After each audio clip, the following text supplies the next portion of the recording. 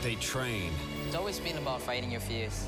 They travel. The thing that I strive for the most is to be able to capture the moment. They explore. Constantly trying to push myself and then try to see how far can I go. To see the world in a different way. I'm not supposed to go here, but what if I go there anyway? What's gonna happen? It's interesting to kind of just watch the world go by at your feet. It's such a liberating experience. Urbex, an exclusive 8-part series, only on Red Bull TV. I'm back! Now that Kinguin has partnered with ESL Pro League, you have even more of a reason to buy the skins you need. No one has a bigger selection of CSGO products. Buy CSGO cases from your favorite players and events, including the ESL Pro League case. Buy and sell skins on skins.kinguin.net. Check it now! This is the Score Esports, the ultimate esports experience. The Score Esports is your home for everything CSGO, delivering the biggest stories and all the scores, stats, and updates you care about in real time. The Score Esports takes you inside the ropes with exclusive video interviews, features, highlights, and analysis. Even get all the same non-stop amazing coverage on your desktop at thescoreesports.com. The Score Esports. Get it now from the App Store or Google Play.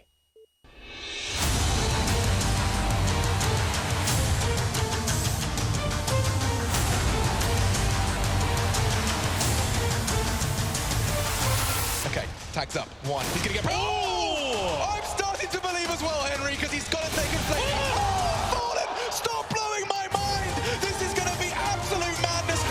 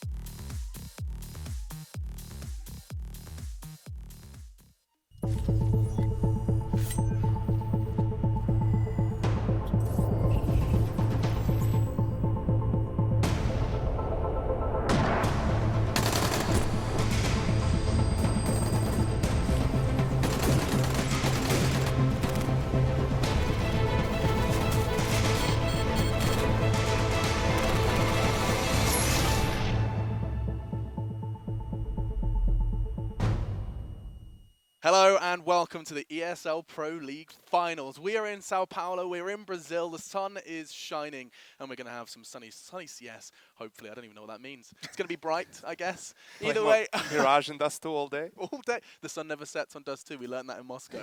And indeed, that is where we have just come back from. Yanko, how are you doing, dude? You managed to get over the jet lag? Jet lag, is that a thing? 3 hours? I mean, it's a 6-hour time hours, zone difference, 25-degree temperature difference. Still alive, still kicking, at least for an hour or two. Yeah, so basically Yanko is going to be falling asleep on this desk. I don't know why I'm any different. I had 8 hours sleep for the first time. That's pretty much all he does on the desk anyways. Yeah, well, yeah, hashtag resident sleeper. Haha, dank memes. You out of all people, Jason.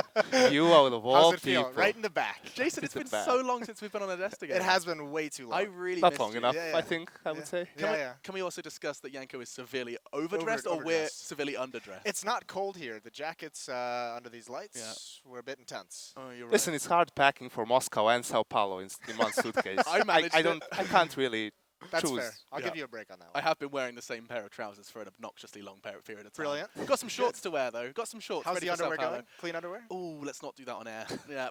Definitely. I mean, inside out, back to front. You've got 4 wears out of 1 pair. That's what I'm saying. All right. Anyway, we've talked about underwear. We've talked about the sun. Now we can talk about the CS, because this is what's going down. $750,000 are on the line during the next week of Counter-Strike. And, of course, it's a clash of Europe and North America. We can go ahead and summarize exactly how things are about to go down, because this is what we've got. The top 6 from either regions were ideally selected. Of course, you can see how it did play out there. The teams that didn't make it is probably where we'll start this discussion. The likes of Virtus Pro, G2, Na'Vi, even Astralis, previously regarded as some of the best, will not be present here in Brazil. But the European stuff, Yanko, you guided us through it, and we weren't unfortunately seeing Fnatic here. I mean, yeah, unfortunately Fnatic, the first seed, because of personal issues, had to skip the tournament. But you look at teams like maybe G2, Astralis, VP, teams that are not here, they all had a pretty slow start. And, you know, when we were there talking about it, 0-6 for G2, I think it was 0-6 for Astralis, we were saying it's going to be extremely difficult for them to, you know, rack up all the wins to qualify. And in the end, it's how it is. When with this type of a system, you really need to perform from the beginning to the very end. And of course, a staple on the North American desk was you, Jason. So when we bring them up, you can, of course, guide us through what we did witness. I remember talking about Cloud9's streak and that poor one by their name. Yeah, I mean, that's brutal. And the funny part is it was Echo Fox that actually took that one win away from them, who also, they had a 6 start to the season. They started out 6-0 and then just kind of tapered off. And once again, it's just like Yanko said, you have to play well throughout the whole season. Obviously, the big bummer out of this is that, you know, Renegades qualifies, had to go to the minor, which is the same weekend out in Asia. So I know Sponge would be extremely unhappy with me if I didn't bring that up. So Liquid gets a little bit of a freebie. They get a pass. They get a gift, and they're going to be the next team there, which is actually pretty nice when you think about it, because Liquid has been one of the better performing North American teams against European competition. It'll be good to see what Liquid can do here. Of course, there will be. There's an arena coming up later, but we're in the ESL Brazil studios currently for the first 3 days of broadcast. But we're going to go ahead and start talking a little bit more in depth about these two groups. We're going to start with Group A. So before we start talking about it, let's take a quick closer look at how Group A does form.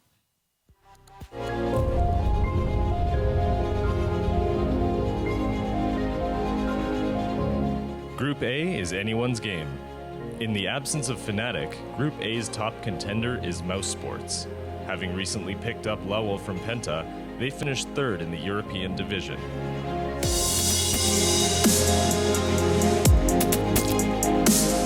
A revised Team Envious joins them, having swapped Devil for Sixer with great results. Team Liquid is chomping at the bit to make it out of the group and take their long sought-after championship.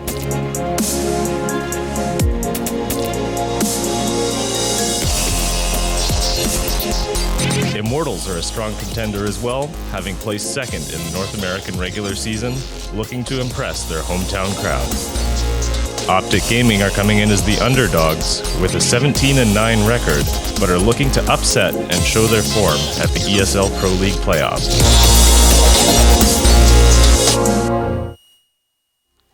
And this is how it does look. Group A features the Brazilian side Immortals here on home turf, looking to go ahead and flex and show us what they've got alongside Mousesports, Optic, Envy, and Liquid. Where do we start this discussion then, gentlemen? I mean, looking at Group A, I can't help but feel that it's not actually, we don't have a clear-cut top 3 in any way, shape, or form.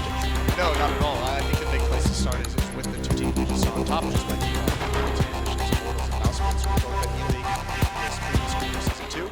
And Immortals bombed out of that group. They didn't manage to qualify for the playoffs.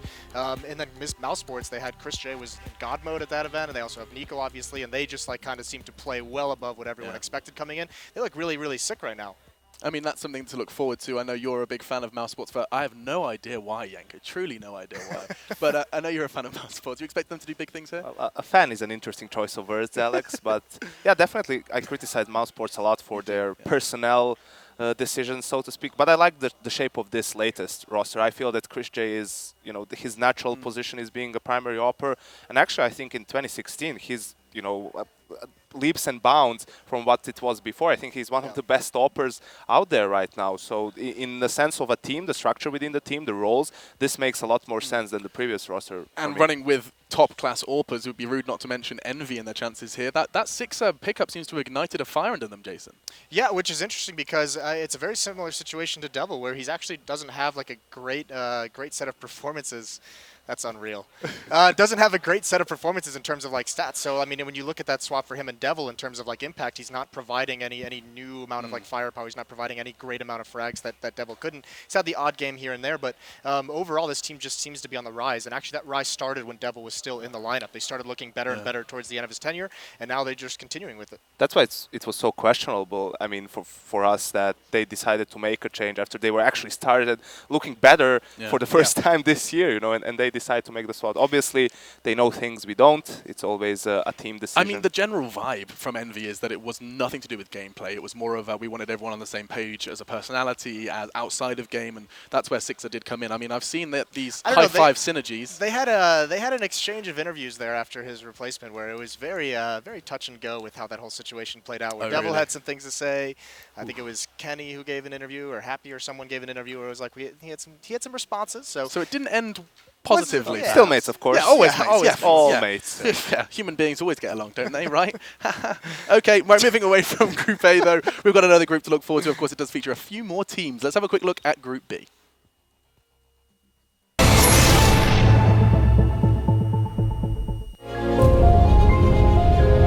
Reigning champions SK Gaming are the heavy favorite of Group B, playing on their home turf in front of a fanatical Brazilian fanbase. SK Gaming share Group B with Ninjas in Pajamas, Europe's top seed in the Pro League, now playing with Michaelele as a stand-in, while Pitt recovers from injury. North America's top-placing team, Cloud9, are looking to continue their hot streak in the ESL Pro League, putting a 25-1 record in the books as one of the most dominant performances the regular season of Pro League has seen. A freshly facelifted FaZe clan, featuring Kerrigan, is looking to make an impact on the group as well, and with new in-game leadership backed up by raw talent, it might just happen. The newly crowned winners of Epicenter, Team Dignitas, are looking to take another LAN victory for themselves and shake up the top level of CSGO. NRG rounds off the group as the underdogs, but the team of mixed North American and European talent are not to be underestimated. It's Group B that does feature the Brazilian side that have got a whole lot to prove. Looking rather radiant in their new yellow jerseys. How sexy are those jerseys? Good stuff. Good stuff from SK representing Brazil in home turf. But this group just feels so stacked with so many cool storylines. I mean, Dignitas fresh on that victory in Moscow. We saw a real rise in the Danish side. And of course, there's another Dane to be discussed as well in FaZe. That's another important discussion topic. Seeing Kerrigan move over and give them that leadership presence. And then all the Astralis players sitting at home like having cold sweats and nightmares. Like, how is this happening? We were the chosen one! We were the chosen one! We were, called themselves Astralis, however, all the stars seem to be going elsewhere. Nice. Ooh, I like that, Alex. That was very smooth. Yeah. Thank you. NRG, however, described it right at the end there as the underdogs who shouldn't be underestimated. I feel like there is probably a whole lot of underestimation going on for that team. I mean, it's just a matter of looking at the other teams in the group and seeing a hard time of them, you know, having a good performance. One of the main reasons, actually, that they are here was Tabson. Tabson was the highest-rated player of the whole NA part of the league. So that's definitely a carry performance. Yeah, he's been really good, and obviously that helps that, you know, the level of competition in NA. Once you get like past the top 5-6 teams that we have qualified here, it drops off pretty quickly in terms of the skill of these teams. So Tabson gets a little bit of a benefit there. There's so much to look forward to as well. I mean, NiP, we saw over in Epicenter, so unfortunate with the way that format played out. They've got a lot to kind of just quickly get back on the horse and show us what they've got here, Yanko. Definitely so. I mean, for people who didn't tune in, like in Epicenter, it was a round-robin group stage, so all 4 teams had the same score. They all split the series. Everyone had 3 wins and 3 losses, and unfortunately, NiP dropped out based on round difference. So definitely feeling a bit salty about that one, but they have a great opportunity here to bounce back, make it to the playoffs, and maybe leave a mark. They've been looking really good with Michael L. Talking of salt, of course, the chemical form for that is NaCl. I'd like to talk about the North American teams now. It's Cloud9 that are in this group. That's the worst segue I've ever done. It's unreal. I'm just going to keep going with it. Cloud9 dominate the online stages, boys. Genuinely looking like the strongest team on paper throughout the Pro League. Does that make them the favorite North American team coming into this?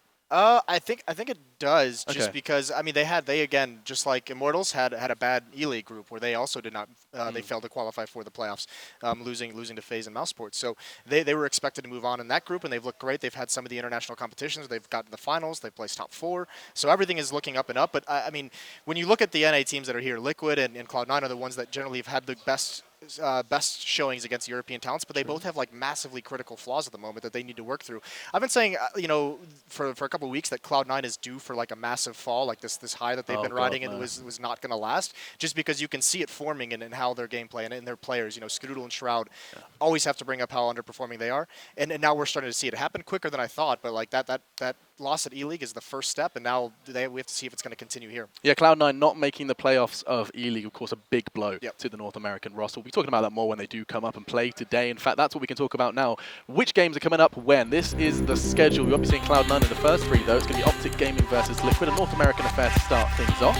Following that, you do get to see Immortals, the Brazilians, going up against Envy. That should be intriguing to see a little taste of what Envy are going to be bringing to this event. Following that, you get Mousesports versus Liquid. Again, we're going to be seeing this time the team that has got success versus European teams going up against Mousesports, who've already flexed over in E-League, unlike Cloud9. There they are, finding the 4th game, best of 1 versus FaZe, NRG Dig, SK NiP, and another Cloud9 performance this time versus NRG alongside NiP Dig to end it all. And that's actually quite a big game to end the day, holy moly. Dignitas versus NiP. I could talk about Dignitas and that win for forever. I think cool. They're riding a big high. Did you catch it? Did you see that huge moment? Yep. Oh, man. Oh, my Lord. I mean, can you just quickly tell the audience what went on with Dignitas and that storyline, just because I don't know if everyone managed to catch that week? Yeah, of course, Dignitas was obviously the surprise package of the tournament we had over in Moscow, Epicenter, with some of the world's best teams, SK, VP, Navi, they were all there. And against all odds, Dignitas manages to make it all the way to the finals, beating Navi on the way in, and then the Polish boys from Virtus Pro in the grand finals. And it was just them completely dominating VP after that first map loss on Nuke. They had 2 16-5 wins on Cobble and Mirage, and that's, I think, the worst VP has been beaten in that late of a stage of a major tournament, you know. So definitely an amazing performance, and it's incredible how fast they've propelled themselves to being one of the world's best. Now, before we do go ahead and start getting ready for our first game, the one more question for both of you, I'll actually start with you, Jason, is your team to watch. Not necessarily the team that's the favorite that's going to be picking its winner, but a team to watch. Someone that perhaps could surprise, someone that's going to do damage here in Pro League. If I asked you, where would you take this? I actually want to. One of the most interesting teams I want to keep my eye on this event is going to be FaZe in this group stage, just to see if they can continue with Kerrigan coming in. How quickly is he going to help this team improve? Was last week at E-League, was that a honeymoon period of him coming in? Are they going to be able to continue that kind of success? And I mean, because that is a team that has stacked with so much talent that has just never been realized since that lineup put together. And I want to see it's going to be a big test of Kerrigan's in-game leading, because when he inherited that Astralis lineup, they had all the players, they had all the roles defined. He's now got to redefine all the roles in the this FaZe team. So I want to see if his leadership can extend beyond inheriting a team and just having a good, tactical structure to give them. I want to see if he can actually tool this team in the right way. Well, getting them to the, E-League playoffs immediately upon start. arrival is not a bad start for sure. Yanko, what about you? I mean, especially for FaZe, from the forming of the team, basically for over a year, they haven't made it to the playoffs of any LAN tournament that they attended. So for me, I obviously have to point out Mousesports because I want to see if they can keep up their level of performance from E-League. Yes, they managed to make the playoffs, but it was 2 best-of-1s. So I want to see more from them. Yeah. And looking at the tournament as a whole, I want to see what Immortals can do on home turf. We know that Brazilians are very emotional when it comes to playing the game. They feed off of the crowd as well. So maybe that will give them, a bump to perform better. Well, I mean, you've heard what the analysts are looking out for in this tournament. Now I want to know what you guys at home are expecting to see. Well, who do you want to see become the top dog? Do you want to see that dark horse ride to the arena? You can find out, and of course you can tell us with the hashtag ESL Pro League. I did it again at ESLCS though, or if you're on Facebook as well, you can get in contact with us with a /ESLCS after facebook.com. So you go ahead and load up your social media. We're going to take a quick break. When we come back, we're going to start with the North American affair. Our first game of the ESL Pro League Finals Brazil. It's going to be Optic versus Liquid. We hope to see you there.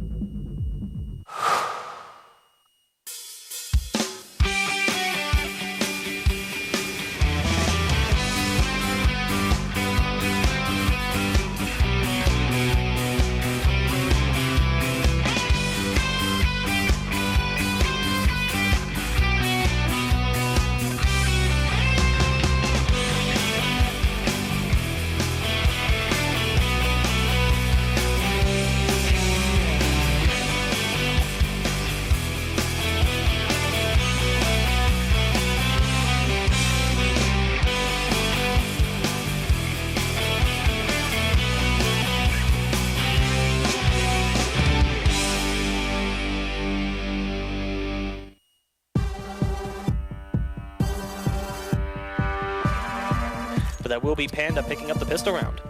Took a moment there. That was their first LAN fist bump. The more I play CSGO, the more it's more about the little things that you get to touch on, get to talk with your teammates.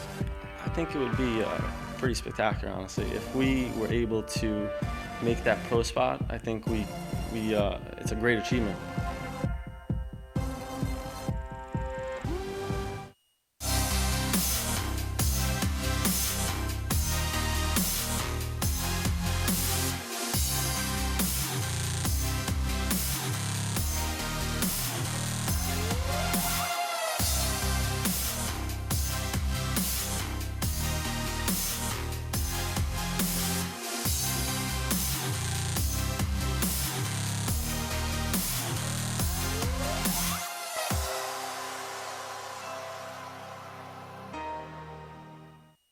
This is the galaxy's easiest meal. And this is the galaxy's easiest race.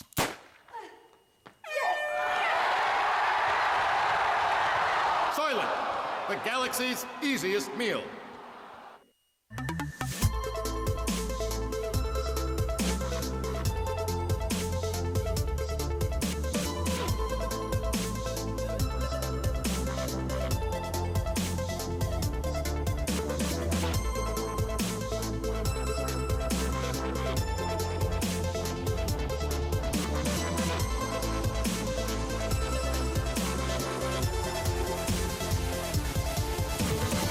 Get your team apparel now at shop.eslgaming.com. This is the galaxy's easiest meal. And this is the galaxy's easiest haircut. I absolutely love it. Soylent, the galaxy's easiest meal.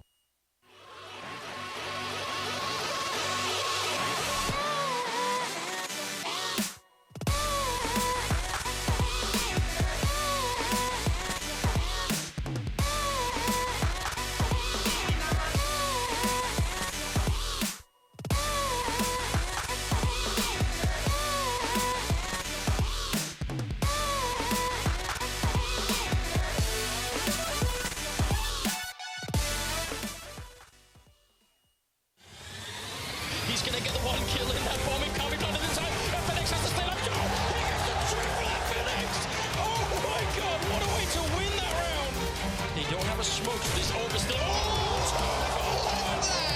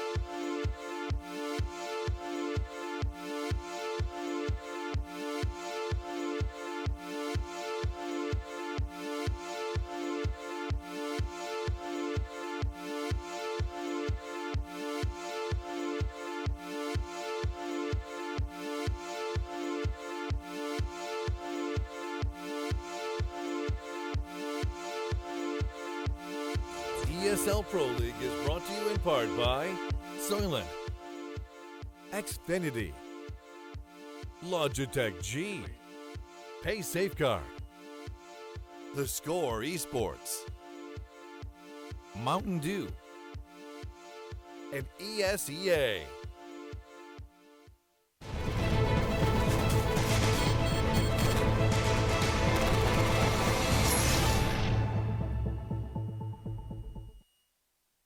Optic versus Liquid will be our first game of today and of the entirety of the ESL Pro League finals. We start with North America, of course, not forgetting that I can still hear Henry G in my ears, and that is not cool. Either way, though, we're going to see Optic versus Liquid, and as I was trying to say before I got speech jammed, that this isn't a North American versus European affair. However, we will get to see a little bit of both regions, and that's what we start with. Gentlemen, joining me is Janko YNK Paunovic and Jason Moses O'Toole.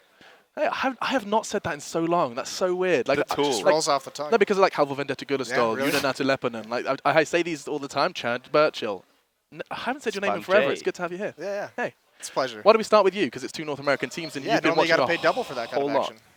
Yeah, let's start with it. Yeah, no, this is going to be good. Swiftly I mean, this is. I mean, obviously, Liquid is. New York looked great for them, surprisingly, because they looked really weak coming into it. And Optic also. I mean, considering where they were at going into New York, they also had a pretty good event. I mean, they didn't win any series.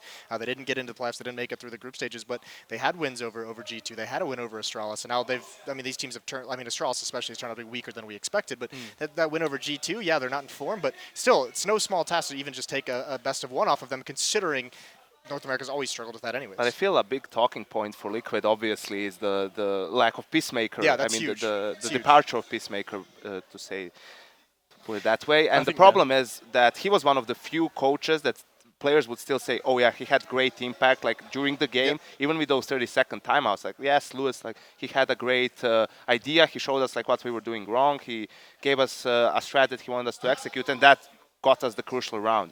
That's going to be a huge difference here. There's like two critical flaws that I see in Liquid right now. One of them is now with Peacemaker gone. The one thing you could say about Peacemaker is that he put together phenomenal game plans for them going into tournaments. When you look at what he was able to do with the roster, with Simple in and all that kind of issues that brought within that roster, and what he's able to do with them in Cologne at the Major, bring them to the Grand Finals, and then you see what he's able to do with Pimp at his first event in New York, bring them to his semifinals and fall out there. But like the packages he puts together were a big part of that team's successes in these events. And the other one is JDM. And it's not. I don't think it's an issue with JDM himself, although he has been playing up to his level that we like to see. But I think it's more an issue of how he's utilizing this team. I don't think he's put in a great position to have the kind of impact we saw from CLG. This is a guy I think with his skill set, with the impact he was having in CLG, by far the best operator in North America at the moment. But with the way he's utilized, he's not able to show that right now within Liquid. So even within Liquid, he's not been able to show what he's got. Which is funny because I thought that at Cologne, the Major, he was like doing great, and I really liked the way he was being used as other people create the space for him, and then he gets put in a good position to close out the round. Yeah, you definitely like that, but I mean, I would like to see him have a couple rounds where he is the focal point of the tactics. They don't really have anything. This team is, all the opportunities to open things up are given to the riflers, are given to guys like Elige, Nitro to make those kinds of plays. And yeah, once they make those plays, it opens up space for JDM to have a position where he can have great impact, and he does have great impact, but he's not taking over the games like we've seen him do in the past. And I want to see at least a couple rounds. I think you need to have that threat. If you have JDM as an operator, you need to be able to utilize that to be able to switch things up and just say, this is going to be JDM dominating this round for us. He's going to win or lose us this round. And I want to see him put those positions more often. Whose voice is that? Can you hear that? What a lovely voice this man has. You can't hear anything, of course. Oh, you can't? That is a good voice, though. I like Isn't it? Isn't it lovely? It sounds very soothing. It's a bit feminine. But this is just some of the things we did see from Liquid. Let's not forget, though, that Liquid, you said it before in the pre-show, Liquid genuinely wouldn't be here if it wasn't for the Renegades debacle. And so they've actually been given kind of a little bit of a second life, a second win to give it another shot. This was why this is why New York was so worrying, because they looked so bad online in Pro League leading up to that event. Their start of the season was very, very slow. And the interesting part is that it's not because they had bad results against other teams that are here. That's actually Optic. Optic has the weakest score against other North American teams that made it to the playoffs. They had a 2-8 score, while Liquid, on the other hand, has a 5-5 score. So that tells you that they've been, slipping up against some of the weaker teams that we don't even see here at the finals. So, I mean, we've talked about Liquid. We'll come back and address some of their strengths, but you have already hinted at Optic. And the discussion I think we have to start with Optic was that there was, for a while, this discussion surrounding who is the best North American side. And I remember there was a transitional period where we were touting Optic to be on their way there. We said that they were kind of on this path to being the best in North America. Is that still on the cards, Jason? Yeah, I mean, it's still definitely a possibility. There's been roster mania. Yeah. Well, yeah, I mean, they had that whole confusion with Daps being the in-game leader, then leaving, and we have some crazy things going on. I hope you guys can hear that. It's the French, of course, Apex. But yeah, we had that kind of roster confusion of Tarek coming in, and Daps going out, or Stanislaw going out, Daps coming in, and then Daps leaving, and Stanislaw coming back in. He's now the in-game leader of the team. He was the one directing the huddle before this. I think the big thing with this team is that they had success in New York. They had good matches, but right after New York, they came out and said, Mixwell is no longer going to be the primary operator. He said, I want to go back to that natural position of rifling. I don't want to be the operator, which is very confusing when you say you just had like your most success this lineup has ever had, and now you're going to change something. And then the question becomes who's going to be the operator. Because we've seen Tarek pick it up as a secondary op. We've seen Naf has it, and neither of those guys are primary operators. So that's the scary part for Optic right now. But wasn't Naf opping like I don't know, maybe it was even 2 years ago at was a this long point, time. but it was the Elevate team, or Yeah, well, I mean, that's the Elevate team. Yeah, didn't do fantastically. I was on that team. Just throw him in there. But yeah, like he's also like been a guy who likes to op on certain maps, certain sides. Like usually the CT sided operator doesn't op on the T side too much, but still you can't put the op in his hands at all times and expect him to have that same level of impact that Mixwell would. So I think that's going to be a big question mark. But otherwise, to go back to your question, that was so long ago. I appreciate that. This is actually a team that even talking to guys like Zeus from Immortals, he thinks that this team has like the best potential to be one of the stronger teams in A. Not right now, but like within the next couple months, he thinks they could get there. Well, I mean, let's quickly recap what we've addressed with the other North American teams competing, okay? And I'm sticking to North America. Let's not get confused with SK Immortals and all of that good stuff. You've said Cloud9 are due a fall. You've said Liquid have done well, but they've just lost Peacemaker. Perhaps this coming quarter could be the Optic time to kind of rise, and 2017 could be that North American year. Of course, it has to start in the Pro League finals. Now, you talked about this kind of roster mania. I do think an interesting discussion topic is the name Mr. Tarek. Now, I feel like we have to address the strength that this man has possessed in the past. On desks, we have touted him as having the potential to be one of the best in North America. However, is Optic the roster where that is? Can they come into fruition? It certainly looks like it. I was actually, I mean, I've been a noted critic of Tarek throughout his career in CLG, and I was very curious about his move over to Optic. I wasn't sure how that was all going to play out, but I mean, initially it's looked great. I think the one thing he's brought to this team is kind of, Duncan and I have started, Thorne and I have started calling certain players within their roles. You don't change the roles, but we just have like the playmaker kind of tag to somebody, and Tarek is that kind of guy who can create something out of nothing. His skill is undeniable. It's everything else. It's putting the whole game plan. It's being comfortable within a role, and we don't really know where Tarek fits into that at times. So in this Optic lineup, he's looked great because he's got Rush, who's a very big talent that I think is coming up, who needs to be a star. If this team is going to be the best, I think Rush needs to take a big leap. But at least Tarek at the moment is providing a lot of space for guys like Mixwell. They're a great duo at the moment. A lot of space for guys like Naf and Stanislaw, a little bit more passive players to be able to find their impact and find their comfort within a tactic. So he's brought a lot of things to this roster, and just straight up, when you replace Daps for him, it's just a massive upgrade in terms of firepower. An interesting observation to make as well is that you'll be seeing both of these North American teams have got a European import in them. The one that we haven't talked too much about, actually, Yanko, was Pimp. Now, can you kind of address his story to getting to this point? Because everyone saw this as his big shot, and of course, given the falling to the shadow of Simple at some point during the major as well. Yeah, I mean, he was playing for the now Heroic team when they were still SK, and probably wasn't really satisfied with how things were going at the time, and found himself a new home in Liquid. And yeah, it was interesting during that major because it was the last tournament. Simple would play for Liquid, and Pim just sitting at home while they were having that great run. And yeah, Simple, enjoy your last. Did we all see the tweet? We did, didn't we? Yeah, and everyone was like, well, maybe it's not his last. That was a little awkward. It was just Pimp tweeting like, so good to see Liquid doing well. Hope you enjoy your last guys, event. Don't forget about me. Hey, no, I'm coming. Just but I mean, he is a skilled player. There's no doubt about it, and he does fit in well in Liquid. At least it seems they did have that good run at New York, which was their first LAN tournament, if I'm not mistaken, with Pimp. So we have yet to see more from them, especially now, as we pointed out, with the departure of Peacemaker. That team now needs someone who's going to in-game lead, needs someone who's going to be the leader of the team as well, and that's something that teams struggle to find. I think it's Hiko right now, I believe, is the one in-game leading. It's been switching from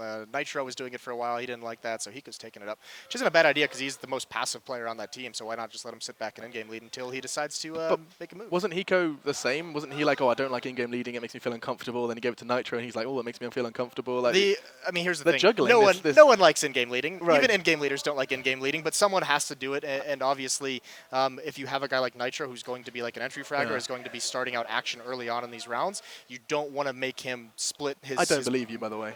I don't believe you. No one likes in-game leading. Yanko? I mean, that's a little hyperbole, but okay. Yeah. Surely there are some that have a real... Listen, it's a pain in the ass. It is? Okay. Like, the part that you like is when you do something right and you see how you outplayed your opponent, outsmarted the opposing in-game leader, then you feel like, oh yeah, I completely read that. That feels so good. But the amount of work you have to put in and the amount of sacrifice that goes there so that you're able to do it properly, that's something that takes a toll on every player. And of course, that's where we'll be seeing those real fantastic in-game leaders finding that form. As of late, MSL is going to be one that we praise a lot. There's none in North America. There's none in North America. No in-game leaders in North America. Well, that's something that we can talk about later because I want to get these vetoes Sean, rocking and rolling. I mean, Sean's probably, one of them. Echo Fox. Echo Fox, though. Okay, moving away from Echo Fox and into the teams that are attending, and of course the vetoes between Optic and Liquid. I'm actually not, I would normally start with Yanko, but I feel like, Jason, you're going to be much more well-versed in this one. When it comes to Optic and Liquid, what would you anticipate here? Where do their strengths lie? I mean, the interesting thing is Liquid's actually only played, because we just said New York is their first tournament with Pimp. They've only played 4 maps on LAN. They haven't even played the full pool. Now, thankfully, it's going to be a best of 1. I would imagine this is going to be going towards a Train. Optic likes it. You know, Liquid is not afraid to play it as well. They've got pretty good on it. I mean, it's a map that they actually have a decent amount of losses, but I mean, it's to Navi. They lost 13-16 in New York.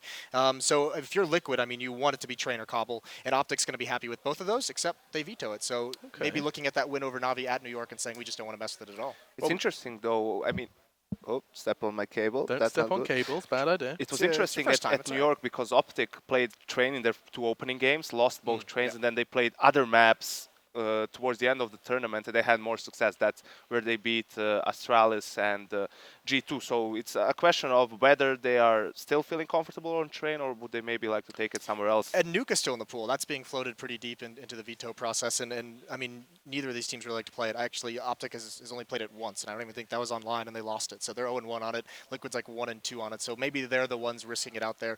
Liquid did show that they were willing to play it pretty early on in Nuke's life, but okay, that's cool. Yeah, but yeah, they showed early on that they were willing to play it, but they've kind of fallen out of favor since then. So it's an interesting scenario.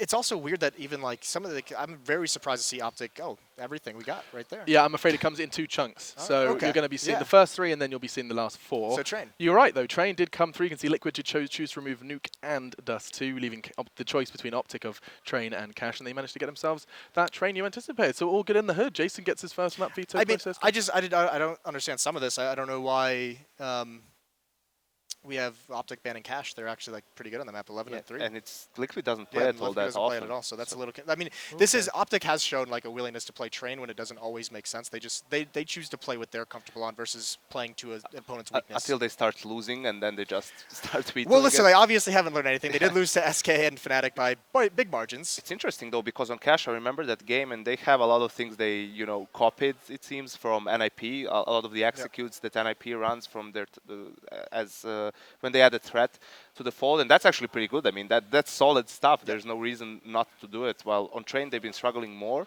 So maybe they have something in store, something prepared for Liquid on this map.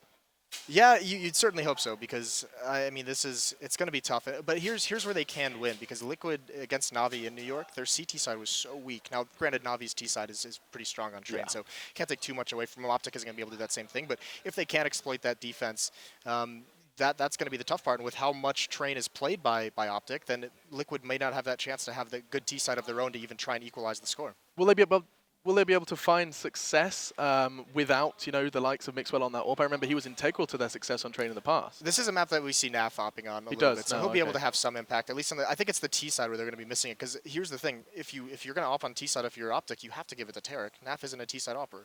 He's not that aggressive style, he's not going to peek and take duels, so you're going to have to put that in Tarek's hands, and then you're missing that kind of aggressive playmaking with the AK-47, so wherever they want to go, if Mixwell's not going to op, they're losing something somewhere. They're losing some big piece of the puzzle.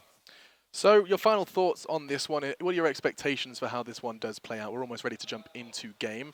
You have already suggested that Train does lean towards one side rather than the other, so is this kind of, are you doubting Liquid into this one then, Jason? Yeah, I think this this matchup is actually pretty close to 50-50 with the way both teams are playing and just their history. I'm going to take Liquid on it just because I have a little bit more confidence in this roster in terms of Peacemaker just left. So his leaving, it probably won't impact them too much on this tournament. It's going to be the future tournament, so I'm going to say Liquid takes this one. All right, having some faith. And just finally, Yanko. I think it's going to depend a lot on if Liquid gets a good start, because if they don't, especially on the T side, maybe that's where Hiko starts struggling with the playbook. What do I pull out? What don't I do? And that's why I'm going to go with Optic. What will Hiko pull out? I don't know. That sounds exciting either way. All right, let's go ahead and head over to your casters, because our first map is about to begin. It's going to be Train between Optic and Liquid, and I'm excited to see how this North American affair does play off. It's our debut game of the ESL Pro League Finals, and I'll be coming with your casters after this.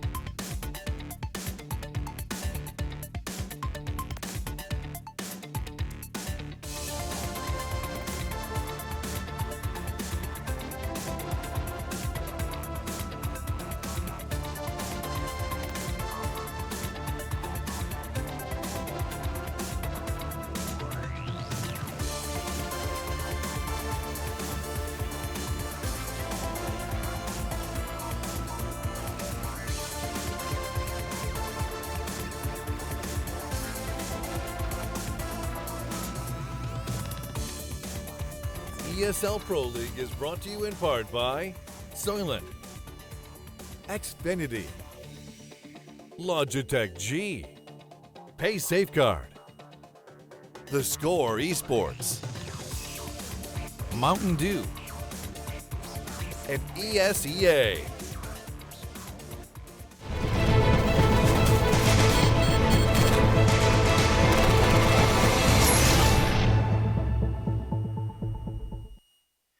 Hello and welcome to Brasilia, Sao Paulo, Henry. We've gone from Moscow all the way to the south of the equator into another continent. The on the other world's side of the tour world. continues. It does. It does. How It's you finding well, it's taking a toll on me, I think, physically. I think so. We've got one more to go, though. Yes. Then we break We free do? for a little bit. Well, no, this one's the last one, then we get a bit of a break, right? Well, I don't. I do, but I don't go home. I don't know. We'll see how it goes. It'll be interesting. Yeah. Well, should we kick things off then? I think we should. You sound lovely in my ear. I sound like I'm underwater. It does sound nice, But doesn't it's all. I like swimming. Yep, it's good. With the sharks. I like it. So I didn't really hear much of the segment myself, so I'm not going to lie. So we're going to start fresh. We're going to start our own segment. Let's do it. I like it. Optic versus Liquid here. I think you have to say on train as well. Well, to be fair, Optic have had some decent runs recently. They took SK online overtime on this map recently. Yep. Liquid, I would say overall favourites going into this one.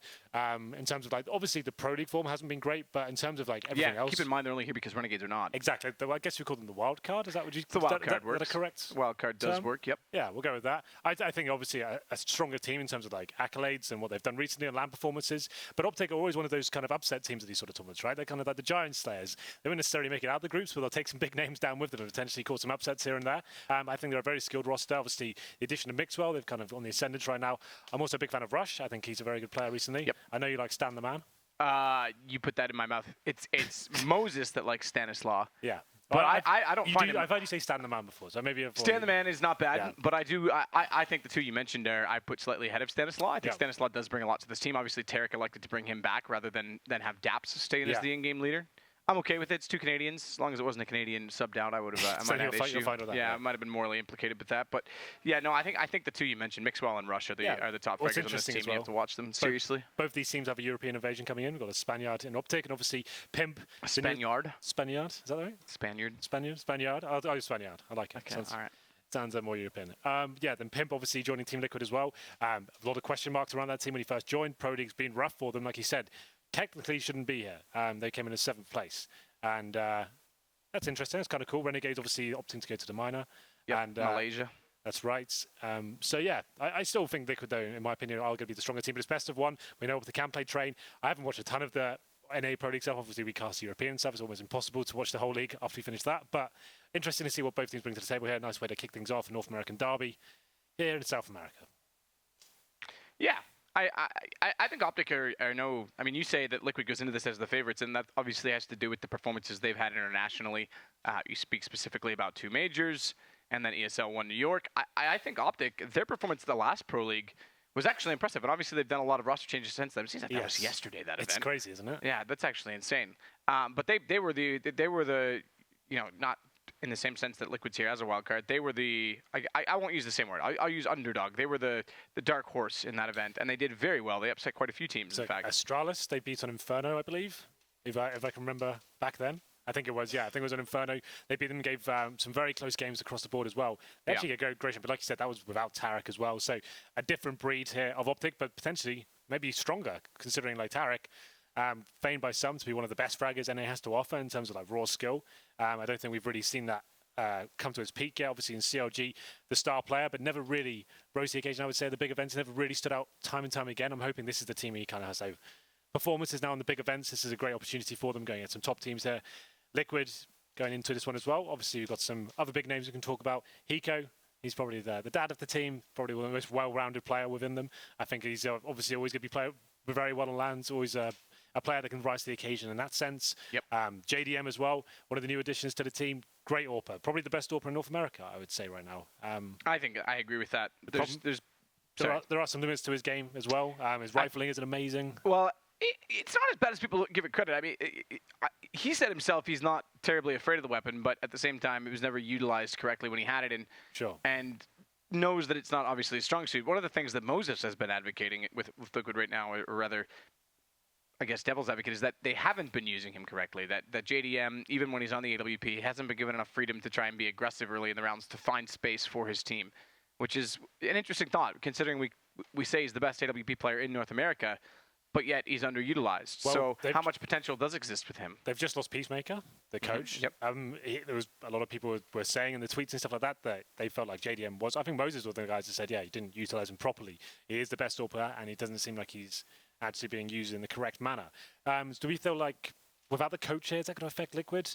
Obviously, quite a heavy involvement from his side in terms of the team, and obviously he seemed to be quite a vocal member of them as well. This is the first event they won't have him. I'm not sure there's a replacement coming in. I haven't really looked into that. Have you noticed? I haven't heard any rumors. I'm usually, at events like this, you hear something or something along those lines, but where it's so fresh, I haven't heard any rumors of anyone that they've talked to yet. Brand new coach. Because I remember there was a job. There was on the website. There's actually a job vacancy for that. So I'm sure they're still going through all the. Yeah, 75,000 plus winnings. They estimate you get $125,000. So if you want to be a coach, please apply within. Nice. Yeah. Maybe you should do that. I would, but I'd like to pick a team that I see potential in to live up to my mastermind. Right. It would be just wasted on them, I feel like. Well, fair enough. Well, we'll keep you as a caster for now, and I'll keep my eye out for any opportunities you potentially... yeah, there's only about 2 teams that I would coach. Okay, who would that be? SK. Yeah? And you feel like you can get them kind of back on top at the moment? I do speak Portuguese. Yes, so, I've heard that. Yeah, I saw you kind of mingling with the locals on the first night here. I was mingling with the locals with the first night here. That's true. And then on top of that, I think maybe I would, I like Stark, so I don't want to take his job. Maybe I'll let him have that. So maybe Virtus Pro. I'll let him stay with Navi. Well, that's nice of you. Well, Virtus Pro, you don't like Cuban then? Oh, I fancy Cuban fine, but I just said I would coach them. Yeah, exactly. So you're allowing Stark to keep his job. You're not allowed Cuban to keep his. Well, that's because I was going to cut Taz and put Cuban in. Oh, okay. That's part of the plan. Yep. Okay, I see. Well, then the first map here is best of ones throughout the day. I think we have 8 best of ones, Matthew. Kicking things off with Liquid versus Optic.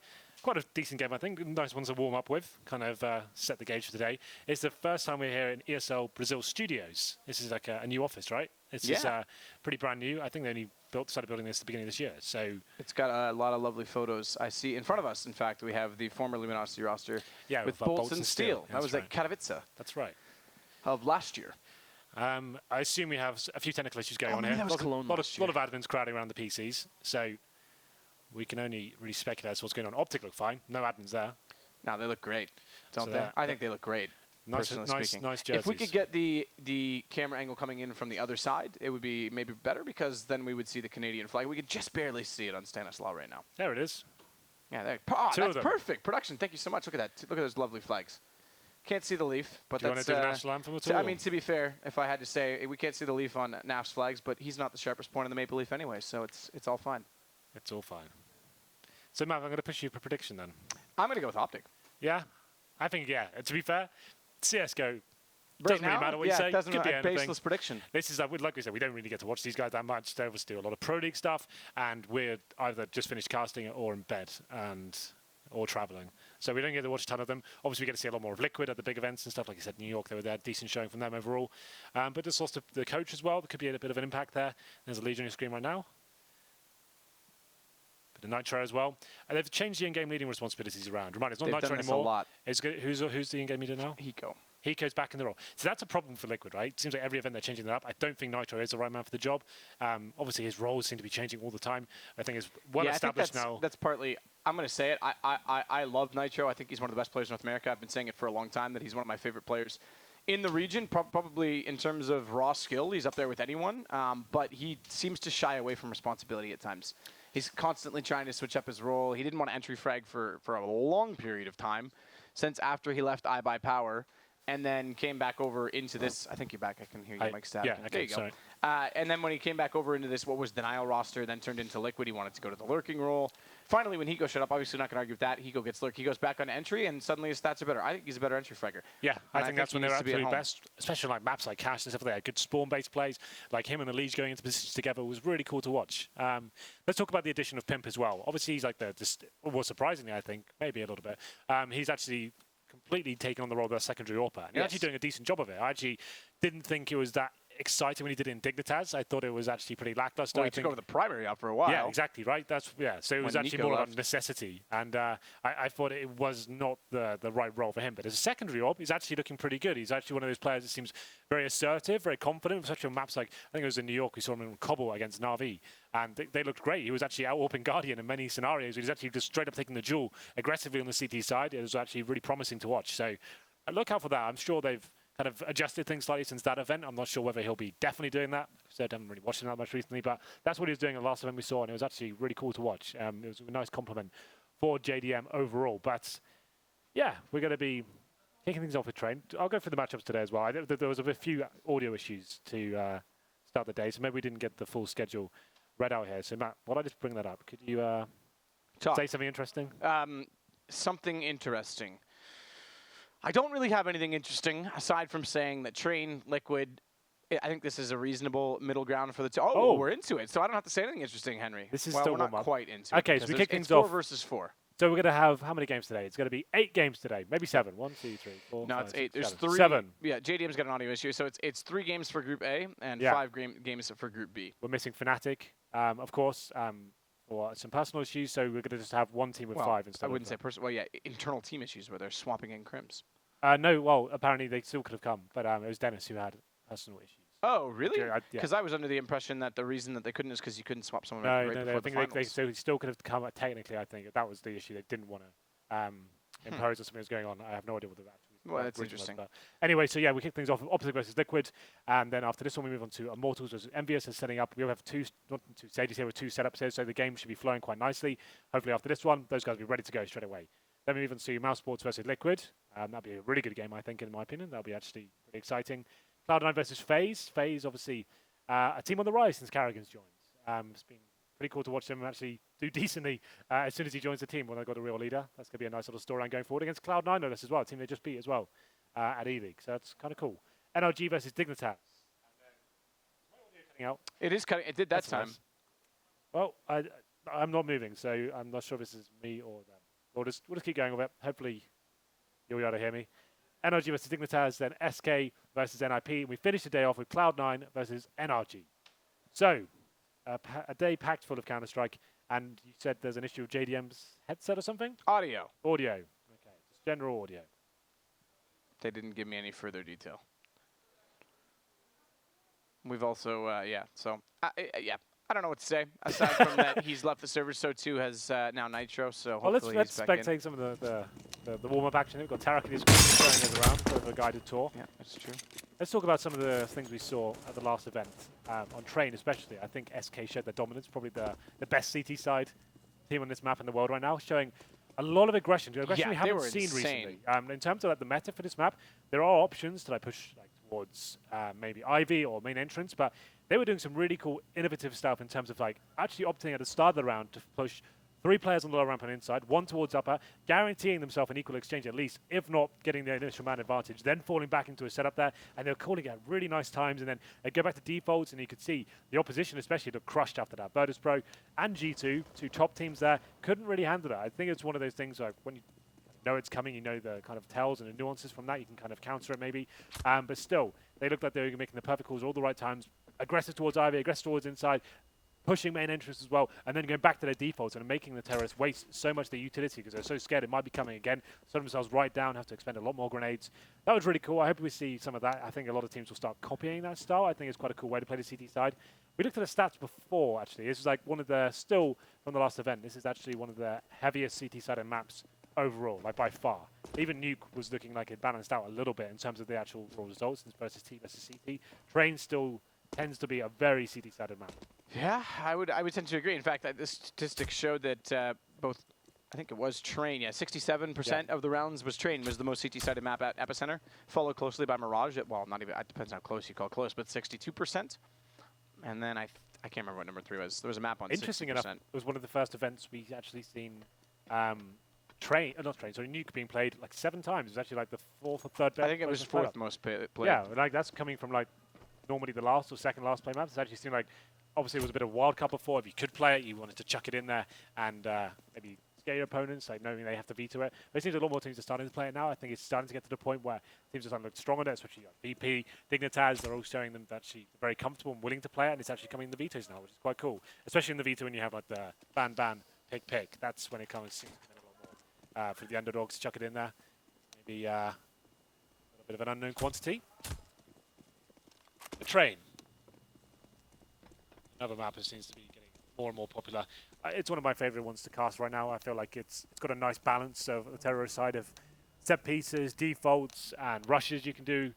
It's good for mind games. Lots of fakes available on this map because the skybox is so open. That's really cool, especially towards inside as well. In the older iterations of the map, maybe not so much CSGO, if you think about like Source 1.6, you obviously couldn't do the grenades through the windows and stuff like that. You couldn't do heavy smokes towards the connector from like, the T-spawn area. So there's lots of cool things you can do on this map, especially with the fakes. You'll see a lot of teams like throwing all the utility towards inside. One player goes in, looking for a kill, causing some chaos, pulling the rotations in, and then they can go quickly back towards Pop Dog and go back towards outside, catch rotating players and plan out there.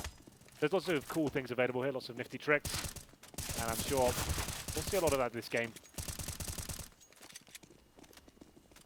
Well, hopefully, when we get into this, we're just waiting. There it is. JDM's in. I was about to say, he's all we're waiting for. Presumably, we have a knife round here. That's got to still happen. Well, best of ones, it would have to be. Knife round, there's only way to decide. I'm still a fan of best of threes. You pick map, they pick side. They pick map, you pick side. Third map, cool. you knife. What about best of two, Matt? What do you think about that? I think best of two equalizes in the same way. You pick map, they pick side. They pick map, you pick side. Obviously, we had that epicenter. So it was a bit of a controversial topic, wasn't it? Yeah, well, a little bit. And I think knife should only be for odd-numbered maps. So if it's a best of one, okay. You get to I still want the coin three, flip. You knife. You want a coin flip? Yep. Why is that? I don't know. I think if you're trying to bring this in as like a game everyone can understand. That's actually not, I think we can get honorary coin flippers then. We do this big ceremonious coin we flip. can get Graham to do that. We'll bring in ESL Shaquille O'Neal, where he'll come do it when an I just think in terms of that's what you do. Magic Johnson, and then you don't do a city game and before basketball or soccer, right? You flip a coin for choose your half, right? And I feel like it just makes a bit of a. It's a bit confusing for new viewers. Why they're running on knives? I thought it's a gun game. I don't know. It feels like if you just wanted to just get rid of that, it's going to be 50-50 regardless. Obviously, there is a bit of skill to knives. I just feel like the coin flip. It's a such classic. a legendary thing, though. It's in a classic. Esports. The knife's a classic, though. So you can have a bit more theatre when you're doing the interviews and stuff like that. You have OJ on the thing. He does well, what do you think about this game? Just do the coin and then he does the coin flip himself. There's a bit of theatre to that, and then you shake hands, they exchange flags for the teams. Do all that stuff. Yeah. Cool. I'm not opposed to it. I think it'd be all right. I think then there's some teams Speed that things clearly... as well. When series start, we're going to start. Everyone knows the game's starting. It's true. Just one of my You can't do it my mic, guys, you can you have to strafe a little bit. My mic is cutting out constantly production, so while we're here, just so you know, there's something that needs to be kind of you know what? I think it's all right, though, because when it happens, it means I get to take over, and I don't have to listen to you it's talk. just like it's breaking up mid-sentence. So that's. I don't know if that's an output to the stream, though. Okay. So, well, hopefully it's not an output to the stream. Maybe tweet us and let us know if Henry's mic is breaking up to you, because if it's not Henry, you can just go through it as if you have a speech jammer. Yeah, that's what it's doing, though, because I'm having to stop myself talking because I can't hear myself. And then there it is. Very distracting. Anyway. Robotic Henry G. At least you don't sound underwater. You're sounding crisp.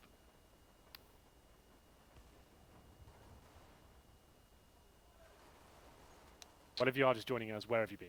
Where have you been? You haven't missed much. You missed a cracking analysis section from what I've heard. Yeah. And this is still the first game, Optic Gaming versus Liquid. Kind of run through the main storylines here, but let's give you the TLDR. Liquid missed first event about the coach Peacemaker. He's here on the analysis test for the Brazilian stream, which is pretty cool. A new venture for him in terms of never been seen to do that role as well. I'm sure he'll do a very good job. I think he's going to sneak in on our desk as well to do one map. I think that's really? Yeah. He said he's going to kind of just do a little guest appearance. Who's this, sorry? Peacemaker. Peacemaker is? Yeah. Interesting. So that'll be cool. Maybe. He did on Twitter. I'm not sure if it will actually happen, but they were talking.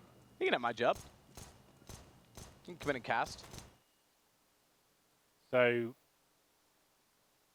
that's Optic. I think we're going to have to break into Old Faithful in that. Are we going to do it? Yep, it's going to have to be. Old Faithful. Okay, then. I wish I had an Old Faithful. Right. Okay. I'm bringing up the news, guys. It's time to start some sort of a podcast here. We have no idea what time scale is, so we'll start with one topic, see where it takes us. We'll keep going there. So, a big topic I want to talk to you about, Matt. The chickens have now got pumpkin heads. Yes, I'm excited by this. So but the hitboxes are apparently broken. So what? They got massive heads and they don't explode. It doesn't explode. So you're a chicken collector. Everyone knows You should be able to aim for the side of the. I am a chicken collector. Yeah. You should be able to aim for the side of the jack-o'-lantern and knock the pumpkin off its head. The only problem I've got with these big-headed chickens is they're already quite annoying as it is, and now they've got massive heads as well. If they like, let's say you're AWPing T-Ramp and Inferno, right, and a chicken runs across, it's got a massive head now. That's gonna like obscure vision. I'm not saying it's gonna like infect any sort of crazy situations, but like they're distracting enough. You can't. Maybe if there's a headshot position where you're playing, for example, like let's say decontamination on Nuke, and one walks directly in front of your crosshair, you're not gonna be able to see. There's no chickens on Nuke. So. Oh yeah, that's true. Why? Radiation killed them? Yep. That's sad, Valve. That is so depressing. What animals would you like to see in a nuclear facility?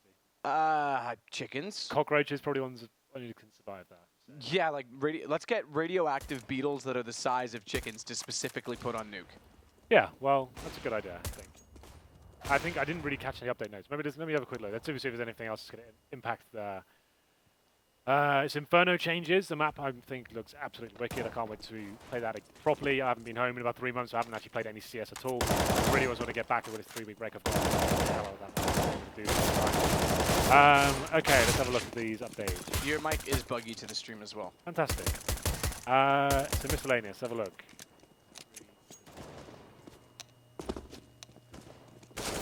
Nothing else of note, apart from the pumpkin heads. So, and some big changes to the Inferno, but I don't know the map well enough to even describe it. Describe them yet? Yeah, we got to play that map some more. So I couldn't even tell you what's really specific. Oh, we're restarting. We're getting ready. Here we go. We can just about hear the players as well on the other side of the wall, so we get some reactions here. Well, it's not the players that are playing. Well, Liquid's kind of in front of the wall. Yeah, they're right Envy here, that we're hearing being loud and obnoxious. Okay, so they're the ones screaming in there. Yeah, they're the ones being immature. Okay then, ladies and gentlemen, this is the 9th round. It's actually quite an important one, and a best of one on a map like Train. Very CT-sided. You want to get the CT start. Allows you to post a score for yourself and set a target. If you can win the pistol as well, you're in such a strong position. If you lose it though, of course, it's not to come around you, but it just is definitely the favourite side every single time. It's similar to what we saw from Inferno in the beginning days of CSGO. It's like such a CT-sided affair. You always wanted that CT start. It's considered bomb planted. Okay. That speeds things up a little bit. I guess it's like, well, we're going to win. I guess it does put a timer on it now, rather than the one guy that runs away forever. It doesn't matter. That's a flawless. Got to defuse it. It's a flawless knife round. All 5 stay alive. This might be the first time I've seen that ever in a knife round. As Liquid get completely sliced open. Nafly's going to kill Mixwell just for good measure. But Optic will get their start they desire. It'll be the CT side, undoubtedly. Yes, indeed. Yes, indeed. Well, they definitely will be starting CT side. So they had a massive advantage here. That could sway the percentages a little bit. But yeah, I still favour Liquid overall. But we'll see what happens here. I'm not sure if they're going to be a structure before. I know Peacemaker had a heavier influence on his team. He was always very involved with all the processes and kind of the pauses, especially calming them down, can be known to be quite, I guess, emotional team overall. Like players like Liege need to be fully comfortable before he can play in that kind of god mode we've seen him in recently. He's been playing some fantastic CS at some of the big events. Been a big fan of his recently. Looking crazy in terms of stuff he's putting off in terms of clutches and kind of working together. Yep. Big fan. Yeah, I think Elige definitely showed up in New York. Yeah. That was his best. Cologne as well, to be fair. Cologne was very good. But Elige in New York was exceptional. And to the point where, in many people's eyes, you know, I talked to a few people about this, he's considered the best rifler right now in North America. That's coming from players, not so much the community populace, but definitely puts himself, you know, top of the team right now in terms of early impact. And that's something that I've always given to Nitro, so that's what impressive. I've heard as well, in terms of, like, trying to keep him happy. Like, they'll do their veto based on what he wants to play that day. Good old Johnny. That's like, they want to keep him as happy as possible. So it's like, okay, well, what map do you want to play today, mate? Like they say, well, you feel like that? Well, we'll try and get it for you. Just say, like, they know how good he can be. So they want to be as comfortable as possible. They don't want to be any distractions there, any doubt in his mind. So that they try and get map space and make it day. Which is probably fair enough. I think in terms of like pure fragging ability, yeah, from what we saw in New York. Like I said, I think Hiko's probably the most well-rounded player. In terms of what he brings, and now he's a cooler as well. I'm not sure how that will affect him overall. I'll be interested to see whether it does affect his performance. I think if you were going to have a cooler, definitely the most experienced, he's the oldest in the team. You definitely want to have someone who's calm and relaxed and all the guys who all look up to him, of course. I think Nitro being one of the younger guys, probably not as experienced in the role, he might have had some good ideas there, but under the pressure when things start to go against you, that's when the caller is really tested. If you're winning all the games, it's very easy to just call a call off the fly and kind of think, like, oh, well, players are good right now. With things that's going wrong and the economy's in the bin, that's when you get really tested. You need someone who can kind of keep calm under those high-pressure situations. You're not starting just yet, apparently. Nitro fragging like he doesn't warm up there. Yeah, exactly. More time to prepare. Like we said, it's the first time we've done an event here in the office. But I don't think I think this game will be a couple of hits there. We need to bring the Bravo back. We'll make it Brazil. Bravo. Yeah, that was a legendary. No one knows his name, but no one needs to know his name. Was a legend. He's probably very good at Croatian wrestling matches. Here we go. We're getting into it, Henry. We are indeed. Thank you for your patience, ladies and gentlemen. This is the first game of the day, best of one. Optic Gaming versus Team Liquid. It will be Liquid starting on the T side here. We do talk about the B side being very favoured here, just in terms of getting the bomb down, good for exchanges, and the rotations do favour the Ts once they actually get into the site. And they're going to be buying 3 sets of armour. He go with smoke, same sort of JDM as well. Molotov is normally the post-plant situation, depending on what they're feeling like, and we'll see a 5-man armour buy from the CTs. No kits or a smoke. Could be a problem towards the ending stages of the round if it does go to an inside play, which it looks like it potentially will. I'd imagine those smokes down the lower ramp, maybe the Molotov and connector. Some teams like to do that at the start instead of saving it for the post plant. One player towards inside there, that's Stanislaw. He's by the coils for now, I believe. Or the spools, who are American. And we have got Mixwell backing him up and connecting now. So the long range USP obviously is going to be Mixwell taking the vision away, kind of take the aggro from his comrade there. Still could be an outside player. It looks like they're just clearing out the front. Oh, Nitro JDM now going to be watching out back toward the A main position. This indicates to me this will be a pop dog 3-2 split.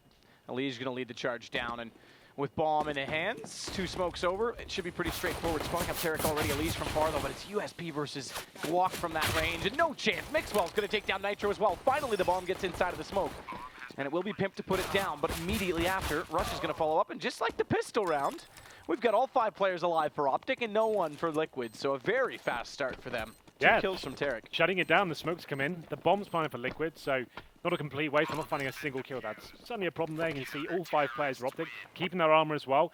That's actually quite a big deal going forward. You know, it helps balance money out. The problem is, though, you still have to reinvest. Unless some of them saved 100 armor, you still have to spend the full $1,000. So maybe it's not as big of a deal as I first speculated. But still, they managed to get 4 rifles here. They know the AKs will be coming out in the 3rd. You do have the option to force them in the 2nd. We've seen a lot of teams do that, but you do need to get like 3 or 4 kills to really justify that with the bomb going down. So we're not going to see that this time. Look at some PD50s. Maybe just rush inside. Like I said, it's a good play set to get initial exchanges. You can just keep 1 player alive just to try and get that bomb down. That's all they'll be trying to do this round. Very unlikely he can find more than 2 kills and even get a plant down, but let's see what they can do. Well, Stan is the only one inside the B site right now, so if they can isolate him, push him back, then like you say, they can't get the bomb plant. He's got the MP9 as well, so the only player about a rifle being backed up by Mixwell now, so... The good news is there's no armor, like you say, because Liquid's relying on this bomb plant, so the MP9 is still very viable in that sense, so long as he keeps the angle tight. The rifle, as you say, Mixwell, nice shot from Hiko. Has him over to drop the port, take down JDM, bomb's going to fall on the site, and again, all 5 go down very quickly, no bomb plant, and Optic looking rather impenetrable so far. 1 kill only for Liquid thus far. Yes, it's early to read the trends, but it's still very impressive. Stanislaw, he manages to drop an AWP down. He drops an AWP for Mixwell, in fact. So that's nice. He manages to get 3 kills at SMG, $600 per kill there. So we go into the first gun round here. We did say Liquid without kills, you can see they are limited. Only 3 smokes with the rifles as well. So won't be the most tactical play, because it'll be a fast towards the side. Pimp's going to be the also main entrance. Teammates looking like they'll be favouring inside though. I thought we were going to go fast down Pop Dog. He's just trying to take a bit of the attention toward that part of the map, but Stanislaw close on the lower ramp here, waiting for players to come through that smoke. Ali's pre-aimed at anyone that dare jump on the balcony, or at the railing specifically, to see above that smoke in turn. Stan, good flash over, buying a little bit of time, most forward of it. He's going to have the MP9 again, and shots in. 2 of the AKs down already. They're just lining up Liquid. They're getting slaughtered on the way through, and now it's an AWP. Mixwell can't hit the first shot, but the nade will do damage in toward Hiko. 21 HP left on him when he gets the bomb down. Those flames are getting desperately close. He's going to step back 1 step, and he's in them. They just spread over. He had 13 HP to try and contend with. JDM falls and Pimp 1 versus 4. Yeah. He's far away from this. He's not even going to attempt it. Save the AK-47. Well, it was that inside play. Like we said, it had to be something pretty basic in terms of the AKs just armor, 3 smokes. They tried to show their hand towards outside a little bit, stop the rotations as the teammates were heading towards the inside site. 1 smoke outside, 1 down to lower ramp, but like you said, lining up a Stanislaw there, doing some great work with the MP9 so far. 3 kills in the previous, and managed to find 2 in the initial exchange there towards lower ramp. His teammates then rotating in. He did more damage as well. The bomber comes in as Hiko. He gets an HE on his head, goes down to like 7 HP, burns alive from that Molotov. And we do get 1 player surviving here with a bomb planted as well. So Pimp with the rifle, I was going to say there's definitely a chance they could force into it, but they haven't really got that many kills. Like, had they got it down to like maybe a 2 versus 1 in the last round, they could have justified a force. I don't think it's worth it in this round. Obviously up against a fully equipped Optic, that's going to shut it down. So it's up to Pimp now with the AK in hand. Elijah faster to Deagle, looking for that first frag. Gets taken down to 4 HP though, so he'll have to fall back at this point. Now back towards Pimp to see if he can maybe find an opening kill. Tarek at E-Box is going to watch toward the bottom of Pop Dog. Again, it's going to be Optic to open up the fragging. Nitro goes down immediately. Optic's going to start to build up a very secured sense of confidence if this trend continues of Liquid not able to find any kills at all. Nitro gone and Elijah on 4 HP. That's the 1-2 punch. Yes, okay, on pistols this round. Finally, Pimp with the AK will walk in. The only rifle in play. He's got the head armor due to the save as well. He's going to find an opening, spray through. He's got rushed down. It's a 3 versus 4. But with 4 HP, Hiko and Elijah don't necessarily offer much to the party. He's going to pick up an M4 Hiko with bomb down. But Naf already on the flank coming in quickly. Hiko's anticipating this position, but he's got to hit a shot almost perfectly with an M4. Worse still, they've lost JDM, and Naf's going to win exactly that duel. It's 4 and 21 HP for Elijah and Pimp to remain in this, to try and hold off the bomb plant. And Elijah playing at Pop Dog's going to have Naf walking in from A main. He knows that position is there, having his teammate go down, but he's a little bit late to peek out. Teammate gone on the bomb plant, already staring out toward the Pop Dog position, but he's denied the defuse and he stayed alive, and with 4 HP, they're going to put flames in his feet though, and he'll do nothing further to deny the plant, or rather defuse once more, excuse me. Yeah, as soon as that incendiary's thrown, he literally can't win the round. With low HP as well, his choices are try and run through, try and get through before the incandescence fully gets to its peak, and didn't really work out for him. Tries to run through, maybe he could have got 1 kill before he goes down, but unfortunately for him, it's either stay alive with a Deagle or try and go for it. He gets 1 kill out of it. Decent amount of Liquid overall, getting the bomb down there once again, bringing it down to a close situation. Density economy, as you can see from the CTs. But we're going to the first real gun round here. We have the AWP in the hands of JDM, like I said. One of the best AWPers in North America right now. Going up against Mixwell, Spaniard. And we'll see whether he can do anything towards Ivy here. It's a nice aggressive play. We said this could be a possibility. It's Naf to go in first with potentially the double kill, but only finds 1. Hiko steps up, comes out of the flashbang and manages to provide an equal situation. But Tarek going aggressive towards main entrance here. Nice position, but Pimp seems aware this could be a possibility. Pimp again. Very passive, already holding on. At least the trade early on this time could start to benefit Liquid, especially where they've got a little bit of space to work on the map right now. Good push up from Tarek, but Pimp again, that passive angle holds off. He'll get tagged down to 10 HP, but now it is a man advantage for Liquid to work with, and Hiko as well, waiting for any push toward Ivy. No one's going to go that direction. Pop flash down from Elijah, but he wants to go to the inner site. The only one waiting there, Mixwell, AWP. Well, got the man advantage for now, Pimp on 10. This does suggest we need some sort of rotation here. It's going to come down to Mixwell now. He's the one who needs to step up here. He's towards the inside side as well. That's where it looks like Liquid may be finishing off as well. They're starting to rotate in. So if he can hit the first shot, slow them down, maybe delay the plant coming in, that's where we're going to have the chance to actually win this round once again. But Liquid in a great position so far to take round number 5 here. Shot in, Mixwell can't land it. Down already though, but Rush peeking back out late. It's going to take down Nitro. It leaves Pimp alive on low HP, so 3 versus 3 and suddenly looking good for Optic, but a bomb's going to go down. Hiko inside of the smoke, and there's no need to try and capitalize. Further still, a Molotov to deny any push up, but it's Stanislaw on the flank. That'll start to draw attention away from the bomb itself. Good play from Elijah on the side of the smoke to take down Rush, because with Stan coming in and AWP still lurking out of the front of the site, they've got to control the situation Liquid from multiple angles, and Hiko does exactly that onto Stanislaw. And it's going to be Mixwell trying to find a shot on the AWP, climbing the ladder. He's desperate to try and just bait the attention away from Mixwell. It does find the shot, but he's running low on time. Has a kit, but not the time to get close enough and also contend with Hiko. So finally a round going for Team Liquid. This will cause a reset and only 1 player staying alive. Oh, it's hit and miss though, wasn't it? Going down that low ramp, they didn't have any smoke available. Luckily for them, Mixwell does miss that first shot. He managed to get the second, but still, that was touch and go for Liquid there. After finding some good exchanges at the start of the round, bringing it down to the equal situation, still some aggression from Optic. We did say that's going to be a common trend here, especially on that first real gun round. It's a good time to chuck it in there from Optic. It was Rush had the chance to get a couple of kills towards that area. I think, no, sorry, NaP, I beg your pardon. He managed to get one. Definitely had the chance for two, but couldn't make it happen. So round number 6. Big one here for Liquid after it goes down to the 1v1. Could be the possibility of a full reset here. A double orb setup coming in for the CT for the first time. That's NaP and Mixwell. And still the ult for JDM. Yet to have any real impact yet. He died in the previous round, leaving Pimp to pick up the AWP responsibility. But first shot comes in. NaP can't pull the trigger in time as a teammate jumps past. And default for the terrorists right now. Bomb's still down towards T-spawn. They have got all the utility required for an execution. Just going to be filling out the map, trying to gain some access. Like there, as you can see on the map on the screen right now, towards Popdog, Ivy. Maybe check out the brown halls as well. I think we have one player in the form of Nitro. He'll be doing just that. So Tarek trying to push up again toward A main. Decent position in the corner, but will that be red or not? Liquid not even looking to contest in that position because they're going above. Now the question is, does Tarek try and get a read on that push through, and Hiko's the one that's waiting. Tantalizing duel, Hiko versus Tarek early on in the round as well. Tarek, here's a flash going over. That might entice him to go further, but it is going to be the inner sight right now that has the interest of Team Liquid. And look at the corner position, because it's Stanislaw who's pushed up early. Nade out, Pimp goes down, he can fall back into sight. That's one and done. And he doesn't even need to redress it. He can just fall back and play conservatively. Set a crossfire. Stan's got 2, looking for a third. Massive damage done onto Elysian. Mixwell's going to burn him as a result. Very good job from Stanislaw to get control of that corner. Yeah, a little bit sloppy overall from Pimp, but still, let's see whether they can do anything about this. Mixwell finds the 4th frag. Just Hiko here, definitely known to be amazing clutcher, but not in this scenario, I'm afraid. Maybe able to find 1 kill, but can't even do that. Mixwell finishes things off the deagle. I have to say, Matt, when Pimp's walking around the corner of that, a really key choke point towards the upper platform, you're coming out with a smoke in your hand before you even checked it out. That's an interesting decision from him, I have to say, overall. Surely you want to be clearing up that tight angle. It's quite a common one from the CTs. It's an off angle. You're trying to surprise him like the way he did. The fact of checking that with a nade out, that's sloppy from him, I'm sorry. And we did say that'd be a full reset for Liquid, which it is. They're going to have to take a pretty harsh eco here. A couple of upgraded pistols, a Deagle and a P250, but Optic, Stanislaw especially towards that inside area. Looking like he's doing a phenomenal job so far. He'll go down to a UMP. Double op setup still running for the CTs at this point. And now, not really much Liquid can do with this one. Popdog potentially, maybe rush towards inside once again. They know it's been a solo player towards that inside side. Stanislaw, he's got the UMP, but against unarmed players once again. Same story as what we saw with the MP9. He can chew through these eco players.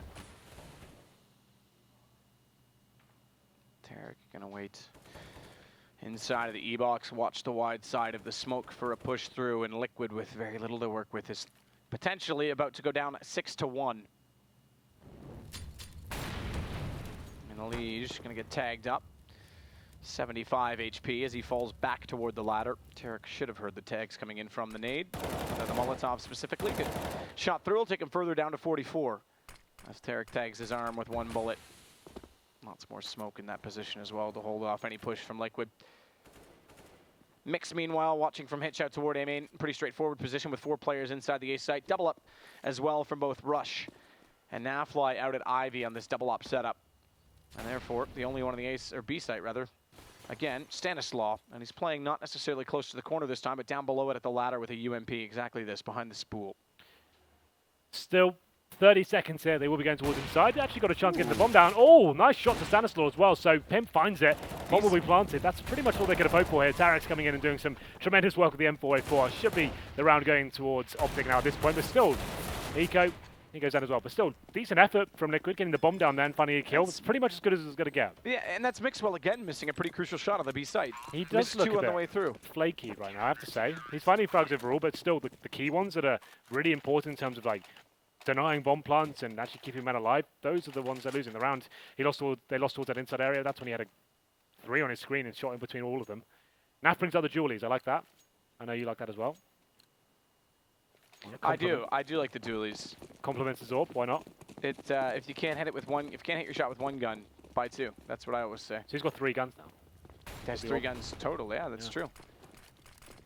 Elige busting out the windows on the way through, but a fast play to get toward the tunnels this time, and that will disallow any potential to get toward the corner. In fact, a Molotov to be sure, considering the threat that's been deployed in that position. Smokes him up the top of the ramp, but no one pushing in. Stan waiting this time inside of the site on the bomb train directly. And Pimp again. Optic's been very aggressive toward this A main position. He's going to wait for a push to come through. He needs to be a little bit cautious of the fact that they've deployed the bomb, or rather dropped it intentionally inside of that small hallway. So if he goes down here and Rush does push through, they'll have bomb in their hands. Well, like we said, JDM really, he had to come to life here. He's got the open hand once again. Pimp does seem aware that Optic do push towards main entrance. It's where you can gather a lot of intel for your teammates. That's a nice flashbang coming in from the CTs. Hiko, lucky to be alive there. Mixwell decides not to face his time, but now, backed up by Mixwell there, I was going to say. Hiko, an opportunity to find that first kill. Spotted the CT on the left-hand side, but taking down man advantage. Gathers the CTs now. Tarek, fantastic work for him to find one kill. This will come down to rush. Perfect. Pimp goes for the jump across to bait out an op shot, has his knife out as a result. However, JDM able to redress it with the AWP immediately. They're still down a man on the way through. But JDM's elevated himself onto the train to try and find a better angle on the AWP and Elige. And the guys of Smoke is going to try and slip up toward Hell. He's lost his teammate, though, and he's only got 9 HP, 22 seconds, and a bomb down by the E-Box to try and find. He does catch Mixwell off guard. Good shot to counter him off, but that gives Snapfly the opportunity from the back tunnel to make it 7-1 for Optic, and Liquid is not in this game at all. Highest frag total on Liquid, 4. For both Elige, Pimp, I say both, there's 3 of them. Elige, Pimp, and Hiko, there's 0 kills so far for Nitro, and that's your entry fragger. So we talked about Peacemakers missing from this team right now. They're missing something. They're running defaults, trying to work those picks. They're not getting them. They're getting shut down by aggression from Optic. They're actually out-positioning them as well, getting that first man advantage, baiting them into unfavorable situations. I think we need to see a little bit of a faster game, more aggressive than Liquid. You know they've got some of the most talented players in the entire region of North America. Like we said, Nitro, Elige, great entry fraggers. They're not given an opportunity to do anything right now. They're doing the defaults, not finding anything for it. Stanislaw, like I said, aggressive, going to find one here. What a shot to take him down. Obviously not that impressive, but it looked quite cool. But still, yeah, I think they need to be a little bit faster here. Maybe some outside main pushes, even some set pieces, just to get a bomb down. Let's give your stars a chance to actually do something with this. Defaults aren't working out for you, getting locked down across the board. Another Eco coming in here, just running for a smoke. Naf misses quite a vital shot there as well. Doesn't have the opportunity to fall back, but good backup from his teammates there. Rush finding 2. Mixwell finds the headshot as well. JDM, he will not be able to find the bomb here, and he has a Glock. Round over. This is starting to run away from Liquid a little bit here. Still quite early days. It's fine overall. They still have maximum loss bonus. Bomb not going down, but they can get the AWP out once again. I think they need to be more assertive. Right now it looks like they're a bit cagey. Maybe take a pause at this point, work out what's going on. Why are we getting pushed everywhere? If you're getting pushed every single round, that's when you can start to group up and say, why don't we go for a fast inside play off the bat? Why don't we go for a fast push and to actually catch one of these players out of position? ESL did run the new coaching rule in New York. Is it in effect here? Don't know. We probably should know. Because if it is, they'll have 2 timeouts this half that they should absolutely utilize. There we go. Faster play is what we wanted to see from Liquid so far. It's Mixwell getting that first pick, though. And Nitro, who's on the goose egg, has to be in the entry role. He's got map control at least to try and trade off of, but no one's to capitalize. Hiko will finally get one, and Tarek and Elige will capitalize by catching off Rush. It does leave Nafly. Remember, they've doubled up this position at Ivy, despite that there's been really no presence onto it from Liquid. And a good jump across to try and bait and switch, but no shot comes through. It's JDM instead, and he's got a lineup at Mixwell. He'll fire down from Old Bomb. Speaking of bomb, it's going to be planted on top of the train right now. But Nitro's got to find these openings. You're right, the fast play gets them in the sight, but he still can't win out on the duel. AWP for Mixwell to try and go for the retake. Both of them have kits, lots of money on the Optic side.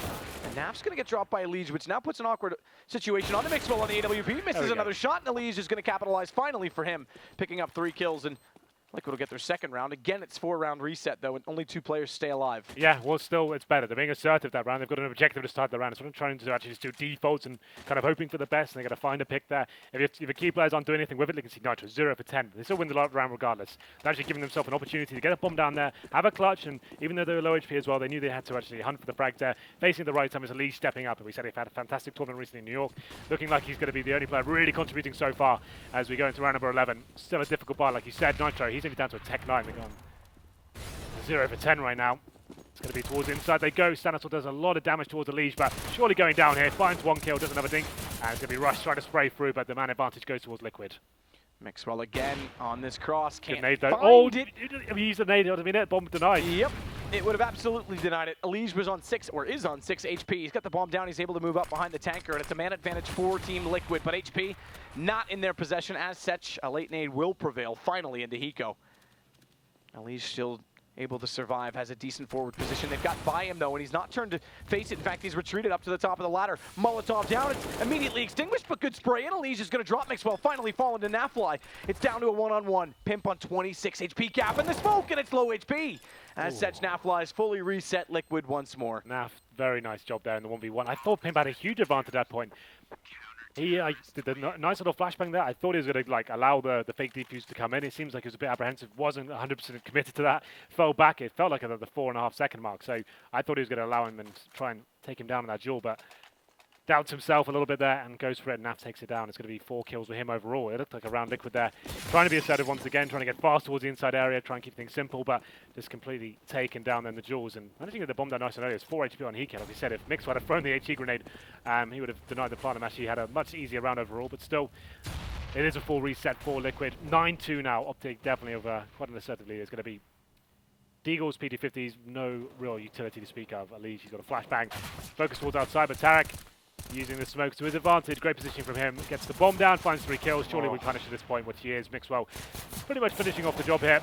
Pimp there does some damage, but overall, double figures obtained for Optic. And yeah, pause finally. Yeah, I'm not surprised. They're going to have a buy this time as well. Pimp's already onto the AWP, throwing that over to JDM.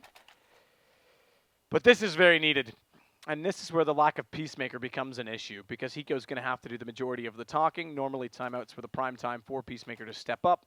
We know he had a very elaborate and detailed playbook written on every team, so it's definitely a tough position, a precarious position for Team Liquid to find themselves in this early. Oh, yes, definitely. You can see that they're not comfortable. They haven't really got a set game plan going into this one. They were just going with the defaults overall and hoping that would work out for them. The backup plan to that, we did want to see it. It worked out in that first round with the harsh resets coming in time and time again. They're just not getting comfortable here. They're not finding the string of rounds they need to just kind of have a bit more freedom to work with in terms of having all the grenades, having the AWP there. Then they can probably go back to the defaults at that point when they start hurting the CT economy. This is a really key round.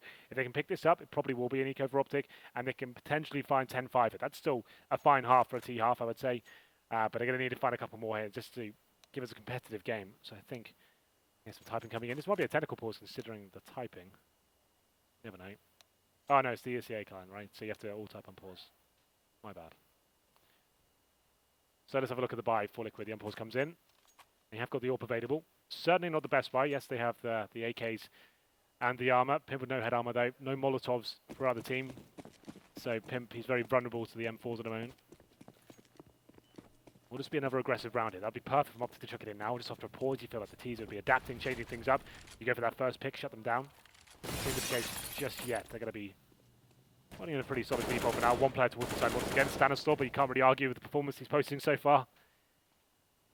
What's the play? I think we'll see some sort of execution play from Liquid. Again, you mentioned that fast round. That actually worked to get them inside of the site. Yeah, well, that's allowing, like, you're not finding the frags overall in terms of individual duels. Stick together as a unit, get the bomb down there, and allow some of your star players actually opportunity to actually find some frags at that point. Obviously, we know they've got some great clutches in this team. Lige, Hiko, probably Hiko known to be one of the best clutch players in North America. So just getting the bomb down, that's the first objective here. JDM looking for a pick towards inside. Obviously a very common spot for some AWPers there. We're going aggressive towards that lower ramp. Doesn't find anything just yet. 1 minute remaining. Like I said, I see a set piece coming in here. Considering players towards that dumps area. Do it towards outside. The bomb's toward anti-spawn. That suggests they're not going to be faking it this time. 2 players towards Ivy. They will be committing to these smokes. Bomb going Ivy, like you say. They haven't really put a lot of pressure onto Ivy. And again, they've been setting that double setup, that crossfire setup on the CT side. This time it's not quite as close together, but they still have 1 player at health. Stanislaw catching off the 3 going B, and he gets 2 out of the 3, which means if they're going to push through the site and try and wrap back toward A for execution, that's already thwarted. Mixwell finds Hiko, and it's all for naught. This is going to fall apart immediately. Tarek lines up too. They never rotated off, and the fake never worked. The fake did not work at all there. He's Stanislaw, perfect position. You can see he's not flashed. He's got no pressure on him really at all. It was a pretty lackluster attempt to actually get in the side. Normally if you're going to do that, you want at least a couple of flashbangs coming for those windows there from the upper ramp. 1 player giving some pressure in that sense, but 3 players towards inside. That was the big fake. They had the bomb towards Ivy. They did some initial smokes towards outside. Keep those players towards that area, make it look like there was the fake initially towards outer. Then they go to inside. It's more of a double bluff in that sense, and really doesn't work out for them at all. Getting shut down towards inner. Didn't really force rotations from the CTs at all. They're ready for the play towards Ivy. Maybe it's a strategy Optic are aware of that Liquid run. But yeah, looking pretty uninspired so far. Liquid, no one's stepping in terms of the fragging. I'm not sure if Nacho's found a kill yet. But still, 11-2 and another eco. This is getting out of hand now.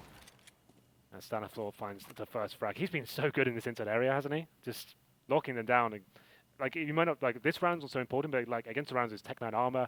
Against the gun rounds, he's been fighting 4 frags. It's like, and there's initial confrontations as well when he had the MP9. Just doing solid work throughout.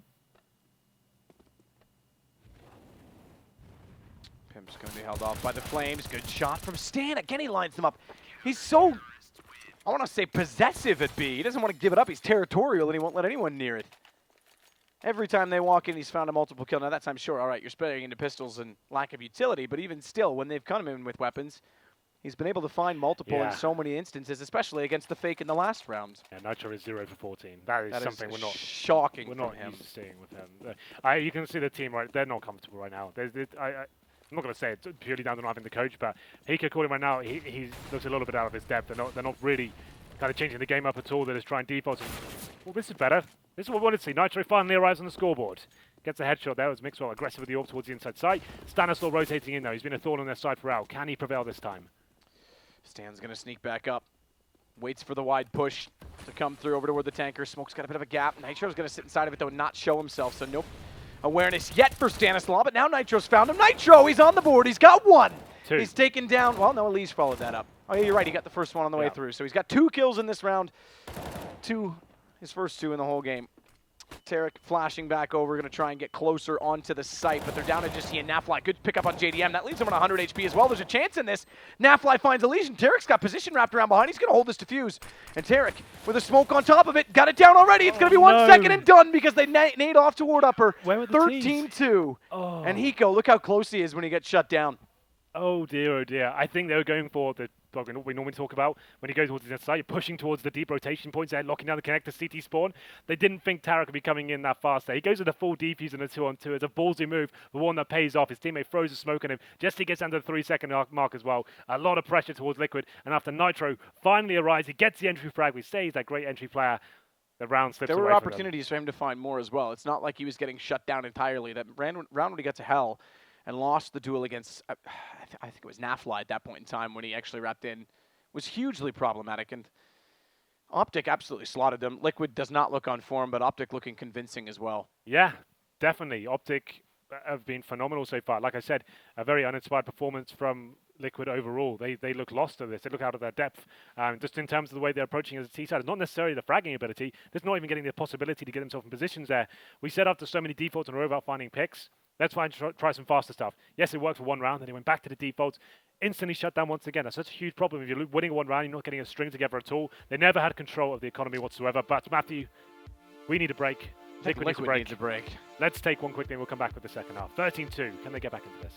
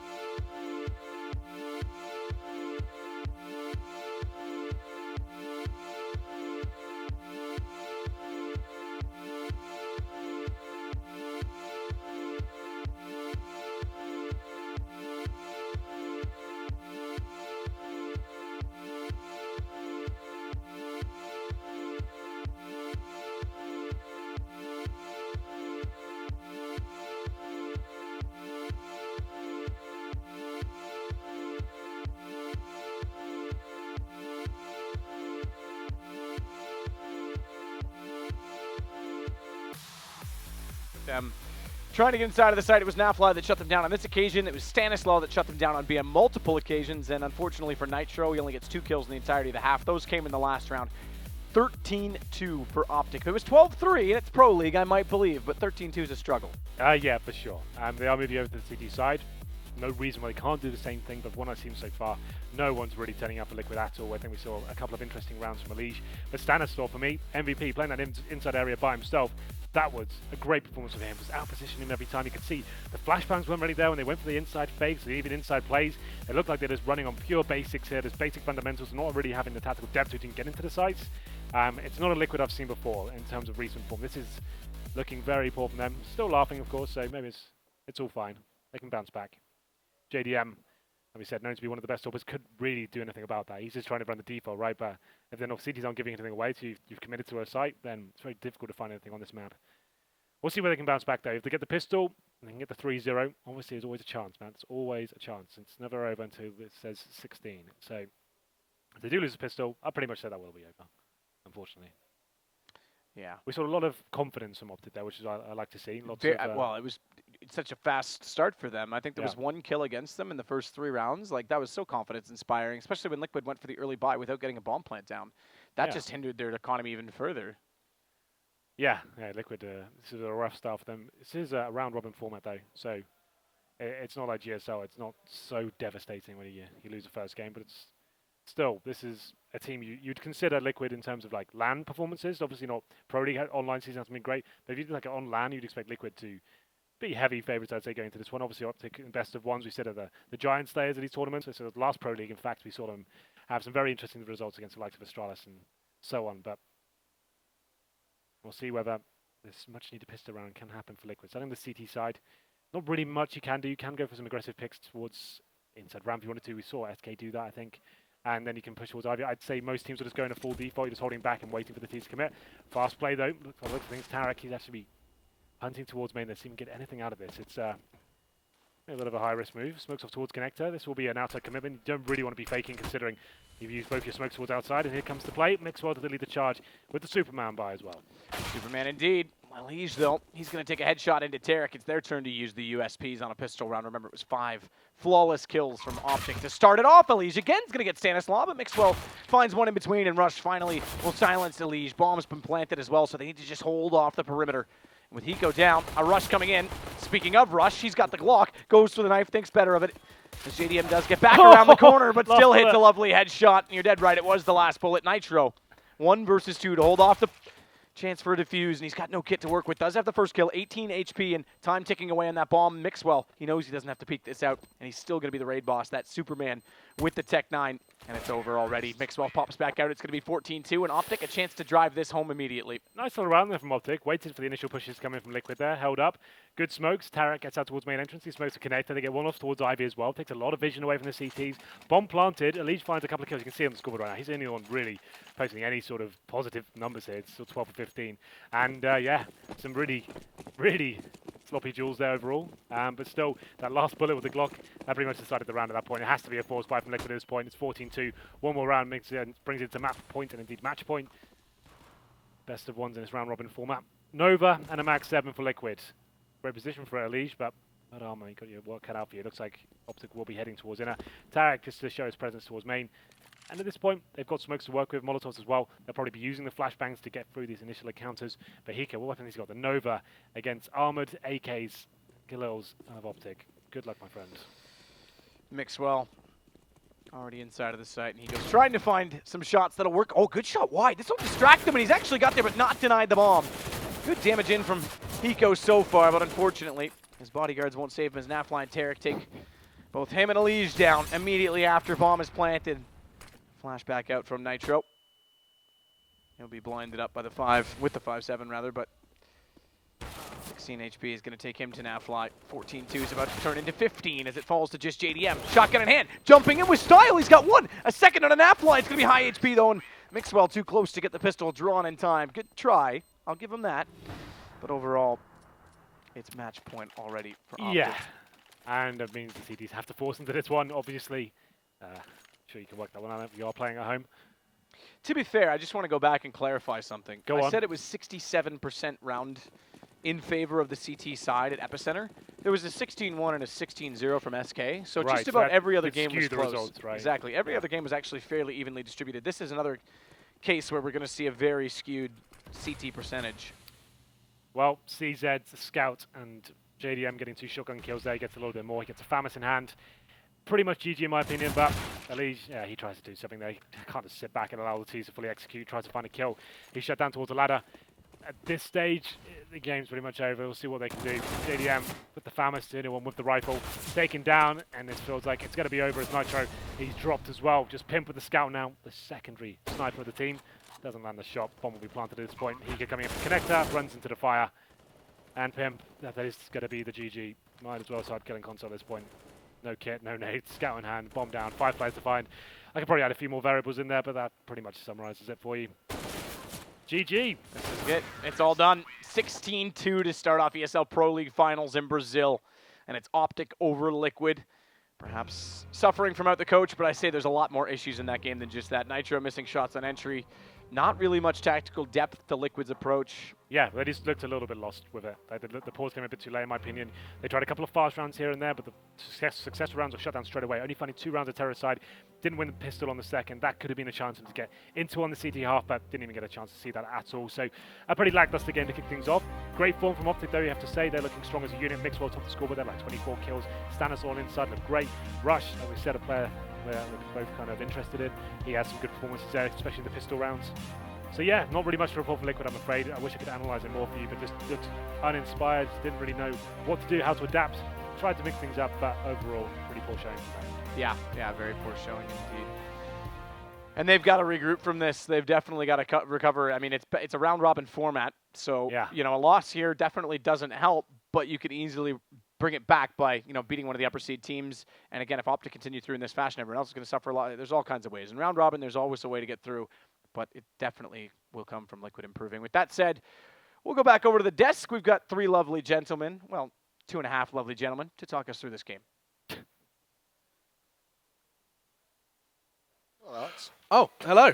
All right, that's it. Optic versus Liquid has been concluded. Saw that one coming a mile away.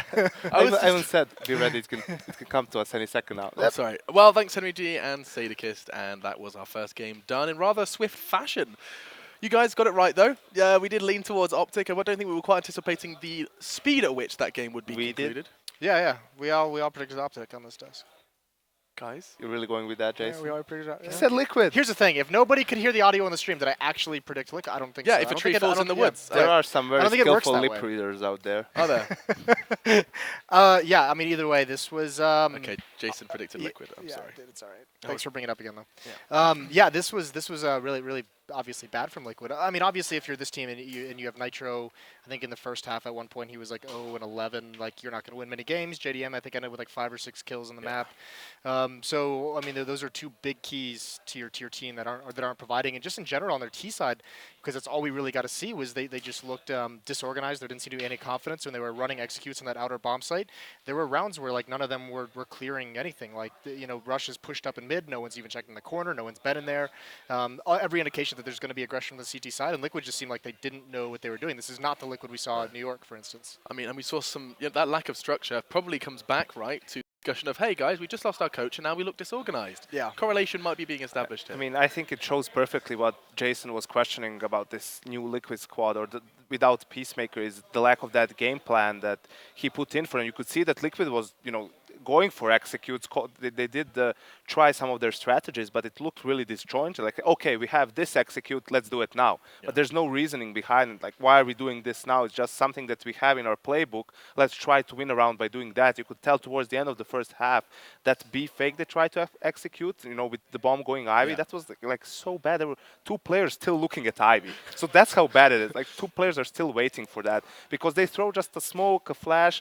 2 people, they send 3 people B. So that's like a big commitment, and still the fake is not even nearly being sold. So those types of things are really a big flaw, obviously, because it really diminishes your chances of winning the round. So it does seem like the vibe is that there's evident structure there, there's intent to kind of execute something or to take something, and it does just look a little kind of out of whack is the kind of actually I didn't think there was any structure. No, I mean when there's structure in the tactics and that everyone knows what smoke they're throwing, but there's no structure in this game plan that they're building to beat this team. They seem very lost. I mean there was that 2-on-2 post plant later on in that T half where not a bullet was fired and the round ended. Bomb's planted 2-on-2 and the bomb is defused and it's still a 2-on-2. So it's just like this is just miscommunication. Yeah. These are basic fundamental errors, and for a team with this level of experience to be making those kind of basic errors, that's a lack of confidence. That's not feeling good in the team. That's a massive flaw in how your players are interacting in the game. Yeah, and of course those flaws were exposed so swiftly by Optic. I mean, if can we just kind of give some credit to some of the individuals? I think we saw an incredible round from NAF. Did you see that 4K that Yenko just saying, no, he's not going to get another one. Oh, he did. Okay, yeah, you just and he did. Disbelief. I mean, disbelief. That's the problem. I mean, there were a lot of rounds that ended with a defuse, but in most of them, Optic had the upper hand. You know, they would get Stanislav played really well. I think towards the B bomb side, he did this part, would get a couple of kills, then he would get traded or he would get a kill and stay alive. But in that particular round, when NAF got all the kills, that's where you actually saw, okay, Liquid has, like, they have to win this round. They have the advantage, but a bit, it seemed that at some point they were also frustrated, you know, going for peaks when it wasn't really necessary. Mixwell lied as well, by the way, boys. Yeah, I'm really triggered by that. Yeah, that's it. So hey, guys, tilted. I am not going to Not I have Optic for had now. enough. I'm back to I'm the a rifle. rifler now. Yeah. Orb's first game. I've had enough.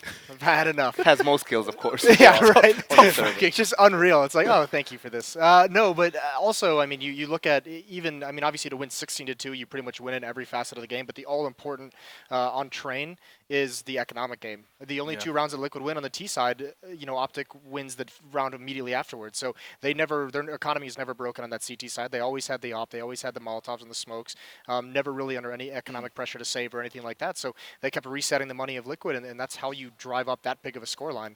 And yeah, that's a lot of that falls onto Liquid not being able to build a game plan, not build on those successes, which has been like pretty much their MO as a team. Every time they have a good tournament, there's like a roster change. Yeah, well, so, you know, why not? It has been a bit of a bumpy road, and we're going to be seeing if that road does continue for Liquid later on in the day. But Optic take a huge step in the right direction. A 16-2, just 18 rounds of play for our first game here at the ESL Pro League Finals. That was North America versus North America. Up next, we're going to have a home squad. That's right, Immortals are coming up next versus Envy. We have that one to look forward to. And if you do want to know and get your head around the schedule of what is coming up today, there is an application that enables you to do that rather handily. You can either head to the Pro League website or even head over to the Score Esports application. You can get that on the go. So if you're sitting there like, hang on, I have to actually do things, when can I go and see my favorite team?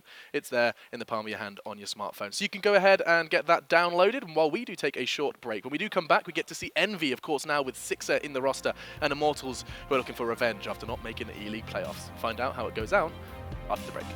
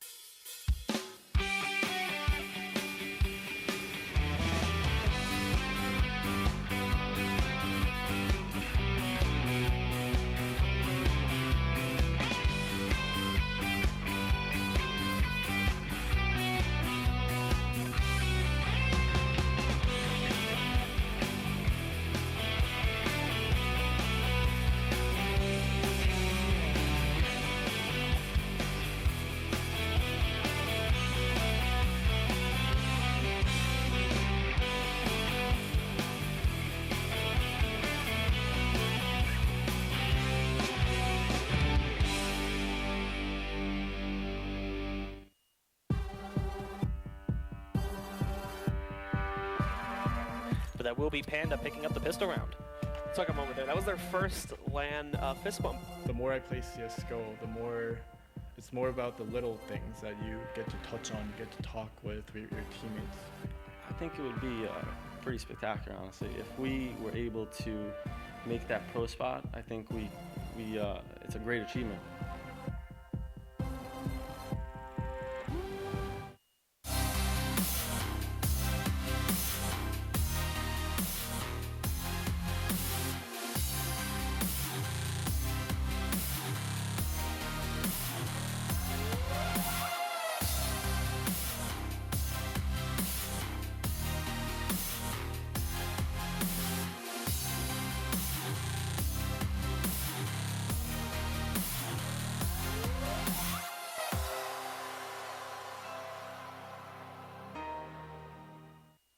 This is the galaxy's easiest meal.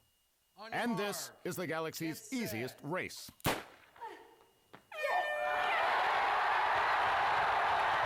Silent, the galaxy's easiest meal.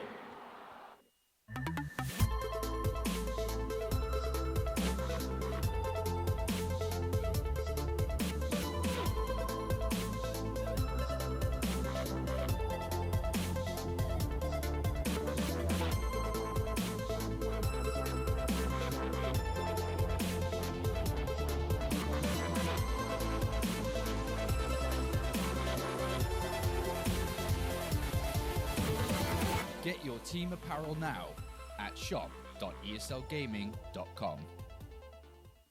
This is the galaxy's easiest meal. And this is the galaxy's easiest haircut. I absolutely love it. Soylent, the galaxy's easiest meal.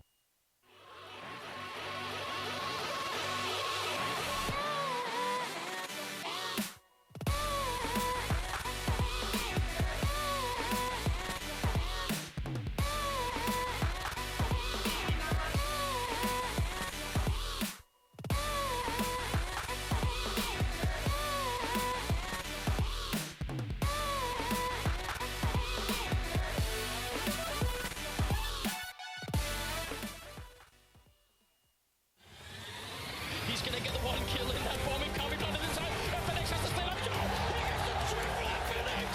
Oh my god, what a way to win that round. They don't have a smoke for this overstay. Oh, love that.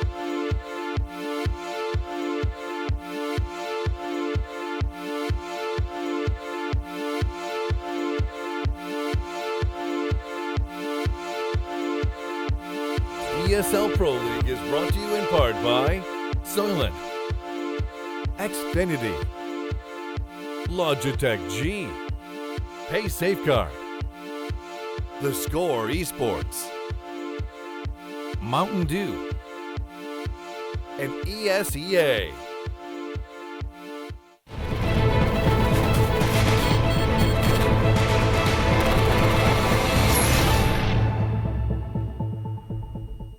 Start to the Pro League, as we did see Optic kind of walk all over Liquid. I was about to say something I shouldn't.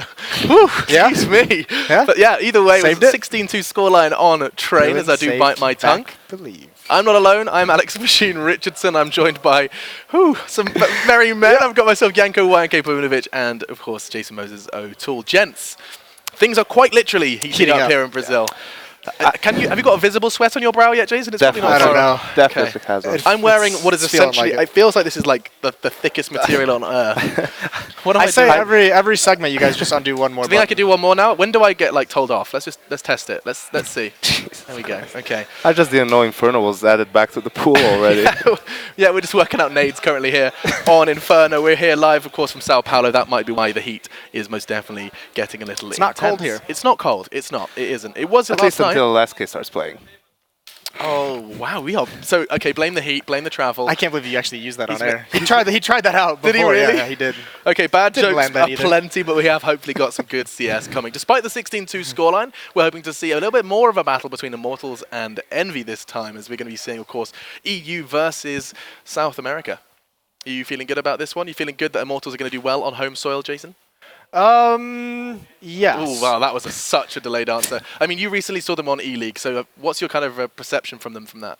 Yeah, they looked. E-League was very weird for them because they were losing situations that they normally don't, and it was very much like the strength of Brazilian Counter-Strike has always been very good fundamentals, very good at man-up situations, very good at just playing good Counter-Strike. It's nothing like super flashy except for the individual plays from time to time, but for the most part, as a team, they win all their like 5-on-4s, all their 4-on-3s, and at E-League they were losing a lot of them. Yeah. You know, Henny was having some bad games. I think each of them had. I mean, Zeus was quiet, which he's not supposed to be any kind of top fragger. Bolts didn't really do much either. So they had a couple star players missing there, but I mean, you know, the entire point is that system that Brazilian Counter-Strike plays is supposed to negate that. If they're having a bad game as individuals, they're supposed to be able to play well enough as a team to either win or make it competitive, and sometimes at E-League that just wasn't happening. So I think here, I don't expect to see that 2 games in a row, but I mean, this is very much a question mark of how low is Immortals going to be? Are they going to be able to bounce back from E-League? And then also Envy, we've said they've been improving, but are they going to be able to actually keep that up into this game? I mean, that is an intriguing question, considering that we did see Immortals actually get some rather impressive results. Not forgetting, I mean, besting the likes of Optic, we did just see, of course, in the clip, we've seen them beat SK in an online environment as well. Yeah. They've got some, you know, feathers to their cap. I mean, they won Northern Arena, let's not forget that, actually, a LAN tournament. So, yeah, unfortunately for them, dropped out of E-League, but definitely not a bad team by any stretch of the imagination. They will have a lot to play for here in Brazil. And something we've always highlighted as well was that transition of Bolts. You know, we talked about him as an individual that didn't seem to be quite the right fit for the SK then Luminosity roster, and he seems to have hit his stride within the Immortals roster. Has that continued? I know that was the big kind of word on the street. It hasn't at E-League. No, okay. I mean the big name on that team is Phelps. Phelps is legitimately like, you know, a world-class player in this team. So he had some good games despite all their struggles at E-League.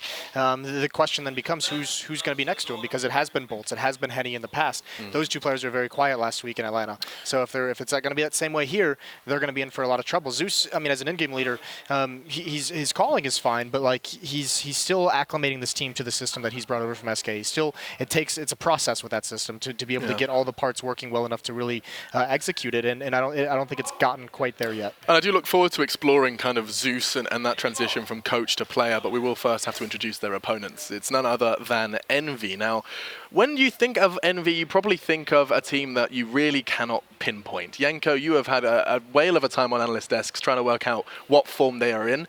If I asked you now, with Sixer in the roster, with a couple of recent results, where is this French side in the Well, the world of CS. All over the place, Yes. Alex, literally. They're still trying to get back to their old form, which is extremely hard to do, seeing as how they were the major champions. They were the best team in the world at some point, and the roster change, as we talked about it briefly in the pre-show, surprised us because that's when they actually just started looking better after a long time. So it doesn't change much in terms of roles or anything like that. Sixer is pretty much going to have the same job that Devil had, but if anything, a good sign for NVS is that their individuals have started playing better. The likes of Kenny S and Apex is what you want to see from that team. When Apex is having one of his signature performances, he basically wins the game for his team almost by himself. So that's a good sign for sure. I wonder if there is like some crazy study you could do on when Apex has those performances. You know how Pasha's like, if there's a good gym in the hotel, I perform. I wonder if Apex is like, I had a certain breakfast. I'm telling you, there's something. I think it's hard from a position of an entry fragger or from the role of an entry fragger to be consistent. It's just not, it's actually the complete opposite to the role. You're not always going to have a good game. Sometimes your teammates are going to fail. They're not going to, ease the way up for you. You're not going to get the good flash in, the smokes in. And then it's hard because you're the first guy, you're the guy getting first contact. So obviously, on the other hand, when you're actually doing a good job, when your team is setting you up properly and you get the entry kills, well, that almost wins you the round by itself, right? You get 2 kills, you get control of the site, and easy peasy. Now, we talked about Zeus, and we will continue to do so in terms of leadership, but leadership is a common trend amongst both of these, Jason. Both of these rosters have kind of been struggling sometimes in terms of leadership, and you can see the names there of these rosters. Happy guiding the way still? Yeah, I mean, and this is the thing, even Happy's kind of had improved performance recently, and I mean, that's super important because if he's going to play this like really passive lurk style on the other side of the map from his teammates, it is that style that, I mean, it's very obvious, that you either get like a good Happy or everyone just thinks he's baiting, and that's just the style of game that he brings to the table, is when it works, it looks great, and when it doesn't work, it looks like he's baiting his entire team. Yeah. But now, I mean, the big thing is, as long as, in the past, I believe he took over in-game leading duties again for this team, hasn't he, recently? Yep. In the past few months, because he wasn't doing it for a while. They were shuffling in-game leaders. I know NBK did it for a while.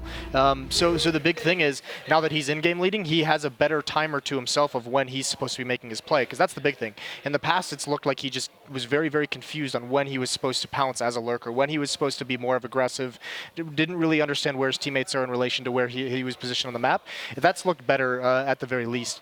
Zeus, on the other hand, I like the tactic, I like the system, obviously, coming from SK, but still, I mean, it hasn't quite clicked in. At times they have seemed to get like lost for an idea of what they want to do.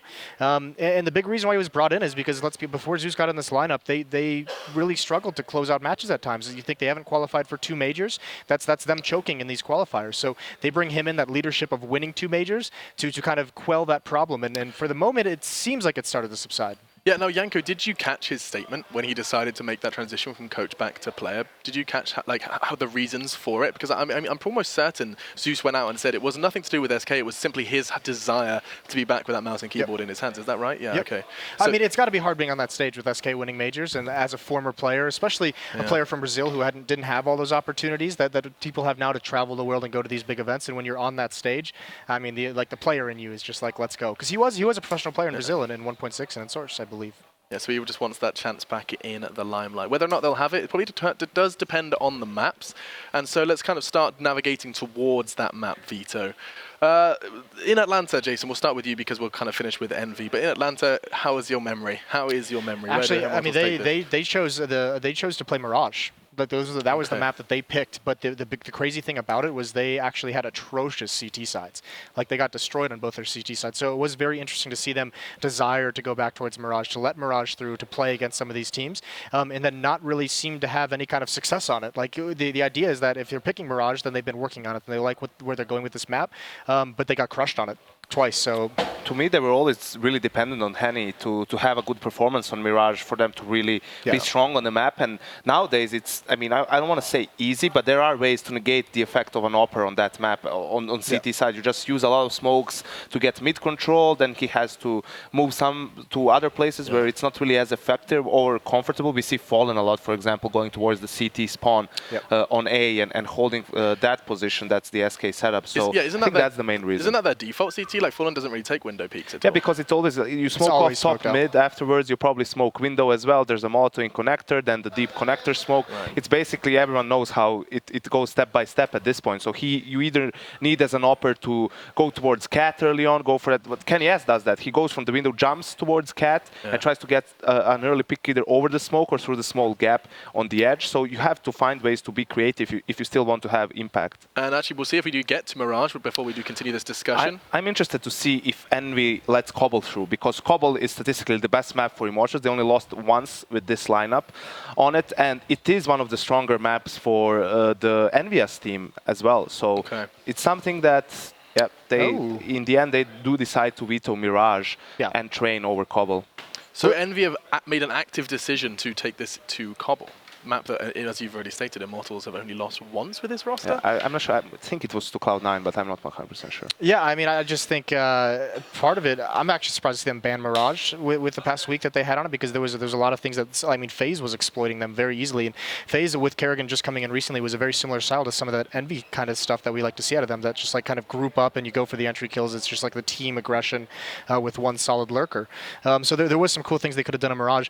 I think with Cobble, it's just a very safe pick at the moment, because there really is, like, half the map. When you're on the T side, there's not really a lot of pressure that you're going to get applied as a CT side. So if you're not feeling very confident as a team, it's a very, very safe pick where you can just sit back, set up those executes, and make the attack. It is one of those maps where a player like Apex can take over on the T side if he's having a good game, if his team is supporting him properly. That's where he can go off, right? Coming in with that B execute, flashes popping in, him going through the broken wall. That's definitely something that can happen. I think Cobblestone as a map puts a lot of pressure on individual players to perform, right? Because when you have those executes, that's when you have only a split second to make the correct decision. Team play has to be on point for you if you want to, flash in through the smokes on the side and then push through. That really is something that it's hard to do. It's great for lurkers as well with that drop zone, with the lurk coming up the A ramp. It's great for snipers if they get that entry kill. Kenny can be in great position. So a lot of strengths that it could lend itself to Envy side. But this is a map that as long as we don't see the performance that we did in Atlanta, if we get the real Henny, if we get the real bolts alongside Phelps, then this is a very dangerous map for Envy to be willing to play Immortals on. There was an interesting discussion I was having recently regarding Happy, actually, and this kind of transition, not necessarily always into lurk, because he's so commonly known to be in this position, constantly having players waiting for him on the opposite bomb site when his teams are executing. Especially on Cobble, we have seen examples of it both in Pro League and offline, where he just goes with the team. And you still see players sitting there. I mean, at Cobble is the example. They had C's just locked in drop room, and he was staring at it for like 30 seconds while the A execute's going on, just because I'm like, Happy's coming. Happy's coming. I mean, it's a great way to kind of utilize that reputation. It's awesome, right? I mean, even Virtus Pro used to say that they had strategies specifically designed to punish Happy on those lurks and on certain plays. They knew exactly what he was going to be doing because he's been doing it forever. He is going to be that really hard lurk. So if they're going to start transitioning that, then yeah, that's a very good mind game to be playing. Very good tool at the disposal. So I want to outline some win conditions for Immortals, because we know what Envy's are. It's exactly the same. Everyone shows up, Happy makes good calls, and Kenny and Apex hit shots, right? That's Envy's win conditions. If we were to do that for the Brazilians, what would you start saying here, Yanko? You said Fat Phelps is amazing, so I guess a normal performance from him as a start? I think they have a deeper game plan when it comes to actual the play style. So for them, it's actually just holding. The air conditioning is on, boys. Oh my God, got it. That is incredible. So I think for Immortals, it's more dealing with Envy than it's doing something special for them. Just maybe spend your utility earlier, because Envious likes to close out rounds early. I am feeling really good right now. This is refreshing. That is lovely. There is some ice cold air blasting upon us. Everything is good in the world, and now we can quickly navigate to predictions nice and quickly. Then Jason, Immortals Envy, it's on Cobble. What are you dropping? I'm gonna take Immortals in this one. Okay. Have faith. Let's leave it on that. Yeah, that's just. I mean, this has proven. Please, God. This has proven to be really detrimental when you look at it historically. But I'm actually going to agree with Jason on this one. I will go with Immortals against I want to get off the ride. Against my better judgment, I will agree with Jason when it comes to predicting the winner. Oh my God, it's happening. Yanko has agreed with Jason. I think it might be for the first time in his life. This is a big one. History's being written here on the desk. Let's see if history can be written on Cobblestone as your casters are ready. It's our second game of our first day here for the ESL Pro League. These guys are adorable. Let's head over to another adorable couple to cast this game.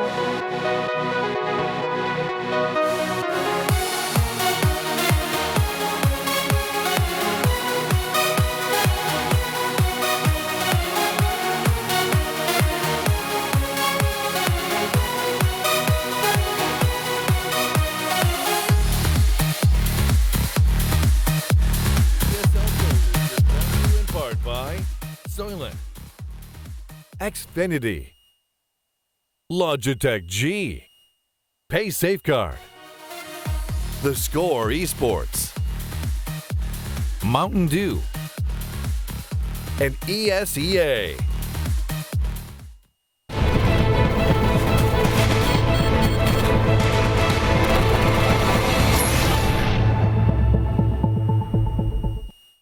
Welcome back. Yes, we're getting ready to go into our second game already. It's been a fast first one, no doubt about that. Optic absolutely slaughtered Team Liquid, and now we get to see Envy finally, after hearing them yell outside forever, we finally get to see them jump into the server. Yeah, against Immortals as well. Should be a good game. We haven't casted Immortals, at least I haven't, since Katowice, and I think you were hosting that one. So That's true. I didn't cast them there. The last time I would have casted them would have been the I think they were MLG qualifier. Well. That's what they actually played Envious, and they beat them. And no, it was DreamHack Summer that we saw them actually beat NiP in the final. That's right. Yeah. Yeah. So that we did see them there as well. Matthew, so I can't hear you. I'm not going to lie. There's not really much I can do. It doesn't matter. I was trying to get past it. You don't need to hear me. It's completely fine. But nonetheless, we are going to get into that. I think Immortals in this are going to be motivated. A home event for them.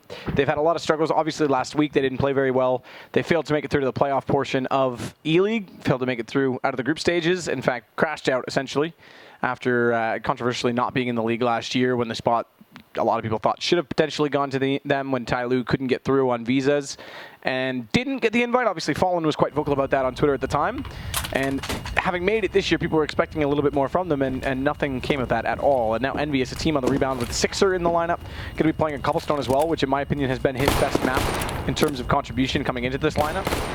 So we'll see how that pays off for Envious, since we're already into this as well. It's going to be 5 sets of armor on the pistols, or excuse me, on the T side for Immortals, obviously on the pistol, and 5 sets of armor for Envious as well. So a brawl rather than a retake potentially in the cards. And when you look at the minimap, that looks possible on the B site right now. Let's see. I can hear you now, Matt. So it's been fixed. It's fine. Did someone tweet you to fix it? Yeah, I sent a few tweets out. It's fine.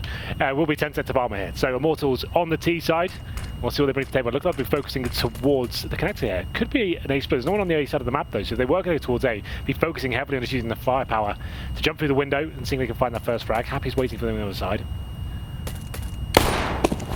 Here comes the initial confrontation. Happy not actually be challenged. They're going to be focusing towards drop down on the B side now.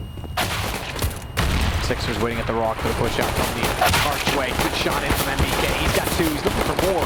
He's running low on ammunition though. He's going to the reload of the B2000. In the meantime, it's Happy and Apex that'll pick up the kills. Lucas now the last alive, 1 HP. Gets Apex, but goes down immediately after. Can't say I'm a massive fan of that strategy. You've got 5 sets of armor and you're focusing on towards drop down there. That's fine, but I think if you've got no nades to work with, you need to have the surprise factor. You need to be able going very quickly to start the round, trying to overwhelm them with the Glock train. If you delay it like that, you've got no smoke towards connector, you've got no flashbangs to work with. Let's say you even get towards across the bomb side there, and with the rotations from connector as well, it's very unlikely against the USPs. You've got nothing to work with once the bombs goes down. This doesn't even happen. Nowhere near to a plant. They get shut down completely by the USPs and PT1000s.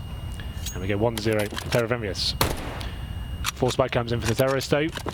It's very common. If you don't get the bomb down, you force up a Tech 9s and armor. They've got 1 smoke to work with. That's not really going to be enough to do much with. If they went towards A, they can smoke the connector. If you go towards B, he's on the upper platform. Just try and flash over with the one they have. Henny's going to have that for now. And a bit of a default now from the terrorists. Not really getting much for it though. MBK aggressive towards the upper platform. That smoke now is kind of giving a lot of intel there. It can be a lot more aggressive at this point. Terrorists going to be slowed down. Apex though from danger takes down Zeus to open things up. Zeus obviously was the coach of SK Gaming before. I don't think I've ever cast him play, so I'm interested to see what he brings to the table. I haven't either. This is the first time I've seen him. I just got tremendously louder. Yep. There we go. That's so fixed up. Good. So Zeus down early for Immortals. Envious already winning pistol, and now we've got a chance for Phelps to try and take advantage of the drop position, but Happy's well aware that he's in there. He'll fall back and play passively on the inside, or rather inside of connector, outside of the window, as it is.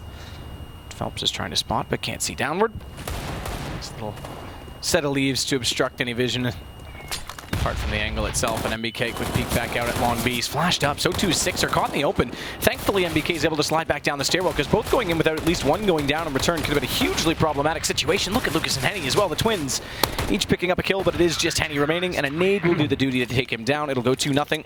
Only 2 surviving, but this will give him a chance to upgrade onto some more prominent rifles. Yeah, all it takes is 1 decent flashbang for the terrorist scenarios. You get a bit of luck there with the way it affects the CTs, the defending side. You managed to get a couple of kills. I think they got 3. 3 in total.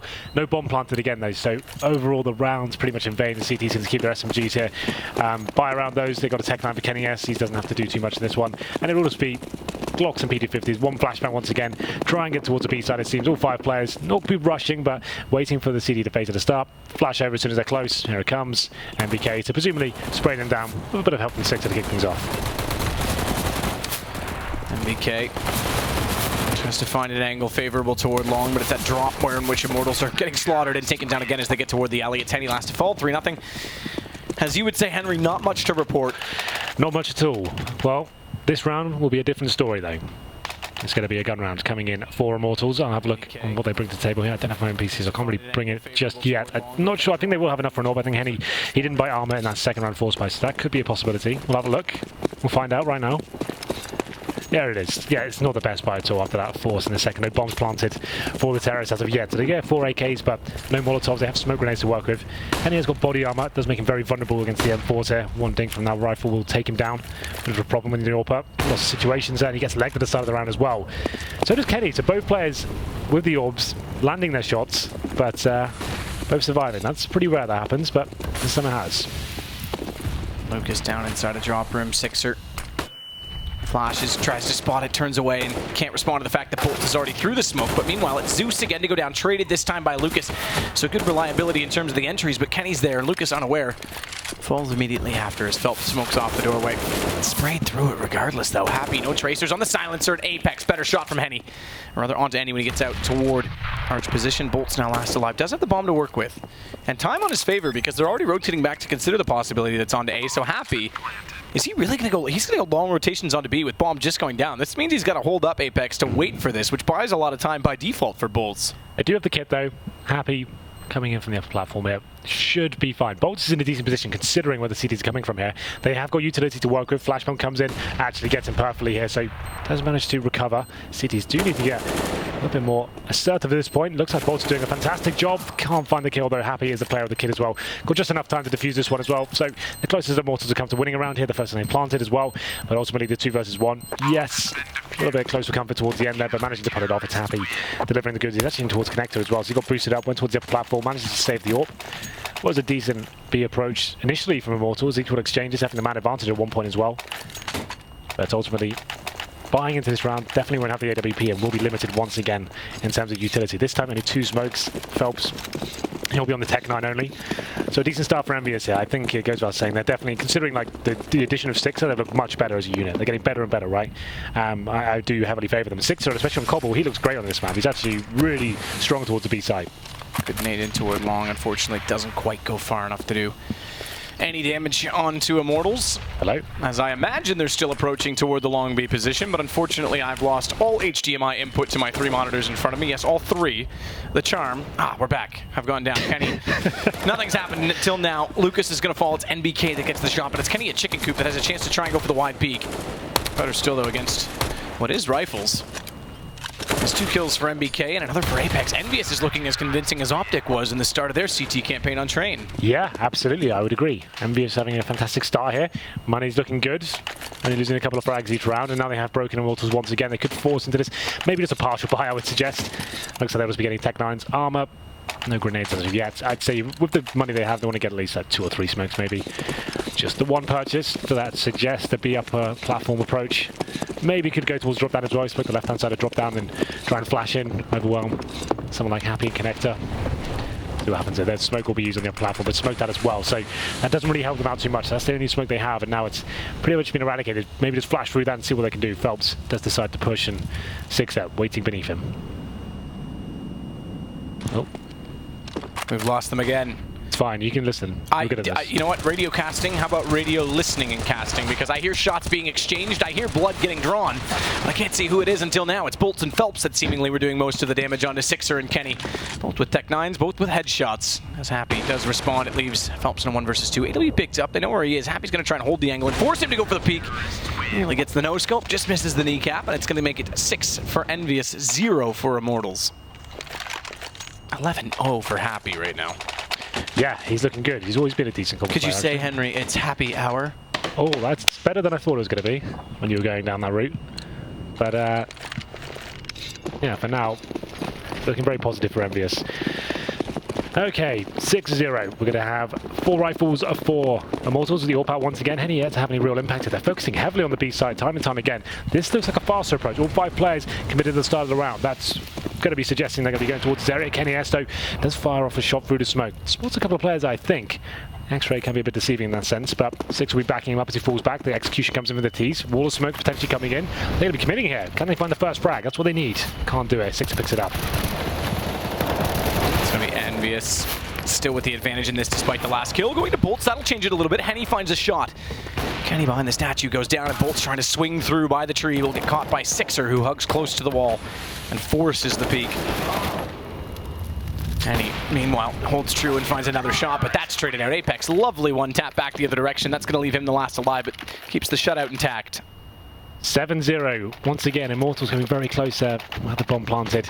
It comes down to the AWP. The 2 versus 1 hits the first shot, but rotating back in the swing play, he does manage to finish things off. It's Apex, and we go into round number 8. Another buy coming from Immortals. This is a bit of a problematic situation for them. You obviously have the max loss bonus. So you get 5 AKs and a Galil, but still limited. No Molotovs, no orbs this time, no bomb plant in the previous. So yes, it's enough to buy, but it's not exactly ideal. Need a bit of luck going forward here. Envious starting to run away with this one. It's still a terrorist-sided map, especially in this matchup, I would say. And we'll see what happens. That's Kenny S. He'll be backed up by Sixer initially. He's actually tucked himself in that tight corner. You can see him taking quite a lot of damage. So Molotov could come in and force him out there. Kenny might have to provide a bit more cover at the start, but we have Phelps coming in, looking for that first shot. He does seem to be aware that Six is in that position. Let's push down Apex to find Zeus. Again, he goes down early without much impact to start it off. Good play from Sixer, waits in the corner, finds one, but that's going to give him up. No one directly in the line to trade, but if, Sixer had to just held position. If they had walked in to try and find the angle, Kenny had him covered. But Sixer's impatience will catch him dead. Nice shot from Kenny underneath of the smoke. Bolts goes down, but watch Lucas coming out late from drop down to a 2 versus 4 against Immortals. Yeah, good work from Kenny S there. Got a little bit hairy, towards that upper platform position, but pretty much crisis averted. You can see now Immortal, 35 seconds, no grenades, 4 versus 2. Lucas in a decent position there, but got to do very well to walk out and find a kill and stay alive at this point. Do they try and save the weapons? I'm hoping that CT's make a mistake. You can see him holding towards B halls, but I haven't really got the time to justify that. Lucas tries to make something happen. Gets taken down by MBK. 1 player remaining now. Henny takes a big nade, and Kenny S picks up the AK-47. It's going to be a pause coming in from Immortals there. I think probably the right time to do it. Potentially another partial buy has to come in here. 8-0. Haven't shown anything as of yet to impress me. Zeus sitting at the bottom of the scoreboard there, 1 for 8. Obviously the new addition. Haven't seen too much from him on LAN. At least we haven't. I think they obviously went to Northern Arena. Yep, Northern Arena they played, and obviously E-League last week. That's right, but we haven't particularly seen too much. I'm talking as personal, because we're the only ones to matter, I think. Arguably. Okay. Yeah, that's, I plead the 5th. Yeah. Well then, 8-0. So we'll have a look at the money for Immortals. It's about 3,500 across the board. Here's some highlights for you. Once again, similar story from the first game. Like you said, it was Optic running away against Liquid here. Immortals yet to really show me anything to get me excited. They try and beat every single round.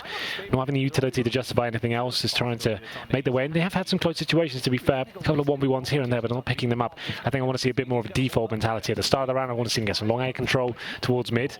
Then he can come back towards B. That's always an option. The money's not great going to this round though. That's a bit of a problem. It means you pretty much have to stick to basics. You force into it. You go for the wall of smokes towards B. You can't really do much with the defaults A or use too much utility in the process. This round you're scheme from Bolt is pretty much as close as they've come here, but Happy doesn't take a single bullet down the upper platform. I think the unpause comes in. Here we go then. What's the play? Tech-9s, Desert Eagles, 1 smoke, very similar to the ones we've seen before. Maybe just a fast drop down map, I reckon. Upper platform hasn't really been working out too well for them. Yeah, it definitely hasn't. And there's been a lot of pressure on the B side from Immortals. Not so much over toward A, which is peculiar in itself. Very one-dimensional thus far. Smokes out to cover off Kenny's position, but Tech-9's versus that of an old myth, a dragon lore. Did you know that he exists within this castle? He does. I did know that. Oh, Kenny's got an angle. Phelps trying to hug the smoke. That's double scoped the wrong time. This could be a problem because double scoped. He's sitting in the open. Phelps just walks in. Kenny Uncharacteristic. That's going to give an AWP to Phelps. Tries to spray in toward the drop room. I say spray, but spam rather in toward the drop room with it. Can't find the shot. And NBK's lowered him to 16. Misses again, Phelps. Problem is that if Nate comes over at this point in time, he's on 4 HP. Might almost be worth it to try and get that AWP into other hands. Yeah, not providing a great amount of impact with the AWP so far, but he did get that first kill. Bolt's in a decent position now as NBK, though, sprays 2 players down. Phelps, he's going to drop as well. NBK just lighting them up right now. Happy finishes the round off, and he trying to save the AWP. Manages to recover slightly and pick it up. Maybe could find a couple of kills here, but misses the important shot. And NBK finds 4. And what looked like it could have been an interesting situation there. Upper platform with AWP in a 5-on-4. Was it Phelps who picked it up? Yeah, he couldn't find anything with it. Looked like he connected the first shot on my screen at least, but obviously we're on GoTV, so you never know. Could have been just off. Well then, another gun round coming in. Like we said, it's been pretty one-dimensional from Immortals so far, focusing heavily towards B. Haven't seen much of a default towards the A side of the map. That's pretty par for the course these days. And a boost coming in from the CTs actually like this quite a lot, but the Molotov will take them out of position, so cut the losses, fall back. Not going to work out this time. Lucas maybe getting a bit aggressive here. Well,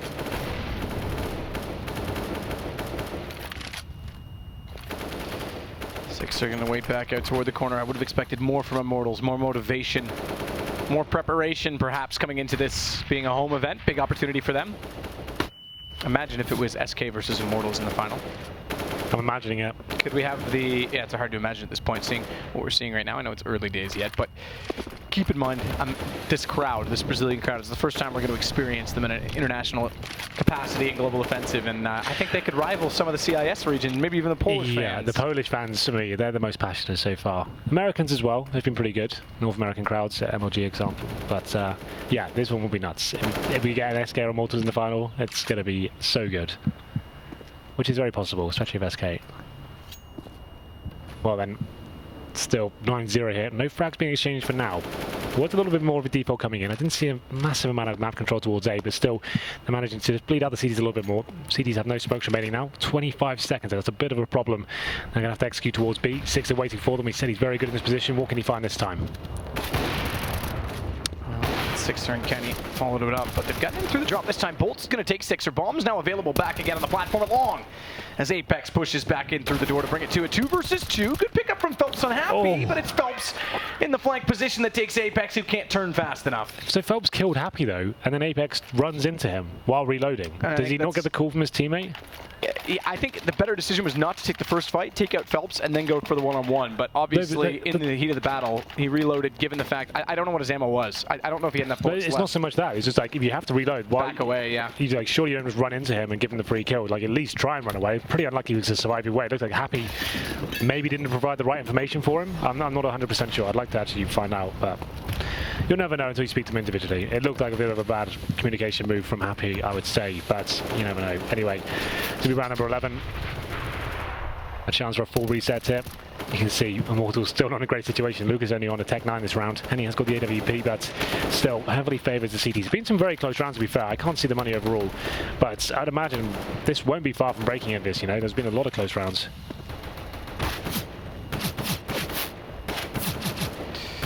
Kenny waiting wide angle. Smoke, lovely flick. I thought he overcommitted and he snaps back to take down Phelps. That's brilliant. Well, still 2 kills found in return from Immortals. 3-on-3. Lucas has made his way towards drop down as well. Hasn't found a kill just yet, but good positioning so far. The bomb's in T spawn. What's the play at this point? You'd assume they're going back to A. So with Lucas staying in towards drop down, that's great. He can stop rotations. He can give tells to his teammates as to where they may be. But MBK, he'll be checking this by the looks of things. Ooh, very tight angle here. Yeah, thank you. That's good. We can see how tight it was as the bomb makes its way towards long A. One player waiting in drop down. That's the key player here. If Lucas can sell something at that Tech 9, might just be enough.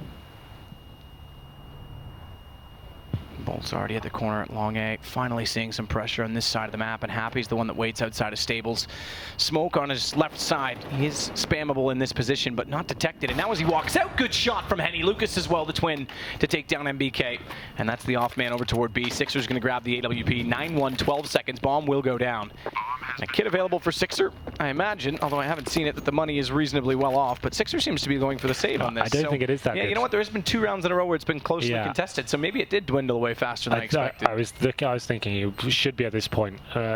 Maybe enough for one more buy considering saving an all, but we're getting to the point of being broken.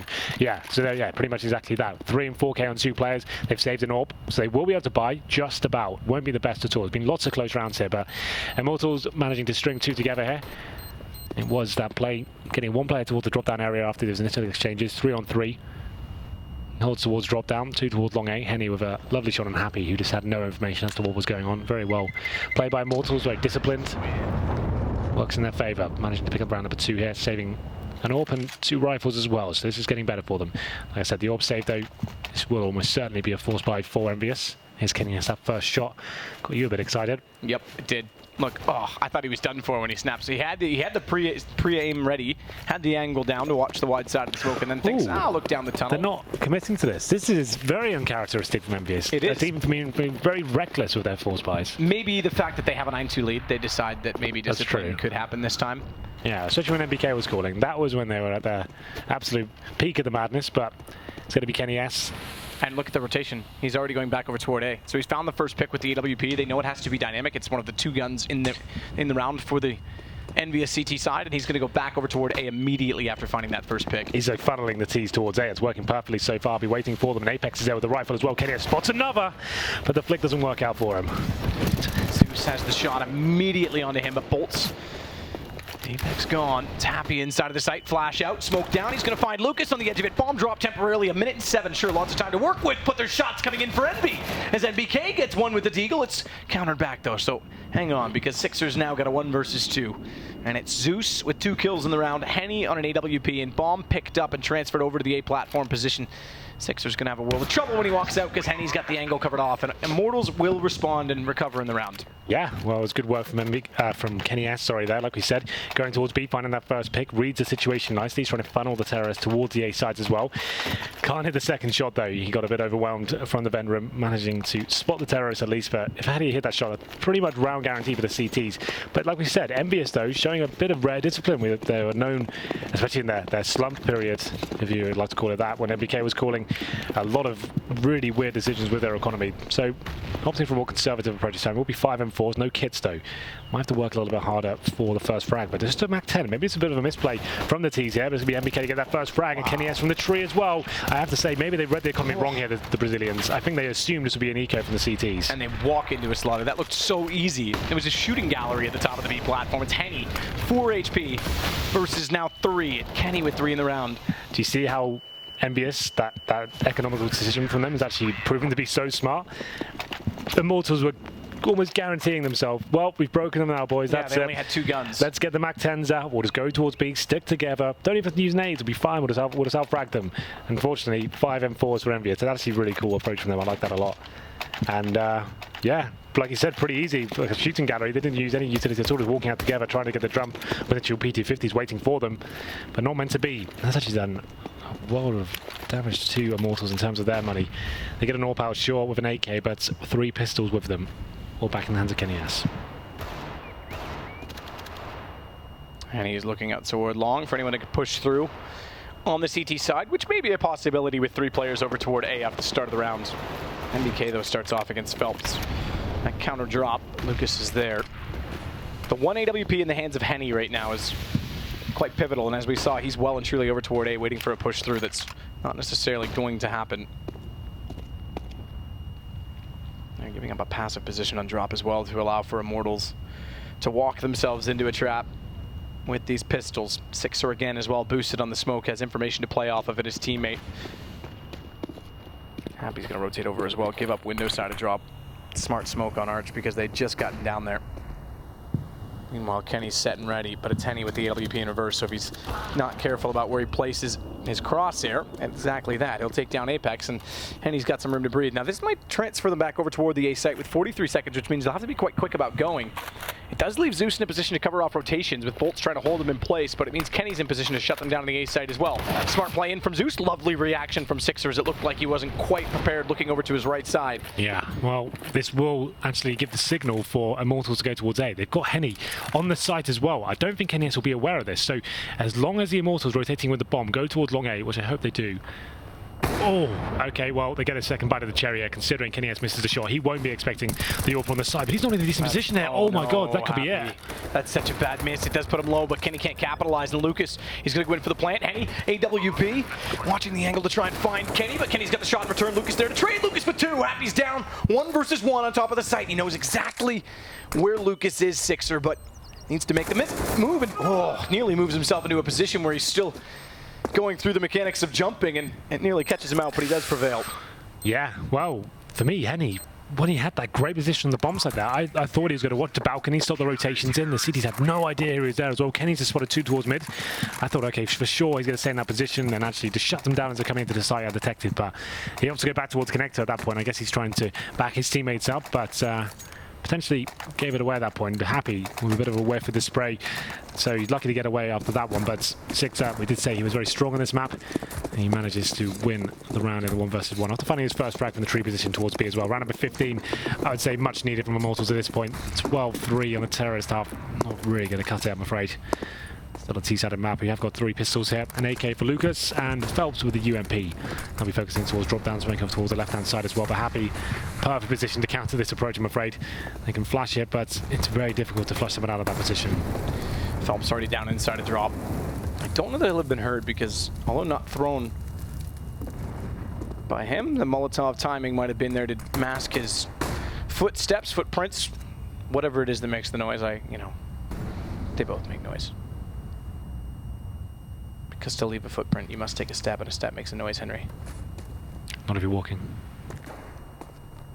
In CS, you are correct. In real life, you are not. Get out of my head. Stop messing with me. Phelps is going to hold off on the window. Molotov to corner push anyone out. A little bit of utility might draw some attention as Happy rotates back away. But now he's inside the doorway, and now they got a crossfire set as well on that drop position. Happy's not looking. Oh, this could have caught him off, and it does. Lucas, good shot in. Turnaround from Phelps. Can't do all of the damage required to take down Sixer. Puts him on 28. That may pay the rewards to his teammates later on, but fast position from Apex. Not quite in there in time, Lucas, to take him down before the bomb gets dropped. And Kenny's immediately on Lucas's heels, which pulls back the balcony in favor of Envious. And Sixer, remember, I said he went low on 28, but he's got position at the top of the ramp. Bomb gets planted. Can't land a shot onto Henny. 26-18. Down to 10 before he gets out of the flames, and that could be a problem because they get stacked into a similar position, and Envy knows they're both on top of the site. MBK with the first kill, Kenny with the second. We're going to go 12-3. Yeah, well, they get the bomb down there and a position to win the round, but obviously just didn't have the firepower to challenge those long-range duels towards the balcony, towards connectors, the pistols overall. So a bit of a rough start there overall for Immortals. They start to come to life towards the end, but unfortunately when you're 9-0 down, you're not going to find too many rounds remaining, especially MVS, who seem to be in very good form right now, especially like some MBK, some very influential rounds there. Kenny S with some good flicks as well. Sixer seems solid as ever on Cobble. So 12-3. It was better from Immortals towards the end. They did adapt, which we didn't see from Liquid. It was the problem before. They did start changing the pace, and once they stabilized the money, you find 3 rounds, 3 gun rounds as well. But still, in my opinion, not going to be enough here. So they will be swapping the half, of course. They'll be going on to the CT side. If they win the pistol, still can do it, but very unlikely. I assume we're taking another break, Matthew. And, I would assume that's how it works at halftime. Remember, 12-3 is our cursed scoreline, so a chance for a comeback by statistics throughout the regular season. Who knows? We'll be right back.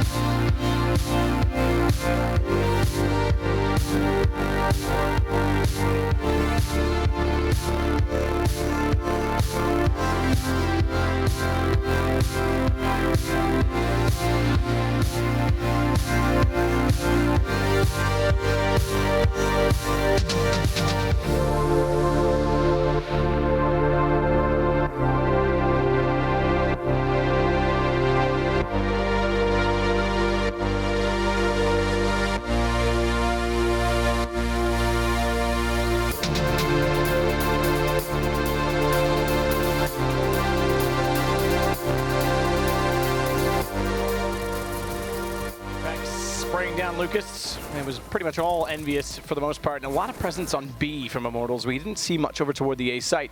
Even when we did, they might have got plants, but the post plants were problematic, and as such, it's 12-3. Henry G. It is, and that's 3 rounds on the T side as well. That's not really enough, but, you know, stranger things have happened. Certainly in Pro League, and that's where we are. So you never know. 12-3 is always a scoreline that eludes us, apparently, every single time we've had it. It's never a clean-cut scoreline. It always comes back. So hopefully that happens again. I want to see a good game here. We're only casting the first 2 before we have a break, so I want to at least get a competitive one going for us, you know? Give you a chance to warm up the old vocal cords. Yeah. Yeah, that's not a bad idea. We've got a lovely set of talent here that would all like to warm up their vocal cords at some point in time. I think Blue and Moses will jump on board with us at some point. Yeah, next game I think they are. But let's get into this one, shall we? It's going to be Envious on the Terror side, 3 sets of armor, looking aggressive here. It's Lucas, does get a shot through the smoke there, 6 drops. Velv's going to be backing him up as well. This could get awkward, but they get the first 2 frags and drop the bomb as well. So it should be the round going in favor of Immortals. Pretty convincingly as well. Happy and Kennyus remain.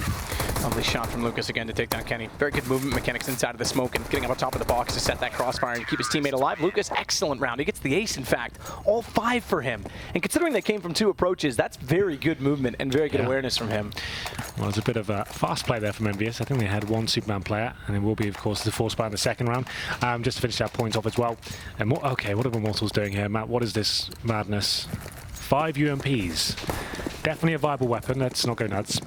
But still, you know, you're up against a force spy, potentially Envious didn't get the bomb down. You haven't given yourself any range really to work with there. The head armor of Envious, I think you want a couple of M4s to work with. Against a Techno, this is a pretty equal battle, you know. It's very unorthodox. Obviously opting to have more utility to work with and a couple of kits as well, but I can't say I'm a big fan of this mentality, but they will get the first kill here. Oh, not quite. MBK gets under 20 HP. This is going to be really hard for the CDs now, considering Envious have got out of long A as well. You can see the range is not there with that UMP. It's falling apart already. It is falling apart. They're going to get pushed off this position at door. Kenny's a little bit late to get to vent and catch them getting up on top of balcony, so they will have to contend with that when they arrive on the site. But MBK, he's already taken down bolts. Lucas falling as well. It's Zeus to try and pull back, but only gets 1 from the UMP, and a Deagle shot comes through from MBK. The thing is as well, they're going aggressive by themselves. They have 1 player towards long A, 1 in middle. They're not actually working together, so you haven't got the rifles to work with, and you're not really complement each other with a close range weaponry either. So that was a bit of a horror show around all round from Immortals, I have to say. I've seen a few rounds. I think G2 occasionally do it.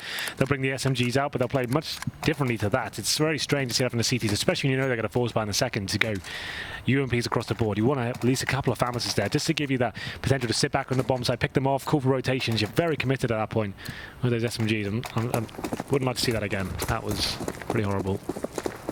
Well then, 13-4. Force by from Immortals, of course. They're too deep in this one now. Have to start getting some rounds on the board for a bit of luck in their favour. Up against a similar sort of situation, but Sixer has got the AK in hand. It will be long A, perfect place to go with these SMGs. Stick together, try and flash in. Henny only got the 5-7, so he'll be falling back to danger. But it's going to be flushed out momentarily. Takes a nade to the foot, so he's going to sit in the smoke and hope no one checks it.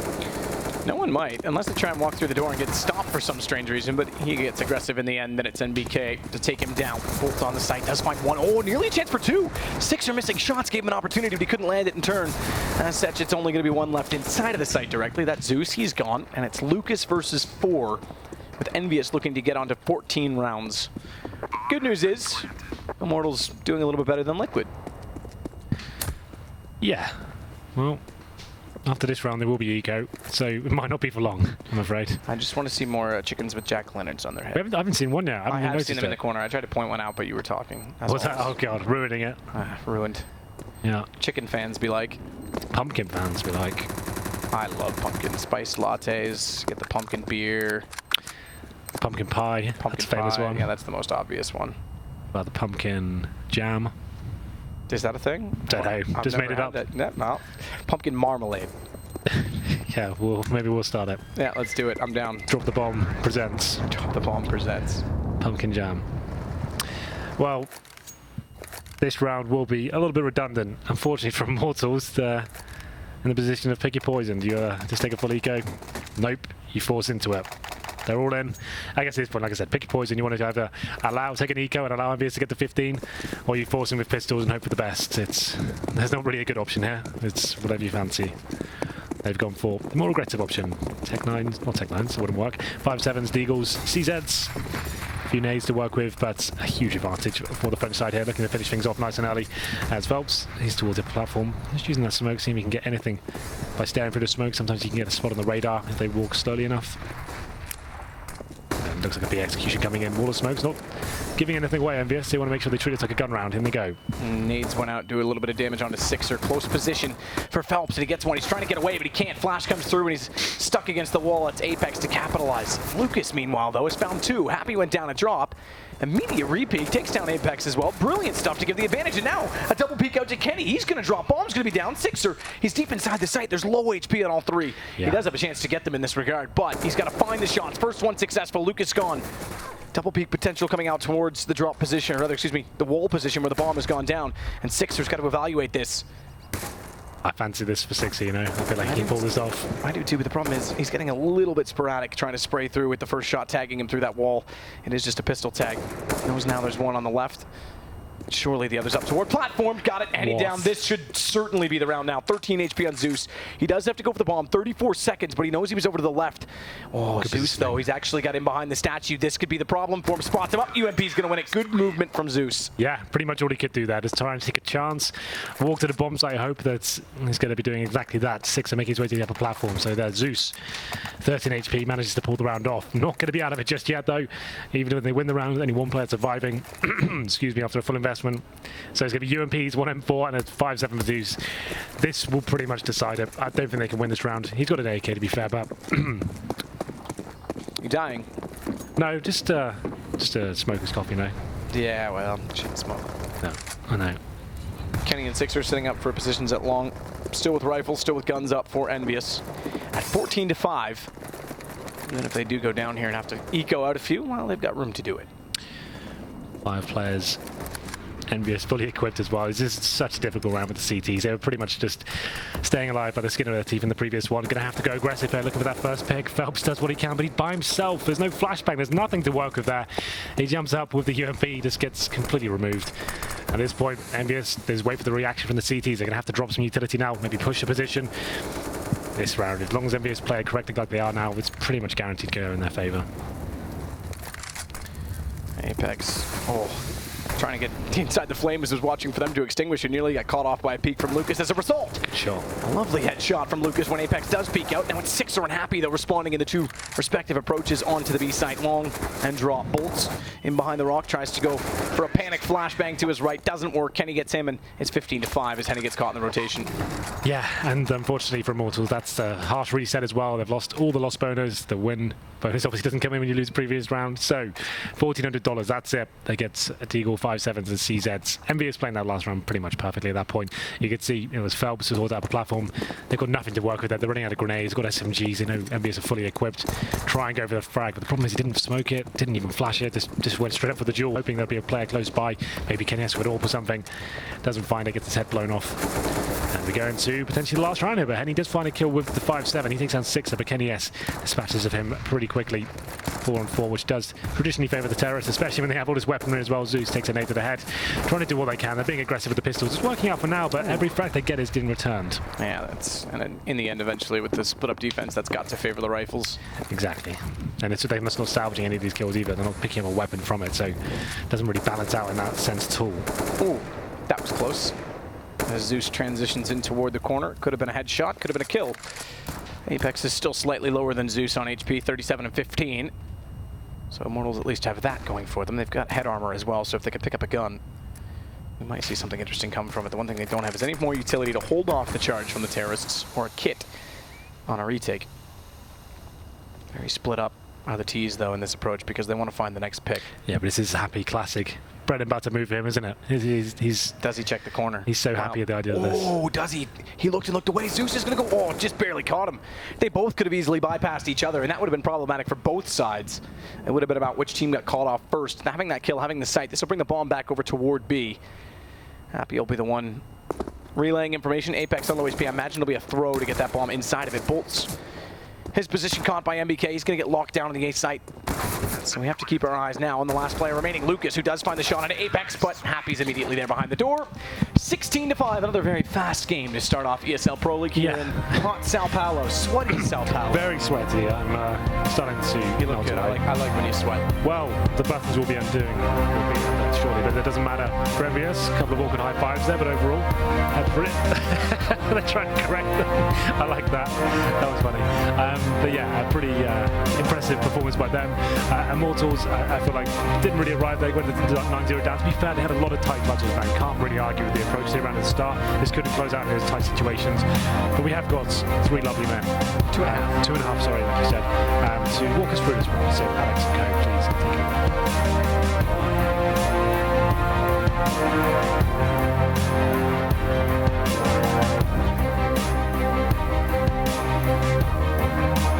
Well, the desk gets another prediction. You never go wrong. full Yanko. You're full, Yanko. You said I should never do this. This is the wrong decision, but I'm agreeing with Jason. And look what that got you. Look what that got you. What did that get you, Yanko? That's his first wrong prediction. You know what? I never actually keep the tally. I always forget. But currently, Jason, you're on 0. Yeah, but I'm done for the day, so I'm all good. I will surely end with less losses than Yanko by the time the day is over. But I'll do a percentage. Okay. Okay. And Yanko, you got the first one right and that one wrong. I'm doing ticks and crosses. It's quite a smart system. I'm very proud of myself. All right, so ND pick it up. Despite us believing the Immortals were going to actually do something, instead it will just be 5 rounds as I get incredibly loud in my ears. I think you actually phrased that perfectly, and we pick it up because basically Immortals threw it down on the floor, and then we just picked it up. Yeah, that was the Immortals that we talked about last week. Just looked like they didn't know, like they just kind of lost their fundamentals. Yeah. And I mean, we knew after the first 5 rounds just from watching Immortals play, we were like, well, this is an Immortals that is not going to win this match. The 1-on-2 from Bolt specifically for me, like, just kind of highlighted all their issues throughout that first half of the map. Where, well, I mean, first there's Phelps taking that fight close to double doors, like spraying through a smoke. That's not a high percentage fight. That's like just praying you're going to get that kill, and he gets killed in return. Puts Bolts in a 1-on-2, who plays it fine, gets the first kill, turns it into a 1-on-1, and then knows that the flank is coming. And instead of just stopping at the statue and getting behind and using that as cover, he tries to make it all the way to Chicken Coop and just gets picked off in the open. He's got nowhere to go, no cover, and you only make that kind of a desperation play when you're not feeling confident. And for me, like, the Phelps play was completely unnecessary. Yeah. There's no reason for you to take that fight at all. You have control of the site, get the bomb down, get the crossfires in, play the afterplans position. That's the first gun round, and you lost pistol. Yep. So that's probably one of the most important rounds they're going to have in the game. If they win that, then maybe they can get some momentum going and get high. But after that round, it's like 5-0, and I think they went B for the first 4 or 5 gun rounds completely. Yeah. I mean, I understand the preference of going B, but you can at least try and take long hauls or something, show some presence on A, because otherwise you're making it easy for the CTs. There's almost always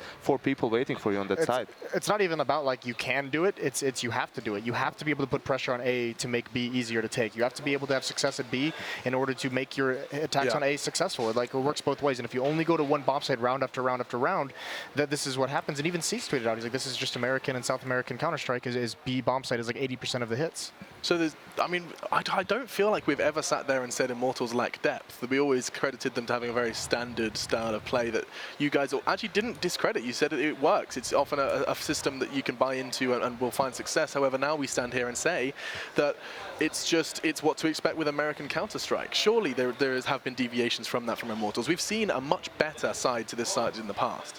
Yeah, I mean, this is a team that won DreamHack Summer. This is a team that beat Virtus Pro. Yeah. I mean, granted, they didn't have Zeus in the lineup during these 2 wins. This is a team that won Northern Arena with Zeus in the lineup.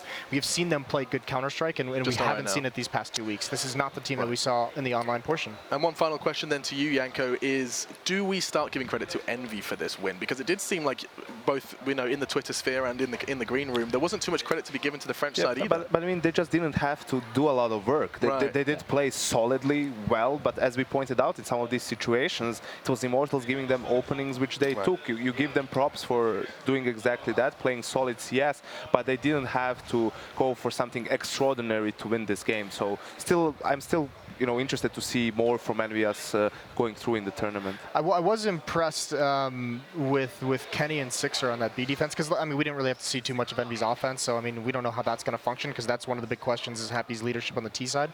But I thought Kenny and Sixer played very well together on defense on that B bomb side, using Kenny as like a pivot point at the fountain with the AWP. I thought NBK had some very good rounds. They had a couple rounds during some of those B hits where pressure coming through platform and then pressure coming out of drop, and both defenders looking the same way and eliminating like the drop attack and then focusing elsewhere. But like they did a very good job of coordinating which way both defenders were peeking, and that's a great sign for Envy. Yeah, a coordinated Envy pick up their first win. Perhaps of many. Will the French side continue to be able to run with this later on in the tournament? That was just our second game of the day, and our third just promised to be equally as exciting. In fact, we haven't seen too many close games just yet. We had ourselves a, what was it, a 16-3, now a 16-5, maybe. Let's keep it this way, Alex. Yeah, we'll keep going. We might even get to double digits. It's too hot to have 16-14. Yes, it's way too hot. Screw that OT. Screw those letters. Maybe it will happen next, though, because it's Mousesports versus Liquid, and we've got a lot to talk about that after our break, because it's got a lot of questions to be answered for Liquid. Will they be able to really do better than that train performance, or will Mousesports prove too dangerous of a team? We'll be finding out after our break how things do go down between Mousesports and Liquid. Please stay tuned.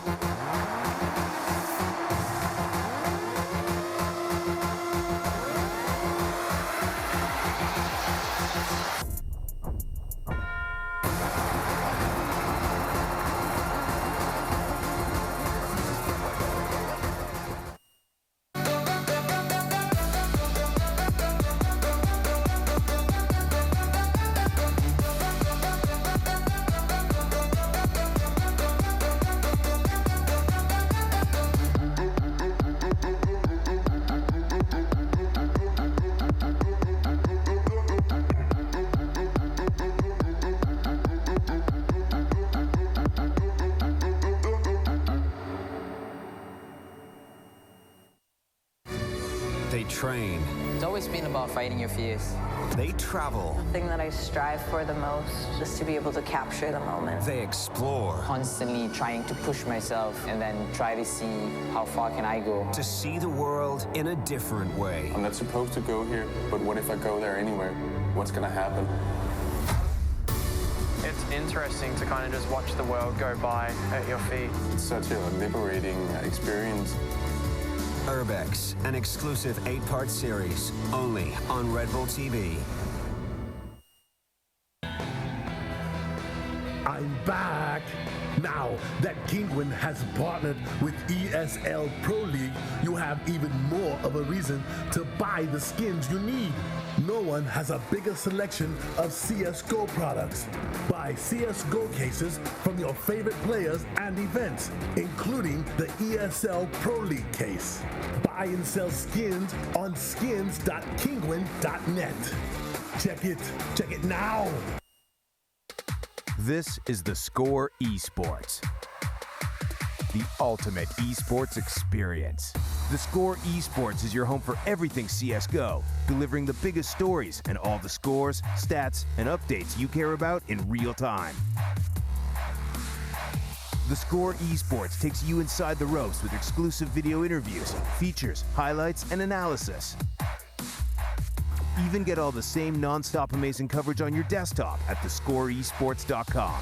The Score Esports. Get it now from the App Store or Google Play.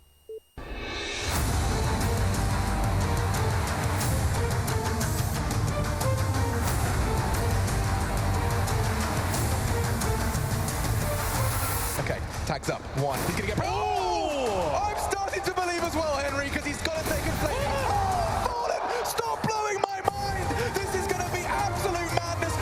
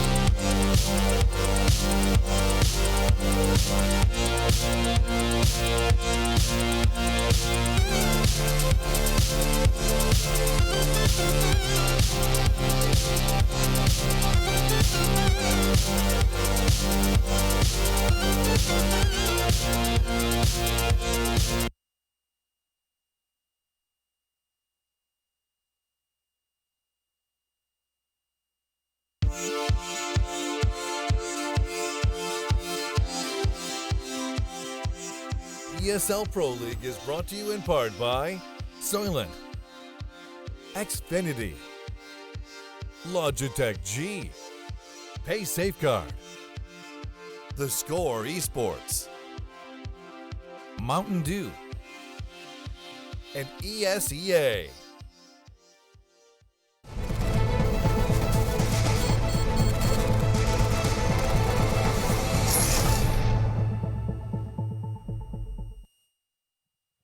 Host.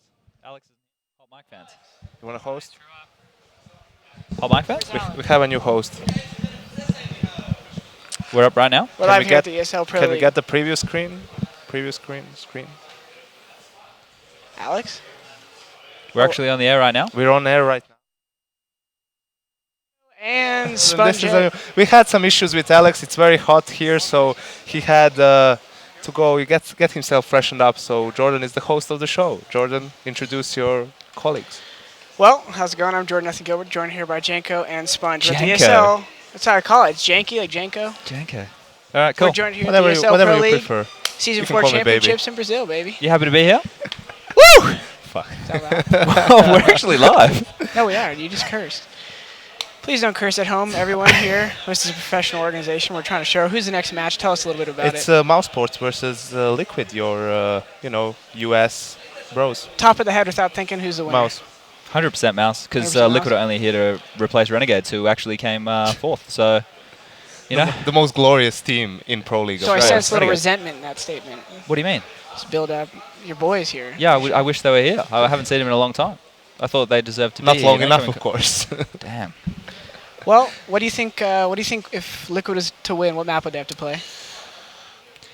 I don't think what's it's Mouse's worst map? No, I don't think. Yeah, I don't think the map matters because they look so disjointed in their first game. They really look like they're lacking Peacemaker a lot. So I don't think the map itself is gonna matter that much. They're gonna end up on a map that Mouse is gonna feel all right on. So considering how Mouse has played recently, I feel they're like the big favorites coming into this match. Yeah, there's no chance pretty much for them to play Cobble. Yeah. Yeah, so they're gonna. I think that'd be the best bet, huh? Probably. Yeah, maybe they'll. Well, they don't want to end up on a Dust 2. Maybe they could. I mean, Mouse says that they don't play Nuke pretty much, and after that they kind of veto Cobble, so they are comfortable with playing all of the other maps. Probably most comfortable on Dust 2, Mirage. That's their go-to maps. So, and anything around that, even Cache, Overpass, I feel that it's going to be pretty comfortable for Mouse. Hey, Alex. Hey. Hey, man. Just to build on what you were saying before we lose Jordan. So based on Liquid's performance throughout the season, where do you think that they actually should be standing right now in NA if you had to rank them? I don't know. This seems to be one of those limbo periods where it's the end of the season and the coach change really threw them into a loop. I feel like it's going to take another month for them to find their identity. I think, like you said, they're lacking a lot of decisiveness without Peacemaker. So I lost my train of thought with this magnificent man. But yeah, I feel like they lost it. Some of the decisiveness, but they obviously have a lot of talent. They have a lot of weapons on their team. They got to find out. I feel like Hiko's lurk might have lost a little potency lately. Did they take us off air? No, it's just so that you can now go and warm up, so Alex can actually do his job. Gets wrecked. Your salary's gone. Fine. Alu, in the meanwhile, chilling in mid. USD of his own. And the damage is being inflicted through the doors, and you can see AZ plummeting down to 19 health. FaZe really struggling. Smoke, a couple flashes, HE, and FaZe on their side do have a fair bit of utility as well. So, like you look at FaZe as like the EU version, right? This is before they added Carrick, and they were looking very disjointed in the way that they were playing. They were throwing out their strategies and stuff, and it looked like they had dry around them, but they didn't know why they were doing them. They just were doing it, you know, based off of what they'd practiced. Whereas this is what I'm seeing from Liquid now. That shows you the importance of leadership, right? It's not just when we say that some teams lack structure, that doesn't necessarily mean, oh, these teams lack having executes with smokes and molotovs and flashes, they just go one by one. It means having someone in place who will know what's needed at a certain point in the game, right? Sometimes playing a looser play style is exactly what you need. You know, focus more on aim duels, maybe group up, try to brute force your way in. But sometimes it's exactly the opposite. If you keep doing one thing all the time, there is a counter to it. That's why you need to have diversity. But it does seem like there's such a disparity, right? So we always sit there and we would credit for forever when Fnatic, you know, the Fnatic era, and we would sit there and say they are unique in the way they play. They just go and hit shots. Let me just stop you right there, Alex. Sure. I always think that was an anomaly.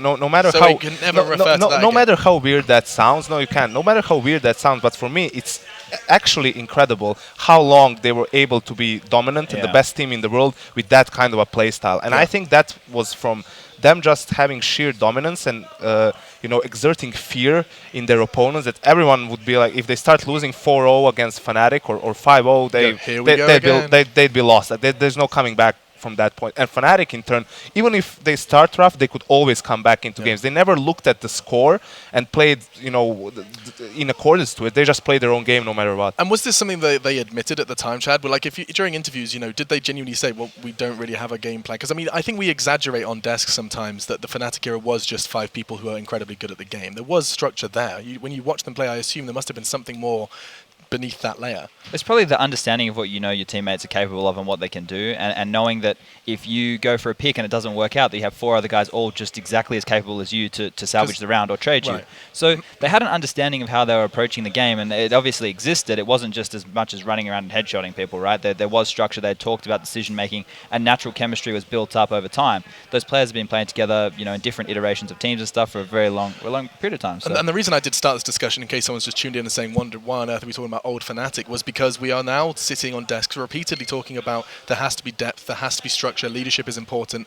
And I think it's just intriguing that we've already made this shift over the course of a year to the point where now you need that structure and you need to have those individuals as well. It's definitely seems to have developed as a game as a whole. Now, I'm sorry for not being here at the start, but I'm glad I can now ask you guys to start talking maps between Liquid and Mousesports. I think it's safe to assume that we won't be seeing Train again because Liquid probably have had their retinas burned out versus Optic.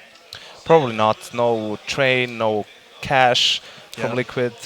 Well, I think Mousesports. I mean, you know Mousesports inside and out. Yeah, Mousesports will get rid of Cobble and Nuke, and after that it depends on preference and if the other team vetoed something else. So I'm expecting us to land on something perhaps Mirage? Maybe Mirage, but we'll find out. We can bring the whole thing up. Let's just have a quick look at how this did play out. So first, Mousesports have already acknowledged that they're not going to be playing Nuke anytime soon. Overpass and Cash were removed by Liquid, and it looks like it will be Mirage. I sounded smart there. It was a complete stab in the dark. Cobble and Train were removed by Mousesports, and it was Liquid's choice. Again, choosing not to take Dust 2. Isn't this something that was discussed on the desk previously, where we were saying Liquid Optic Dust 2 was available and didn't get picked up as well? They've shied away from Dust 2 Liquid. Like, I haven't had a chance to watch too many of their matches, but in their veto phases and having a look at it, it looks like they've moved away from it. When I was practicing in the States and stuff, there was a map that they loved. Like, it was a map that they had really good mid-round decision-making on. Elige and Nitro were fantastic at entering, you know, long, short, basically anywhere they went. So it was a map that we were quite afraid of as Renegades when we played them, as well as Cloud9. We looked at them as the best 2 Dust 2 teams in NA. So it's weird that they've moved away from that. And it's also, if you have, you know, problems with leadership and calling in the team, probably Dust 2 is the easiest match you're going to play. You can, you know, play a bit more loose, rely on your individuals, but on a map like Mirage, if you start losing control on the T side and you're going for those defaults, if the CTs are playing aggressively, that's where your game can really completely fall apart. Now, something I'm really interested in, I didn't... Predictions and throw. Oh, awesome. Thank you very much. So I was going to ask you about Chris J. Unfortunately, I wasn't here at the start. So instead, we'll just start looking for predictions then. It is, you know the map, you know the teams that are ready. I'm looking at you first, Chad. With these rosters on screen, who do you believe has it on paper? I think Mouse has it pretty easily. Probably, you know, 16-9 kind of scoreline. Doubting Liquid after that initial performance. It's not doubting them. I think on the T side, you need to set a good rhythm on the way you're going to approach it. You know, you need to be able to keep the team on their toes of how they, you know, which side's going to be hitting, what execute's going to be throwing in, faking off the default. It's hard to set a good rhythm, especially without good leadership and somebody making those instinctual calls. So I think Mouse have it based off of, you know, pure skill alone, really. Liquid did beat Mouse on Mirage at the major in the group stages, but for me that was pure anti-stratting from Liquid. They really knew the weaknesses of Mouse, and I don't think the same approach is going to work this time around, so I'm going with Mousesports in this one.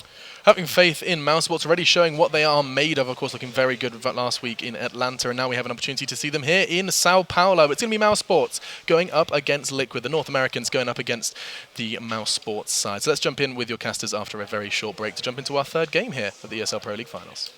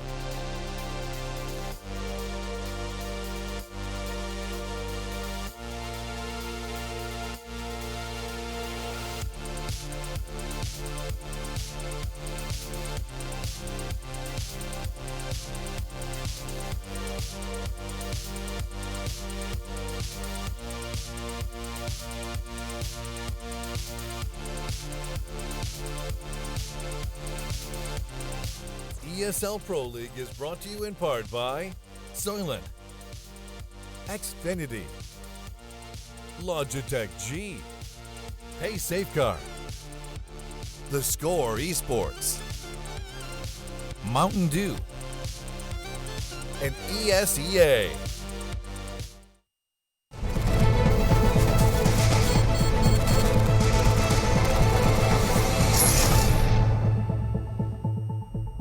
All right, ladies and gentlemen, welcome back once again to the ESL Pro League Finals here live from Sao Paulo, Brazil. I'm with Moses, and we're getting ready to jump into Liquid's second match of the day. First one didn't go so well, so now as we get into the second one, what do they need to do to recover now against Mousesports? Well, yeah, I mean, the first map not going well is like the understatement of the year, right? I mean, the big thing is they need to get some of those stars back in action. The Nitro was missing, recently gave up the in-game leading role so we could focus more on the fragging. We're not seeing the result of that. JDM, again, another quiet game from him, still hasn't figured out exactly how to be himself in this roster, in this lineup. And I think definitely, I mean, it's going to be interesting just because we saw how uncomfortable they looked without Peacemaker behind him on the first map. Now, again, they're going to be going into Mirage. This is a very strong, I believe we have Mousesports, right? Yeah, okay. Yeah. I thought I was going crazy there for a second. I thought it was like heat stroke kicking in, but yeah, I mean this is a map. Mousesports played very, very well last week against Immortals, who we have seen falter a little bit themselves. But you know, this is going to be a very, very good map for them, and especially Chris J was playing lights out with the AWP. He was like a god last week, and if JDM was once again not going to show up, if he's going to have like disappeared from the server, I don't see a lot of opportunities for success here if no one can challenge Chris J. Yep. And now we can see Team Liquid there getting ready to warm themselves up now, and it is going to be going over to Mirage here too. I mean, just general prospects of this map. Do you think Team Liquid are going to have any chance of doing well against Mousesports, or do you think that this one's going to end up being a pretty quick victory for them too, based on the earlier results from Liquid and now the strength that we've seen from Mousesports? Oh, but it does look like we are going already into the pistol round, and it's already 2 kills out for Mousesports now.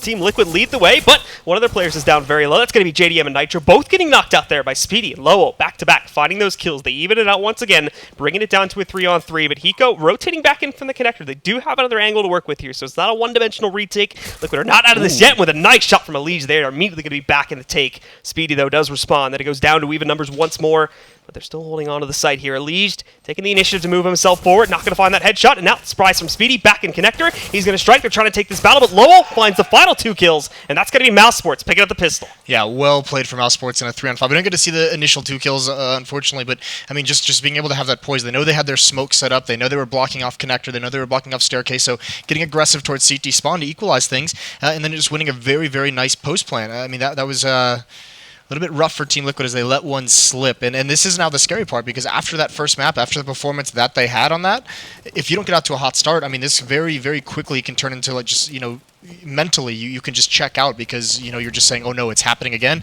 Now we have a fast B rush. And Hiko's going to be really the only player here to hold this, but they don't see him. They all dive in. They got a completely flash, but look, he's going to remain silent about this, and he's even going to be allowed. Creeps up. There goes the bomb down. Picks up an AK. He won't get a second kill, but he's bought a bit of time. Unfortunately, it doesn't seem like that time is going to be enough now, as no one else is out on the site. No one else is in a really good position to make an impact. But just as I say that, though, there's Pimp with the Deagle doing a little bit more work. He moves out. He finds Chris J, takes him down, and with Low at 12 HP, Team Liquid are looking good. If they can just get out of the market here, they could definitely try to take out the rest of Mousesports here, but they're going to hold strong and wait for exactly that as they try to hold on to this B site. Yeah, Dennis close up though at the Mac 10. There's no armor on these Liquid players. He's going to get aggressive. He's trying to clear this out. The smoke is going to cover his retreat. So a little bit of a skirmish, and still Liquid can't really do much at the time. See, Dennis actually just gets dinked from someone down to 1 HP.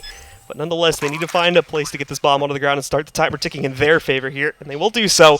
So Mousesports now, they're going to try to force Team Liquid out into the open. They're all here. Nobody in all this time that they've been hiding out in market, nobody else has tried to rotate back over towards mid or anything, so they're still stuck in this one angle to retake from, and now they're going to start to punish in the other direction. Nico shuts out Elige, but keep in mind how low Lowell and Dennis are. Nico, though, is dominating this, and him and Lowell will finish off the final kills to chain together the second round for Mousesports. Yeah, fortunate. Nicely done from Mousesports. Nico with the high HP, the only player with any HP to take any damage whatsoever, at a critical position to really stop them from swinging out wide on his low teammate. So a very good, you know, impromptu crossfire, bait and switch, whatever you want to call it, from Mousesports there.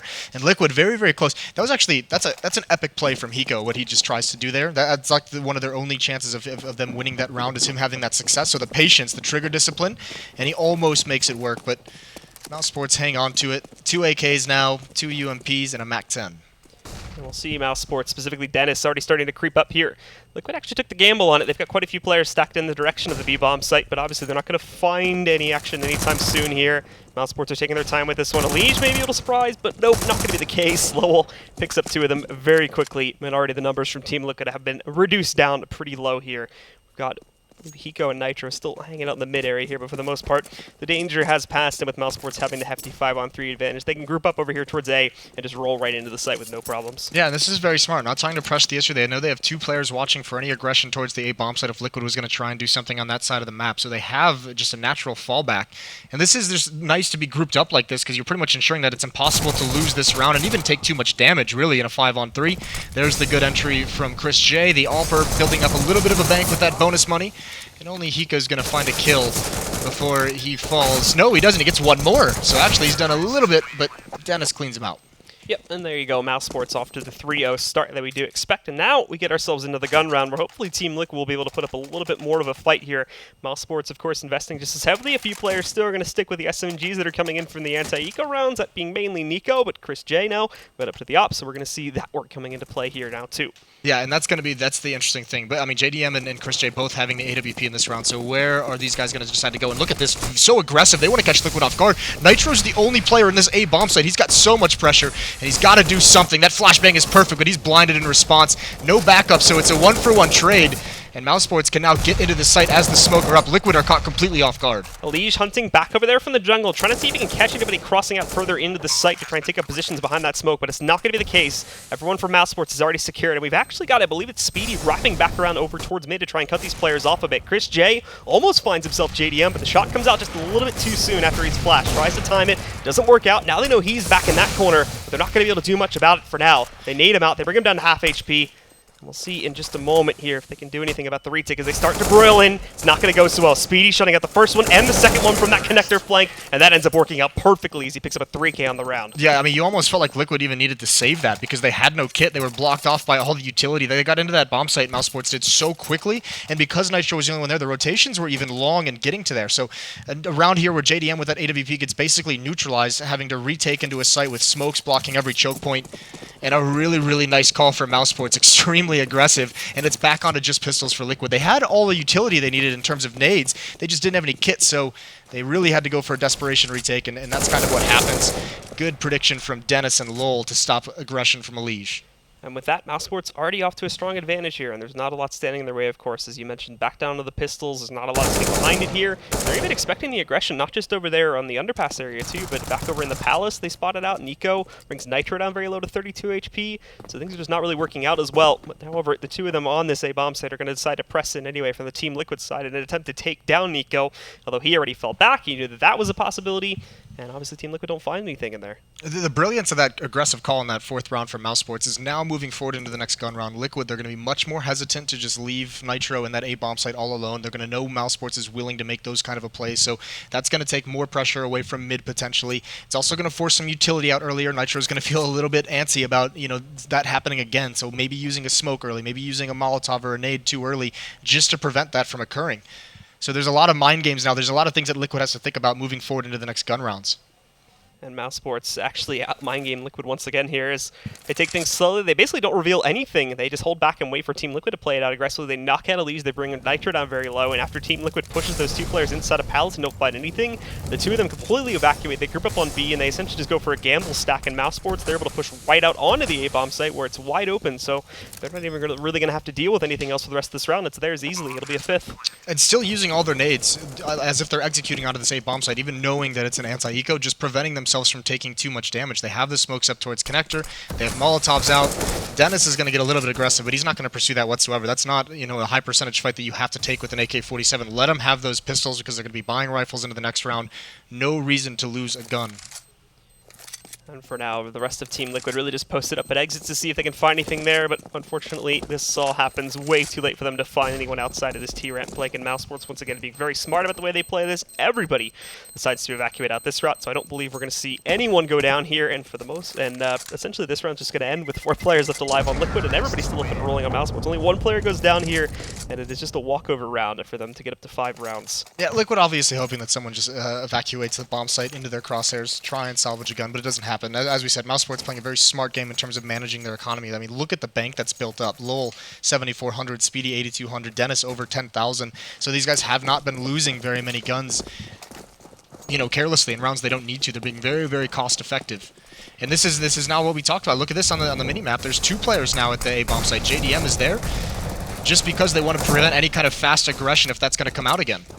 Kick it up though, however, Mousesports take very fast mid control, and Lowell again finding the shots early on here, moves in, immediately shuts down one of those 2 ops already. That's JDM being knocked out, Nitro blind, but he's still able to hold a close angle. That's actually the bomb going down, and Elige, perfect spray transfer to get that second kill. He will get knocked out, but Hiko rolls in back from the window room to finish things off and put a first round on the board for Team Liquid. Good recovery. It looked like that was going to work for Mousesports. This time they switch it up and they go fast-paced towards Connector. That opening pick onto JDM was nice, but they kind of get stopped cold from there. They don't progress forward. So Liquid, I mean, especially with Nitro dropping the bomb, but they have time to rotate into position to kind of shore up the defense. They can plug those gaps, and they made it work. So 1-5, but Team Liquid, they've got to string these together now. Because they survive with 4 players alive, it's going to be a little bit easier on the economy, but they have to be able to string rounds together. That's what they couldn't do earlier today on train against Optic. Yep, the money for Mousesports here now is still going to remain strong for like 3 of their players after they buy into this round too, so looking good at this point to keep themselves at a competitive edge against Team Liquid.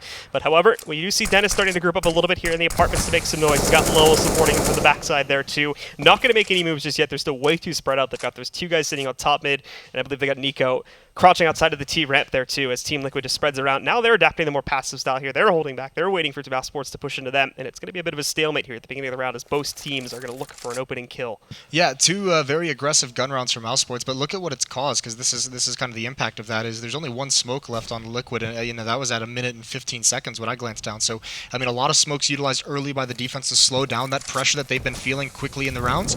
And now Mousesports, it might be a little bit easier to get through these choke points. The next obstacle is this double op setup. I don't think they're aware it's out quite yet. Pimp has 1, so does JDM. This is a clever boost to hide the fact that Pimp wants to peek this, and there's the flick. Nice shot. 1 more. Can he go for it? And he does, but he misses it. Now he's got to fall away. Now he's got to get into a better position. Hiko, in the meantime, has fallen way back over there to the other side of the bomb site. He's actually drawing a lot of the attention currently. They don't realize just how close Pimp is sitting over there to it. However, he is going to get knocked out, and so will Hiko. Elige responding with one of his own there. Lowell almost takes that a teammate, but he does hold strong in that corner, takes that Elige, and that's very good control maintained for Mousesports now. Best bet for them is that Nitro is able to sneak back in through the apartments here unnoticed and find the first kill or 2 for free here. Well, this happened a lot easier, but as he sneaks in, they do have players looking towards this angle. All attention is drawn for the most part onto JDM, but they do have eyes over here on the apartments too, and there you have it. Chris J shutting out Nitro the second he peeks into the open, and JDM is going to fall away to try and save this up, but even that maybe not be possible. Yep, so he's just going to take him down. Another good round for Mousesports, and it's all on Lowell jumping out of the window. Hiko never realized it occurred, and Lowell's able to get close up. You can see Hiko's kind of watching from the wrap around the bomb site as a whole, but Lowell takes a different angle through the bomb site. And that's what really, really prevents that defense from doing anything, even if with the opening pick. I mean, that was the thing. Pimp gets that first kill early, so they have time to rotate. They have time to get into better positions, but that repeat kind of forced Pimp to just stay alive at Van, and from there with the AWP, so difficult. And even though they won the round with 4 players alive previously, now they have to be back onto pistols. 1 scout in Pimp's hands. This is looking like a dire situation for Liquid, because this half is you have to look at it as 6-1. This has already gotten out of control considering they're on a save. And now we just sit back and wait again for Mousesports to play things passively. We have to make sure Team Liquid don't decide to aggress again. For almost every time they've tried that here on these eco rounds, it has not worked out in their favor, as Mousesports have just been sitting back and they've been waiting for it. Same thing you're going to see here with Chris J, just slowly peeking out, very slowly, trying to clear the site. However, he doesn't check the top side there of the bricks, so Nitro's actually going to be able to jump up on top outside of his crosshair. And that overpeak is going to end up causing the loss of him very early on in this round. However, now everybody from Mousesports, they're going to rotate over here, and it looks like it's just going to be a big 4-man push into this site. Can Nitro do anything else? And you just know that he's going to want that gun, but Nico takes the op away. So Dennis is the next one up with his AK-47, and now this gets into a little bit of a decent bait and switch. If Pimp takes this first shot and tags him, that's going to soften Dennis up for Nitro to clean it out. And all 4 members of Mousesports are here. They have no map control, so they basically have to go for this A-hit. Here comes Dennis, and he's not going to clear it until just late, and Nitro can't get the kill. The scout coming out doesn't work, and it's all Mousesports. It looked like it could have been a little bit dangerous, but nothing goes the way of Liquid. There are some low players on this Mousesports side, and JDM trying to do anything, trying to tag up a couple more players. I mean, any of these scout shots are essentially going to be deadly on 3 of the 4 players, so any damage that can be done is beautiful, but, I mean, Liquid's now locked out behind smokes. none of the choke points providing them an avenue to get back into the site. Yep, after the initial kill from Nitro there, they realize it is going down to another eco for Team Liquid, and they are able to just push into the site without too much trouble here. Even Hiko's attempt to get himself back in there is not met with much success. He gets knocked down, and for JDM, he's just hoping someone comes his way now. But they're smart about this one, and Mousesports on these post-round, or really the post-plant situations, they have not been playing aggressively at all. They've been playing the exact opposite of that, very passive, just to make sure no one defuses it. They fall back to very safe positions to make sure they can retreat properly, and once again, that's going to be what will happen here. They'll let JDM get away, but he's 0-6 right now, and he's only got a scout, so it's not the biggest deal in the world to let him get away with that currently. And also, I mean, this is gonna. I mean, I don't know if their Team Liquid's how much pressure they're feeling, but they might feel like they have to force buy here, and that's a tough spot because they're not gonna have. It's not gonna be a super strong buy. You can see JDM may just have to stay on the scout if they buy here, but also they might just be feeling that they can't afford to double save. That's kind of the question that Liquid has to answer here, and they haven't taken a pause, so it looks like they are just gonna go for that double save. Nothing bought up, just going for light pistols. So Mousesports with a great opportunity to go up by 7 rounds. And once again, actually, they're gonna go for this one here a lot more aggressively than they have on some of their past rounds. However, flashbangs initially are very good over there, blinding the players that are on the A-bomb site, and Lowell just destroys Pimp immediately. They haven't spotted the second player sitting in the smoke yet, so Elige has the possibility to jump out in surprise, but now he's alone here in all reality, and while he does actually find Nitro does, find 1 kill against Chris J, Elige gets traded back down there, and this goes into a 4v2 very quickly. 4v1 now, as Nitro overstays his welcome. Look how patient Mousesports is being in taking this site. Even knowing they're going up against pistols, they're not trying to force the issue. They know they have advantages everywhere, and even that entry from Lowell was so disgusting because it was actually a pretty good call from Liquid. They double naded the top of that ramp, and it brings Lowell down very low, and he still just gets a flick headshot. But, I mean, this is what we talked about as well at the beginning. Like, what is Liquid going to have to do? Well, they have Pimp at 2 kills. They have JDM at 1. I mean, and then 6, 5, and 4 for the other 3 members is still nothing to write home about. So there's just not enough damage, not enough killing coming out from the Team Liquid side. This Mousesports game plan, they're doing very, very effective trades. They're catching Liquid off guard. This is a really sick T-half that they're putting together. See if that can continue here as Team Liquid do get to go for another buy here, but Mousesports getting a lot more active in the way that they're moving early on in the rounds here. They're very, very timid previously for good reason since Team Liquid was playing it very aggressively, but no more is this the case. We've already got Chris J creeping up to the apartments, trying to clear things out. He's got to be careful, but he does have a lot of support from teammates. Unfortunately, that smoke is going to come in at perfect timing as it allows Hiko to peek, take down Chris J, and none of his other teammates that were sitting behind him here were in a good enough position to trade because of the smoke blooming just in time. So really well executed there from Team Liquid, and they will get the 5-on-4 edge because of that. But now they've got to keep it. We've seen this before, and it has fallen apart just moments after it. Hiko, the next one up. Oh, and Pimp sees the barrel, and he goes for the pre-fire, and there's a kill for him, and Hiko's here as well to support. So this B bomb site is locked down, but again, Mousesports has dedicated a lot of bodies to these hallways, so they don't really have anywhere to fall back to. It's just one player. It's Speedy at the top mid, but he's going to have to try and split onto this B bomb site. He's got no utility with which to do it, so he's got to run the gauntlet. Oh, that's a nice shot from Lowell. He's going to open things up. Hiko's here, but he can't get the return kill. Now rotations are on the way. They know Hiko's sitting on this site too, and he's almost caught out there, but he does hold against Lowell. Now that at 20 HP, but again, he finds another kill there. Takes down Dennis, who's wrapping back wide out into the open with JDM's final kill there. That's going to end it. Team Liquid finally chaining together another one, and that's not going to stop Mousesports, however. They're going to go right back into another buy. I mean, this is the product of how well they've played all these rounds with so many players surviving in their anti-ecos, how much money they have built up, still not in danger of being reset. In fact, in the next round, if they choose to, they'll even be able to get an op on Chris J if they want to, if they're having to lose this. But Liquid, now they have to string this together. This is their opportunity to get back into the half, because losing this, it could be another very, very dire, couple of rounds of saving. We can see Mousesports again actually going for a little bit more mid-control, which they haven't been the biggest fans of so far in this half, but when they have, I mean, things haven't been going necessarily badly for them. They've just, for the most part, been avoiding the bigger plays towards it like we're seeing now. I mean, this is pretty interesting as well, because Liquid, ever since that opening gun round where Mousesports hits the A-bomb site very quickly, it's been JDM and Nitro in that A-bomb site. They haven't put any pressure on mid whatsoever, so Mousesports, I mean, they can pretty much get mid-control for free if they choose to go at it, but for now, they're not really utilizing it. It's a very slow-paced mid-control. They do get themselves out from under, however, as we can see 2 of their players starting to slowly creep back in.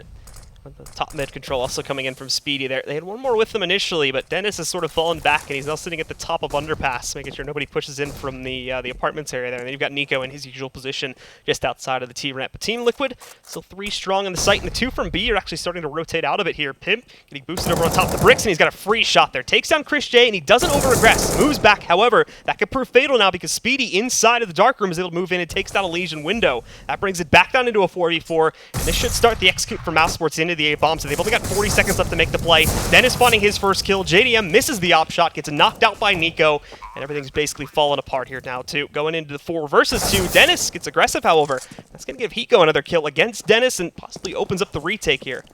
They basically have to go for this. They do have a kit on Pimp.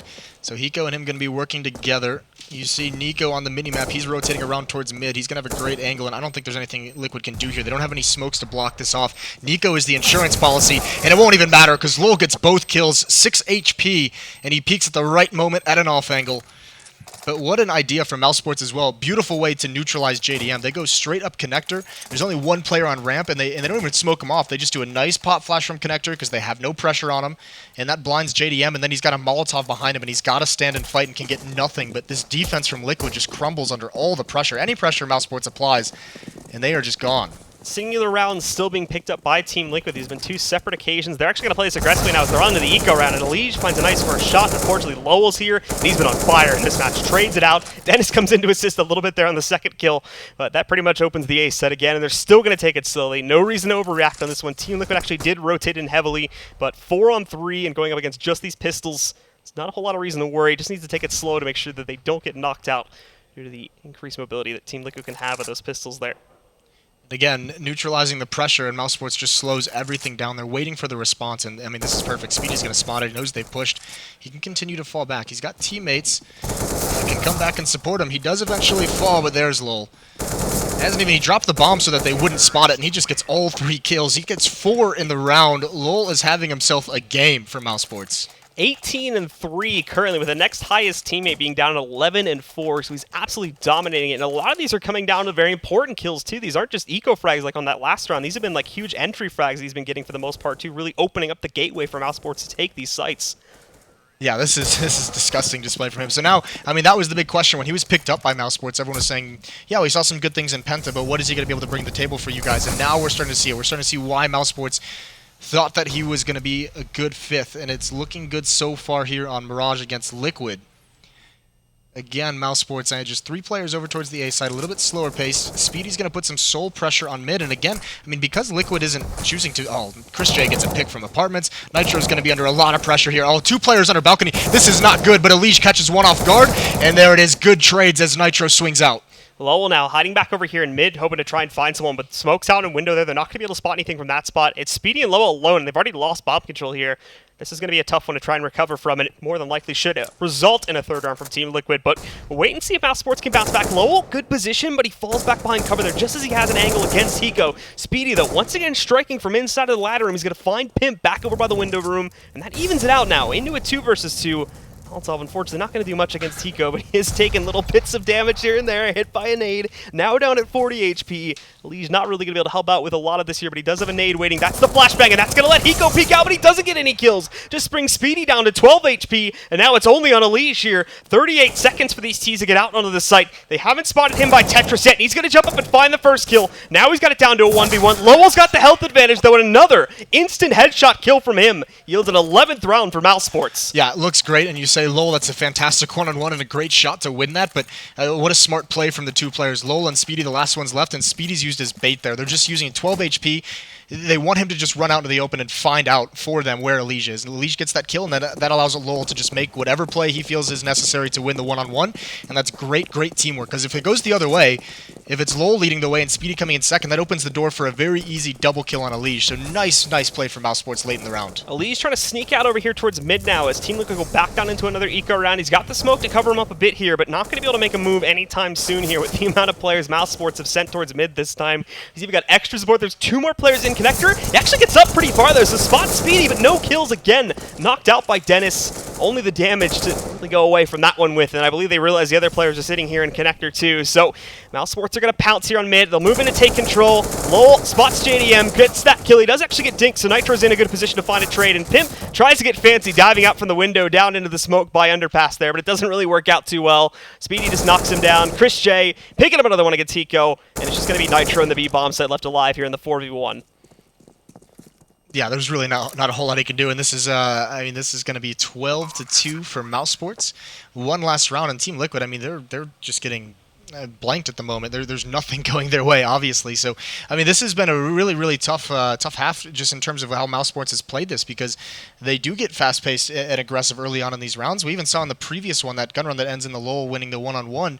It's a 3-on-2 in Liquid's favor, and just because there's still so much time left on the clock, those two players from Mousesports are able to make it work. They have time to kind of move around the map, to find a pick, to open up that A site.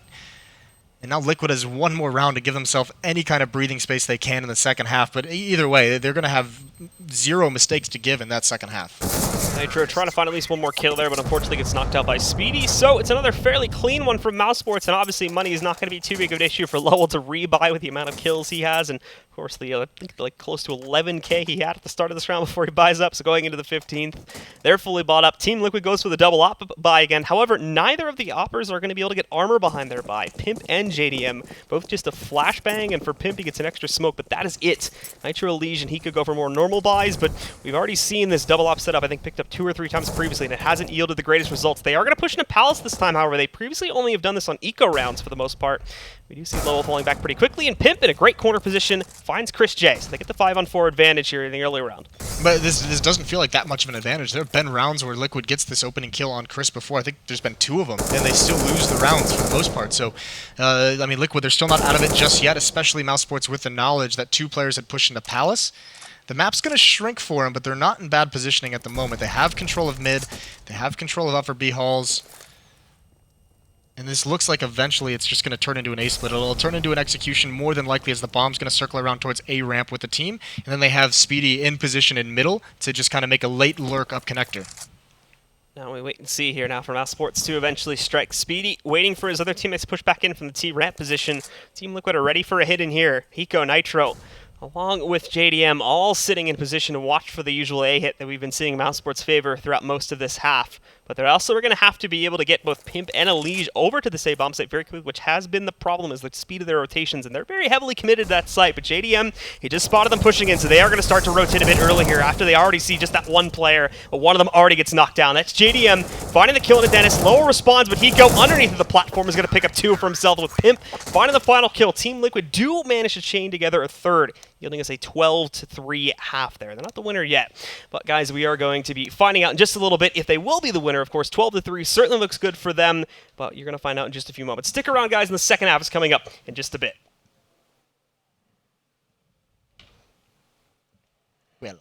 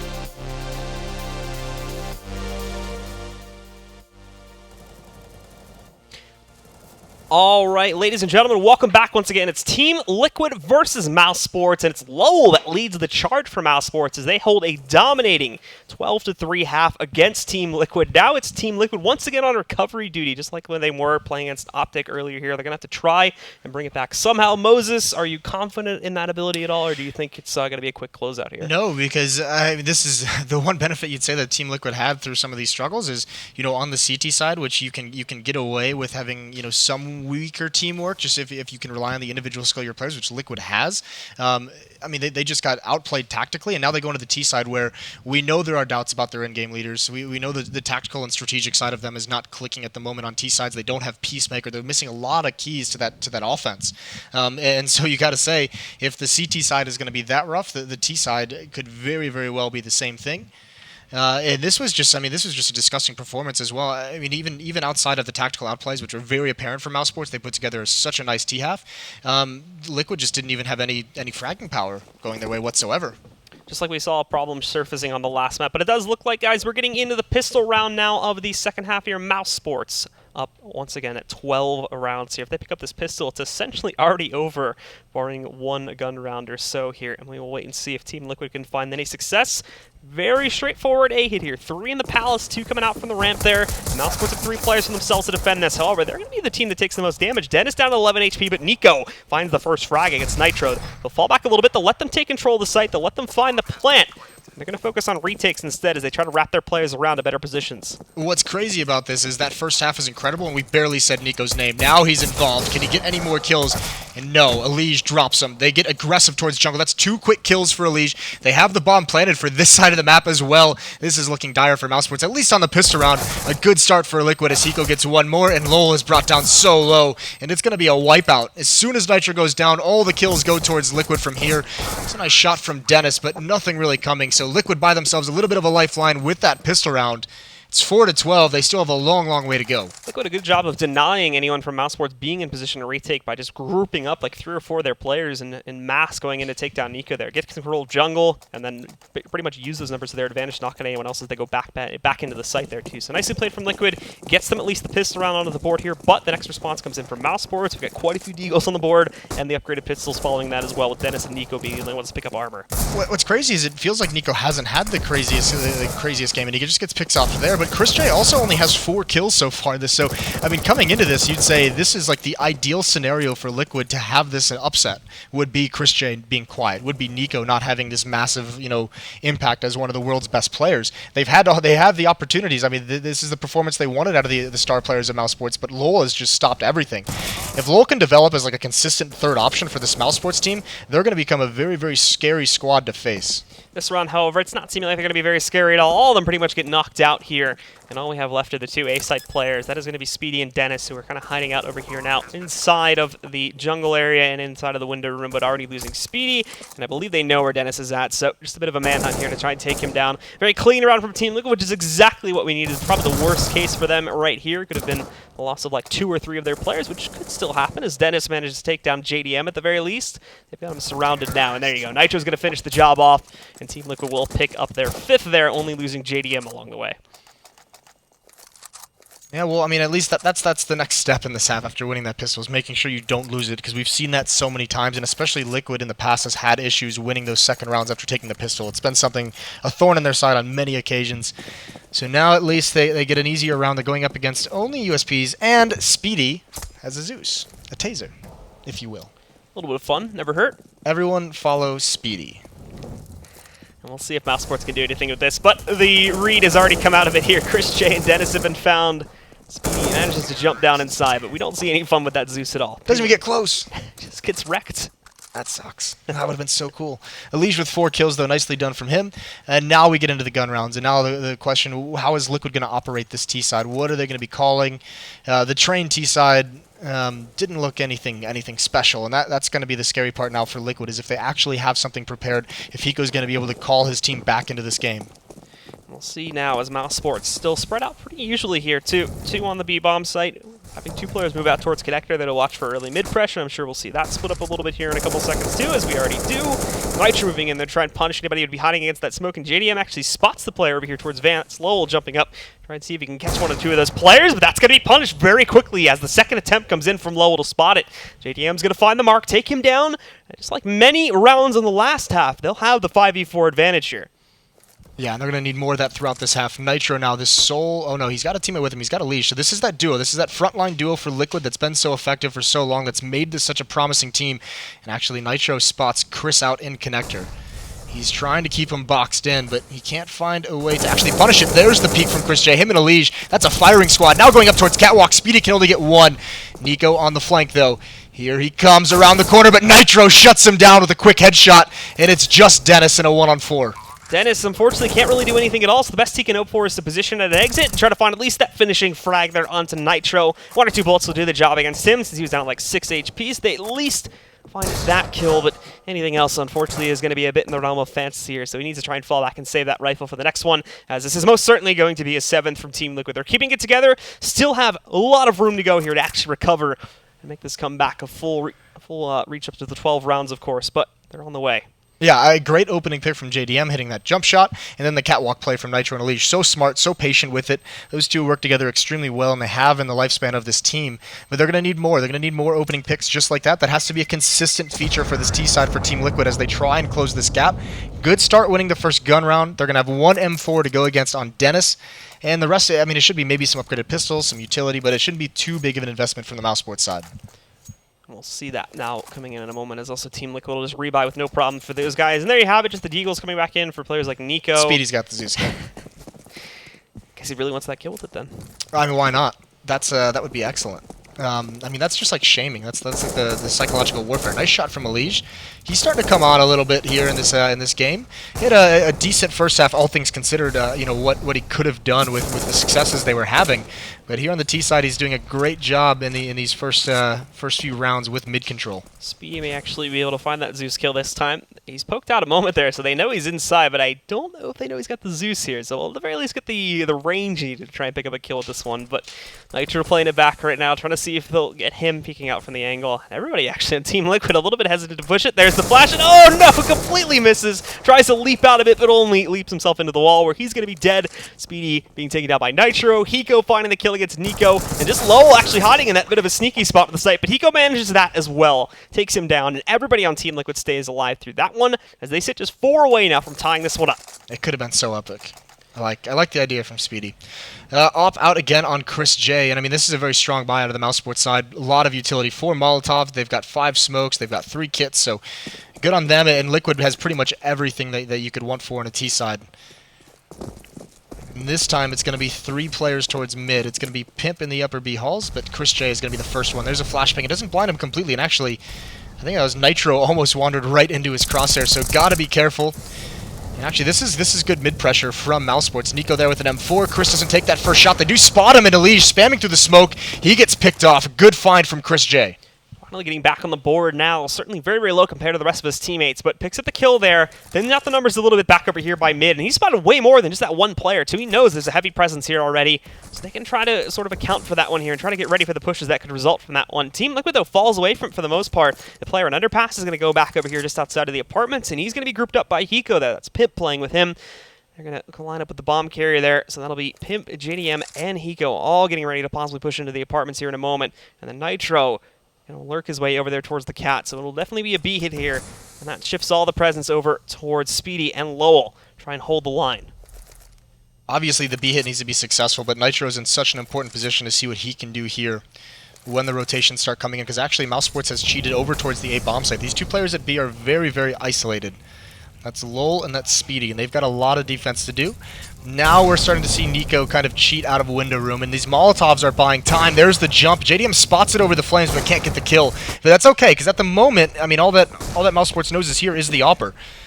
And here comes that hit, and JDM's going to watch window. There's Speedy. He's cut out in the open. Nitro with the big play. Lowell, though, had the crossfire. He can only get 1. Nico's up next. He's going to try and stop this plant, but he can't do it. Nitro with more impact. Now Mousesports just try to scramble back together here too. Team Liquid didn't even have a lot of time to make that hit work, but there's JDM finding Dennis, and it all comes down to Chris J in a 1v3. He's got these players actually lit up quite a bit with the op. That's not even really going to matter. It's not even like he's a really good secondary pistol either, but oh, finds Hiko, trying to push into the window room, and it's a headshot too. Nicely done, knocking him out. Was an AK on the ground if he wanted to try to really push in for the retake, but obviously it'll be unwise. He'll fall back and he'll save the op for the next one, and they'll let Team Liquid pick up a 9th. Yeah, Mousesports haven't picked up a single round. You can see on the scoreboard that they haven't picked up a single round in the second half, so it's going to be 6 straight for Liquid.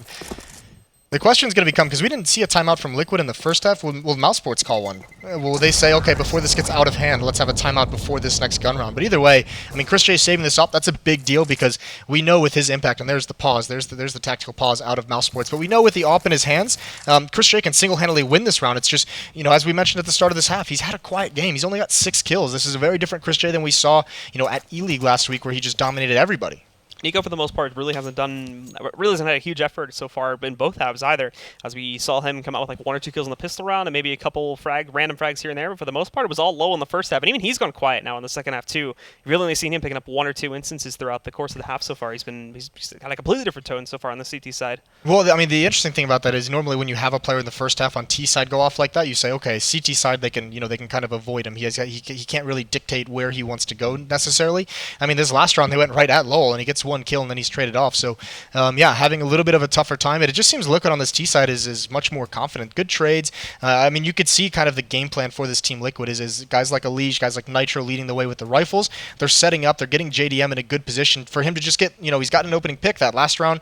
They get him some space and he just sets up to watch for the window rotation and gets his 1 kill that round. Still having, pretty quiet game and for JDM standards, but, if he can continue to have that impact, that's going to be huge for Team Liquid. And right now in this comeback, and this little bit of a comeback they have going on, it's looking good. Yeah, absolutely, and only sitting a few rounds behind their opponents now too. This is certainly winnable, even if we start to see Mousesports pick up rounds here. If it's the same problems as Team Liquid had, where it's very inconsistent winnings there, picking up like 1 or 2 separately with 3 or 4 apart there, constantly having their economies reset, then Team Liquid's going to be able to punish that, and they will be able to round the scoreline back into their favor eventually.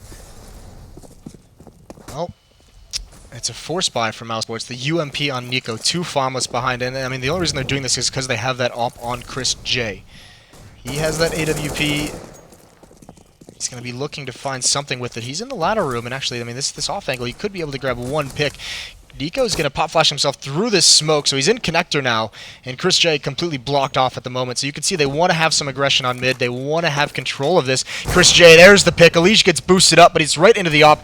Nico going to try and come through the smoke. Him and Nitro are trading places. Pimp's going to fall. He's not aware, but Nitro's going to be able to punish that on the return. It's a little bit messy, but at least he gets the kill. Now he's got to be cautious. He knows there could be someone behind him on Catwalk.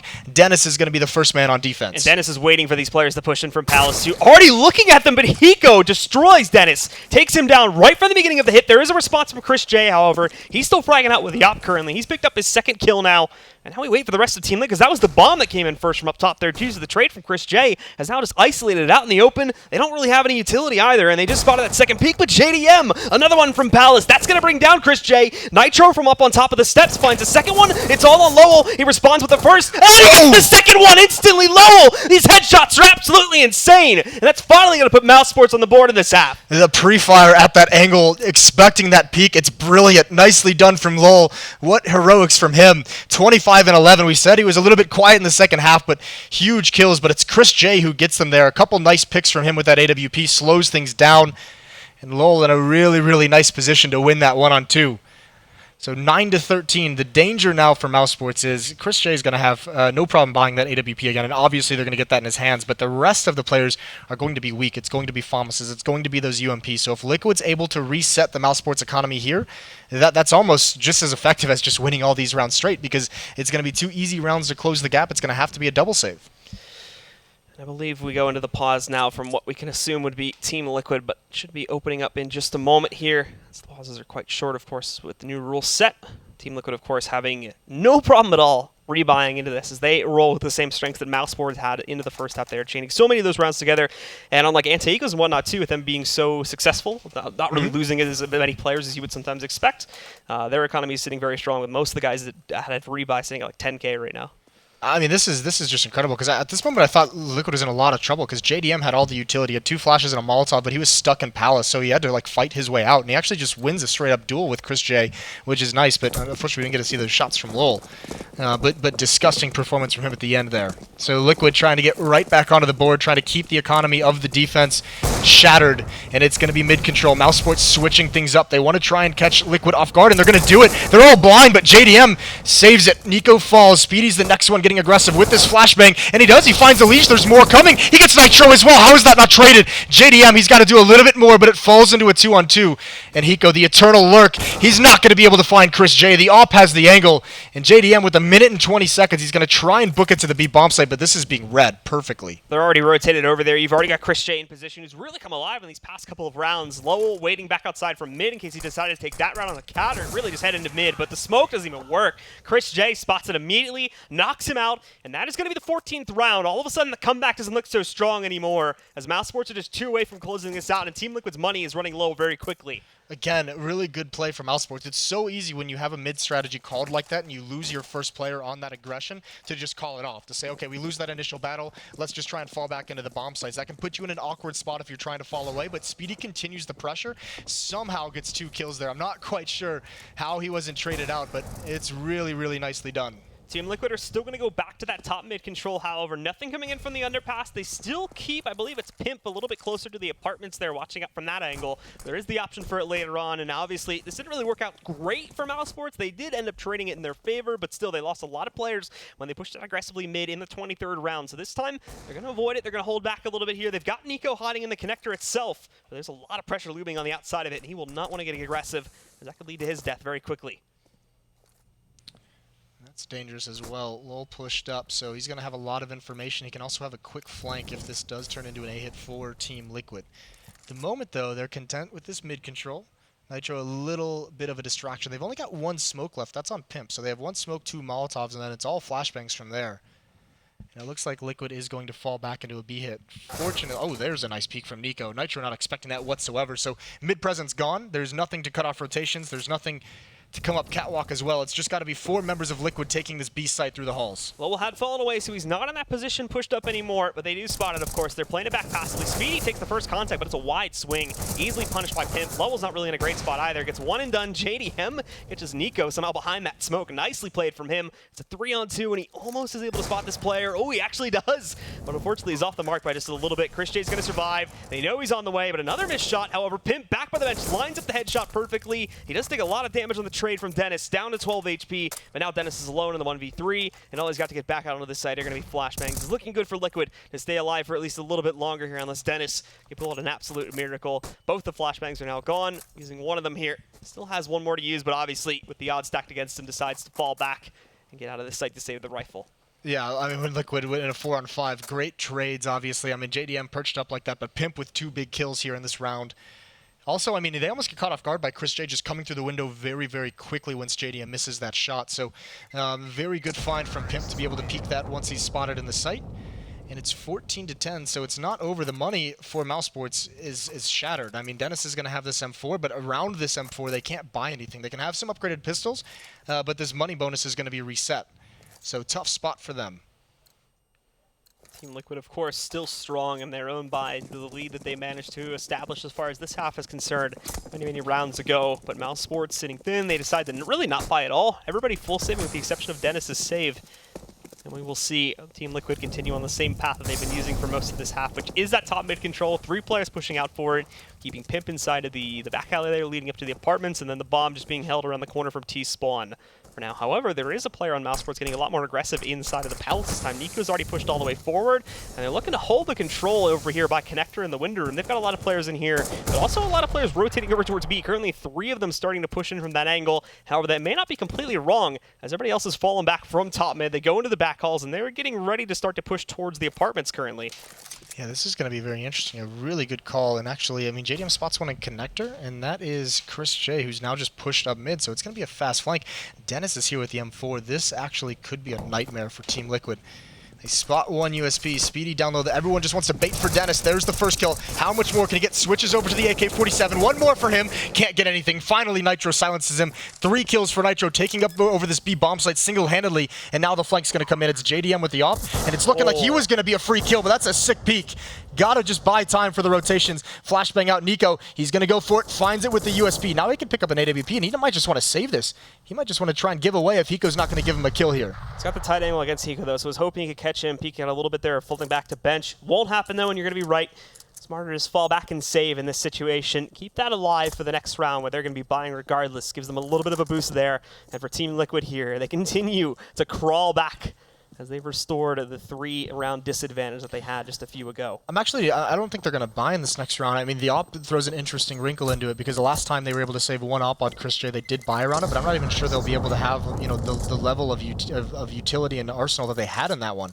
So this might be something where they drop the op over to Chris J, say buy light armor, and then we'll just save around you some upgraded pistols. And this is why there's a pause. They're gonna talk that over. If they choose to go that route, they'll have a game plan around it. If they choose to buy the FAMASes and have less utility, they'll obviously go that round.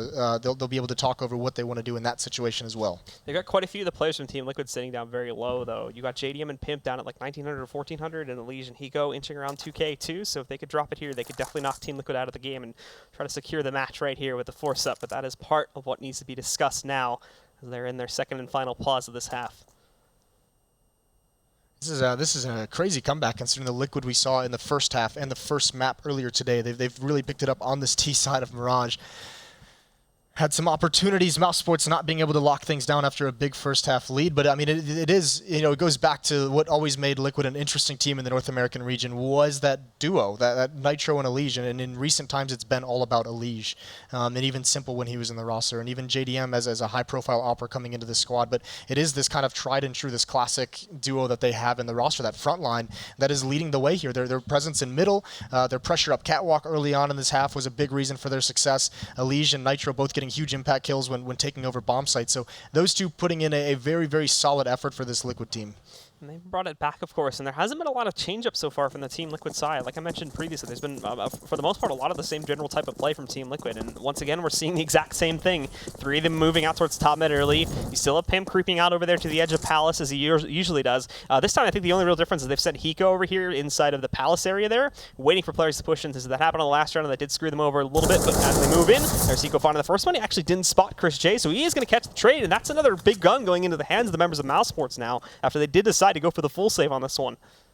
Yeah, so an AWP and an AK on the Mousesports side can still be dangerous. The AWP is on Nico. See where he goes with it. It looks like he's going to push up towards catwalk, and this could be a little bit dangerous for Elige. But the big thing is because Hiko's eliminated from Palace, there's no presence for Liquid at the A bomb site. So, I mean, you can see Mousesports have cheated away. That was the one presence they saw. It's the one presence they felt, and now they kind of once again rotate over towards that B site. The timing for Elige, thankfully, works out in his favor. Just as they go to peek is right when he crawls behind those boxes. So Mousesports won't see this coming. They think mid is clear at the moment. And we can see Elige getting closer and closer to get his position just outside of connector there to get ready, while the rest of his teammates inch up there towards the T-Rep. And he's going to make a little bit of noise here early on to trying to hold this one. And it is going to be Chris J with the rifle, though. So they still have a little bit of firepower, but keep in mind, no armor. It is going to be a little bit difficult for him to take on against multiple players. He needs to try and make sure that he keeps himself quiet and really low for to distract this as long as he can. But he spotted the first player. Now, though, in comes Elige, and it's already knocked him out. They need to get these rotations quickly, but it may not even be possible. Chris J, they're going to check for him. He actually looks away, but Pimp recovers. He'll take down Chris J. That knocks pretty much everybody out. Elige finding Speedy, and it's all down to Nico again with that op. More than likely going to have to fall back and save it once more. Yeah, I mean, this is smart from Nico. He's not even going for it, not even getting anywhere close to those stairs. The only danger he has, obviously, is the murder hole as he crosses over at those angles that he's got to clear. But this is a very smart decision for him to just save this weapon if he can get around the corner. And again, the timing works out. And Elige is going to pursue it. So they want this op out of his hands. And is he going to be ready for this peek? Again, the timing, but Elige spots him. He goes back. Oh, what a flick. Elige can't even react in time, and Nico looks like he wants to stick around to fight his way out, and he's ready for it. But oh, what? Nico with a sick headshot. He gets stuck against the wall. You think that's the end, and he just responds perfectly. Nico, he cannot be smited, and with that, he'll definitely be able to save the op for the next round here, and no one else from Team Liquid is going to even be able to get close to try and challenge that one. He survives, he keeps the op, which I think has been in this team for like 2 or 3 rounds now they managed to save it, so he's still going to be working with that one, but it's going to come down very close to the wire now because of this one. Team Liquid 12-14 against them, and here you have it. Nico again, even after missing the shot, Nitro not able to get close enough, and he just punishes. Even Nitro, when he's, I mean, the funny thing is that mess up from Nico getting stuck against the wall, even Nitro, when he turns that corner, is probably pre-aiming for the window, and he's not ready for him to be at that angle. So it works out in his favor that time, but some very, very sick shots. And now, I mean, look at it, jumping up, trying to peer over the smoke, does good damage on a Nitro, down to 50. And he gets away without anything. He's very, very fortunate. There was an op shot from JDM that just narrowly misses. Now Team Liquid in their usual positions here, but already starting to move up here too. You've got, I believe that is going to be Liege moving up towards the connector to take position there. JDM waiting in the back with the op to try and catch him, but he would peek window room. Chris J, though, is struck first against him. Back over on the B-bomb site, takes him down as he gets a little bit too aggressive early on here. For the most part, he's been hiding out in the back halls, but this time he went right inside of the apartments early on, and that was found out very quickly. This combined with Nitro already being brought down to 50 HP due to the heroics of Nico pushing out up on top of the jump spot there. That is going to give the guys from Mousesports a hefty advantage, but now they've got to capitalize on it when the actual hit comes in, because Team Liquid have been allowed to set this up. They've even got a Liege sitting in connector and nobody punishing him. This is going to be a lot of pressure boiling in really quickly, and they'll have to try and hold this. But this setup, just outside of the T ramp, could definitely surprise Liquid. It feels so awkward at the moment, but as the smoke fades, there's the flash. They turn from it. There's two there. Good trades. Nitro gets both of them. JDM has fallen. But it's now a 3-on-3 from a 4-on-5. So the little utility that Liquid has left is going out to help them get into the bomb site.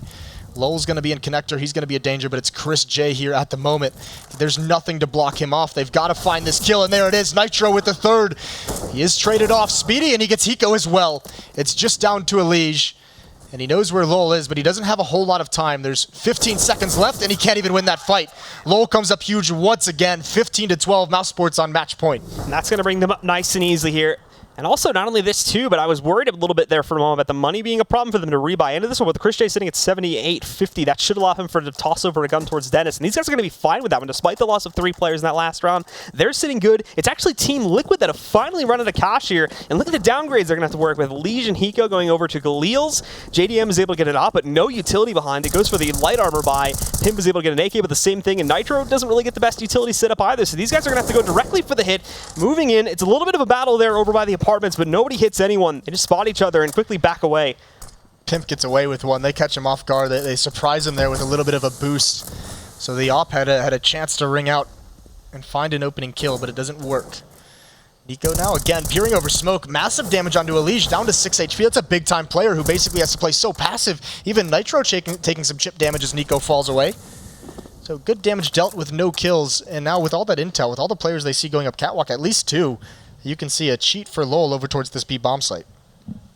Everybody else from Mousesports now expecting this to be a B hit. Chris J, Lowell, Speedy, all sitting in the site. Nico still hiding out towards window room there too, ready to rotate. Nitro trying to hunt for the first kill in connector, but it's sloppy. And Dennis is able to punish that, finishing off Nitro, taking him down. Chris J is even going to find the next kill with the op there, taking out JDM. They'll try to push into this one, but they've already read this as we mentioned moments ago here. Chris J, actually, a bit of a mistake from him, and he's knocked out. Lowell waiting for it. Speedy grabs the kill in the back. Lowell and Speedy find the final 2, and with that one, Mousesports are going to claim this matchup. 16-12 is going to be the final score, and Liquid continue to fall 0-2 currently. That round for Mousesports was just a beautiful read of the situation, really. I mean, once Nitro goes down, he does commit to a fight a little bit unwise, but the follow-up pick, but it's that cheat from Lowell over towards the B side. 3 players there, and that just like is the exclamation point on a match where even in the first half, Mousesports completely outplayed them tactically. They do it again to close the map out. And Team Liquid, of course, showing up a lot better on that T side of that match, specifically Nitro and Liege, as we mentioned there when we went into one of the pauses too. Finally showing up with that duo that we were looking for, but it was just completely absent in the first half. I mean, they still just haven't had a complete game, yeah. I mean, the first half is just pretty much nothing. They need to be able to have a complete game, and now they're 0-2, very, very close to elimination. All right, guys, so it looks like we have the analysts waiting for us. We're going to take it back over to them and discuss this game, of course, before we hop into our next one.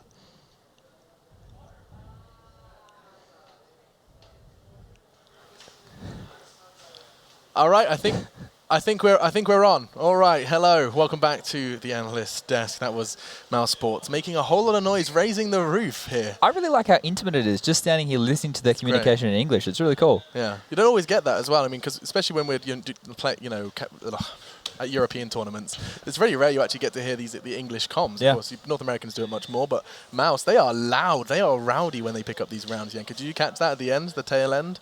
Well, I did, but it did get a bit too close for comfort towards the end. So you were thinking it's going to be a close game, 12-3, T side, easy life. Not so easy, Alex. Certainly not so easy whatsoever. Liquid actually managing to make them sweat on that second half. Me and Chad came down getting ready at the desk. That was definitely because of Liquid. A little premature, okay. Them sweating. Wow. Oh, I see. God, Please, Alex, Alex, he's a smart man. Help me out here. I'm doing my very best with what I've got. All right, so let's kind of address where some of those strengths in the first half came from, because Mousesports started strong. I mean, they really hit the ground running. 12-3 half. We thought the game was already over. I think more than anything else, it was the pace. Mouse was running a really fast-paced T side, and it did prove to be extremely fruitful, and that is despite Chris having a fairly poor game. I mean, as the primary opper of the team, they get 12 T rounds. He has like 6 kills. He didn't even have to do anything because Lowell was having an amazing game. What a monster. When I think we had to look, what was it, 22 in the first half and 10 assists or something? Maybe there was more assists in there, but he was playing nuts, you know? Where are these Spaniards? So what have we learned, right? Liquid have currently died to a top fragging Mixwell and a top fragging Lowell. Get yourself a Spaniard if you want to beat Liquid. There you go. All of you Spain's watching, all of you Spaniards watching, if you want to go ahead and beat North American teams, just come join us. Come join us. Get one in each team. In every team in the world? Every single team. Okay. Every single team. But, okay, the point I was trying to make is that Liquid have now had, that's the second time we've seen them concede a loss already in the third game of the day. We were worried that the loss of Peacemaker would be the catalyst to a bit of a downturn. Do we start pointing fingers at the lack of coaching, or is this just genuinely just a bad day in the office for Liquid? I mean, they did look a bit better in the second half on the T side, but at some point, Mouse did realize how to counter their play, send that op towards the B apps because they were exerting a lot of pressure towards the B bomb site. Also try switch it up early on. You could see that they were going towards that 3B setup and also trying to get a kill by jumping from window room to cat, something that we were referencing. So once Mouse actually took a timeout and realized what was going on the map, that's when you could see them doing the correct things on the map. Solving their problems, and it wasn't the Nico show either. I think that's always an interesting point to make. When Mousesports picking up wins and it's not the Nico show, it does show that this is a team that has got that depth necessary that we always talk about. It's not the one-man army that we've seen previous teams fall into that trap of, Chad. It's good to see as well, you know, it looks like a more rounded team. When they added Oscar, it seemed like it was just 2 stars, and then you had 3 support players kind of thing, because Chris J was put out of his AWPing position and stuff, and then the other 2 we always look at support players anyway, so it was like you kind of had 3 guys supporting 2 stars. Right now, it seems like more of a unit, even though we did see Lau having a fantastic game. They look like they're playing more of a team, and with the new the coach of Lambert, they look really solid in their decision making. Yeah, and it's a really poor start for Liquid in terms of Group A. They've conceded 2 losses early, of course, falling to both Optic and now Mousesports. Both Optic and Mouse looking very comfortable picking up their first win of the day, and we're going to be taking a step towards the other group next. We're going to be seeing, I believe, C9 and FaZe, both from Group B. That's going to be coming up after our break. We'll be talking more about Mousesports tomorrow when they do play another game. For now, though, we're going to go ahead and take a break. The score was 16-12, and the score is also an app on your smartphone. iOS and Google Play is where you can grab it, and it enables you to keep track of this 7-day event. That's right, you're going to cross the entirety of the week, you're going to be going to get your head around exactly what's going on in the ESL Pro League Finals. The culmination of what has been weeks upon weeks of online and now offline Counter-Strike. You can get it on your smartphone and understand exactly what is going down in Chinatown. All right, we're going to take a break. When we do come back, we're going to be seeing another affair. This time it's going to be FaZe with new look Carrigan looking good at E-League. Let's see if they can replicate that here in Brazil.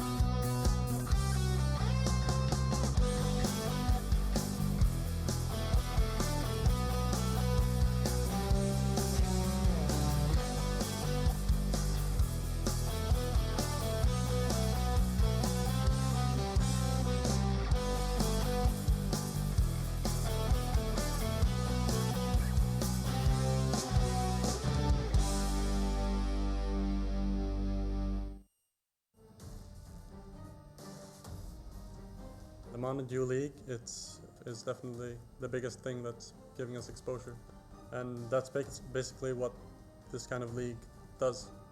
It just promotes growth in smaller teams, and you can really make a name for yourself. We definitely have a possibility to raise some eyebrows, and people are going to be surprised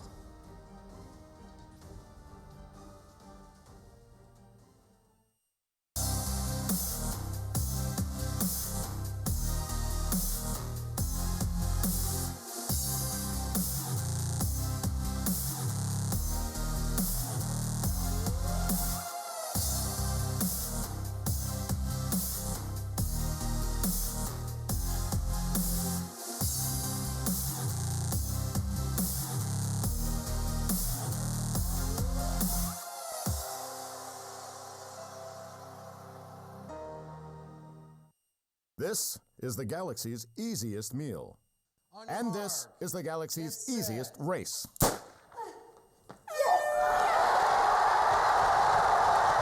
Silent, the galaxy's easiest meal.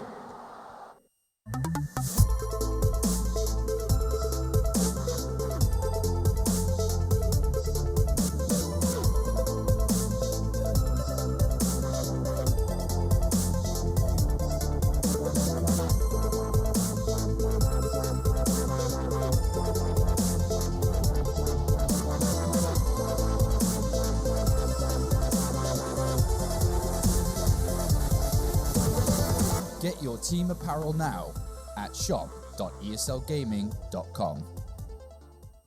This is the galaxy's easiest meal. And this is the galaxy's easiest haircut. I absolutely love it. Soylent, the galaxy's easiest meal.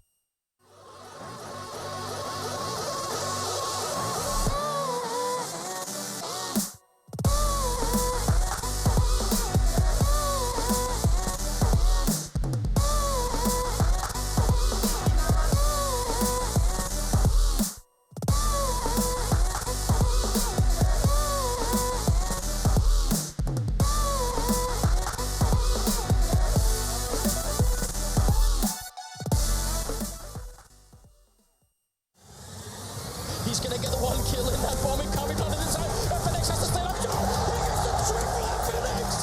Oh my god, what a way to win that round. They don't have a smoke, so this over still.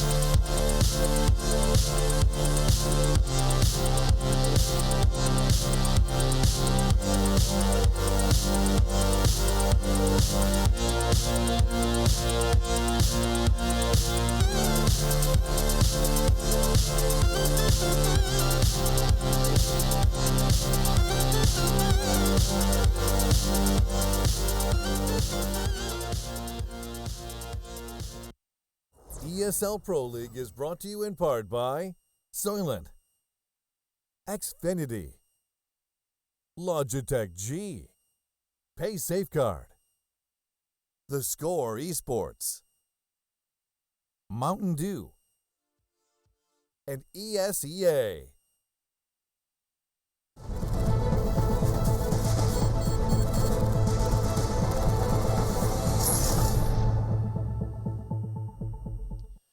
We are back in business. Another best of one to look forward to here for the ESL Pro League finals. You can see Dignitas are setting up behind me. When I say Cajun, you say B is plugging in his mouse. And we've got a lot to enjoy about this one. It is, of course, FaZe going to be going up against Cloud9. That's going to be coming up later on today. I've got myself, YNK, and Mr. Chad Sponjay Birchall. I'm glad I could get introduced this time. Jordan did a terrible job. Oh. He didn't use my first or last name. Oh, but, I mean, the dude's a natural. He's going to be stealing my job as soon as he hangs up his mouse and keyboard, that's for sure. But let's start talking about the game in hand. Of course, Cloud9 versus FaZe. Now, the thing to get excited about first of all is, of course, we've seen this matchup as of... You're laughing at me. It's just what are you doing? So funny. He's plugging his SSD behind you, and it's just in the middle of the shot. It really did. But I sat there, I was like, Dignitas are playing now? No, they're not. Cloud9 are over there, FaZe are over there, and that's the game that's coming up. The point I was trying to make and raise with you, Chad, is that we've seen these guys battle recently, and FaZe have looked like a bit of a recent rise to form since the Kerrigan switch. It's way too early, you know, to say the trajectory of this team. Okay. No, you can. It's just, I mean, like to put them on that path of a rise. You know, it's just one event that he's been in, and if they play well here, then sure, you can say, yeah, they're looking like a much better unit. In my opinion, as a previous in-game leader, I think they're going to look much better with an actual in-game leader. You know, they had Robin as a coach, but the way that they structured their T-sides and the way that they actually used the strategies that they had, it wasn't good at all. Like, they were just running strategies for the sake of it. Now, with Kerrigan behind the helm, you know, driving the ship, he's going to be dictating and running strategies properly. We know he's a very good in-game leader, and I think his aggressive style of in-game leading, like we saw when he first joined the Astralis, you know how they've been over all the years through all the different TSM, all that kind of stuff. He was very aggressive. He was like an entry fragging in-game leader. So if he brings that confidence back and he takes that into FaZe, I think they're going to be a good unit. I mean, this was something that I think everyone would agree that was direly needed for FaZe. The amount of desks I've had with you, Yanko, and yourself, Chad, where we sit there and go, great aimers, but need more structure. Of course, we also need to be addressing their opponents as well, given that Cloud9 here are on screen. And you can see that they have been rocking this Pro League as well, Yanko. Definitely so. I mean, only one loss in the whole league part is something that's definitely impressive, to say the least. But yeah, Cloud9 looking much better since the addition of Automatic, which is something that I don't think a lot of people expected them to look that much better in such a short time span. Jason was saying that he expects them to take a large dip in form. He thinks that that's starting now, but it's up to Cloud9 to prove him wrong, perhaps, because they have been looking really solid, playing around Stewie, or more so Stewie being the playmaker of the team, creating space for the rest of his teammates. And Stewie has actually been impressing people in the leadership role as well, right? I'm not wrong in saying that he has given Cloud9 a little bit of a boost in that regard as well. Yeah, I think the thing is, the drama that they're going to have is it's so new to him that it's hard for them to stay one step ahead, to stay, you know, with all those different dimensions, plan A, B, C, and D, like you guys were talking so much about at Epicenter. They don't have that yet, or Stewie doesn't have that in his arsenal of an in-game leader, so he's going to rely on nothing to have that experience to be able to help out there, because I don't believe they have a coach right now. The guy behind them is just more like a manager? Yeah. I think he does prep. Okay. Yeah. So he'll be able to help with counter-strategy and that kind of stuff, but not so much the way the game's going to unfold. So that's the biggest drama, and that's why I do also agree that Cloud9 could be, you know, going into a bit of a dip, a bit of a, not slump, but we'll see their form drop off. If they can have a good tournament here and they can bring something new to the table, then, hey, up and about for them. Yes, indeed. Now, we talked about FaZe Clan, and we'll continue to talk about them, but we do need to also bring up that map veto, so we have ample time to talk about it. As it's going to be Cloud9 and FaZe going to be going head-to-head in a best-of-1. Do not forget that it is going to be important to start strong in this tournament, and every map does matter. Every round potentially could as well.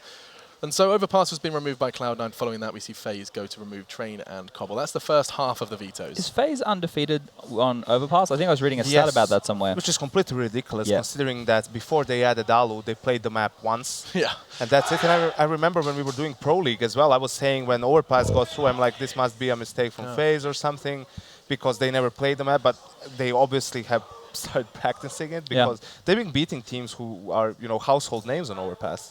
Online, of course. online, of course. Things change offline. However, I think we do have to acknowledge that there is a lot of question marks surrounding FaZe in an offline environment. Yes, they have had that recent success, Chad, but I appreciate that you put me in my place there and say... No, I wasn't trying to put you down. I was just trying to be level-headed. And that's what I appreciate about you. You are always level-headed. I sometimes get ahead of myself. You want to kiss now, or...?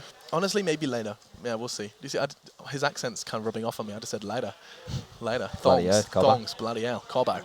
All right. I didn't even see the map, did you? I didn't, but we also did. I think it was Dustin. We also didn't mention. Someone is keeping an eye on. I was too busy CS looking, part of things. gazing lovingly into his eyes. There is so much noise going on at the moment. It's because it's Jordan's birthday. He's having a party. It was yesterday for those people playing at home. Congratulations, He's Jordan. 26 now. Closer to 30 now. Yeah, so once you hit that mark, you cooked. You like me. It's all over.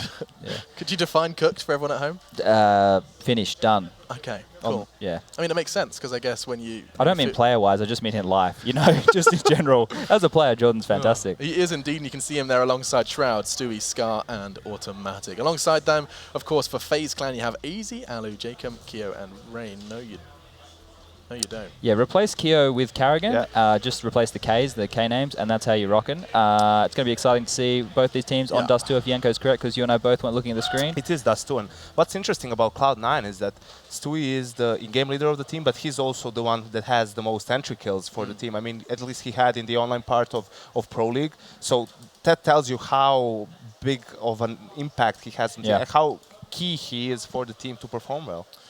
Yeah, I'm looking forward to seeing how this one does play out. Now, Dust 2 is a map that we've known FaZe Clan previously thrived on with the Kiyoshima presence in their team. What? Kiyoshima? That's fine. Kiyoshima? No, I just found it amusing the way you said it. I'm sorry. But, I mean, this is a map... This is a map that's good for FaZe Clan in the past, and I can't help but feel that Cloud9 will have likely... I can't say done that... Oh. Where's he going? Anyway, this is just brilliant, isn't it? That was funny. You know, it's a good. We'll get back on topic. So FaZe, we always praise them. They're people in the team who would be stars in other teams, and I was even calling them a failed project back on the online season. Now they've added Carrigan. They have all that talent in all those players like Rain and Jacob, and Carrigan now to lead a unit like that, and it should be exciting. And Dust 2 is a great map for star players to perform on. On the flip side, you've got Skadoodle, who people have been criticizing for his AWPing prowess lately. Dust 2 is a map where I think he's going to turn it on. And he has to perform because as 2 is the entry fragger for Cloud9, it's Alu who has the most entry kills for FaZe. Being the opera of the team, Skadoodle needs to put him to a hold. It does sound like game is about to go down, so I'm just quickly ask for a team name here for the prediction. Dust 2 between FaZe C9. I'm going to go with Cloud9. All right, rocking Cloud9. How about you? New look FaZe or going for the old 9? FaZe up. Card? FaZe up. All right, whichever way it goes. He believes FaZe are going to be taking this one. I'm more of a... What are you doing? I was going for C9. We're having a whale of a time here, and we're going to head over to your casters right now to enjoy it after our short break.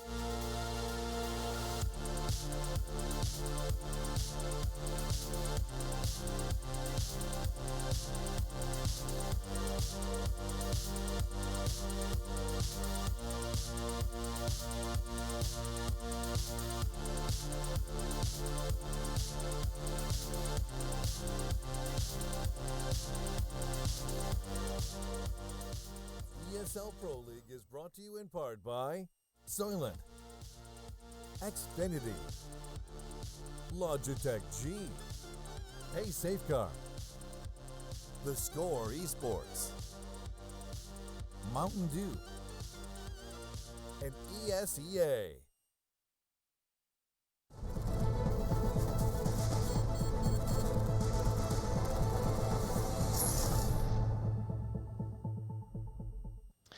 Welcome back. Yes, we're back as well. We are. A bit sweatier. A bit sweatier. Yeah, I've given up on. Yeah.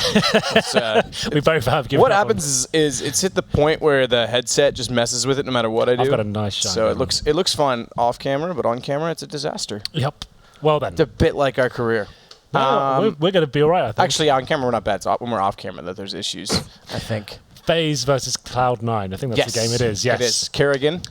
First time we'll see him. And first time we've seen him, like we said. I said we've seen him. He played E-League. He did, and he played against Cloud9. And they beat them. For the first time, pretty much ever, they get out of the group stage. Actually look like they're a bit more formidable now. They've been the team that's throughout, I guess maybe not the very early days, but since FaZe at least has started, they've been the team that can win the first game of a GSL tournament, then lose the second, and then go knocked out. They always start off really good. They'll take someone amazing down like SK or something, and then they'll drop out of the tournament completely. The only good run they've ever had was when they were still G2, and they played in the semi-final at Cluj. What was that lineup then? That must have been still with Scream, right? Yes. Just about. I can't remember. It may have actually been before Scream. Well, no, Scream's been there since day one. Right, he was there since day one, right. Sorry, so it was Squirting them out, and then it was before AZ. That's right. AZ joined right after that. So, yeah, either way, interesting the fact that they made a semifinal, nearly made the final against the team that went on to win it, and then it was all downhill from there. It's interesting, right? Since this project started, like 2015, Rain is the only surviving player now from that original lineup. That's kind of nuts. Yep. Michael Ailey gone. As you say, Scream gone. Squirting gone. And Dennis is gone. Yes. That's right. Yeah. Dennis obviously being the other one that was there during that. This is positive. Run. A proper in-game leader, someone who can take all this talent. Obviously, it's a bit of a shame for Kiyoshima. He seemed like he was actually finding some really good form. But the team overall, the results are just disappointing. So it's a bit brutal. Hard for everyone, I'm sure. He was probably considered still a very good friend. But the team, for the progress as a project, they needed a leader. So it's true. Carrigan's in there. Possibly not as good a fragger, I would say, as Kiyoshima in terms of let's just talk about pure fragging as a whole. Yep. But Carrigan is certainly a consistent, solid player, and what he brings to the team in terms of the structure, and we can contain these star players, like I've got a screen right now, Jacob. I'm hoping that we can see something positive, right? It's just been so long. You just hope that they get deep in a tournament one of these days, and who knows, maybe this is it. But let's talk about Cloud9. Similar kind of storylines, but maybe the opposite. They had brought in Slemmy to bring this structure and kind of control the fragging power, but it didn't really work out for them. Went against that, put Stewie as the in-game leader and brought in the automatic as well. So kind of almost the opposite end of the spectrum, different problems, essentially. Didn't have enough firepower. Yeah. I guess FaZe always had the firepower, but not the structure. But it seems to be going very well at the moment. Definitely a team, especially the last few months, have been getting very deep in tournaments, kind of similar to not quite the glory of summer 2015 when they get through those 3 finals, but still getting deeper in tournaments now. Yep. Looking a lot stronger. Nothing's looking great at the moment. Probably one of the most consistent players in the team. Automatic, like I said, the new boy goes very well with Stewie. Both very strong and aggressive players. Shroud on your left, of course. Good old Shroud. To be fair, never really lives up to the hype what I think he is capable of, but still always going to play a relatively good game. Sometimes goes absolutely nuts, and we know he can be very, very good. One of the most skilled players, if you're talking about just a Counter-Strike player. Yep. If you're just looking at a Counter-Strike player, we know what he's capable of with the stream and all that sort of stuff. Has the highest skill ceiling, I think, on this team, but we never really quite see it. Yeah. When he played at Manajima, because he was leaps and bounds above everybody else, it was an obvious pickup at the time, complexity, before they were Cloud9. To grab him, it was after ESEA land, I don't know, season 14 or something along those lines. But it does too, I like that. But the thing is, he never rose to the occasion of being the star. Like you say, it was always more the fact that now he's played a support role, now they've got Stewie and Automatic, and I have to say both those guys have stepped up tremendously. Stewie for sure, he had his skepticisms when he joined this team, a lot of people. But Automatic has also come through and risen to the occasion. Meanwhile, on this pistol, it's going to be nothing that starts it off. 2 headshots to take down both Alu and Jacob. It's only Rain and Kerrigan remaining, and already a flank coming out from middle. They're going to pincer them into long. And this will be a hard fight to get away from this position for FaZe. They do get 1 kill. Nothing goes down. That opens up a bit of ground and forces some hesitation out from Cloud9. But it's only hesitation for a moment because Rain's going to fall back, and there's still a 3rd player coming in through that long cave. 1 HP. Surely Stewie's going to find it. Does 1-0 Cloud9. A little bit scary there for Cloud9, but still, they managed to win the round pretty convincingly in the end. There's a 2v1 with 1 HP on Rain. They knew where he was, so no harm, no foul overall. Maybe a bit aggressive But still, FaZe Clan, I think they used the spawn at the start there to get towards the long control. Most teams will focus towards long, but it's more delayed than that than usual. You're waiting for the nades to come in from the CTs at the start, and it seemed like Cloud9 has lit them up with the USPs. When FaZe went towards that area, no bomb planted, so will be a force by the second. Karrigan and Alu, though, they're not going to be investing fully into this. You'd assume Alu will be the primary AWP, and Karrigan now, it used to be AZ's secondary AWP. I assume it will be Karrigan at this point. And, nice shot from Stewie there to take down Rain. A ton of damage done to Jacob as well. So the Deagles and body armor, no head armor actually. So it's not a full commitment at this point. FaZe were another team that were famed for making very interesting decisions in terms of their economy, maybe throwing a few games away, especially on maps like Dust 2 as well, very cool. So let's see if Karrigan can sort that problem out as well. I'm sure he can. It's very likely he can. Jacob, meanwhile, AWP, Jesus, what am I doing? It's the heat here in Brazil. Melting your brain? Yeah, apparently. I am a melt. As it's going to be the Deagle, though, not the AWP. A new word you learned yesterday? I did learn that one yesterday. It's an interesting one. It's not really a British term, but anyway, let's get into it. There's a scout waiting on Skadoodle's hands. Low HP and well on two of them, so this should be pretty much almost an AWP potential for Skadoodle as he picks up the first. Second one, not quite landing. Does on the second approach. It's going to be Alu down. Again, low HP, so still a chance for a third. Scott can pick up a lot of early frag money, or potentially build up toward an AWP when the time comes, but either way, it's going to be all Cloud9. His automatic will jump up to take down Karrigan. And it is going to be 2-0, straightforward again. Not a full commitment coming out from FaZe, so they've got to save this one, but they'll have money in the next. And 34-50 as well on Alu means AWP very likely to go into his hands. Yeah, for sure. Dust 2 is a map he is very good on, especially on the CT side. He's like one of the players I like watching a lot on this map. We'll see what he can do, as this should be a pretty clean run for Cloud9 in round number 3. Don't really have to do too much. Looks like a B-Rush, 5-man commitment from Cloud9 as a player in lower B. Sorry, from FaZe as a player in lower B. Stewie does a lot of damage there, but doesn't get any kills for it, but gives the call. Automatic waiting for them with the FAMAS. Let's not get too excited here. It's a nice round, but against Glock Armor, I'm not going to overhype that one, Matt. It's an ace, but you know what? It's going to take more than that to impress me. Well, all right. I'll let him know that he has to do it in a 1 versus 5 situation. Exactly. Defuse the bomb and team kill a teammate to start it off. The terrorists are rushing B. They know it's a round that's pretty much over. You can't do anything. Glock's no armor, no nades. Just rush B. Hope for the best. Didn't go too well. Anyway, let's get on with it. We have a bonus round here for Cloud9. They're going to have SMG for Stewie, 2 FAMASes. That would suggest maybe they push up a tunnels or something like that. They've got 3 players towards that side of the map. They will indeed be pushing. Let's see if they can get that first frag. Karrigan waiting for them. Karrigan's going to try to spray this down. All right, Stewie walks into his bullets. That gives him a bit to work with. Automatic as well. It's the 2 already in B. Shroud's the 3rd to push through. That catches Karrigan off. He wasn't expecting 3 to be in the same position, so Cloud9 trying something very different. In doing so, though, they give up middle, and as such, AZ's able to wrap back around Shroud. He's got to escape the smoke somehow. Unfortunately, AZ already inside the site, able to greet him. So Cloud9's gamble doesn't pay off, but the only thing they have to worry about is this. The AWP on Skadoodle, which he did elect to go for having the scout last round. So even if they don't commit to this retake, which they could still do, if nothing finds this next kill in Alu, it's game on. But if not, then the AWP's the only thing that's valued that they need to keep. And nothing's already spotted up Alu, trying to get aggressive. AWP for Alu, can't find the shot. Smoke, or excuse me, flash goes in and nothing. A spray to catch him off, but AZ. Close angle at the tunnel's going to get the headshot in return, and now Skadoodle's got to run. He definitely had grounds to try and win this round, but the bomb was ticking away. It's very unlikely he was going to win it. It would take a hell of a performance there with the retake of the AWP. He decided to save it. I think that's the right call. It was a bit of a gamble that round, like you said, but still, they have money going forward. Skadoodle wants to keep his AWP. His money's low, so he wants to guarantee going forward the position of Cloud9 is going to be stronger overall. Yes, he had some chance to win the round, but yeah, like I said, pretty unlikely. So he saved the AWP. They will be able to buy the next round. That was the bonus round, we call it. So they're saving over the lesser weapons into the first gun round to try and do something a little bit interesting there. They tried to push up a B, but Karrigan shut the first 2 players down. Shroud found 1 in return, but the round slipped away from them. I'm interested to see what kind of numbers AZ can post now in a more structured unit. We know how good he was in Dignitas. Like, he was the absolute star of Denmark at that point. Just when he left that team, he moved over to this lineup. It's been a little bit quiet since then, I have to say, but I'm looking forward to seeing what he can do now with a proper leader and allowing him to get in some decent positions. But here we go then. This is the first real gun round. He's got an Orphan Skadoodle, 4 M4s around him. Similar story for the terrorists as well, but automatic. Nice frag there to take down Rain, as he was actually trying to get up towards short. That's why that smoke isn't great towards those mid doors, which is why you see most teams smoking towards Xbox. The smoke towards the double doors does have its flaws, I'm afraid. Flash back in toward mid. No one counter pushing on it. So as such, it's just rained down on Karrigan. But a position to work with now onto Catwalk. Astralis was one time famed as a Dust 2 team. That kind of fell apart a little bit after losing Heejin B, but a lot of it did have to do with Karrigan's leadership. In fact, when he did join into the team just before X Games at the end of 2014, his leadership was what started leading the Danes to getting T-sides. It was a problem Fetish always had leading them, so perhaps something to look forward to in this FaZe clan as they develop. Well, 5 and 4 for now. CT's done the hard work. Thanks to Automatic, he finds that first frag. It looks like maybe a little B split coming in here with an A fake twist. You know, he'll Jacob there towards short. He'll be jumping for that smoke, trying to keep some CT rotations there. The bomb's waiting in B tunnels, but the problem is Stewie and Automatic waiting for them. Jacob does good work towards CT spawn. There's a good flash in just before that. Shroud would have had his vision back, but Jacob had full advantage of the situation, knew he had to be down towards CT.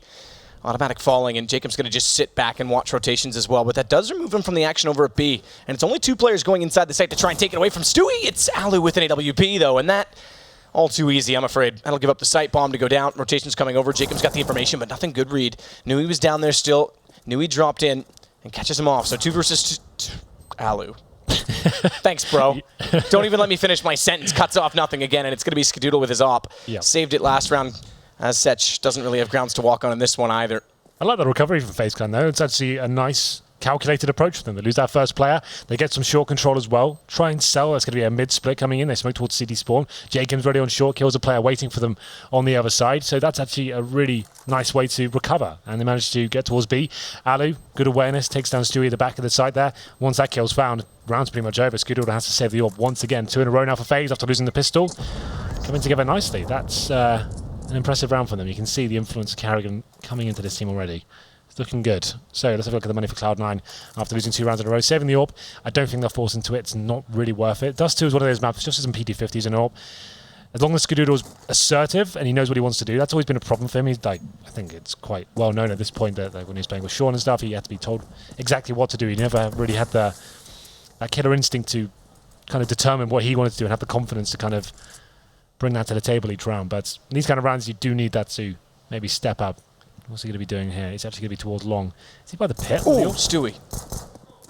That could have worked out so well. Rain goes down to 6 HP, but it is Skadoodle with a AWP in pit. That's a problem. AZ might have the best entry possible because he misses that shot. That's the op gone. It's going to be all pistols left on top of the A site to hold this off. Flash in does catch AZ. Stewie again is going to be the one to go for the peak. He's got an AZ down. Rain's still on 6. Stewie's got another. It's Kerrigan that drops.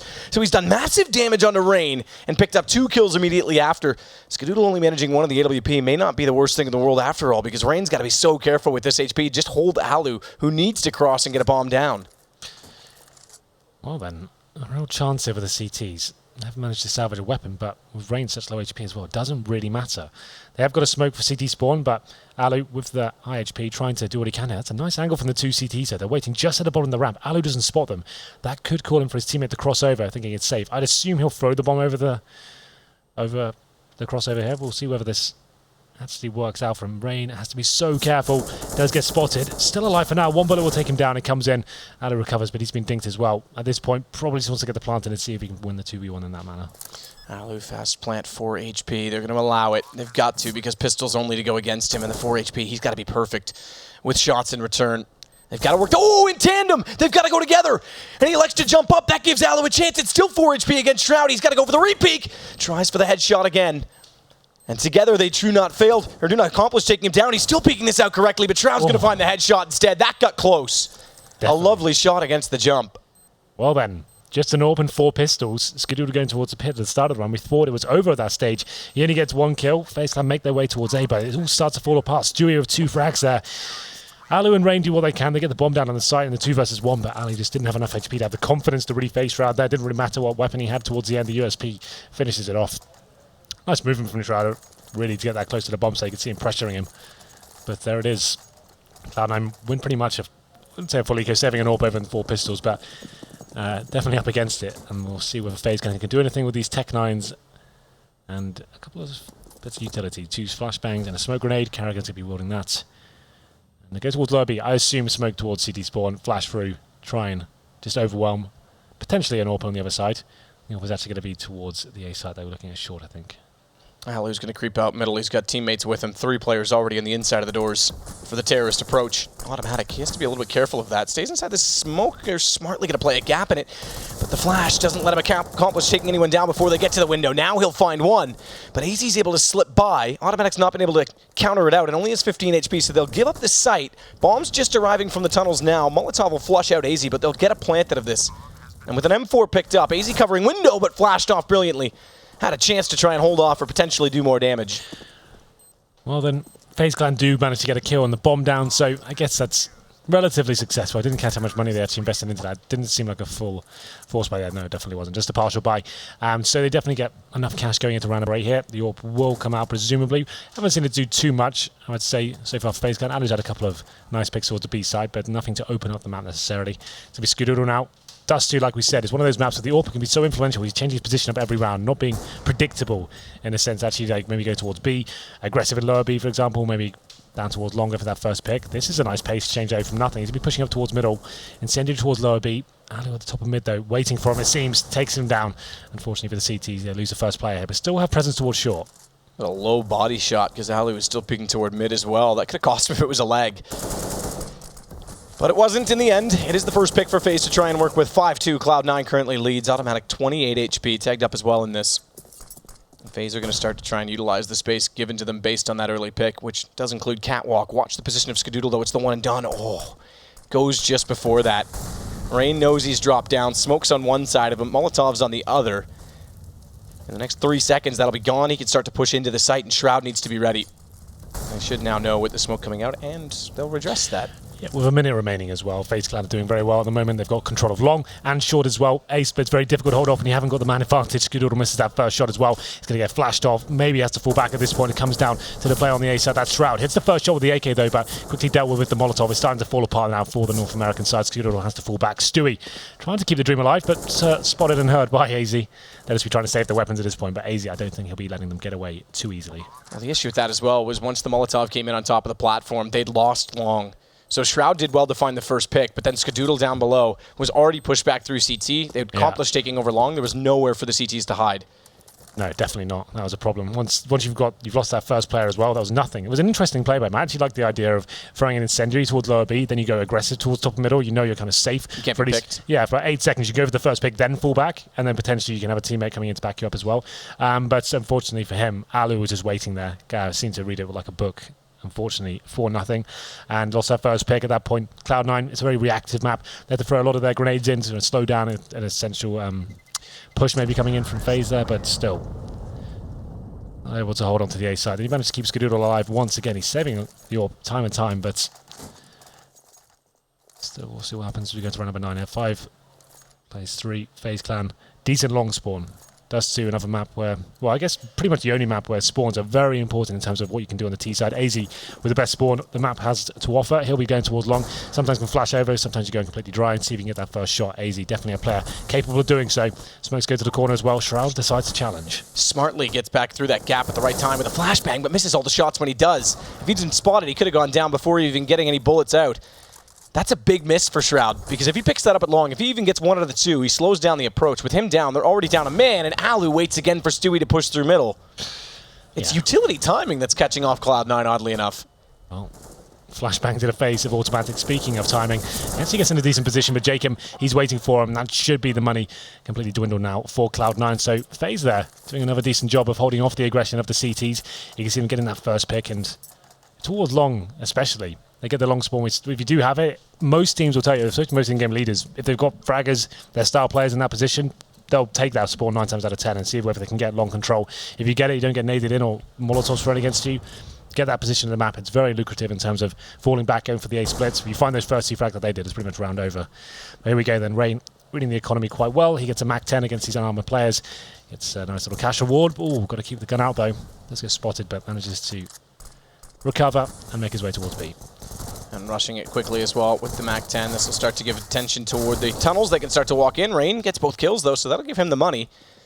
His sense gone down. It's good nothing finding good kills from range with the pistols, but on bomb plant coming in and FaZe to make quick note of it. It took 2 rounds only to break Cloud9 and find themselves potentially on 5-5 if they can hold off nothing. But he's got the AK. Good shot on Jacob immediately in the window, who overcommits to the peak. Trying to hold him off. This is now going to give them a chance. It's definitely going to give them confidence. And Alu's on an AWP playing a multiple angled position because his teammate AZ's trying to play the default late for the bomb. The AWP, it's in a tough position. Good pick up first on Skadoodle, and AZ has brought himself back into the fold in time, and he'll cut it off, make it 5-5. Got a bit interesting there. Nothing doing some good work there, especially with the AK-47 towards the window area. But Alu, composed, knows his teammate's got the tunnel area covered as well. They smoked the door twice, so all he has to watch is the window. One player sneaks through, but he catches the second coming through the door at that point. So although it looked a bit hairy, it was pretty comfortable overall, and FaZe Clan tie things up 5-5 here. There's another gun round for either side. It will be Skadoodle back on the AWP himself. I always like to spot where they're going at the start of the round. He'll be towards A, and that's the incendiary I'm talking about. So if you go for that long spawn, that comes in, you just have to pull back at that point, submit, and allow the CTs to take control. And then it looks like 3 players towards B. Actually going to be walking straight in. What's the position from Stewie? He actually won't be very defensive at this point, but he gets the first frag, looking for more. Behind the barrels, it's perfect. It's actually a team kill, but count it for him, as he does the damage and catches them off. So 2 kills on the way into B. That's going to push back the third player with Bomb. Jacob, 50 HP left as well. But his teammate, they picked up kills elsewhere on the map, and this is going to give them confidence to try and go. Thankfully, Automatic rotates back in, and it's a 3 against just Alu. Well, he's got time to work with here, but the problem is the bomb is down in the B site, and once the CT's strong arms that position, not really much he can do about it. Probably wants to save the AWP, but he'll hunt out. He'll maybe go towards CD spawn. I think that's a correct call where he's going towards now. So he'll investigate, see if there is potentially maybe an AWP on the A ramp or towards crossover. Once that's clear, drop down to CD spawn, see if he can make something happen here. But to be honest, Cloud9 don't really need to look outside the site. As long as there are crossfires in B, no one even needs to spot towards CT spawn. This is a bit of a overextension in my opinion. Don't need to commit to this. That's why they get back into the site now. Luckily to stay alive. But here we go then. At this point, Ali ran pretty much over for him now. They know exactly where he is. Yeah, nothing was tagged through the box. Alu didn't spot him get back into the site though, obviously, because that's why he throws the nade. He'll rush up, hoping he can finish him off. But as you say, it's going to be very tough for Alu to make this work. He tries to flash it in. Doesn't exactly go for a simple decoy style, but nothing there. Well, throwing the AWP over. Yeah, he's got to throw the AWP over. He's got to do it stylishly. Yeah, that doesn't work too well in 3-on-1s. But you know what? It works all the time. Yeah. It's worked 100% of the time I've seen it tried. Yeah, it's true. Can't argue with that stat. Okay then. Well, Cloud9 get one back. Nice position there from Stewie. That barrel position, if you play like the way he was, is actually really strong. Like, if you're not committing, actually looking down the tunnel, you're actually waiting for the T to actually get to the precipice, then it actually can work very nicely. It's a bit of a difficult angle if you face it too much, but he plays very nicely indeed. And we go into round number 12. Cloud9 has to be careful here. Kept 3 players alive in the last, so money's not a huge issue going forward, but still, reset at this point wouldn't be ideal. They go for the double AWP setup. Will be Stewie and Skadoodle. Actually showing a lot of presence towards middle. That's quite rare, really, for the CTs. Normally, they'll allow the Ts to walk out sometimes. Carrigan looking to set that up. Oh, a missed shot there from Stewie. That was a great opportunity to get that first frag. Seems that FaZe Clan don't like to use the Xbox smoke at the start of the round. They would like to save that and use the flashbang to try and get up. Bit of a risk, but this round it pays off just about.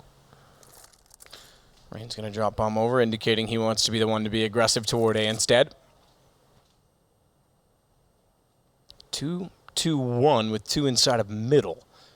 So a bit of a different setup, Automatic and Shroud, but Shroud slowly working his way closer to the A ramp, and with that first smoke drawn, he's going to try and get to the ramp at least so he can bait for Skadoodle, cover off any drop potential. He won't be down Zipex-esque towards spawn directly, but he can hold them off and slow them down on their charge. Isolation smoke thrown toward long. We've seen that become an addition since the player break quite frequently, and Skadoodle just spotted out. Rain's got the shot. He hit Shroud and turned back to take down Skadoodle, who's hesitant to go for the peek in return, wants them to commit to the push, and as such, they lose 2.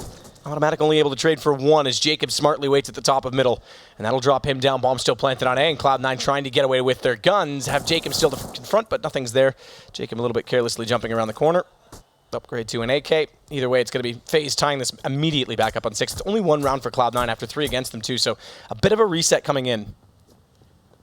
Wow, actually, really like that from FaZe. It's pretty common to see those kind of executions coming in towards the A side, but they did an interesting approach to it. Like I said, they didn't use the smokes towards Xbox. That means they have 5 smokes there, not only to get to the bomb site, man. It means when they actually get the plant down there, they've got utility left over for the post-plant situation. So yes, it's a bit of a risk trying to get towards short, but if you do it, it's actually really beneficial. That 1 smoke can actually be the difference between winning or losing a round. In this case, it doesn't really matter because obviously they found the 2 kills. Rain drops down to CT spawn, does a great job of getting that first kill. The idea is to take players like Skadoodle out of position. That's why we need him to be a bit more assertive at this point. Now that's happening, he needs to adjust. He can't allow those executions to come in. He needs to be the one maybe towards short, looking for the first frag, middle perhaps, punishing these players again towards the short area without actually using the Xbox smoke.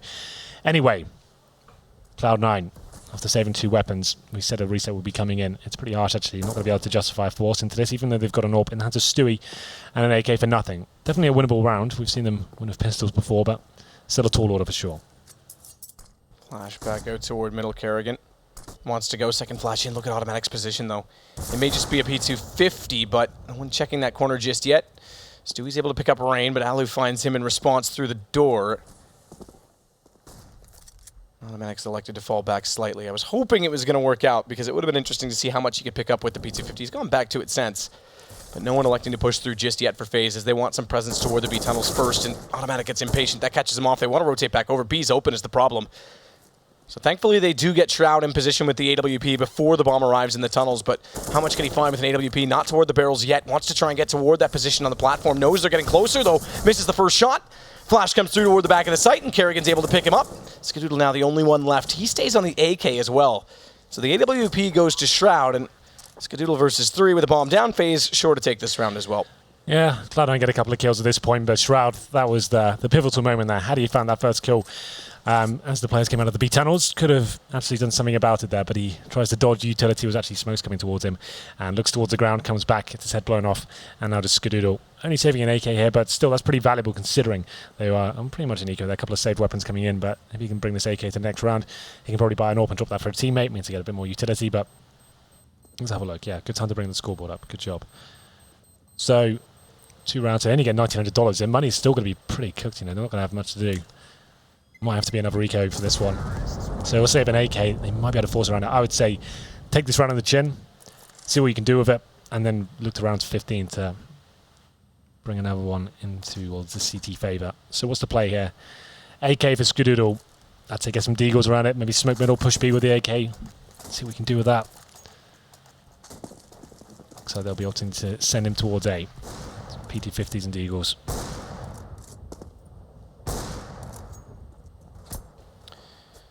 Aloop. Going to change his position on the AWP. No aggression early on, but no need to be aggressive with only Skadoodle with a weapon. Round 14 as well. Cloud9, despite being up 5-2, lost control of the economy. They did manage to get some very crucial back and forth rounds that have accumulated to a total of 6, but FaZe have definitely been in control for the larger portion of the half. Nothing's going to fall away. Now, this is interesting because nothing falls away. Plays that bait and switch. Skadoodle also on the ledge and pops back out. He's all the potential in the world to find one, but can't do it. It was very clever from Cloud9, I have to say, but it won't work out in the end. And now that AK is revealed, chance for Skadoodle to drop down and potentially swing through CT, but a smoke out already from Rain. Yeah, at this point, unfortunately for Cloud9, it is a matter of time. It looks like it's walking to B at this point. The fact they have Ali on the AWP can cover AZ and Rain as they walk into the site should be absolutely fine. There is going to be Stewie with a deal. Certainly proficient with this weapon, but in this instance, not going to be able to do much with it. Nothing finds one kill on Kerrigan. I think he was holding the flanks. That was towards lower B. And now it's just automatic. Goes down at the hands of Rain. They're going to save these AKs. I think that's probably the right call at this point. Pretty much no chance of winning the round, so try and run away with the AKs, brings the next round, boosts the economy overall for the team, and make round number 15 a lot more possible for them. But that's going to be 8-6 now in favour of FaZe. They have won the half. Interesting, they're still challenging at this point. Nothing to gain, really. It's last round, next round anyway, so you're not likely to break the economy of FaZe. Save the weapons, boys. AZ. Jacob as well, trying to push back out. Shroud is in that smoke. This could. Oh, they ran into him. They know he's in there. They want the knife. He's going to pick up one, grab an AK as a result, but doesn't even get far enough to put it into his hands. I really wanted that to work. What were you hoping to happen? Like a little ninja defuse? No, he wouldn't have got the defuse because he didn't have a kid. He didn't have time. But I would like to see them overlook him completely, run like maybe 2 steps too far, and him just pick up a couple kills. Yeah, but he does get one. Regardless, even if he took all of them down with him, they had so much money. Like, yeah, exactly. Those kills were. Look, I just wanted it for the highlights. I know. I'm just saying. I've got to be devil's advocate sometimes. It's true. Anyway, double AWP setup for the CTs to bring it in. There's a scout for Rain. Okay. I guess he's just trying to do a bit of damage through the door at the start of the round. Doesn't land this time, but he picks up an AK regardless. But yeah, the double AWP setup, probably as strong as you can possibly get on Dust 2. Allows you to have one player in that B position. It's going to be Stewie this time. He's on the platform with the AWP. Think of the first kill. He's going to be committing to taking the challenge at the start of the round. Probably going to be using those barrels position again. Kerrigan flashes towards mid. Checks out the close angles there. Doesn't find anything just yet. Let's have a look at the utility for the terrorist. I reckon this would be that same tactic where they drop Jacob down. Oh, well, Rain goes down first. That's Skadoodle. Maybe can't execute fully at this point. Kerrigan looking to address a smoker, deploy a smoke toward a site. That'll bounce down towards CT spawn as well. He wants the first one to dissolve and see if anyone's playing in behind the box, though. It's Shroud that's at barrels.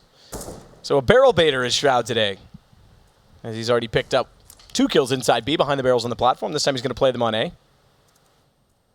got to be pinpoint accurate to try and take off the head in behind such objects. It's going to be Alu to nade and Molotov, and that's where Automatic is playing, but he gets out and down back in time before Alu can pull his weapon back out. So one quick kill, but Kerrigan's there. That's going to put a lot of pressure on Stewie. Running this double op setup, he's alone inside of the site, looks toward tunnels instead, misses the no-scope, and he's absolutely dead.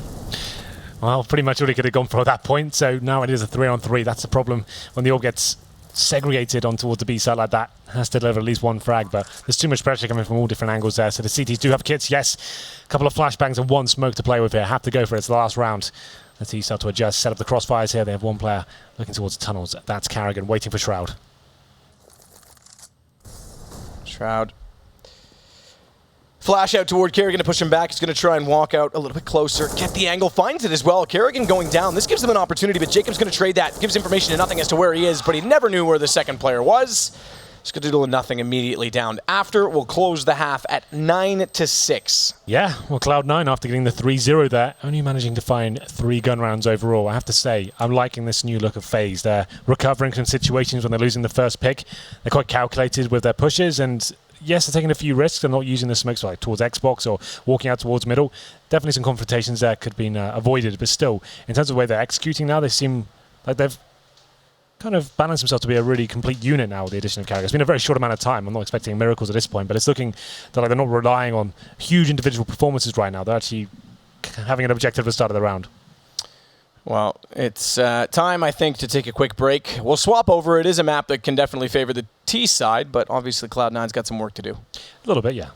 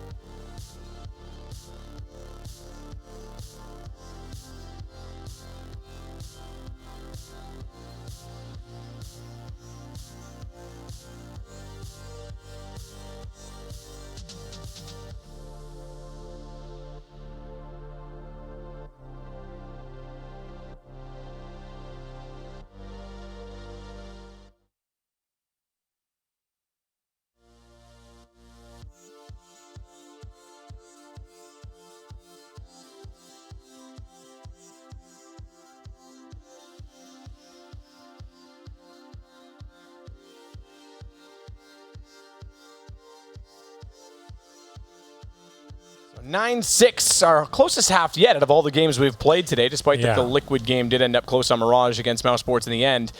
But Cloud9, they're behind by 3. If they win the pistol, we can see that famous 9-9 scoreline, and on Dust 2, that's definitely case for a game. Yeah, absolutely. This is still anyone's for sure. A new FaZe clan with the addition of Carrigan, certainly going to have some holes in their game, especially on the CT side as well. We'll see whether they can maybe step up here. Dust 2, probably the best map they could have hoped for, I would say, overall.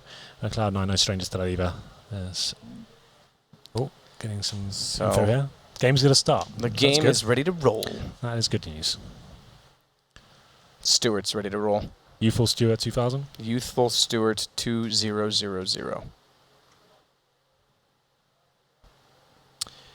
Well, there they are. Ali on the end. New addition in terms of the sniper. Then Carrigan, new addition of the in-game leader. 2 very justified changes to the lineup. Here we go. Then Carrigan, aggressive with the P2000, gets 2 headshots. This kicks things off quickly as Ali pushes up towards mid. Shroud finds the kill in return. Focusing towards long once again. The terrorists do lose the initial man advantage, though. Here's an interesting note for you as well. Go on. Because of those kills, Skadoodle and nothing have no armor. Shroud's the only one left with armor. They've got 2 smokes, but they've got to be pretty damn good on where they place those if they want to try and counter these positions. Rain tries to body block that so as to leave a gap. It actually has one slightly on the other side, but a flash does come through. So far the utility that they do have on those 2 players used correctly to get them closer to the site. Shroud, with a couple quick shots toward Catwalk, is going to push Alu back. They want to try and get the jump shot onto the bomb plant, but it's already in place for Cloud9. Now the task of fighting off with Shroud as essentially the strong man in this. it begins. And he's also got the P2000 that's picked up from Kerrigan. That's going to be Skadoodle with 1, but his teammate's gone already. It's got to be Skadoodle against 3 to hold this off, and they go over top of the wall. It's Alu to find him, take him down. 9-6 suddenly becomes 10-9, and momentum goes to FaZe. Well, we've definitely mentioned it before. 10-6, excuse me. Yes, we've definitely mentioned it before. In many casts, that long A on the T-pistol seems to be very much in fashion right now, and it was Cloud9 trying to do it once again, but Kerrigan with a decent spawn, runs straight towards the doors there. Really kind of awkward exchange, but he finds 2 headshots, goes down, and he slows him right down at that point. Cloud9, yes, they get the bomb down, but FaZe Clan had the manpower overall. Skadoodle running out of bullets, then the 3 versus 1 didn't really have much chance to do anything there. So, presumably, just some upgraded pistols there, a couple of P250s for Cloud9. Objective is, once again, try and get the plant in. If they can do that, very successful round means they're going with a huge advantage into the next. You can see FaZe Clan preparing for this slightly. They get 2 M4s, with the idea now they have the utility to hold off this fast play, very fast play, I should say, from Cloud9, straight towards the A site. They push back 2 at long with flashes. Get another bomb plant here, so Cloud9's doing well early to build up some bank. Can they do more, potentially, with 5 players still alive? Not with an 8 going into automatic. That's going to be 4 still alive. And not only that, they've gotten Stewart down to 21. He's gone with a secondary nade that comes through. Shroud, thus far, the only one to pick up a kill for Cloud9, and it may result to be, well, okay, he gets 2, but it's still him that gets the onlys. So he picks up some money on that P250. They'll get some from the bomb plant. This will easily be an early buy from Cloud9. Definitely. And they managed to get 2 kills there, which is actually pretty important. Now the CTs know the AKs are coming. They saved 2 M4s, but the reinvestment from the other players, it's got to stranglehold them in terms of the overall economy. If they lose this round, they're going to be on an eco. Oh, we're going to go into a replay. I'm not sure if Skadoodle's gone for the glass cannon or not. He had 5,100 to work with. I would say probably not. I would say you probably just want to have the 5 AKs coming in. Definitely an option. Goes for it. Has it. Yeah, I would say if you... I guess if Valor with the AWP as well, it does make sense, but let's see what we can do. Fast play towards long as Stewie leading the charge. Carragher's burning alive, just about gets out there. And a nade, I think, came in on top of that as well. Either way, it was flash. I didn't see the whole entire transaction. Smoke for Stewie. He's going to get in toward the pit. This will give him good position to catch anyone off late. Anyone who's impatient actually likes to get away from it right away. Both ops, by the way, are glass cannon. That includes Alu, as you mentioned, having the weapon up. Good play from Stewart. Gets aggressive. Rain's caught off. Smoke to the cross. They're going to go fast toward the A site. And Kerrigan, 8 HP. Sitting duck. Nothing's come up. Catwalk. Nothing to cover them off. And now these early investments, well, Cloud9, they're going to capitalize. Yeah. And with Alu going on the AWP, he's going to be backing out, trying to save this already. Jacob needs to be careful over at B. Alu misses the shot. AWP gone. Yeah, nothing. Just doing tremendous work here. Fast A long attack there at that point, taking all the attention. They're finding kills as well. It was Stewie to get that first shot towards Rain of the car, but then nothing. Perfect flank towards short A. Gets all the rotating players in and trying to recover the situation. Was FaZe Clan. Don't find a single kill. Just Jacob towards T-Spawn at this point. Probably worth the hunt. You can see them sniffing it up right now. They've got a player towards the pit watching the bomb. And here's the situation, because Jacob wanted to go back to try and get his teammates AWP. Alu's down to AWP. It was smoked off by nothing. That's when he made the decision to save. But they've now picked up a double up on the T side. Now, do they like to use it or not? Stewie's dropped it again. T side, maybe not the best approach when you finally are trying to take control of the game. 11-7. But it's there for the opportunity if they so choose to possess it. And I think they've left it on the ground. Well then. Gotta buy armor. Please buy armor. He will buy armor. You that'd can afford armor now. That'd be insane. Please Come don't on. forget to buy armor. Yeah, I think he's going to forget to buy armor. Maybe. There we go. I'd say yeah. That would have been crazy. Against pistols, you know they're coming in. That's a death sentence. But still, here we go. Then it's going to be round number 19. We have got a save weapon for Jacob, but that looks like that's all they'll be bringing to this round. So should be a walk in the park for Cloud9. Jacob, he'll actually be towards the A side, backed up by Rain. Just a default required here. That's the more traditional Xbox smoke we didn't see from FaZe. Like I said, trying to save from utility using the flashbangs to get it towards short. If you can get up there unscathed, it's fine, but it allows the CT to get a little bit more vision as to what's going on. So Cloud9 this time, presumably, will treat it as like a gun round. They're not 100% sure what up against. I know a weapon has been saved as well. Use a utility to dissect the A side. You can use smoke towards CT spawn. Looks like Stu will be molotoving towards that area. And then the A side, smoke off towards the crossover, which will be coming in as well. Jacob to try and fend them off at this point. Jacob's going to do what he can. Flashes go into his face, though he can't counter off the push to deny the bomb plant. Does get one immediately after, but Stewie standing up after planting the bomb. He's got a kill. Look at Shroud. Nothing. It's all Cloud9 again. Alu goes down. They're closing the gap slowly but surely, Cloud9.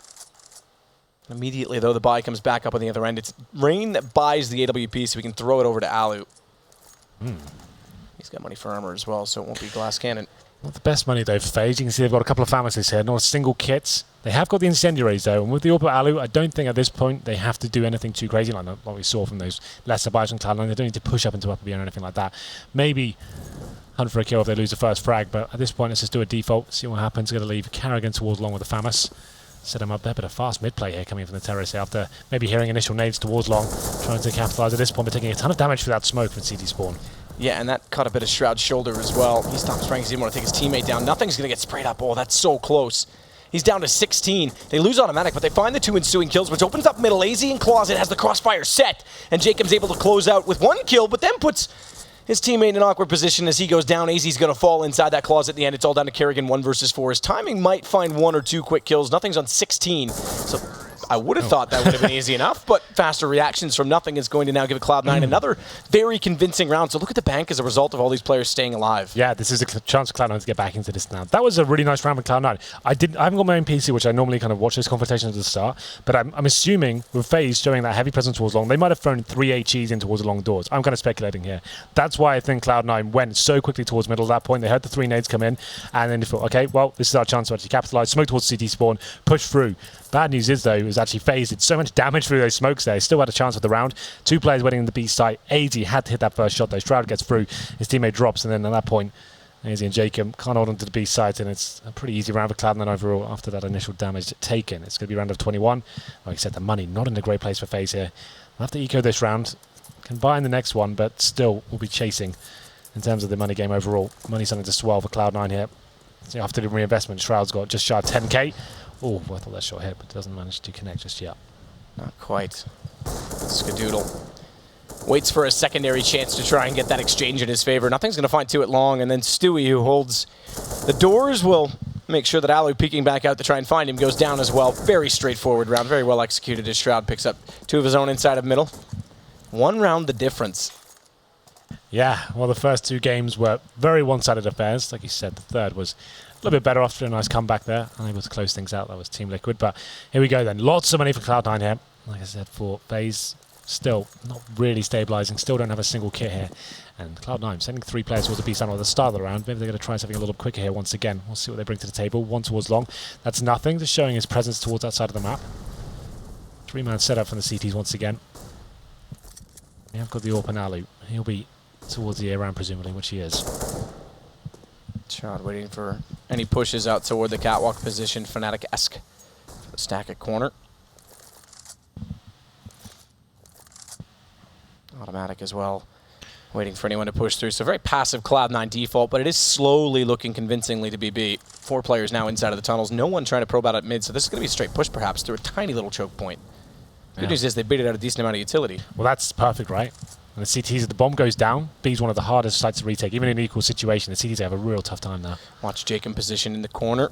As he's going to sit, gets caught out, misses the shots, and it's AZ now that has to respond. Shroud's going to take them both inside the site. They'll easily take advantage of the opportunity to plant the bomb. It's Shroud to go default. So back to the tunnels, and you're dead right, FaZe. They're going to go 11-11. What a response from Cloud9. Well, do you have to say, though, Matt, Jacob there, gifted at least 1 kill there. At least. Whiffs the 2 players on his screen. Doesn't get anything for it. Cloud9 known to be very skilled players in terms of that kind of play. Like lots of, he's talking about like Stewie and Automatic, those kind of like flick aim they've got. Yeah, you're going to struggle if you miss 1 shot there against those kind of players. They're going to punish you for it. And yeah, Jacob, all you have to do is get 1 kill there, take the attention away. The teammate could have done the work, but not enough, I'm afraid. So Kerrigan, one of the 3 trying to save, is going to wait for his fate. And it's Automatic that's going to prevail. Off position in the corner for Rain, but that's a one and done because as soon as you know they're there, it's easy to follow up. Stewie runs in. Yeah. They want to take Alu down. Missed shots from both sides, and it will keep him alive. Definitely so justified. too, yeah, and Alu keeps an AWP. Look at the money still for Cloud9. They could lose everyone at that point and still be fine. But 11-11 arrives. You'd finally have a nice close game here. But FaZe, once again, the money slipping away from them. They save an AWP, but just not enough to force around it. Going to get some Deagles and CZs here. And a 5-7 as well, for good measure. Carrigan, he's maybe bringing out the double AWP setup. He doesn't buy armor.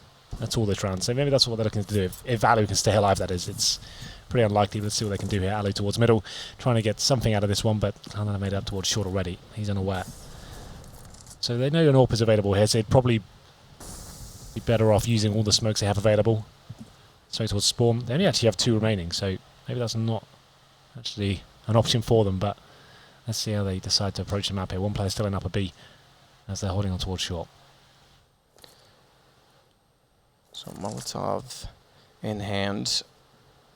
In 3 hands, 4 hands actually, automatic, nothing. Skadoodle, Shroud. And Shroud's going to be the closest one right now to the A site, trying to get an angle favorable. And they've got to find this single AWP. That's the hard part of this process right now. And as we see it, they don't know it. It's over toward the window. Kerrigan picked off by automatic to start things. Cloud9. Again, we see 11-11, you and I, Henry, but Cloud9 looking to break the stranglehold and take the momentum. They've definitely had it thus far, but Alu with that one AWP finds nothing. Yeah, as soon as he gives his position away, though, you can see Cloud9 reacting straight away, thinking, well, he's middle, everyone goes towards short, they are holding there anyway, finding to hit the shots now, starting to hit the shots now as well, automatic actually takes down Alu in the process. Just Jacob remaining now, CZ and Hannies in lower B. And there it is, Cloud9 do take the lead. It's been a bit of a struggle for them overall. We started this half 9-6 against them, and now they're actually, Jacob, that's they cheeky. left it. That is cheeky. I'm surprised they don't babysit that, knowing the situation with money. I agree. He manages to pick it up, Jacob. At this point, just wants to stay alive, for sure. If we can drop that weapon over to Alu, that's when they can really start rolling here in terms of actually recovering. They've been a lot of rounds here with no nades, no defuse kits. The question is, how good's the comms? Oh. Skadooey spotted him. Skadooey. I said Skadooey again. That is unbelievable. It's you could have just said, yeah, I called him that now. It's ingrained in my head. That's all right? I am one with the meme. Nice. Now, okay, now they know the AWP's up, because the question in communication was, did they know the op was there? Did they know he got it? He didn't peek with it, so even Skadoodle may not have spotted it. But that shot certainly was heard around the world, and we'll give up the fact that he's got it. Oh, the spray through. I think he was down to 34, if I'm not mistaken. Wow. He does manage to stay alive. And this is where Alu now, he's going to have a bit more room to maneuver. They're up against it now. They have a full buy, though. He is the kind of player who'll be telling his teammates where he wants to go. And we're saying, I think I can go to pick here. I've got a decent spawn for this position. I don't want to see him stagnating on the A ramp, but he's not going to do it. So here we go then. Perfect. Pushes off towards short. Players in front of him can hear them actually running through the mid doors. Surely can hear a whole army next to him. And it's going to be a fast mid play coming in from Cloud9. AZ's aware. Smokes the doors. Is he going to push through? They want the window instead. AZ, he's on the wrong side of it to get in behind. He's a little bit late. Does find the kill, though. And Alu to follow up on Shroud gives him an opportunity to sit there comfortably. So although they've given up B site already, they're in perfect position to go for a fast retake with 3 already at the top of middle. Late rotation, a long rotation as well from Kerrigan going all the way through T-spawn. They're going to go for the boost to the AWP. Alu sees nothing. Able to hit the shot convincingly. Stewie. Is he going to get aggressive on this with his own flash? Catches 1, catches 2, Stewie! Takes Hand Matters into his own hands. He's got 2 quick kills to draw at level, and they've still got a chance on this retake. Skadoodle can't find the shot toward the tunnels, and AZ, as a result, will take down Stewie. But Skadoodle does hold true down to the one-on-one. Kerrigan wants in. Skadoodle lines it up, misses the shot, has to go to the Tech 9. He's going to get dropped in the end. And he's got a kid on the way by, so he's going to have this. Kerrigan just barely after Stewie does everything possible. It's close. It's very close. I thought Stewie was going to nail... Stewie. I'm doing See, it now everyone's doing it. I thought Skadoodle was going to nail that shot there towards the car position. He knew exactly what Kerrigan was as well, and Kerrigan doesn't exactly land the initial shot, but there it is. FaZe just about managing to do it there. It's Alu boosted up towards short this time. Like I said, he can't be the kind of AWP that sits on the A ramp every single round, hoping they're going to run into a crosshair. It doesn't really work anymore. There's so many executions that lock that kind of play down. Alu goes towards short, and Skadoodle, that was actually through the gap. As he was jumping across. No, not even needing to wall it. Not even needing to go through the door. Kerrigan's in a bit of trouble here because he missed the early shot, so Rain's got to come support. Thankfully, there's a corner smoke that lets him control the peak, but Stewie with 1, and it's Shroud to snap back and take both. They've got long control again, and a 2-man advantage very early in the round for Cloud9. That's actually kind of sick from Skadoodle to open things up. You need incredibly fast reactions. There's no one there can really do it consistently, but when it does land, it looks pretty cool. And it will be a long control taken once again. Cloud9. That's a massive round for them to win, Matt. It came down to a 1v1 before. Full reset in this round. That's maybe a double eco town. And they know exactly where Alu is. Going to try and use that smoke to isolate the one man he spotted, and he'll do so. Down goes Stewie. Definitely worth hunting him, though. Let's find him. Absolutely. I mean, they've got 45 seconds to do so. Bomb's only just now been planted. That's a nice throw. To be fair, I think it was about a pixel too far to the right. He's basically just throwing that to throw something. So like maybe if someone would turn away and think it's a flash, it wasn't going to land and do anything with it. Yeah, well, it's always fun to point out. Yeah. So Cloud9 are firmly in control, as you say, as a result of not only the momentum, but the economy now as well. They only get $1,900 in the next round phase. Oh, they're in a world of pain. Oh, well, they've just knifed each other. What? No way! They spray through. They want to avoid the auto sniper. Jacob's sitting there trying to communicate. He's just swinging casually his knife and hits his teammate, and down he goes. If it was like a different... That is brilliant. I need to see it from their perspective. In CSGO, it's not such a huge deal. You don't get punished that terribly for team kills anymore. But it's the fact that it's a knife. But yeah, in like Source in 1.6, right, you used to lose like $1,200 if you did that. But the CSGO is not a huge. I think it's only like 300. I mean, it's one thing to see gun TKs. We see them all the time. We've seen, I think, 2 or 3 this game now, but a knife is hilarious. Yeah, that is very rare. That's pretty funny. I guess, yeah, they cross the door. He gets tagged through by auto sniper, but he's just swinging wildly, right? Just having a good time. His teammate just jumps into him. Yep. Oh, sorry about that. To be fair, they weren't going to win the round anyway, were they? No, but it's a talking point. Yeah, it is. Well, there it is, 14-12. A pause comes in. This will be almost certainly for FaZe Clan at this point. Like I said, they only get $1,900 into round. I think they pretty much have to force. Rain can drop an AWP over. Give that to Alu. See if he can be assertive again. And get 1 M4 for AZ. They can get M4s across the board, but the problem is they just won't have anything to go with it. I think they'd have to go Pharmacies, maybe a couple of 5.7s here and there. Very difficult scenario. Jacob, okay, going against the grain. Max 7 on Dust 2. Auto shotgun for Alu. Okay then, we really are going a little bit off Yeah, piece. let's do it. It's the alligator, as Sponge would say. That's true. No, he would say crocodile. Which one's smaller? Crocodile. Well, it's Alu with the crocodiles. We call it the alligator. Ooh, Yeah? alligator. I like it. There you go. It's too bad he's not playing it at Car. Maybe he'll go there. Maybe he will go there, and you can use your historic line. Well then, okay, well, I would say I think dropping the AWP over Alu would have been more successful for them. The auto sniper's still out in full force, doesn't land any damage this time, so presumably we're dropping that for an AK. They know they're in such a great position here. Cloud9 have so much cash, it's not really a big deal they drop that weapon down, but Skadoodle through the smoke takes down Alu. Okay then, why not? Sometimes if HC's go in there, you can see through that smoke. I'm not sure that was the case. That does look like a pop shot from him, but still, I like it. Yep, and the alligator gone already. Extinct. Yeah, already. it's definitely extinct. The last of the living dinosaurs. AZ as well is trying to just wait, take an opportunity away from Cloud9, just take advantage of the situation where he's slightly forward, more forward than they might expect, but automatic slow play looking into the corner, happens to spot his shoulder instead, and therefore it's Cloud9, 2-man advantage, looking at map point to start off the best of 1. Yeah, and this was a 4-spy from FaZe, now in a 5-on-3. 2 M4s, Jacob with the Max 7. The Max 7's towards B, pretty much the best position for it, if you had to put it anywhere. It's not an ideal weapon on Dust 2. It's not like Cobble or Mirage, where you've actually got some advantages in some positions, but here we go then. Smoke towards Spawn, Stewie to look towards the A site. Decent flashbang as well. To Carrigan, finds the first headshot, takes down Stewie. There's some hope to work with. 31 seconds still in the round. Bomb's going to make it over to B. But the hope right now resides in the hands of, I believe, Jacob, and it is. He's up above. Shotgun in hand. Good headshot. Good angle for headshots as well. Going to try and change his position. Automatic down as well. Jacob! He's doing more than enough. In fact, the damage comes in, and Rain's going to follow it up. And just like that, FaZe take control of a bomb site, the bomb itself. And Shroud's got to clutch this back with 11 seconds. He needs 3 kills in a bomb plant. Not going to happen. Jacob swings out with the AWP, and FaZe take the round. Who would have thought, after losing the first 2 players with that kind of buy as well, it's the Max 7 stepping up in an interesting position. It's obviously outside the B tunnels there. It's an interesting angle. It's normally checked, to be fair, but when you're coming in that quickly, I guess you just try and have the surprise factor. He didn't compensate for it. Jacob nails it. Rain comes in just in time as well there. So something to work with here now. Still a lot of money available for Cloud9, but the CTs now get the AWP out, full buy. They're actually looking back in this one. That's a big round for them to pick up. If Cloud9 now lose this game, it would all pretty much rest on that single round. We'll see what happens as Stewie looks towards long. Smoke down to Lambs get out the doors, but there's a 3rd CT, but Carrigan can't land the shot, gets taken down. Stewie, though, not able to prevail with his 2nd kill. Gives Rain a chance, who finds 2 of his own. Shroud pushes through the right side of the smoke. It's all for naught, dead even at long. As such, there's not much map control gained in the T's. Cloud9 going to put their focus elsewhere. Automatic going to lead the charge toward Catwalk. Bomb just working up slowly. Inside of middle, the question I have, and we can't see it, is Jacob just got to the door. I believe an Xbox smoke was still in position, so he couldn't quite see their passing positions, but a flash goes in. They turn their backs and fully blinded up. AZ's got 1, 2, and 3.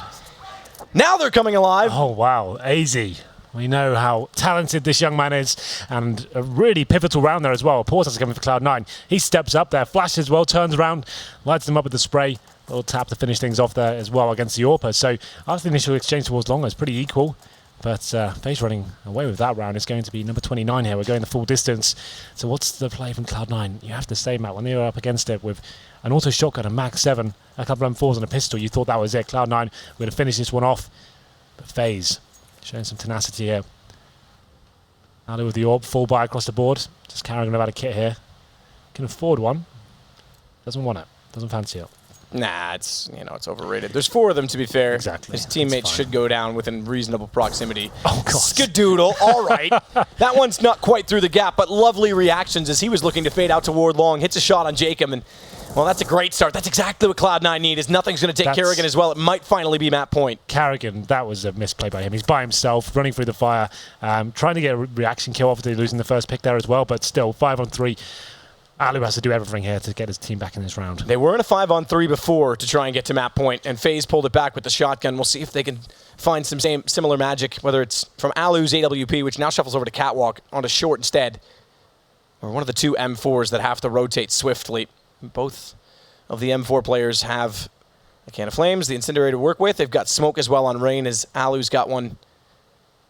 And he's getting more aggressive on Catwalk. He wants to hold the corner and try and let his teammate get the information when they cross. It's only 1 kill for Rain, who's partially blinded. That'll pull Alu back into a position to cover off ramp. Can't find the first shot on nothing. They now know the AWP player's in position to try and capitalize. But he's still going to watch toward middle. He doesn't have information on lower tunnels, and rightly so. He's checked it, but perhaps timing just off because Automatic's in a position where he can try and capitalize. Instead, he shuffles out middle. It's easy to go down first, and Alu does prevail against nothing but tagged to 3 HP in the process. Knows Automatic's sure to be behind, but still can't find the timing. And they're just containing Alu at this point in time.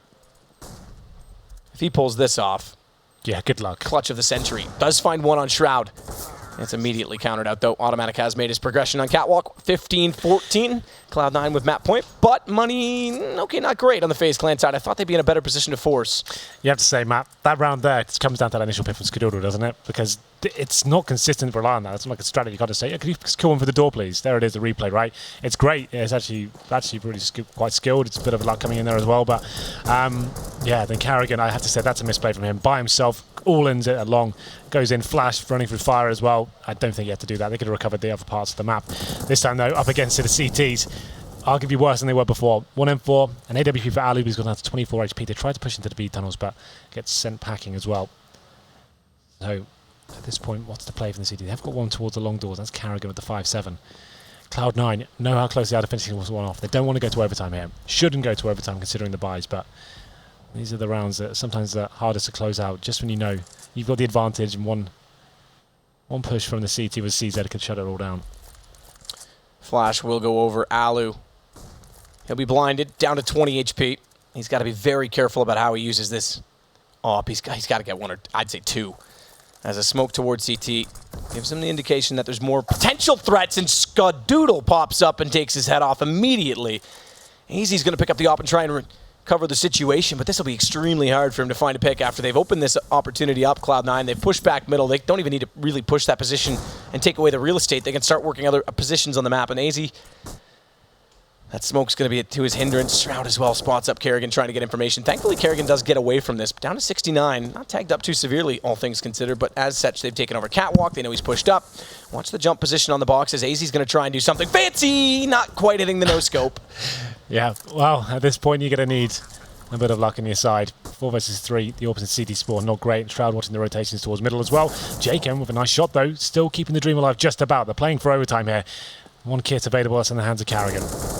Drop down shadow reveals. Jacob the last alive and last to die. It's going to be 16-14, Cloud9. Close in the end. They lost the second half pistol. They started up 5-2, but it was definitely a tough position to come back from when they were down 11-6 at one point, and then they just took over the momentum. They controlled it with an early buy in the second half. They go early on the AWP. It turned out to be the right call because there was also a glass cannon on the other side. They all went to rifles. Yeah. If they'd stayed on the SMG, you would have thought the execution would have been the smarter call, but hey, it works. And then they took over control a little bit close to the end. Yeah, Cloud9 looking pretty composed in that second half. FaZe definitely was some interesting moments at that shotgun round, especially.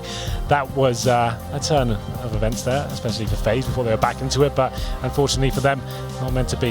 They'll be losing their first game here today. 16-14, Cloud9. Nice little win for them overall. Obviously, FaZe with some holes in their game. AZ looking a bit disappointed there. Hit some very big rounds in terms of the impact he had, but... So, yeah, with that said, though, I mean, with Cloud9, the way they've been, It's a good win for them to start off with. They need to make sure they continue on this form that they've been having and people have been praising. But that said, we'll send it over to the analyst desk. We've got some lovely people standing by. All right, that is game, set, and match in favor of Cloud9. Full 30 rounds, though. Finally, we get a full close game after we've had a rather swift start, admittedly, in these best of ones. And now to dissect things, I've got myself, YNK, and SpunJ. Oh, you sound good together. YNK and SpunJ. How long are we going to keep that up for? Approximately 3 to 4 more months. Fantastic. Is that okay? That's all right, because I won't be doing any more jobs until next year now, so this is good. That's all planned? Yeah. All right, fantastic, SpunJ.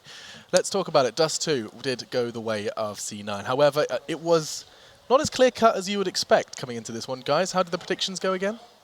I was correct and Yanko was incorrect, I believe. Just wanted to get Chad to say that there again. So where's that? Where's my pen? I could just put a little X by your name. Just right there. But either way, let's start talking Dust 2 and start talking about the fact that FaZe so close yet so far from making the impact that we expected them to do so, or at least you did. Yeah, I mean, it was obviously an extremely close game. For me, I think what made the difference towards the end was that FaZe, I don't know, maybe the last 4 or 5 gun rounds, they started 4v5 because Kadoodle would get either that kill through the doors or through the gap or just through the smoke.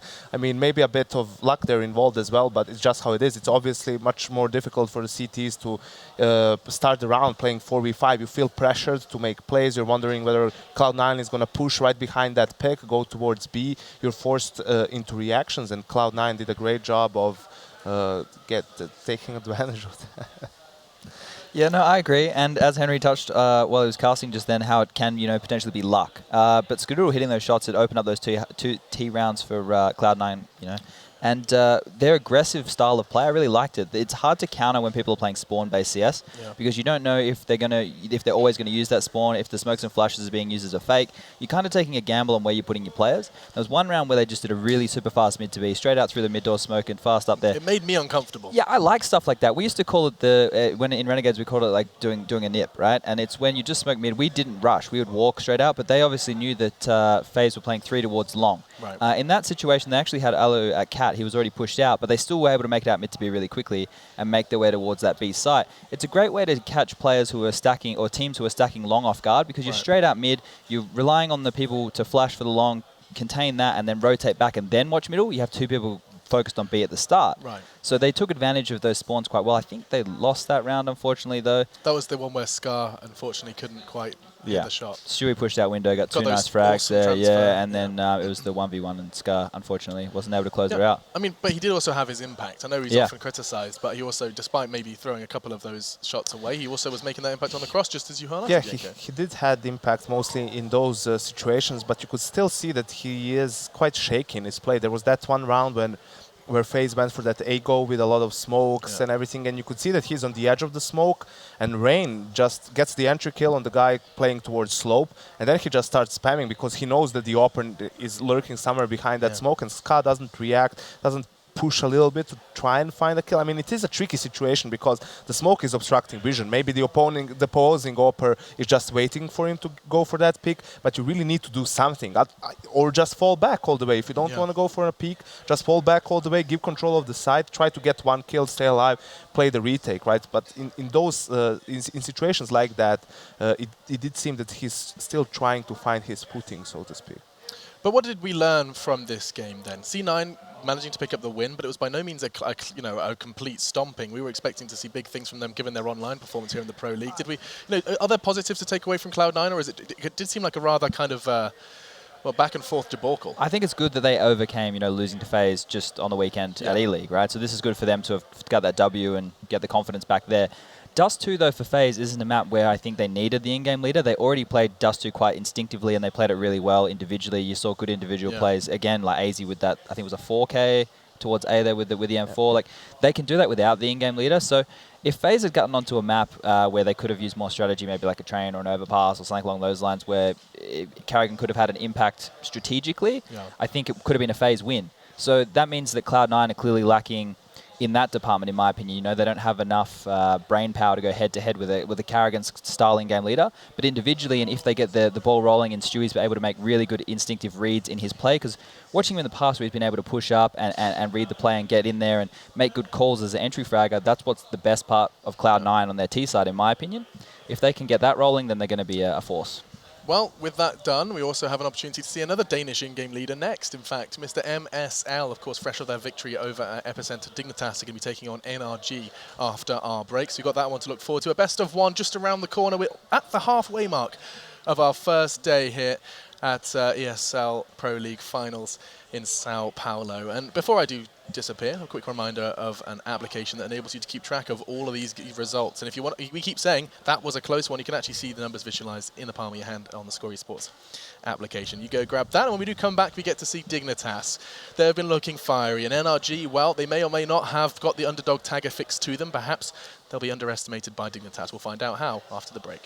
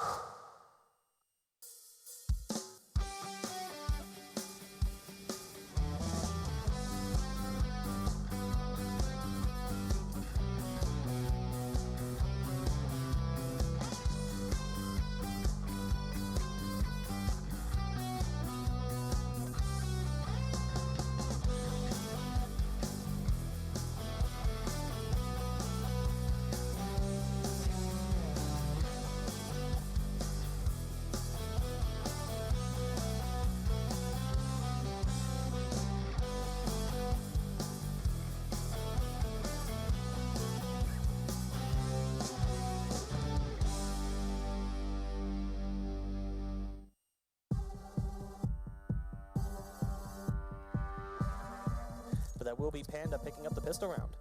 Took a moment there. That was their first LAN fist bump. The more I play CSGO, the more it's more about the little things that you get to touch on, you get to talk with your teammates. I think it would be pretty spectacular, honestly. If we were able to make that pro spot, I think it's a great achievement.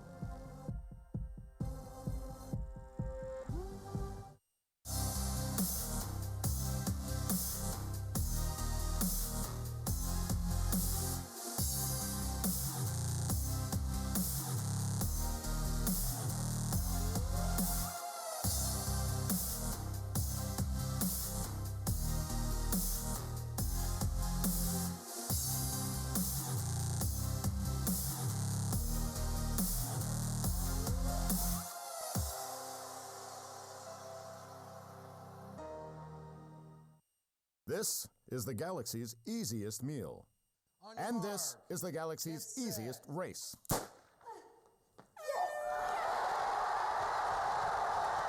Silent, the galaxy's easiest meal.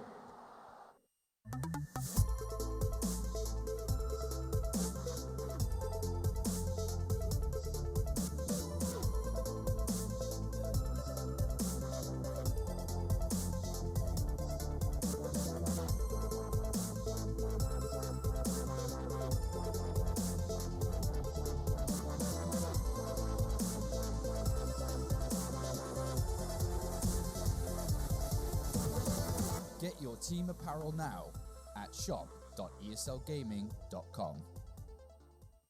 This is the galaxy's easiest meal. And this is the galaxy's easiest haircut. I absolutely love it. Soylent, the galaxy's easiest meal.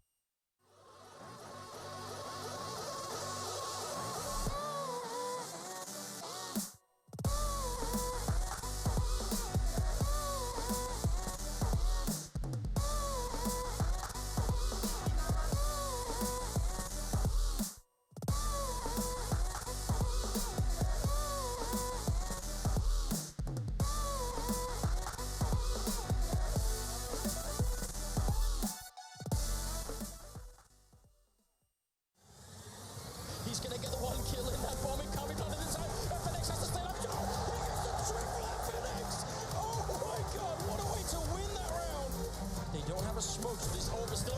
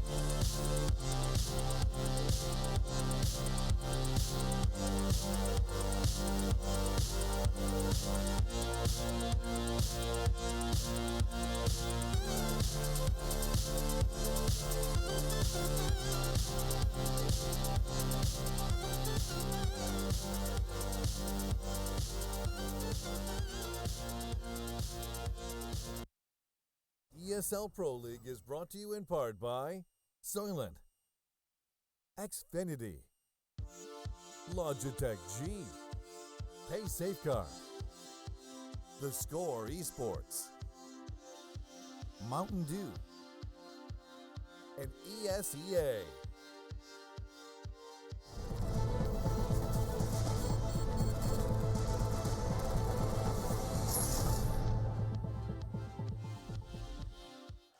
Is it time for the underdog to have its day? Or will it be the Danes that continue to be the great Danes we saw in Moscow? To answer these questions and more, I'm joined by Jenko YNK Punovic. Oh, that was a butchered that time, didn't I? And Chad Birchill. Punovic. That's like your nickname.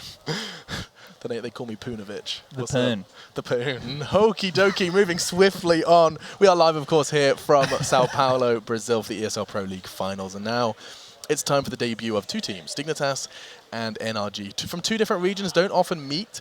And I think, why are you being at? Don't often meet? Is that wrong? Yeah, you're correct there. Sorry, keep going.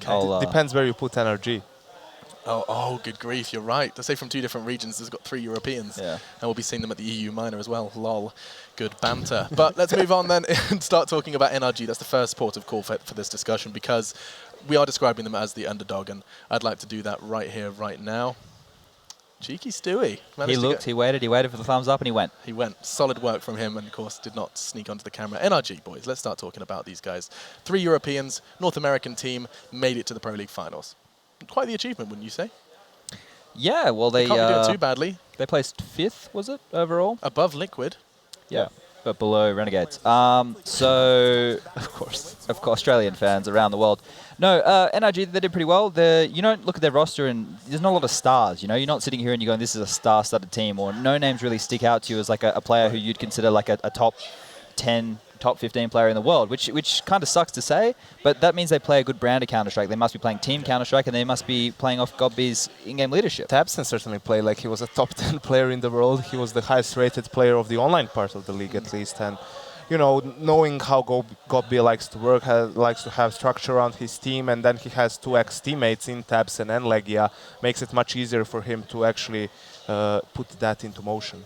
And I mean, that is the kind of the strength of NRG, or at least it would be often described as, is the leadership of GodB. I remember way back when he was on European soil, that would be an often talking point, is that GodB has a very well-structured leadership style that was successful in previous brands of Counter-Strike. And whether or not that's transferred to NRG is something that probably remains to be seen. Would you say we need to see a lot more from NRG before we can start singing their name from the rooftops? They've had ups and downs where you could see potential at LAN events. You know, they've had some upset wins in the past, but they haven't attended that many events. They haven't had the chance to attend that many events to prove themselves, and this here is a good chance to do so.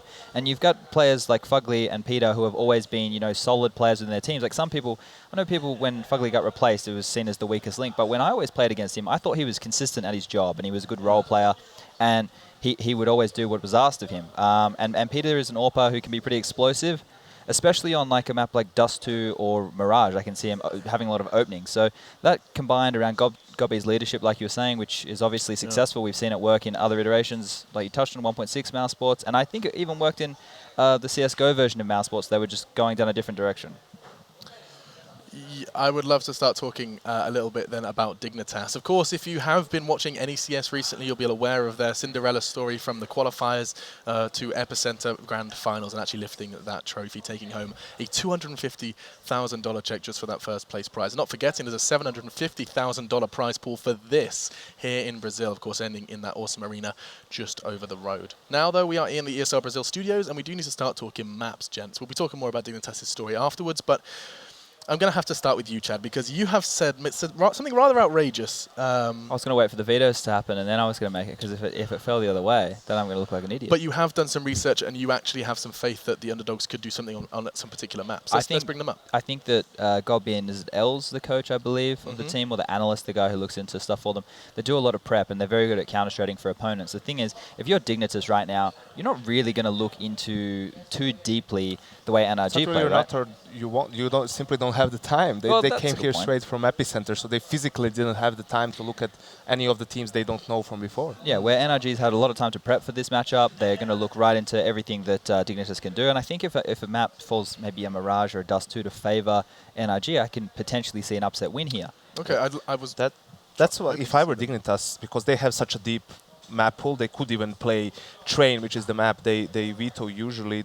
So if I were them, I would veto Mirage, Dust 2, and Cash, because that leaves obviously the other 4 maps, and out of the 4, NRG really isn't that comfortable on any of them. Probably the most comfortable they are is Cobblestone, which, as we know, is Dignitas' best map, and maybe even, you know, at this point we can be close to calling them the best team in the world on Cobblestone. So yeah, I think that's where they're in a position of power, and they can try and exert that dominance through the vetoes, because there's no way that NRG is going to play Train against them, right? That's the only danger map they have in the 4 that are left. Dignitas bottled it. Yeah. Weren't willing to do that. It seems just throw everything down the drain. It seems really stupid to me to be going against Dignitas, considering their recent form. I think HLTV.org have them as number 2 on their world rankings, right? Yeah, so they're like, surprised. and the firepower in this team, I've been singing their praises, like, and been looking at them and saying, you know, superstars. And for me to say that, you know, it seems stupid, and it probably is stupid. But if the map falls where I said I'm going to pick NRG, I'm sorry, I'm an idiot. I know. I respect your gusto with that. I think it's a bit the matchup is a bit deceptive because of what we were talking about. That, you know, Dignitas has just had a long travel from Moscow straight to this tournament. You know, Magic Boy hasn't been feeling too well, seems to have caught a case of food poisoning while at the airport. I actually know, I watched it happen. Yeah, so all these things come into play, and yes, you say on one hand that NRG is probably, I mean, definitely try to study Dignitas, but in my opinion, it's hard to find patterns for them because they just play fundamentally solid Counter-Strike. Yes, you can know what they have in their playbook, but it's, I think, pretty hard to pinpoint when they are going to go for certain plays. Yeah. Okay, so I mean that's a credit to Dignitas then as a whole to have an unreadable style of Counter-Strike. It can't be necessarily applied to all teams, there's a majority of teams, and so that's another strength to the Dignitas bow. So it is Mirage, Chad. I'm going to stick with the call. I think the best bet for NRG is to rock Dignitas in the sense of they need to catch them off guard. They need to show that whatever playstyle that they want to run as their standard isn't going to work, and NRG know what they're doing and they're ready for it. And then once that happens, the scatteredness of the travel, the sickness, all those little things that are niggling away at Dig, it may force them to play Counter-Strike that they're not comfortable with, and that's where NRG can capitalize. And while we do have the NRG roster up, it is worth addressing the names that we haven't highlighted is Legia, PTR, and I think we touched on Godby and Tabson as well as Fugly. So that is the 5 that are going to be going up against the Dignitas side that are already looking rather scary. In terms of individuals to watch, I think it's Magic Boy that we could not stop talking about over in Russia. It's true, but here I would actually leave him out of the equation and point out some of his teammates because, I'm expecting his condition to have a certain effect on his performance. So I would put fingers to maybe Config, seeing as how he is naturally a very aggressive player, goes for those underpass plays, pushes towards mid, depending on what his team is going for. And he's the one who, I think it was in the semifinals, I remember that there was a game on Mirage in the playoffs when he was getting, I think, 7 rounds on the CT side where he would get an opening kill for his team. So that's a tremendous amount of impact. And if he can, keep up that or similar level of performance, I think that's going to be enough for Dignitas to hold off NRG. So having faith in Dignitas, but it does seem like we are giving NRG just that little bit of breathing room that they could cause a bit of a surprise here. I know, Chad, you've already hinted at it many times, but I am going to probe you now. It's Mirage. Yeah. You are saying NRG are going to pick up the win here versus Dignitas, or is this just you trying to be a dank memer? No, let's lock it in. I have He's faith. going for it. All right. I feel like Chris Tarrant. Is that your final answer? I'm going to regret it, but I get these. I'm still new to this. Yeah, I can make bad predictions. You can, Would you like to but the phone a one friend? thing you can't make are excuses. No excuses. I'm on board. He's on board. All right, we'll get you an NRG team shirt. We'll get you in the team as well. Sweet. All right, Yanko. Can I see Shaq? Not a lot of those on demand, of course. You're being logical here? I'll get Dignitas, yes. Really solid all around. Oh. Solid victory then from Dignitas in Yanko's book, but Chad is going to choose to fly the NRG flag. Is it going to be a Shaq attack and will Brazil be rocked by NRG? Or will instead it be the Danes who continue their spree of success from Russia to Brazil? Truly a global offensive game. Let's jump in though to this best of 1. It's going to be down on Mirage and it's time to head over to your casters after a short break.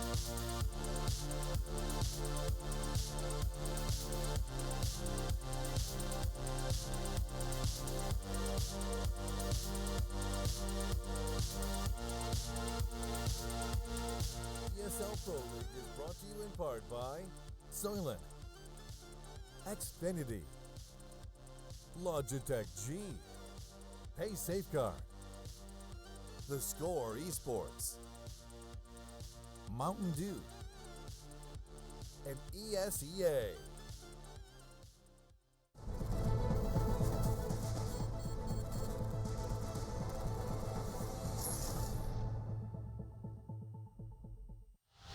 All right, ladies and gentlemen, welcome back once again to the ESL Pro League Finals live, currently from the ESL studios here in Brazil. Moses with me for this next game here. So getting ready to jump into it, Dignitas going up against Energy. Your general thoughts heading into this matchup? General thoughts, Chad might be insane. Yeah. He's new to the analyst desk. We'll give him that, but good lord. This is a ballsy prediction from him. Bit of a bold prediction, of course, after Dignitas' crazy performance last week. Yeah, well, I mean, there are some, I mean, obviously with Mousesports, food poisoning, whatever it might be, you don't really know how he's going to show up, but still, I mean, the crazy thing is listening to the desk, all that talk about Mousesports and config, and they didn't even really get a chance too much to touch on Cajun, who's been playing lights out for these guys. So, I mean, there's a lot of power on this Team Dignitas side, but one of the big reasons why I just don't have the faith in NRG is from watching them in NA. They play a style that's going to be successful there because, you know, I mentioned this on Counterpoints with Thorn. It's that this team like doesn't seem to play to win. They play to like not lose, which is like such a cliche. But at a certain point in a match, especially against European opponents, you have to go and like take that win. Against the North American teams, they can sit back in their defaults like they like to do on their T sides, and they can let the American teams make mistakes and capitalize on those. Against someone like Dignitas, if they do that and they don't try and get aggressive and they don't try and actually be proactive, they're going to get punished a lot. So that's going to be something to watch out for on their T side because they do run a lot out of defaults and they do give Peter a lot of time to go and find picks, to find openings for him. And so a lot's going to fall on his shoulders. All right, well, it does look like we are getting live with it now. Energy will be starting off on the CT side with Dignitas taking up the T side, and immediately we do see MSL moving himself out towards top mid there to take control. Tabson is going to find himself the first contact here, back over an underpass. It's a 1v2 for him, peeking him one by one, but unfortunately he can't hold the line. Config is going to knock him out, and now Legia, if he decides to keep himself out in the open, he'll find the next battle, but that will be the starting advantage for Team Dignitas here in the pistol. Yeah, cool idea. Tabson was one of the best performers in Pro League. I think he was the best in the North American region. He was dominant, but there he can't really get too much damage dealt, and great job by Dignitas being patient, knowing that the clip, the bullets are going to run out quickly on that USP, and eventually just swinging out wide when he's got to reload. He had the best ADR of every single player in the league, both in Europe and NA. Well, Peter's the next one up for aggression, and he's going to spot some, and it's just an information play. He wants to fall back, but now the nades are raining over. Now they know the execute's coming, and Peter's got such a tough job to do. He's going to get pinched from two sides. He can't land the shots, and there he is. Rubino finds him. Fugly's stuck behind his smoke. He's trying to do something, jumping up over it, and it's all going Dignitas' ways. Energy is getting cleaned off the map, wiped out. Taking out the control here now, and it's just Fugly left sitting behind Ticket Box. They know exactly where he's playing from here. There's one pickup from him. Tries to go for a second, but is not going to be able to find it. So Dignitas with a relatively clean round here, getting that early control by punishing Topson when he tries to go underneath their underpass there. And then from that point forward, it's a very typical A push into the site there to be able to get control. And with that, they managed to clean things up pretty easily from that point forward. Yeah, it's a risky play from Topson and Energy to make that kind of a call because that is very individual. You're basically relying on your star player to get you a kill. I mean, hopefully even two, because there's nothing to back him up. Even if it's just a one-for-one trade, that's not a winning trade for Energy. So now they're going to be on pistols. They do upgrade. They've got 3 Deagles. Fugly's got some armor. They've got some nades to work with, and Peter's going to be the first one. Again, aggression. He does dink config down to 5, but can't get the kill. Tabson's going to swing out so wide, doesn't even consider Palace. A big gamble by him and doesn't pay off. And as we start to see Fugly moving up there too, taking down Rubino, but Magic's point out, moving himself in, finds Gabi, the second pickup from him too. Things are being cleaned up quite nicely here.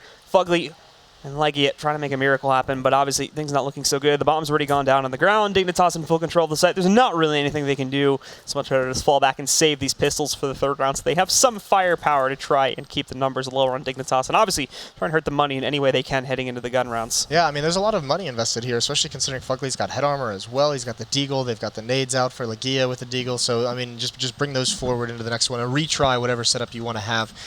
Good round from Dignitas, though, only losing 1. And early on in this, these first 2 rounds have been pretty clean sweeps in both of the rounds. So Advantage to Dignitas, and this is now what's going to become, because you can see how aggressive the Dignitas players are. Mousesports on top of the stairs. Config is going to be aggressive. Cajun. I mean, these guys are. It is going to be that typical when you see it. It's crazy saying this because Energy's from the North American region, but it is going to be that same idea of a European team trying to say, you know, force us to respect you. We're going to be aggressive. We're going to take all of our fights confidently, and if you can't slow us down, it's just never going to stop. Yep. No one else reinvests as you would normally expect from Energy in this third round, besides those that did save and kept their guns. So you've got Fugly and Leggy still working with the Deagles, but beyond that, things will go pretty normally here. Although we do have that re-aggression coming out the underpass, although I believe it's expected by Mousesports here. Already finding the nade connection on the tabs and bringing him down to 50. Pushes up. There's the first one and the second one. He does get leaped on by a third player, but it doesn't even matter. Whips out the pistol, shuts down Gavi. He's going to even look for a fourth here in a moment too, and he's going to get it against Legia. You just cannot stop him. It's all on Fugly now, and well, Fugly's trying to figure out just what the hell happens. He's sitting way over here in CT spawn. Style points for Mousesports. He's trying to hold in the cheeseburger he ate in Russia, and he's still getting 4 kills like it's nothing.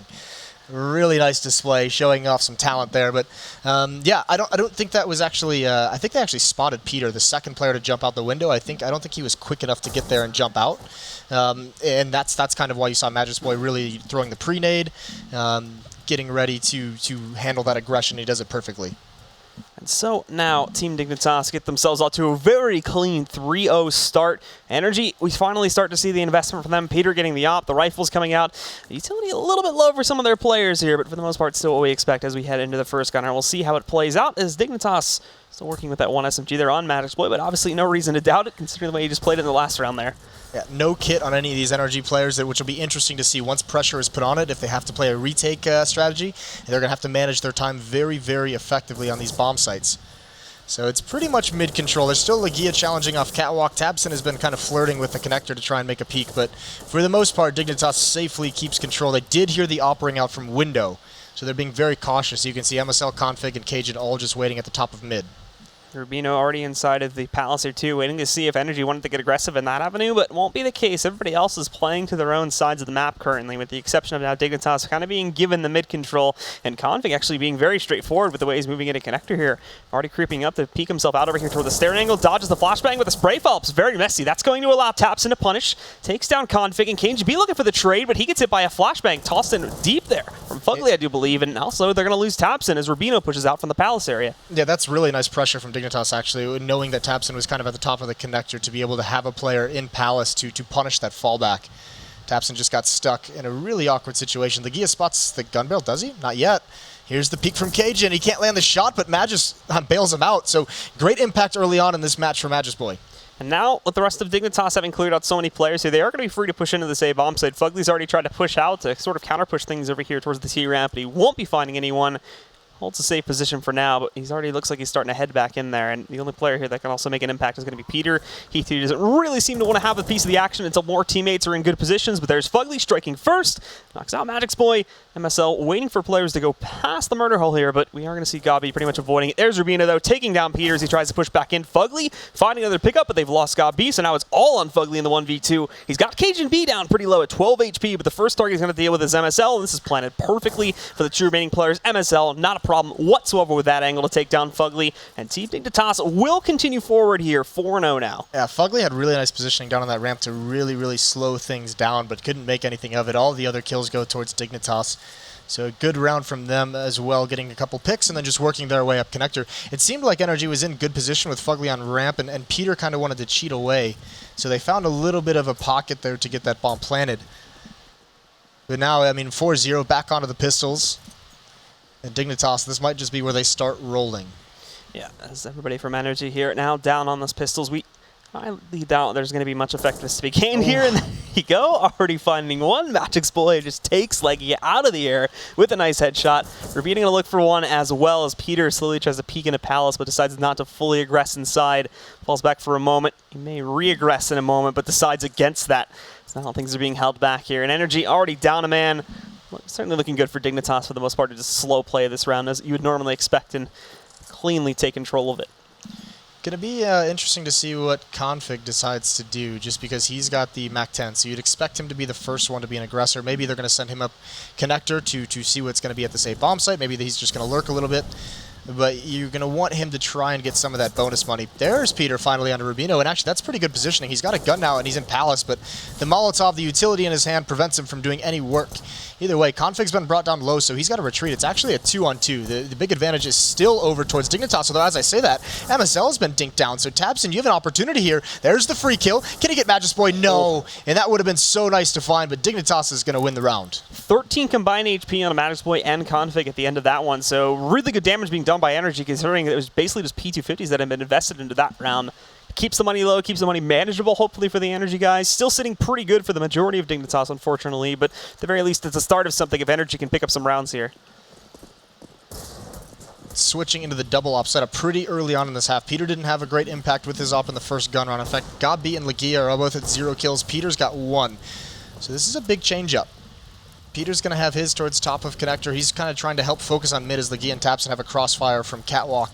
2 ops in middle, basically, but it's Magisboy over towards B, and he's just continuing forward. He's not worried whatsoever, and there's the double up. That surprises him a little bit, so a good pick off from Legia. Cajun B waiting for more to push out over there onto the A-bomb so that he could try and punish, but he won't find it. Everybody else on Energy is hidden back very passively now after a couple trades that have happened here in the first couple moments of the round, but Config now ready to jump back in there, gets the control of the apartments and leaps downstairs. Legia, though, is going to manage that quite well. Takes him down, ends pretty much all the B aggression for now. However, they're still gunning for it. Got the bomb possibly working its way over there in a moment, too, along with KGB going into the back halls. Tabson takes down MSL, so ends their mid control. Everything's falling apart from Dignitas, and suddenly they're in a 2 versus 4. Rubina's going to bounce that back a little bit as he heads into ladder room there, taking down Fugly.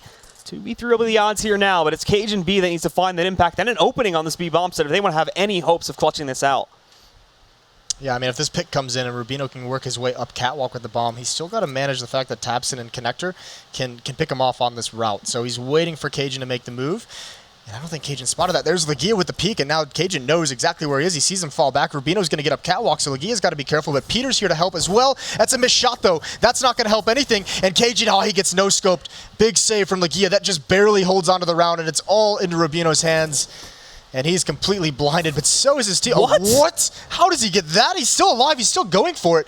10 seconds left. He's got 2 kills to find. The bounce nade now for Rubino, but he's not moving forward at all. And Energy are just holding back now. They wait for him to go for the peak, and Legia is going to find the final shot, a 4K on the round for him. And that is certainly going to be warranting of picking up the first round here for Energy. But now, of course, the big question will be, can they string them together, or is this going to be an immediate reset? Because money is still not in their favor at this point, as we can see now with the rebuys. A little bit of a switch up in the tactics from Dignitas. That was very, very much after Magisboy gets that pick. I'm not sure if it was designed or maybe it's because he gets that opening kill, but that entire round was basically based off the individual star power on Dignitas. They were like, all right, Magisboy, make your play. If that doesn't work, Config makes his.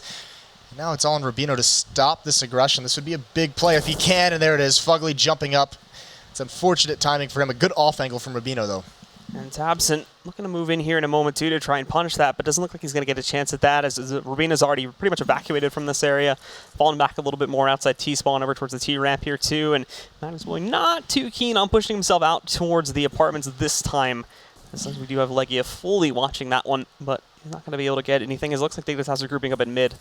I think the fact that they spotted the double op setup in the last round is going to really force Magisboy to be a little bit more passive, because he's been very aggressive towards B, but now with 2 AWPs, he knows that's a very easy way for Energy to pick up a pick and kind of leave his team in a disadvantage.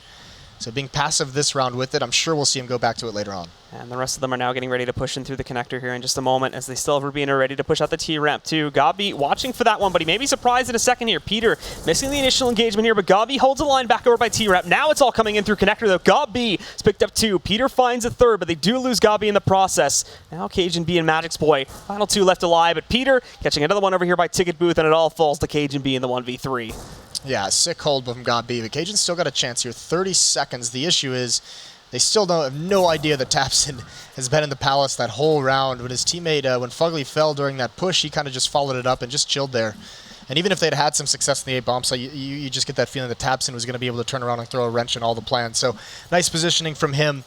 Energy, they don't get reset. They put their 2nd round on the board, but the money is still going to be so incredibly beat up. As everybody sits below $1,000 with the exception of Gabi here now. There's not really a whole lot of utility to flow forth beyond the flashbangs and either a smoke or a Molotov for pretty much everybody here. They've got the basics, but nothing too fancy beyond that one. And Tabson actually takes up the mantle this time, and it allows Leggy to push all the way out on a cat. A big push from him to try and spot some of this top mid aggression, which has been a common theme from Dignitas. And there you go. He's going to find exactly that. MSL getting knocked out very early on. But this was not the play they needed to look out for. It's the 3 players sitting in T-ramp. They're going to go for a direct A-set execution. That is going to be the problem. Rubino also with the Tech 9 going to be leaping out of Palace in a moment. They're ready to go for it. It's going to be very direct, but Energy's early flashbangs are actually great. It holds Dignitas back, and pretty much everybody gets hit by those. It's been 2 rounds in a row, excuse me, since the double op setup came out for the Energy side. So been effective so far. This time, this hit from Dignitas is very, very slow, and they're out of utility, so they have to make this work now while these smokes are up.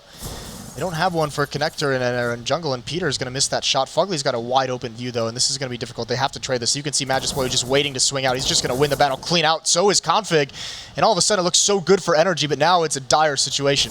Peter falling short back over there on ticket 2, lets Dignitas into the site. Leggy at the very least is able to respond when Rubino moves forward. I'll go hunting a little bit there, but Peter gets dropped, knocked out by Config. Gabi trying to trade too, but he gets hit by a flashbang, and that's where Magic's Boy is going to be able to take him down. It all falls to Leggy once more, and he's going to have to pull off a 4K to clutch this one. It's got Magic's Boy down very low at 12 HP, but it's just not going to be worth it. They're already set up on that site, and the timer getting lower. With him only having the op to work with, it's just not worth it. He's going to fall back and hand over the 6th round for Team Dignitas to them. Yeah, it's the product of trying to retake a 1-on-2 with an AWP, knowing that Magic's Boy also has control of CT spawn, which is a critical place for him to hold, and also just not having a kit. So he'll bring this into the next round, and this might also be part of it. You can make this work. You can build around an op. I mean, you're not going to invest too much. You can upgrade some pistols, but you can allow Legia to take point. There's a lot of different places. If he goes B, he can go for a pick. He can get aggressive. He's going to go A, he can push into Palace and trying to grab 1 kill. I mean, there are places you could position this op just to give your team 1 advantage and see what comes from there. The rest of Team Dignitas, however, are going to go right back into this round. See what type of strat they employ. They've actually been fairly varied up to this point, as they are now going to push themselves over here just directly over to the A site. However, Energy will be ready for this. They've had quite a bit of aggression in this route, and actually, as we take a look at Energy, we've got an interesting buy coming in from them. Gabi picking up the shotgun. He's going to play that, obviously, over towards the B-bomb site, so we probably won't see a lot resulting from that. But Fugly with the pistol buy-up along with Peter. Unfortunately, it seems like a lot of the big guns are not really leading into the way of what Team Dignitas is probably going to execute for, but these can still have impact. The timing ends up working out for them, and Peter will be first up the bat here. Catches Rubino with a nade out, but he doesn't follow through with it. Fugly having some better luck there, taking down MSL. Config immediately responds, and they already know that Peter is underneath the platform, but there's a great pop flash. He's going to roll forward with Leggy as support. Runs out of ammo, so he's going to get knocked out by Magic's Boy, but all of a sudden, it's a 2v3 against the advantage of Dignitas, and Energy are able to hold things low. They're a bit hesitant on actually going in to proactively stop them from getting the plant. They're going to fall back a little bit here and try to let them into the site a little bit more. Passive from Energy now after this advantage, and this is going to buy time because look how slow Dignitas is taking it. The smoke deployed is going to allow him to cross. Legia is going to be on a big flank. He's got just a pistol still. The shotgun really for Gabi is the one weapon where you just don't see how it's going to be used in this retake. It's all going to come down to this flank. It's going to be so patient from Energy. They're going to give Legia the time needed, and he goes for the long route through Palace. Rubino not looking towards it just yet, so he's kept himself quiet for now.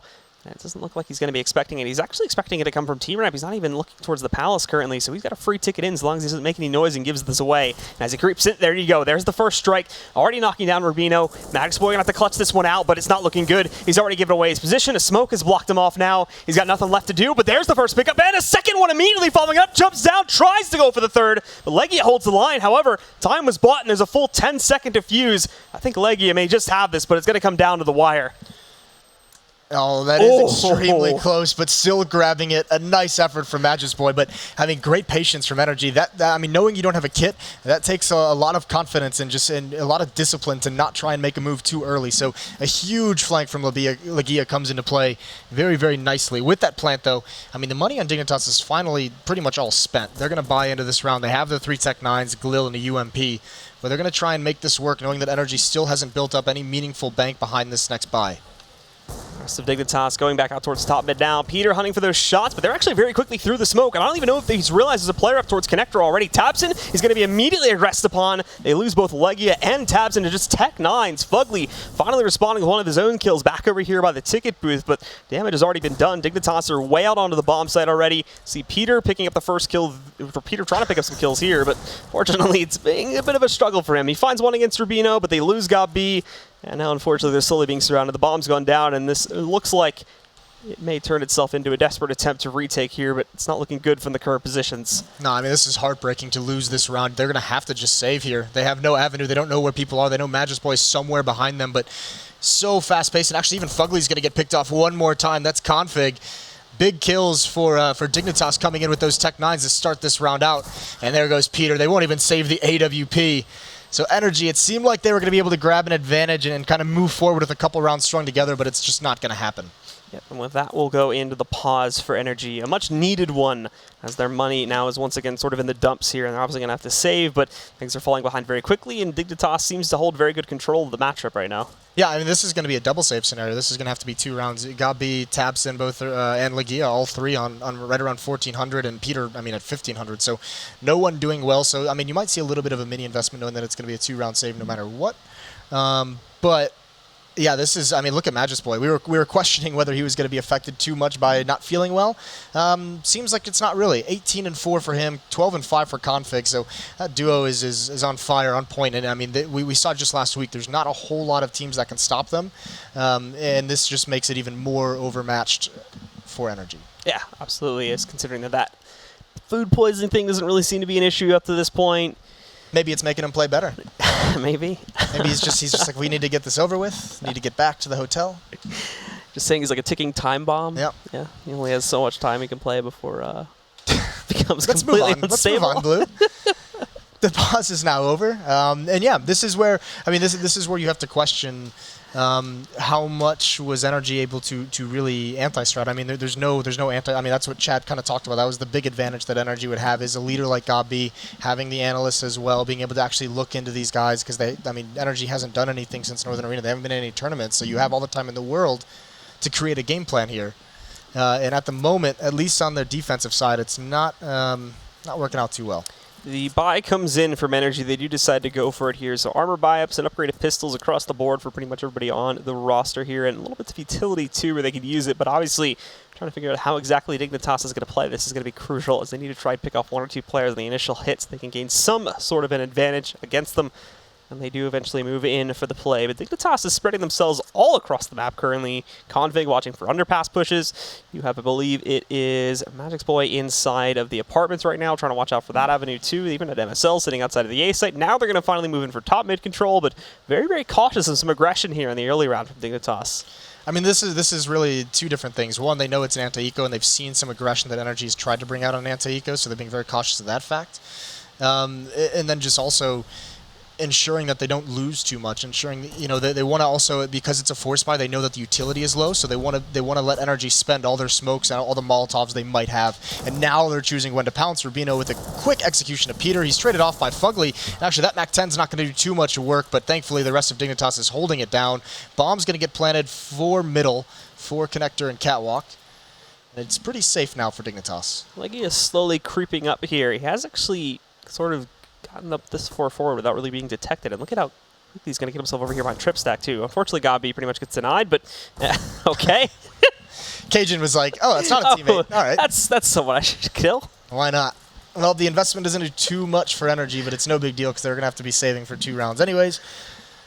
So they're going to move on 8-3, and this is really kind of, this next buy for Energy has got to go well, because it's kind of, it really is their last chance to make this, you know, a respectable half, that they can actually have a window to come back in the second half. Somewhat comical again. What happens with Leggy there, creeps all the way up, has a really good position, and then instantly denied by Cajun B. So that will end that buy pretty quickly from Energy, and obviously they go on to the very, very heavy save here too, and they're going to be very fidgety across the map because of this one. Needs strength in numbers to try and make any impact at all, but already losing Peter in the early round. Config being able to knock him out with the underpass push. Taps him to move in a second here. Both of them are going to drop in, but well, that doesn't go so well. Config handling those 2 pretty easily as well. He's up to 3 already here, and the final 2 are just sticking on the B-bomb site currently.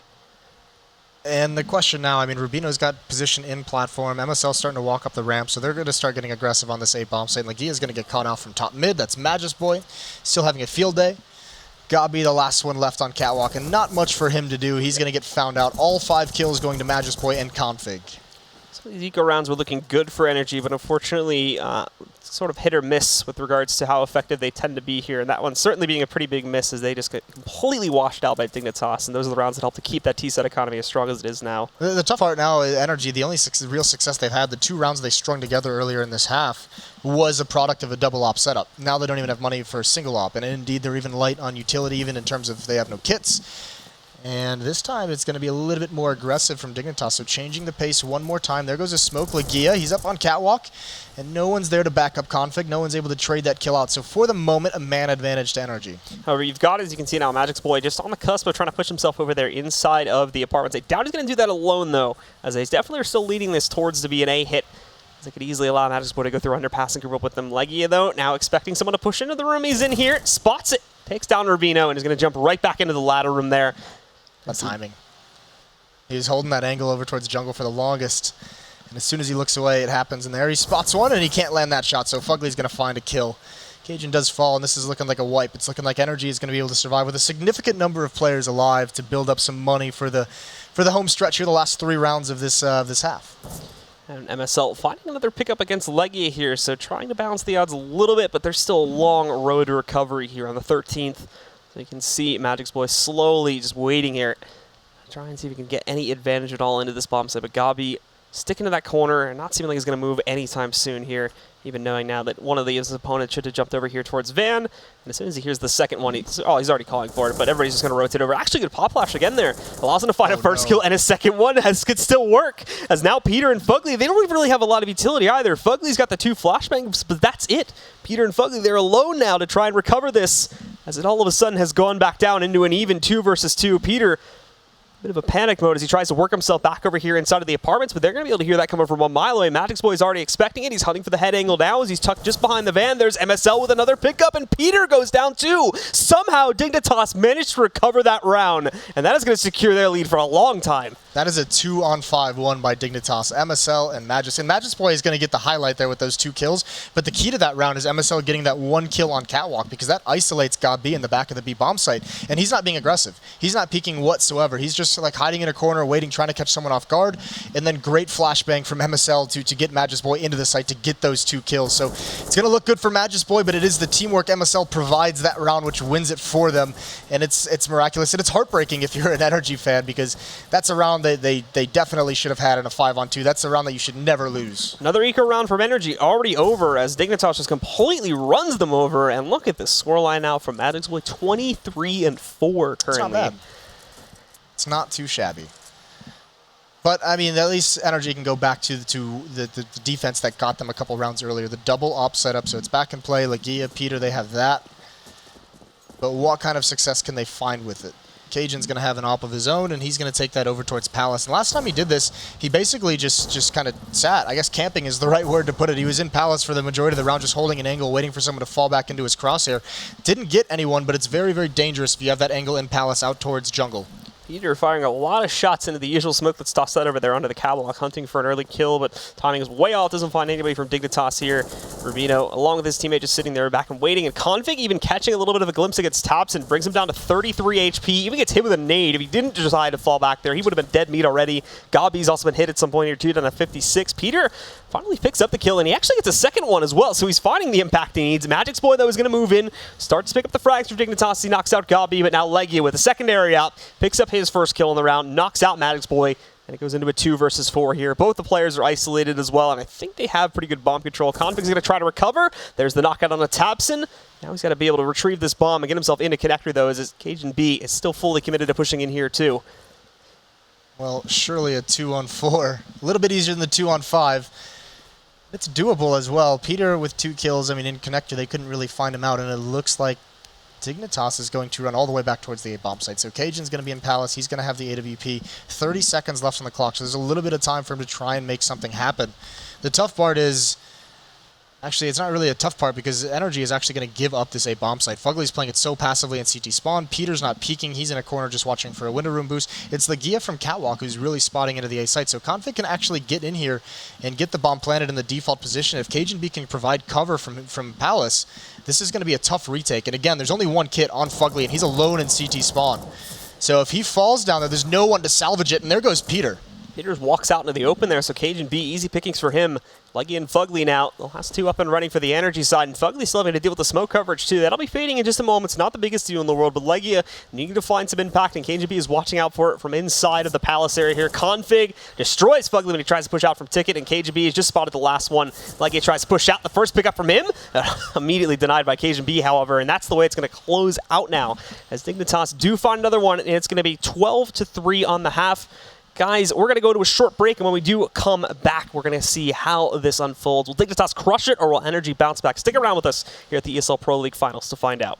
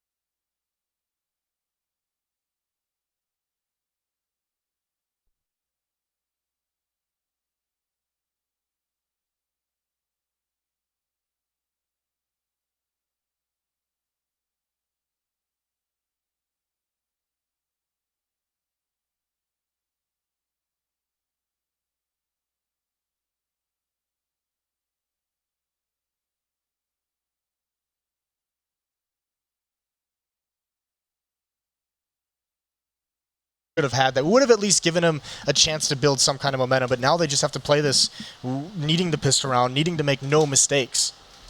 We're going to see here in the early round 2, Tabson already starting to push forward. There's no fear at all on Energy, despite the fact of how far behind they are. They're playing it together as a group. Cajun B, quick response though, and he's hunting for a little bit more, but he's not going to stick around for long. Now, rotating back in through the murder hole, back out over here onto the B-bomb site, but Energy reads this. They're actually going to go countering their own movements here over into the A-bomb site instead. Cajun B, though, rolls right out, gets the headshot. MSL finding another one, and then Cajun B picks up his third. All of a sudden, it's just down to Fugly in a 1 versus 4, and he's not going to last very long at all. A fourth rolls out for Cajun B. He dominates the pistol in this second half, and Team Dignitas will keep their lead strong. That's the big problem, because Energy had all the positioning. They had that round won in a tactical sense, but Cajun B just comes back, and with a couple nice shots, he just ends all those hopes. There was a very fortunate moment where Magic's Boy pushed through the Palace. Fugly was coming up ramp at the same time and saw that the A-bomb site is clear. The rest of Dignitas had rotated over towards B, but Cajun just gets back in the nick of time to stop that.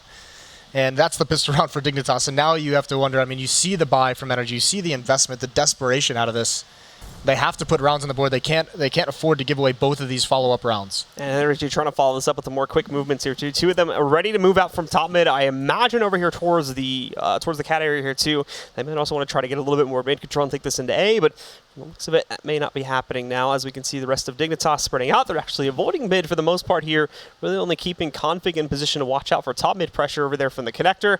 Playing to the sites beyond that, and actually two guys pretty heavily pressured inside of the apartments currently. MSL sitting over here waiting for them to go for a direct push, and just outside of that, Rubino trying to catch some of this too. So this could go very bad very quickly, as MSL is already expecting some pressure to come in. And the first one's alone with the bomb. Okay. The Molotov is perfectly timed. Just a little bit unfortunate if you're Energy because it splits them.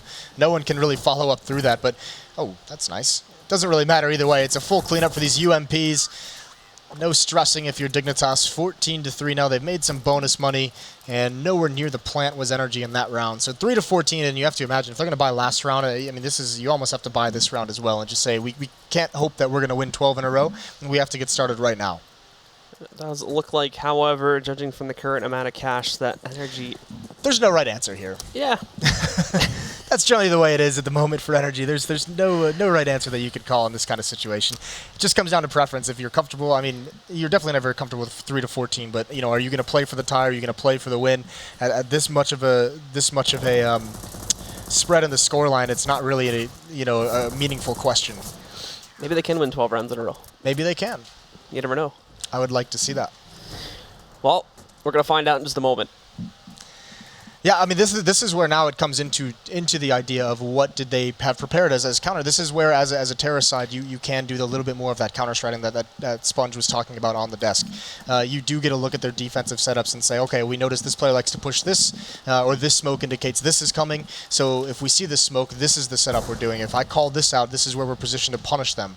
The T side gives you much better for that, but it better be one hell of an anti-strat. Fugly actually finds Magicboy there. They get into a bit of an awkward sight battle, trying to find each other through the smoke a bit. Config trying to catch the trade, but Fugly's actually sticking around to oblige that. However, MSL pushing forward again. He's going to get himself into a battle, which he'll lose. There's Config finding the kill he's looking for, but this is a bit of a farce now as everybody from Energy, they're pushing into the B-bomb site. Rubino trying to hold on to this with the op, and well, so far doing a great job. He's taking down Legia. He's got a second player to worry about. He doesn't have the greatest eyes as far as where that player's positioned, though. Tapson tries to surprise a bit under Rubino, but it doesn't work out. And beyond that, he'll just stick back over here on the other side of the site, playing it safely. They still need to get the bomb in here, and they still need to hold it. And that may be troublesome now as KGB pushes in, knocks out Tapson, Config finding another one, and Rubino shutting it down. And with that, Team Dignitas are going to absolutely destroy Energy. 16-3 is going to be the final scoreline here, and that will be a quick match for them. Yeah, massive win. Obviously spearheaded by Magisboy and Config. Fantastic plays from them. Cajun B and MSL and Rubino all having good impact, but you don't really need to chime in too much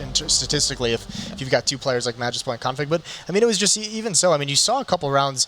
It almost didn't seem fair where Energy actually did outplay Dignitas to a certain degree in terms of tactics, in terms of strategies, but the skill, they just were not able to, I mean, the skill of these Dignitas players coming in just kind of trumps all of that. Yeah, absolutely.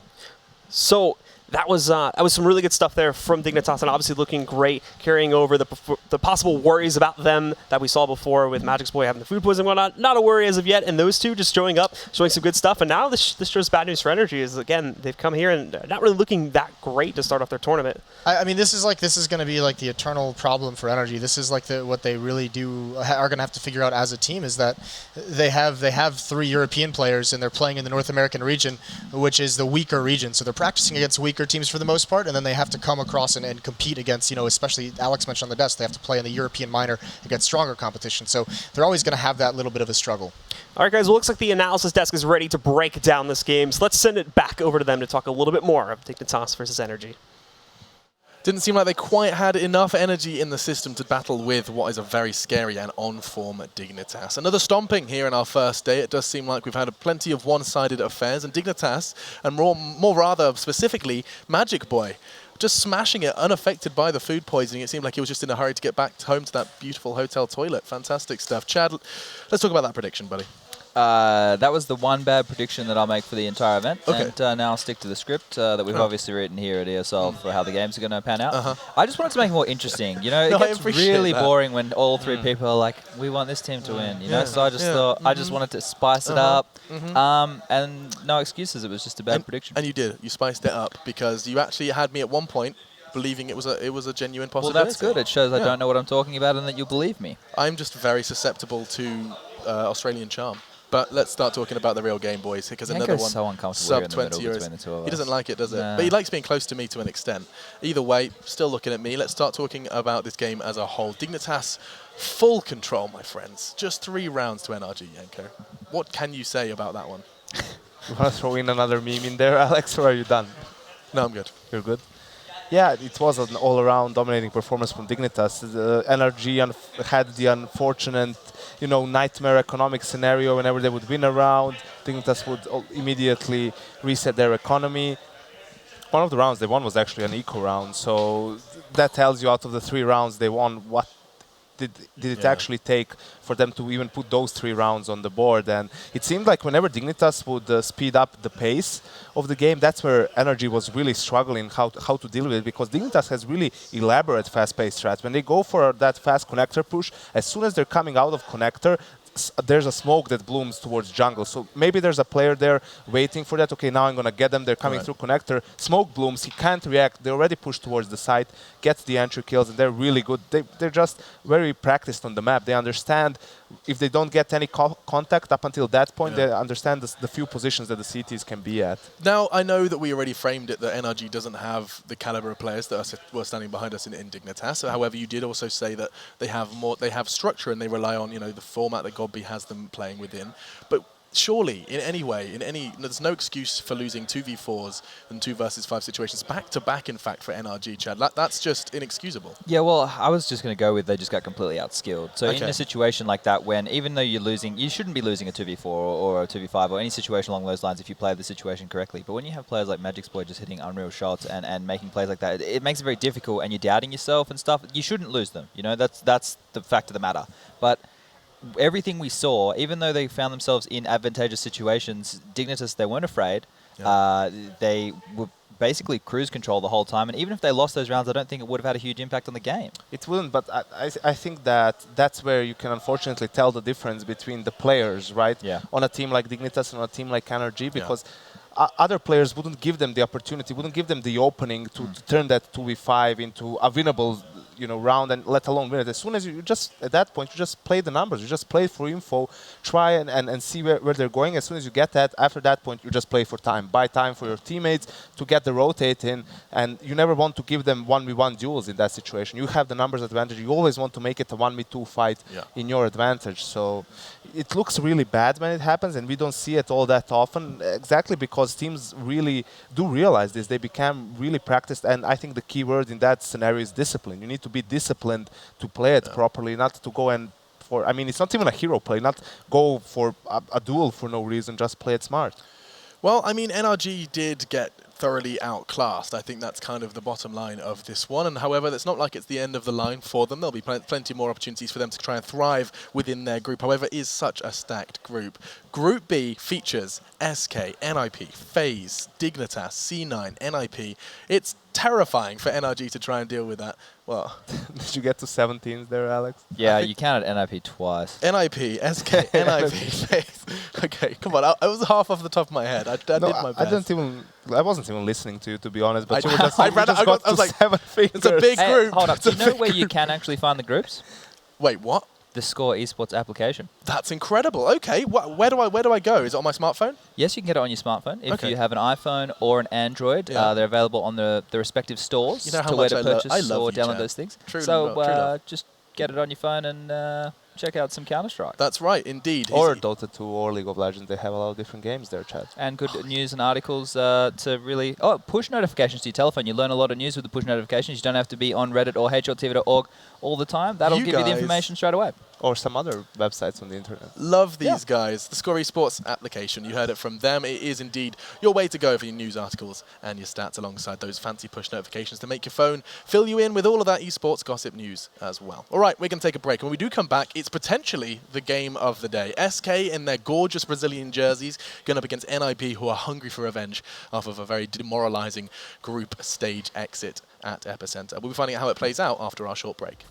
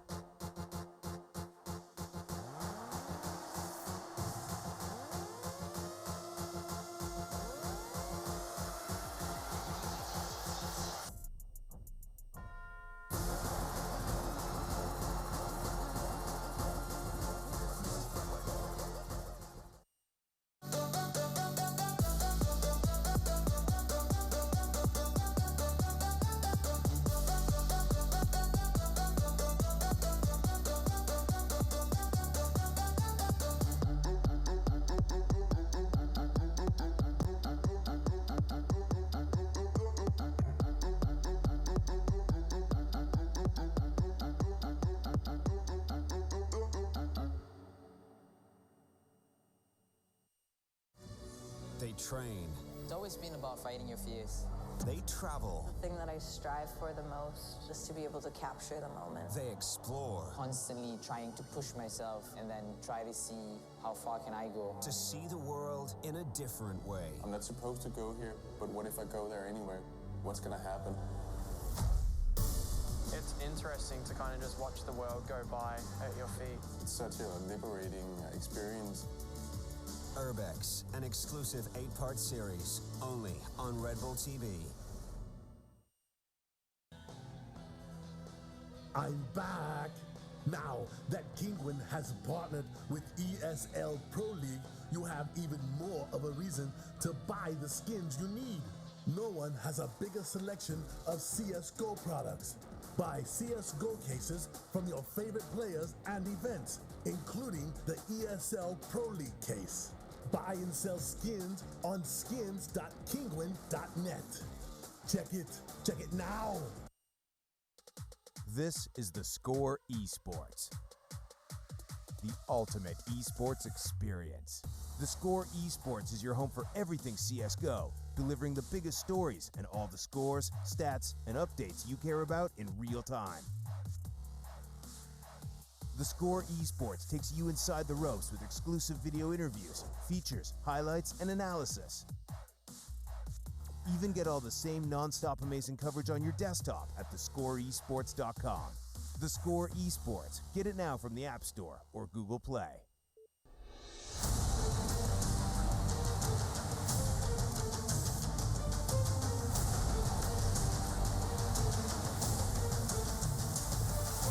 Okay, tags up. One. He's gonna get. Oh! I'm starting to believe as well, Henry, because he's got to take a flame. Oh, Fallen! Stop blowing my mind! This is gonna be absolute madness.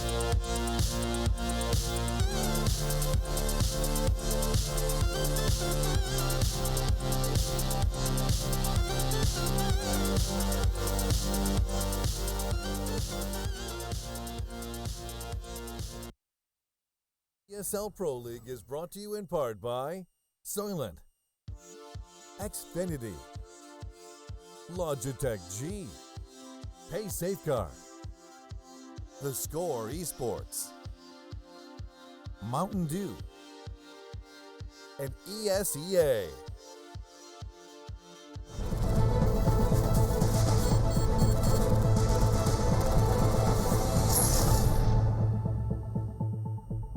It's time for a big one. Another best of one here for the ESL Pro League Finals. Live from Sao Paulo, we have got the best and the cream of the European and North American crop here to go ahead and do battle for $750,000. And who better than SK Gaming to go ahead and try and make a strong start here to see if they can battle for a spot in the arena in front of that Brazilian home crowd. Standing in their way, though, is NiP, and standing in my way is none other than YNK and Chad. Really, Alex? Standing in your way? Yeah. I thought we were mates. I mean, you're standing in my way from, like, if I wanted to leave right now, it would be like I'd have to, like, do an awkward shuffle. So technically, you're standing in my way. You could just go the other way through the shot. It wouldn't be the first guy. I would not be the first or the second. No. Oh. Oh, dear, that's fun. Either way, moving away into this one. There is a reason, Yanko, that we are setting the scene for this to be a very, very enjoyable game of Counter-Strike, and I'll let you say why. Definitely so. I mean, NiP dropped out of the group stages in Epicenter, but unfortunately, because of the round-robin system, they had the same score as every other team in the group. They dropped out of round difference, so definitely disappointing for them not to have a chance and fight it out in the playoffs. They have been looking really solid with Mikelele as a stand-in, which has extended at this point to a 2-month period almost. I mean, he's doing the whole of E-League groups as well, isn't he? So Yeah. So they won Starladder back in early September. So it's been a pretty good stint already. Mm-hmm. Yeah. It's been a while since we saw Makelele. I mean, rather Pitt actually at the helm. And SK, on the other hand, you know, the best team in the world after the major, pretty much. But then we had VP winning E-League, we had Navi winning New York, SK losing 2 times to VP in the meantime at Moscow and at New York in the semifinals. So quarterfinals in. No, it was the semis in Moscow as well.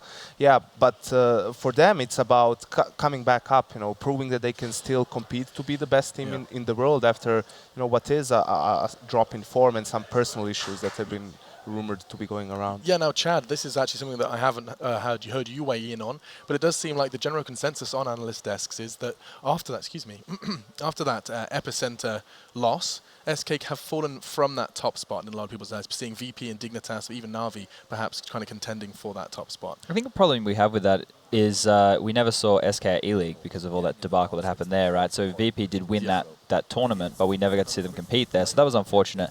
But in the sense of, you know, right now, they haven't been in the finals of the last couple of major events that they should have been.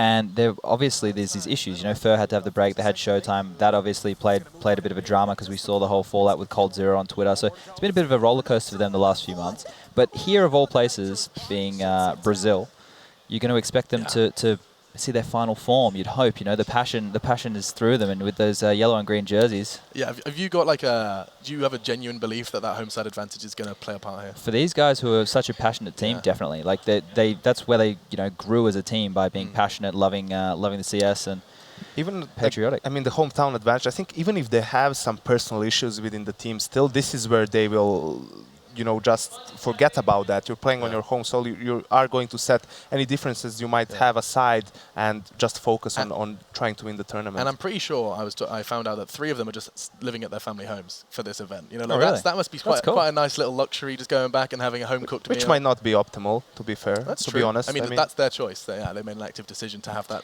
family vibe at the end of a long, hard day of playing video games. We'll see how that does affect them. But still, team huddles are going down, and we have to start talking maps now between NiP and SK. Unfortunately, admins shouted out at the top of their lungs what the actual map was, but we can still go through our thought process as we do bring it up.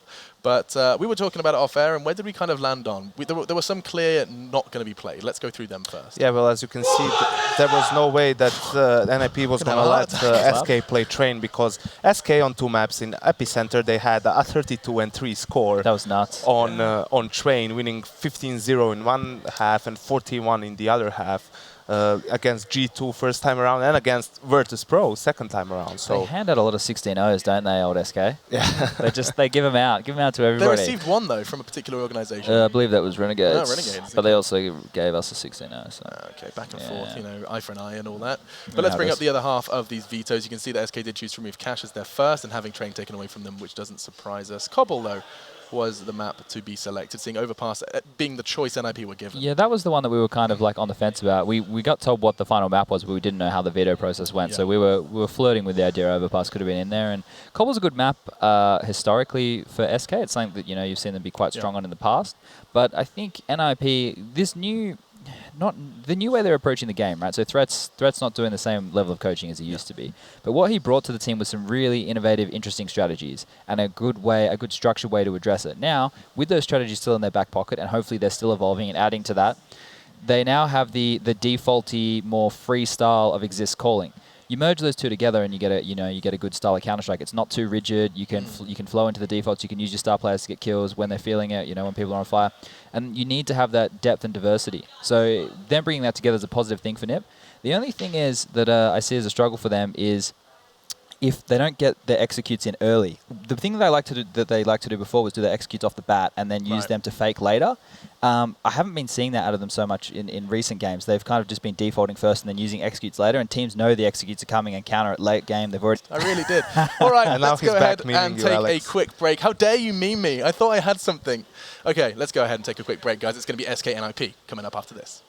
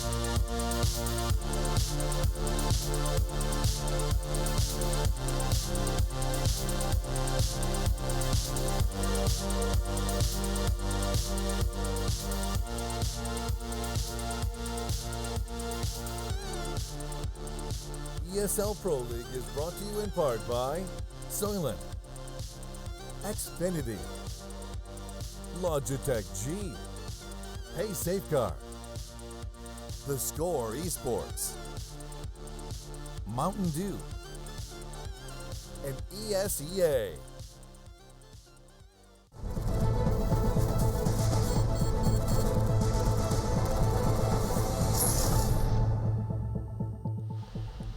All right, ladies and gentlemen, welcome back yet again to the ESL Pro League Finals live here from Sao Paulo, Brazil. We're getting ready. It's a big matchup here. NiP versus SK. Moses, are you ready for it? It's not too shabby. Yeah, I'm ready for it. I like these jerseys as well that SK's got going on. The yellow and green. It's good. It's good stuff for the home crowd. This is gonna be sick. I'm actually really excited because obviously we have Michael Laley playing for NiP, Fallen on SK. Both like playmaking operas. Both like very exciting play styles when they're feeling in the groove. Fallen insanely aggressive, open things up for his team. Michael Ailey can just seemingly pull magic out of nowhere. So pretty pumped to see those two oppers kind of go head-to-head. And I don't even know if necessarily they'll duel each other in terms of an op-and-on battle, but it is just going to be sweet to see how each of them tries to impact the game, each of them trying to make plays throughout this match. All right, well, it does look like we are going live with the match now, guys. So let's get into it once again. It is the Ninjas in Pajamas going up against SK Gaming. It's going to be here on Cobblestone, and the pistol round is going live right now. 10 seconds, and we'll get into it. SK are going to be starting off on the T side, and NiP will be jumping onto the CT side. Let's get directly into it and see how things are going to play out between these two titans of the Counter-Strike scene. Oh, jersey's so sick. And a hat as well. It's just incredible. It is a nice hat. Yeah, well, pistol round is, it's going to be live here. And a nice flashbang towards mid at least forces back any kind of early information gathering that Michael Ailey wanted to make. There he is. There's one of the plays he tries to make with the P2K. He gets punished. He's right on to 28, but Freiburg winning a drop. Can he get one more? Get right bails him out. Michael Ailey still close up. Fallen's got to be so careful. He's not ready for it, and that's a sick headshot. 5-on-2 advantage for NiP. And SK, this pistol round cannot be going any worse. Taco hunting for something here, but not going to be able to find any shots at all connecting. Taco and Cold both stuck over here at the exit towards long A, just trying to get themselves to the site. They can find a plant at the very least. Cold Zera, though, patience ends up working out great for him. He's able to knock out Makalele, and now they try to do more, but unfortunately, Fortis is going to be able to knock down Taco, and it's just Cold Zera left. He will not last long, however, out in the open there. Get Right's going to finish the job, and it's going to be Ninjas in Pajamas that'll pick up the pistol round here and start off strong with the lead. Yeah, I mean, sick job by Get Right. I mean, that was intended to be a split towards the A bomb site. Freiburg gets the first kill, and it looks like he's about to fall, but Get Right bails him out. So that's a critical kill to find, because if that split's allowed to come into play, that A defense maybe is much weaker and actually gets exploited.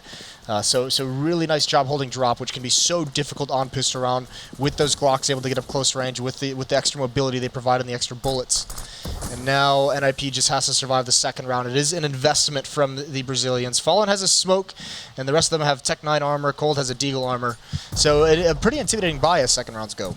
SK not wasting any time at all, however, trying to line up their early round push here. Taco, Cold Zera, and Fur ready to push into the B-bombs if need be, and Fallen and FNX just on the edge of long A once more. Prophesizing their own push into that area of the map as well here, but NiP spread out across the map. Mainly exist Freiburg and Get Ray watching over to the B-bomb site. A fairly typical split from these guys. And Forrest and Makalele watching out for the A hit here. Keeping the options open and actually playing it back pretty passively with the exception of Freiburg over towards the broken wall. Yeah, it's a solid defense over at that B site though. Freiburg close up with the UMP, and then exist far back in the chicken coop with an M4. And there's no nades, there's no Molotov to flush him out. There's no smoke to really block him. Well, Fallen does have one. It remains to be seen where he used that. If they use it on chicken coop, it would force exist to be passive or get out into the open, but it might not help them cross into the site with Get Right and Freiburg there. Freiburg's going to toss it the Molotov, also catching the first player, and that's the bomb going down too. I think the Molotov would have cut it off, so they're not going to be able to retrieve that anytime soon. The Pop Flash are trying to sway them regardless.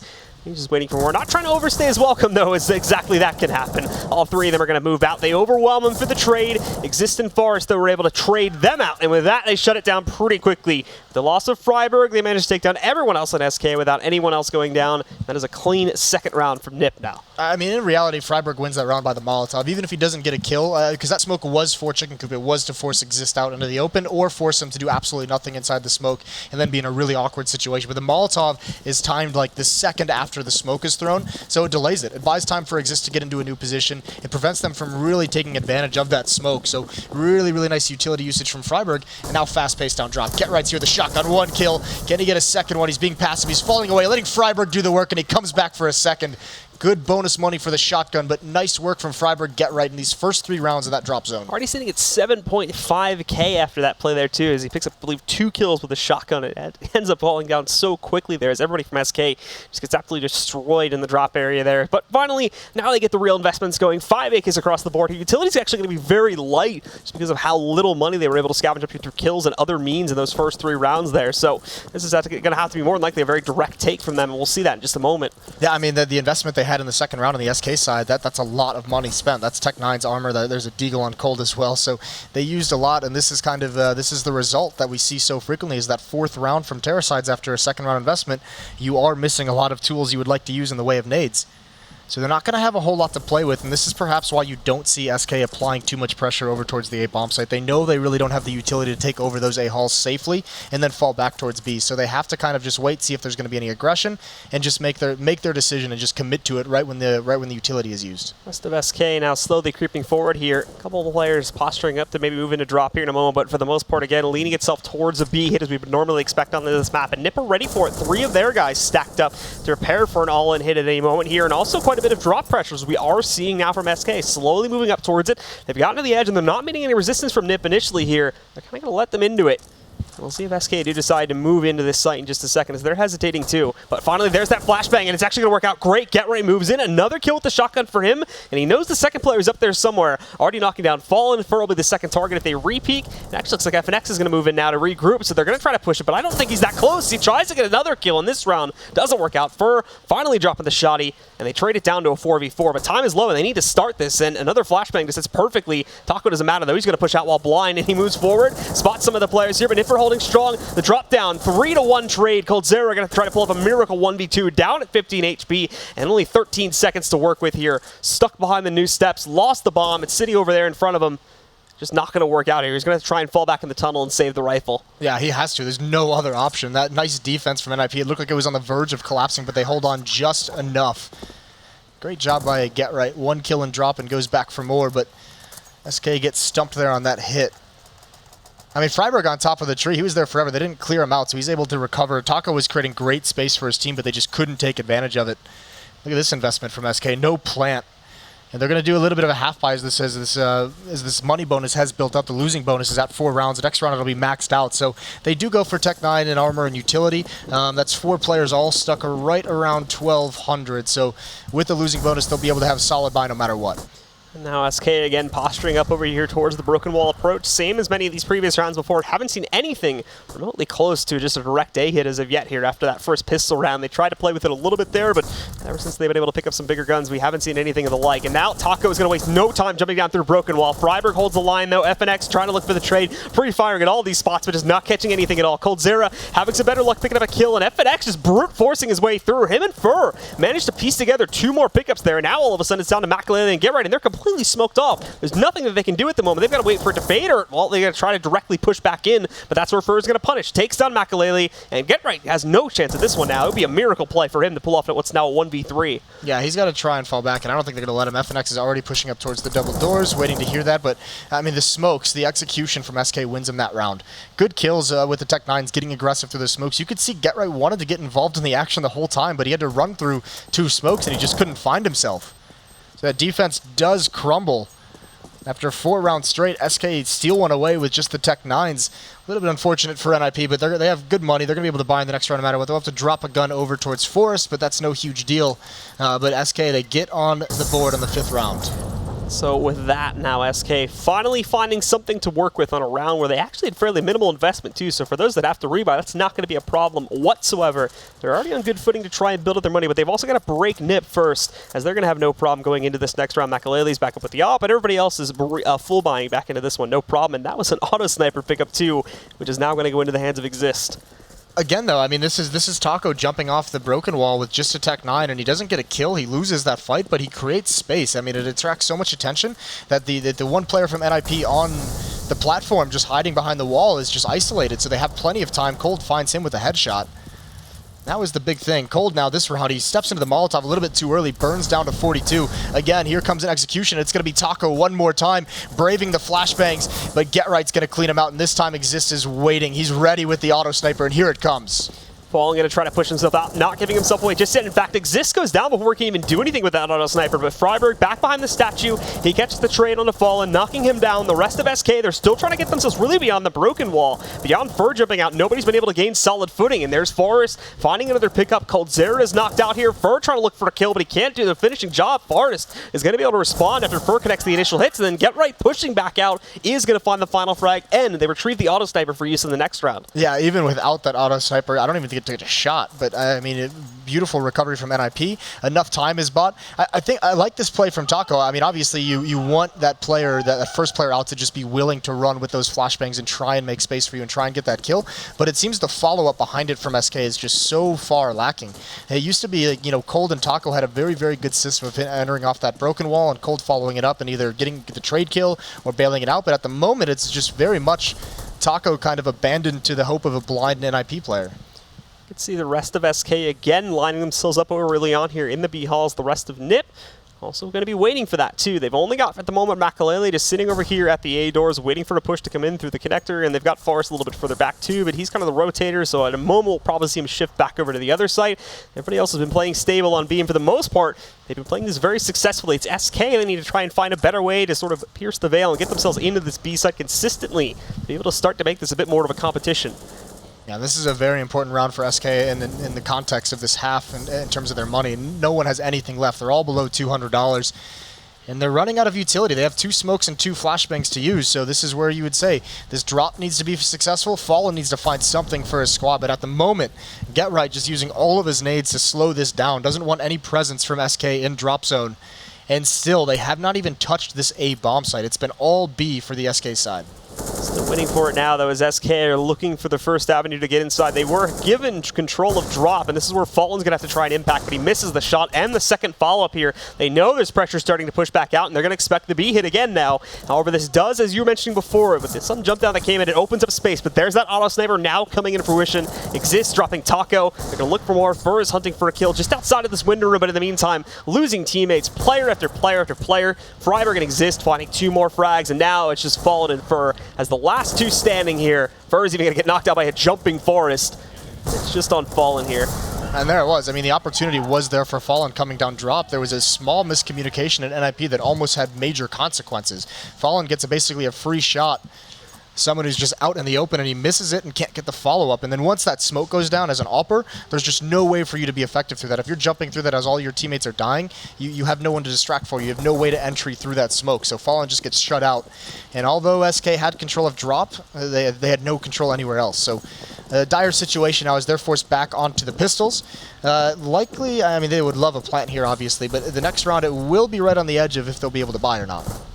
We'll see SK finally start to send players, at the very least, over towards A long a little bit to investigate what's hiding out there. And at this point in time, it looks like it is going to be just Fallen, although he gets hit with an option. He does return a little bit of damage to Makalele. Not going to matter in the grand scheme of things, though, as the rest of the team is still stacked up over here just in the B halls, getting ready to go for the same push they've been employing for pretty much the past, like, 6 or 7 rounds now. This time they have Fallen. He's at least in the A halls right now. I don't think he has any real plan of what he's going to be able to accomplish, but I think more than anything, maybe this round he's just kind of scouting it out and seeing if NiP has any kind of a presence, an aggressive presence in danger stairs. And there's Makalele. At least they find out there's an AWP at this bomb site, so they know there's an auto sniper over towards B, and they know that Makalele has the op at A. Get Right trying to hold himself and drop here, although taking quite a bit of damage on the initial push and using like the entire clip too to be able to find that frag. So he needs to fall back, give them a little bit of room. That will allow them to get into drop, but here's that auto sniper again. Exists, picking up 1 frag with it here. And we do see Coldzera trying to find something from in his own regard, but not going to last very long. Freiburg's there for support, and Fur already down to the last man standing here. Obviously not a lot he can do, and Exist just going to push right back in from the other end of the drop room, take him down, and that will lead us into a 7-1 lead now for NiP. Yeah, suffocating defense so far for them, and a tactical pause comes out for the SK side of things. So now is the question, actually, I mean, as I was about to ask the question, are they going to buy? They go for the buy. So they were right on the edge. They're not going to have an AWP. They're going to have a lot of AKs. And now we see that past round where Fallen went A all alone and just kind of scouted out towards A halls. Or is he going to do anything with that kind of information? Does he have an idea of how he wants to play this next round? Did he see something he thinks he can exploit? And I mean, looking at the SK side of things, known for having Cold, who's been debated as being the best player in the world, or certainly one of them, depending on who you ask, he will be the best. But this is a surprising scoreline we see if you look down the kill total for the SK side of things, because it's not a whole lot of production. Fallen at 0, Taco at 1, FNX at 2, Fur at 3, and Cold at 4. It's perfect. Yeah, it's a nice little straight there. 0, 1, 2, 3, 1. Yeah. Well, the pause is going to be a quick one, and we will jump right back into it here now to see if SK decide to try anything different, or if they're still going to stick with the same type of B execute strat that they have been going for the entire half so far. Looking like, at least for now, it's going to lead itself into the B hit, although suddenly players are working their way out the other side of the hall, so this may have a bit of variance to it, depending on if they can find anything early on here, closer to the B side up towards platform. And Exists actually getting aggressive this time, pushing all the way up onto the steps there, and trying to see if he can hunt down any players early on here with some shots at the smoke. Yeah, just got to be careful. You could see him consider the idea. Stop spamming when he's got about 8 bullets left in the auto sniper to make sure no one's going to try and push through that smoke and punish him. And this is, I mean, with that auto sniper, you could see NiP a little bit more confident to put 2 players in drop zone. Freiburg can get right there. Maybe going for a delayed boost, it's looking like. So the timing of this execution is going to be critical for SK, because Get Right is going to have a very, very fast flank when they feel that pressure coming. They are still going for it, however, into the B bomb site, and even NiP is starting to expect something a little bit different this time. They sent 2 of their own players out towards long A to try and investigate to see if they would send players in that regard, but they didn't see anything. With Makalele and Forest solid all clear, so they're going to be able to fully commit themselves to the B site, get ready for the hit. Exist is not ready though. Coldzera drops down, drops that auto sniper early on here. They're going to get that first kill. Response is already rolling in, however. Get Right in Freiburg. 2 pickups for them. That's FNX and Cold, both gone down. They do finally get themselves a plant, but NiP still has the advantage for the retake. Yeah, I mean, it's that fast flank from Get Right, and now he, I mean, the essential lurker, the guy that pretty much invented it in CS:GO. Where is he going to go with this one? How is he going to lurk it? He's playing it so slow. They've got to be so cautious of Fur. Utility being used. NiP's going to get started, but it's fallen with the opening kill, and Fur was not cleared out. Forrest, he can't win that battle either, so Get Right is on this flank, but he can't really do much. There's a good find. An opportunity still if that spam comes through. He's on point, but it's not dealing the damage, and now it's too far gone for the win. And he'll be content to just fall away. So NiP change up the defensive tactic at this B bomb site. They play much, much more retake due to dedicating Get Right and Freiburg to drop zone. It's just Exists with that auto sniper. Doesn't work out this round, so 2 on the board for SK now. And of course, the guys from NiP are not going to have any problem whatsoever rebuying into that one, considering the streak that they had been placing themselves onto here. SK, they're the ones who need to try and keep it a little bit more consistent here and try to keep themselves in the match. Because 7-2 is still a huge advantage if it continues to have anything close to this current scoreline as we go to the end of the half of that. But still, plenty of time to try and bounce back now if they have found what can work for them. And actually, off of the victory, finally is really continuing to throw the same strat at the wall with that B site. Now is when they're going to change it up as they send things into what is sort of become the default here with 2 outside and lurking towards long A. That is the only gun round that SK won there. The previous round one came with I believe it was 1 AK-47 and 4 Tech 9. So that was the first time that SK's been able to get on the board with a full gun purchase. This time a little bit more presence for them outside of this A bomb site. Maybe, I mean, the game plan might have been once we have success at B, send some players over towards A, see if we spot anything, see if we can catch someone off guard. It looks like they might be a little bit more committed to it than just that, as FNX and Fallen with the bomb are going to work with Taco to clear out these A halls. They're not going to see any presence here. It's very passive in this A site. Forrest over at the APC. It's going to be Makalele at the doors. That's going to be, I mean, that's got to be a little bit cautious if you're going to play this passively on the A bomb site, just because the smoke execution, if Makalele gets caught on the wrong side and can't actually defend this A site, that leaves Forrest in a whole lot of work to do. We do start to see SK slowly inching towards it, however, and they seem to be committing more and more to it as the time ticks down. Fur rotating back over there probably towards the mid connector, and I'm sure Coldzera is either going to stick around to be a late entry and a drop to try and drive a wedge and prevent rotations from B, or he'll regroup with the rest back over there in the mid connector, and it seems like he's favoring the drop option right now. And with 2 players still fully committed, if he moves in at the right time, this could be huge effectiveness. Makalele missing that first shot, but he does pick up the second one. That's Fallen getting knocked down. Makalele, however, has to drop back in, and they really can't see much from that corner, so SK are going to have free reign to try and push back in. However, Coldzera has yet to move in through drop, and this is where they could really get screwed up here, although they're holding the good defense currently. They are stuck back over there. Exists finding one more, as does Get Right. Taco finding a pickup 2, but now Cold's back in the action. However, he's alone in the 1v3. Seems like he may have jumped into it a little bit too late with only 1 second on the clock. There's nothing he can do. NiP is going to be able to pick up another round here. Yeah, the response, and then that should have been, I mean, the NiP, they rotate very quickly. Once Makalele sees one person, that's really the first time he's been challenged in a gun round at this A bomb site. So once that happens, the rotation's just very, very quick. And the big difference is that execution comes much later in the round than when SK has gone towards the B bomb site. So that might be a factor that NiP can read into later on in this half. If they start seeing this clock wind down and they don't feel pressure at that B bomb site, start cheating a player over. But regardless, once Fallen gets picked off, SK slows down. And for NiP players to defend that A bomb site, you're not going to win that fight too many times as a terrorist team. SK go right back to the standard, however, as they are immediately broken again. Onto the Tech 9s. We've got 1AK still sitting on cold, obviously, as he managed to save, but exist. No reason to worry about that with the scoreline lead that they have, and I believe the fairly stable money that they're still working with here. He's going to be able to push himself forward. Some of that early damage, or tries to do it anyway. Not much success being found, but at the very least tries to hold SK back for a little bit longer. They're going right back to the basics here. Full on execute outside. They don't check that corner, and Freiburg just absolutely destroys two of them. Get right and exist, picking up two more. We did see the one trade from Fur to take down Freiburg, and a random tap out of nowhere from Fallen. Knocks that exists at the very least, but Get Right shuts it down beyond that, and there you have it. 9-2 now in the favor of NiP. Well, 16-1 for Get Right. So that's a pretty good scoreline from him. He's being so dominant in that drop zone. One of the hardest, I think, one of the hardest positions as a defender to defend in the entirety of Counter-Strike. I think that drop zone is probably the most extremely difficult in how you have to do it and how much you have to change up how you do it so they don't like catch on to any kind of tendencies you have there. So he's doing a phenomenal job of not only that, but reading when he needs to rotate. And now look at this, another switch up from NiP. Actually, Forrest is going to be in these danger stairs, and he's going to have see some heads walk right into him. This is the initial shot, but Fallen now is going to get taken out by Freiburg, and Freiburg is now over at the A-bomb site because the switch up that I wanted to mention was Michael Ailey with the AWP over towards B platform. Oh.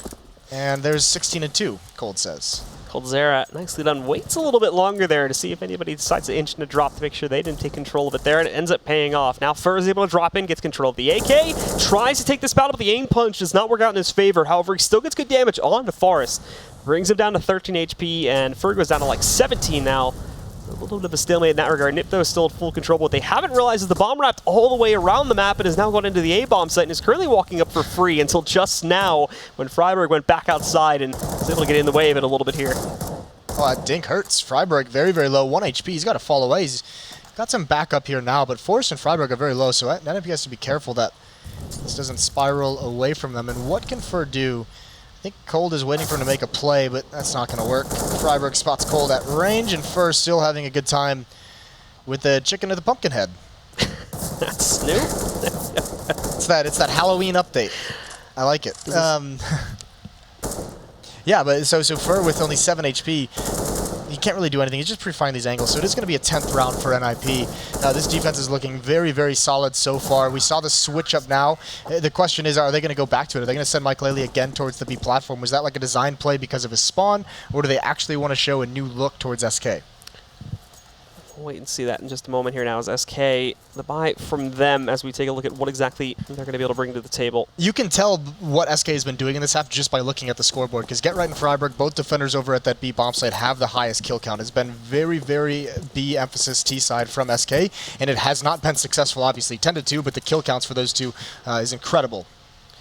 See Makalele actually getting a little bit more aggressive over here into the mid connector, this time peeking wide, which could have proved dangerous since he had those two guys to the right that he wasn't really able to see that well. If they decided to push in, could have overwhelmed him pretty quickly, but he gets himself out of there and falls back to the normal spot beyond it. Now he's going to be able to find some nice shots against Takman. That's actually a really good angle against the smoke there. Spots one of them pushing back in, and he's going to be able to get a glimpse at more in just a second. Three of them trying to push their way up the ramp. Sees it coming, but now he's not going to evacuate. That Molotov is going to break the doorway for him a little bit.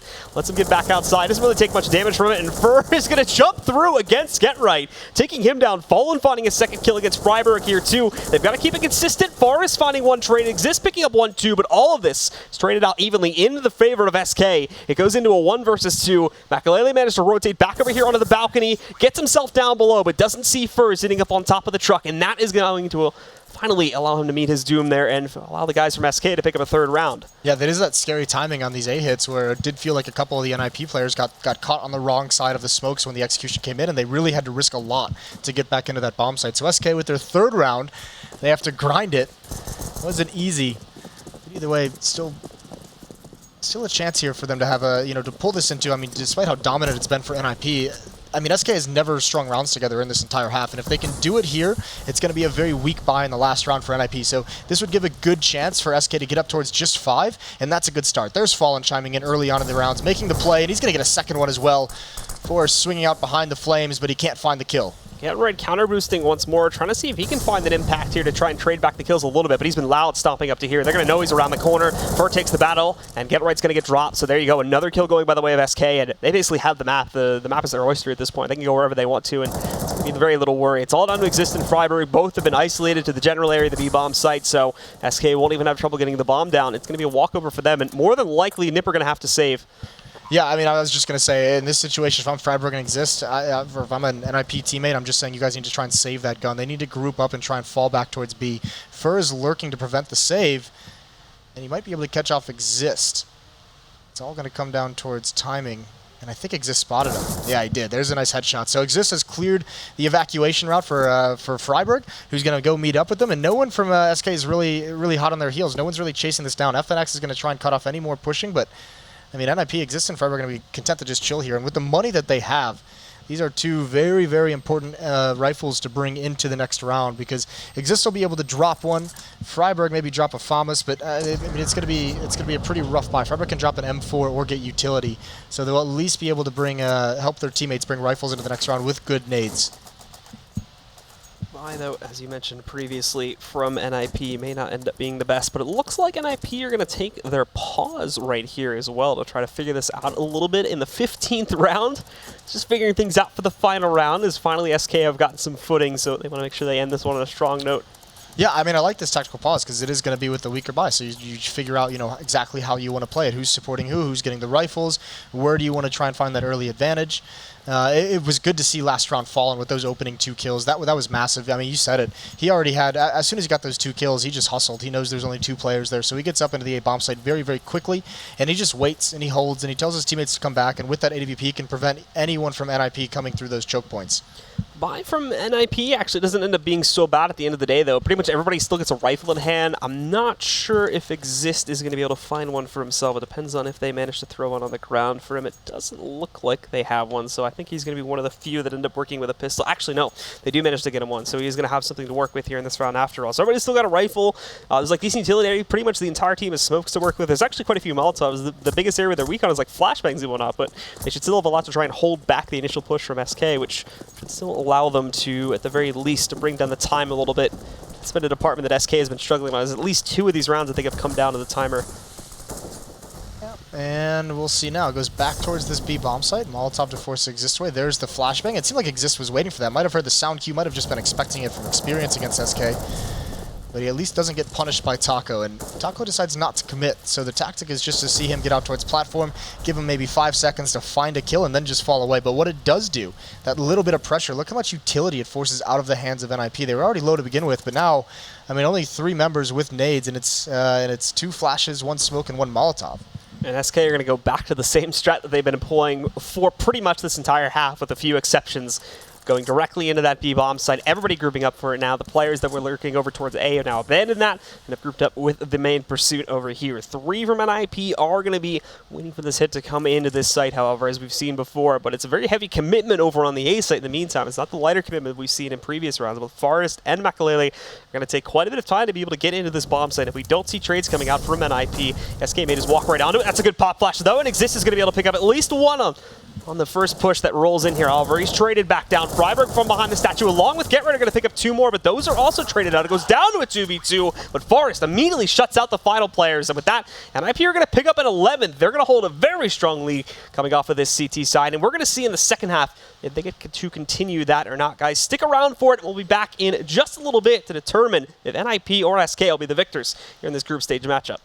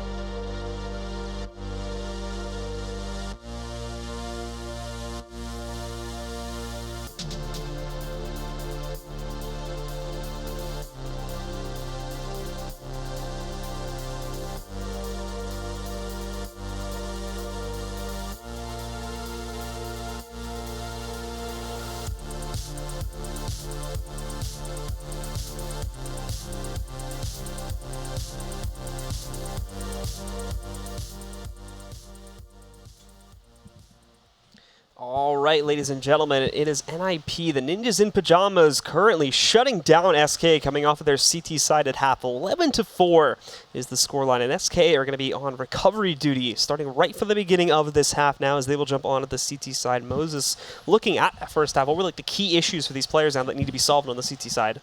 Well, I mean, a lot of it, I mean, Fallen was noticeably quiet just because we expect a little bit more from his style of opping and what he's done in the past. I think the big thing was how often SK focused on that B bomb site, much like Immortals earlier on in the day. A lot of focus on B, and then when they switch it up and go A, they actually have more success than when they were hitting that B bomb site so much. So that's interesting. For me, NiP on the defensive side, it was a very proactive defense. In that last round, Exist gets that flash and peeks, and he gets one kill, but he gets so much information, and now we have Fur. I mean, that's just a quick battle going on between him and Forrest, and he's going to win it. The rest of NiP coming towards the B site, but it's going to be Cold. That's a deadly execution. Freiburg trying to wrap himself around a little bit here, but Cold Zera, he's back now, shutting things down. 3 quick kills for him, and everything falls to Exist. He's going to try to fall back, but someone's meeting him there to cut him off. Fallen is going to take him in this 1v1 here. Just waiting for it. I think Exist is aware of that one, so he's going to creep up a little bit here towards drop to try and look for an avenue in here. And as he moves towards it, everybody has him surrounded at this point. Oh, the nice triple shot from Exist. Yields him at least one more kill, but there you go. The jumping shot from Fur. He's going to finish things off, and SK will have their chance to get back into this game as they'll pick up the second half pistol. Yeah, Cold's in it. Cold's around. He wanted to make sure that everyone knows he's still alive in the server. That was a ridiculous round from him. 6 shots. And we have a pause coming out, which is very interesting. I'm not sure what this will be about this early on in the half, just after pistol round. Don't see timeouts too early in the halves like this. Did say tack on the pause, so that is a bit strange indeed to try and discuss how exactly they want to. I mean, yeah. Maybe it's mind games. Maybe they're like, all right, SK, what do you think we're talking about here? Although I guess they do have, what, 4 timeouts now? 4 30-second timeouts? Yeah, but I think you're limited to 2 per half, aren't you? I do not know. I think that's the... Cool. I could be wrong, but... Okay. Yeah, I mean, this is just very curious. I'd love to know what they're talking about or what it might be. This is pretty quick even for 30-second timeout, I feel like. Yeah, so just a quick brief one from NiP, and we'll see what exactly they did discuss in a moment here. But obviously the buy rolls in regardless. Tech 9s and armors. Just saving up a little bit there, just going for the B250. But immediately Fur pushing out from the mid connector. Finds Forrest, already knocking out one of them there. Certainly not the best way to start it. If we're going to try to play aggressively over here towards the A-bomb site, but there's going to be players waiting for them even in that area. Fallen playing to this spot of the map, and he's going to have his first contest versus Get Right in a moment. Handles that very nicely, and is going to probably fall back to the site. Yeah, it seems like that aggression from Get Right up the stairs wasn't properly aligned with his teams coming down those halls. There's finally the return kill from Exist, but it feels like the damage is done. Well, I mean, it definitely is. He's the only one left, and he's going to fall there. And I have to say, I don't like this. I didn't like that second. I don't like that call to buy there in the second round. You're up 11-4. We saw like what the start for the T side was for SK Gaming when they did something very similar. That first gun round, they didn't really have any options because they had no utility. NiP is going to be in a very, very similar situation this next round with a massive lead. So, you know, going to help SK get back into this game a little bit. Very quickly, SK will find themselves at a scoreline that'll prove to be very manageable, even if NiP start trading out rounds a little bit with them. As long as SK can manage a streak or two here on the CT side, then they will be able to chain this back together and possibly be able to steal the lead away and take this map, as NiP took a very huge lead here at the beginning, but they're going to be on recovery duty themselves now, as SK are looking good to pick up the first 3 rounds, and if they pick up the gun round, well, that's where things will prove to be a little bit dangerous. Yeah, right, with a little bit of alert, but it's all... There's no real danger here for SK. I mean, so it's all Glocks. Exist has a P250, but I mean, what can you really expect NiP to be able to do here? They'd love a plant. It looks like Forrest, maybe he's way out towards top of mid. I'm maybe thinking that if they hit B bomb site and have any kind of success, he can just plant the bomb at A, but for the moment, it's just kind of a stalemate, as NiP seems to be playing very passively, waiting for any aggression, waiting for any pushes, and SK just doesn't have any reason to do it, because they know they're going against just Glocks. Coldzera and FNX both waiting for the drop hit to come in here too, and more than likely this is going to get absolutely destroyed if they try to go for it here. And there's the first one already found against Exist. Get Right will have Makalili to support him if they decide to go for it here, but yeah, again, they're ready for this one, and they've even got the 2 players that are on the A site ready to rotate just in the event that things fall apart. All 4 of the remaining players are going to try to drop in. They trade out 1, but that seems to be the only 1 kill that they're going to be able to find here. Forrest picking up that one, and Freiburg has been spotted as the last man standing. He's hunting for something with the headshot angle, but it's not going to work out. Fur gets the last kill, and SK escaped that one pretty clean, only losing FNX due to the chaos of that 4-man push. All right, so now we have the gun round. Now we have the AK-47s come out. We're going to see what kind of utility they're able to bring into this round. And it's actually pretty good. I think it's a little bit better than what SK had in the first half. They do have 4 smokes. They've got 1 Molotov on Get Right, enough flashes to make something work. So they've got some options open to them. It's not like with SK in their 4th round on the T side where they were pretty much dedicated to the single execution they decided upon. NiP can prod a little bit. They can, they can apply some pressure and see what the response is going to be like. But for the moment, obviously, as we see on Cobblestone, smokes and these choke points are going to slow everything down towards this B bomb site. And the same type of lineup that we were seeing the guys from SK use quite a bit in the last half here, with the one exception being Forest, of course, poking a little bit over towards the A bomb site just to try and keep the more default players from SK in that site for a little bit longer. This is really cool. Forrest just throws a smoke towards Danger Stairs and 1 flashbang that blinds the player spot, the CT player spawning from double doors, and he doesn't even commit at all. It's just that 1 flashbang blinds Fur long enough that he says, I don't know if someone could be in there. I don't have the intel, so that forces Fallen back. Just with 1 smoke and 1 flashbang without even risking his life, Forrest already putting a little bit of pressure on the defense over on the other side of the map.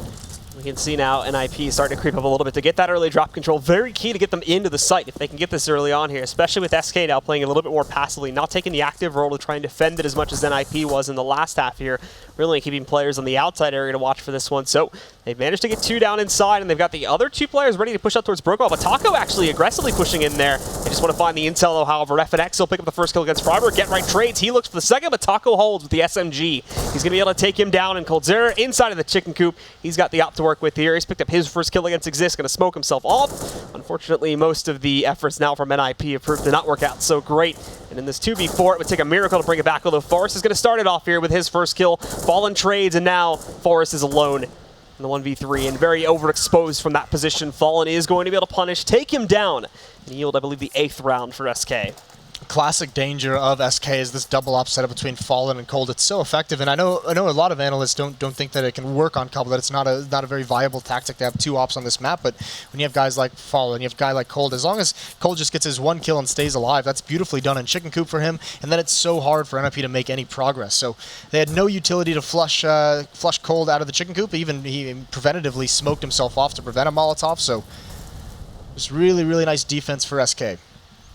And now NiP are going to go for a bit of a change-up here on the eco round, just directly into the A-bomb site. Fallen aggressive early on here to spot some of this, but now he's down at 7 HP. It's possible of him being cut off from suicide, but a fairly slow follow from NiP is actually going to let him escape back to the site. Fur doesn't get any kills at all from over in the back here. It's Freiburg that manages to drop him early on, actually, so they've got the advantage going into this site. Fallen managed to drop back to the alleyway, but at 7 HP, that's not really going to be a great and secure position for him. If they just spray down into the alleyway, they can find him, and there you have it. Get Right catches the kill, and now all of a sudden we're in a 5-on-3. Yeah, and FNX is brought solo. He can't really do anything. Mike Laley runs right into it, and he predicts it. There's shadows on the ground. That's what's helping him. But either way, down into a 3-on-1. There's now an M4 salvage. There's an AWP on Get Right as well. Taco in a 1-on-3. The bomb is going to get planted any second, and NiP, they pull one out with just pistols. Early damage to Fallen, early damage to FNX prevents them from getting involved too effectively into the fight. And Furry, I mean, you have to say, that position in middle with no one checking for the first 3 seconds, for 20 bullets of his clip, and he needs to get at least 2 kills there. And with that, all of a sudden, NiP go right back into control of things here. The buy-in from SK rolls out. They've got the double up setup sitting on Cold and Fallen, but FNX and Taco have to go down to shotguns and Fur on an M4. Money is really not going to be that great. In fact, every single player of SK is now sitting with $50 left over after those buys. So they're broke if they drop this round, and that is NiP retaking the lead in huge strides here. Yeah, in a big way. SK cannot afford to lose this round. That would get NiP up to close to match point way too early. So they're going to have to make do with these shotguns. Fallen has no armor. There's no kits on the CT side. They're going to start running out of utility. They only have 2 smokes left to block the choke points. And the question becomes, maybe they don't want to use them. They have 2 AWPs. But again, it's going to be Cold at the chicken coop. And how does NiP, solve that issue of him?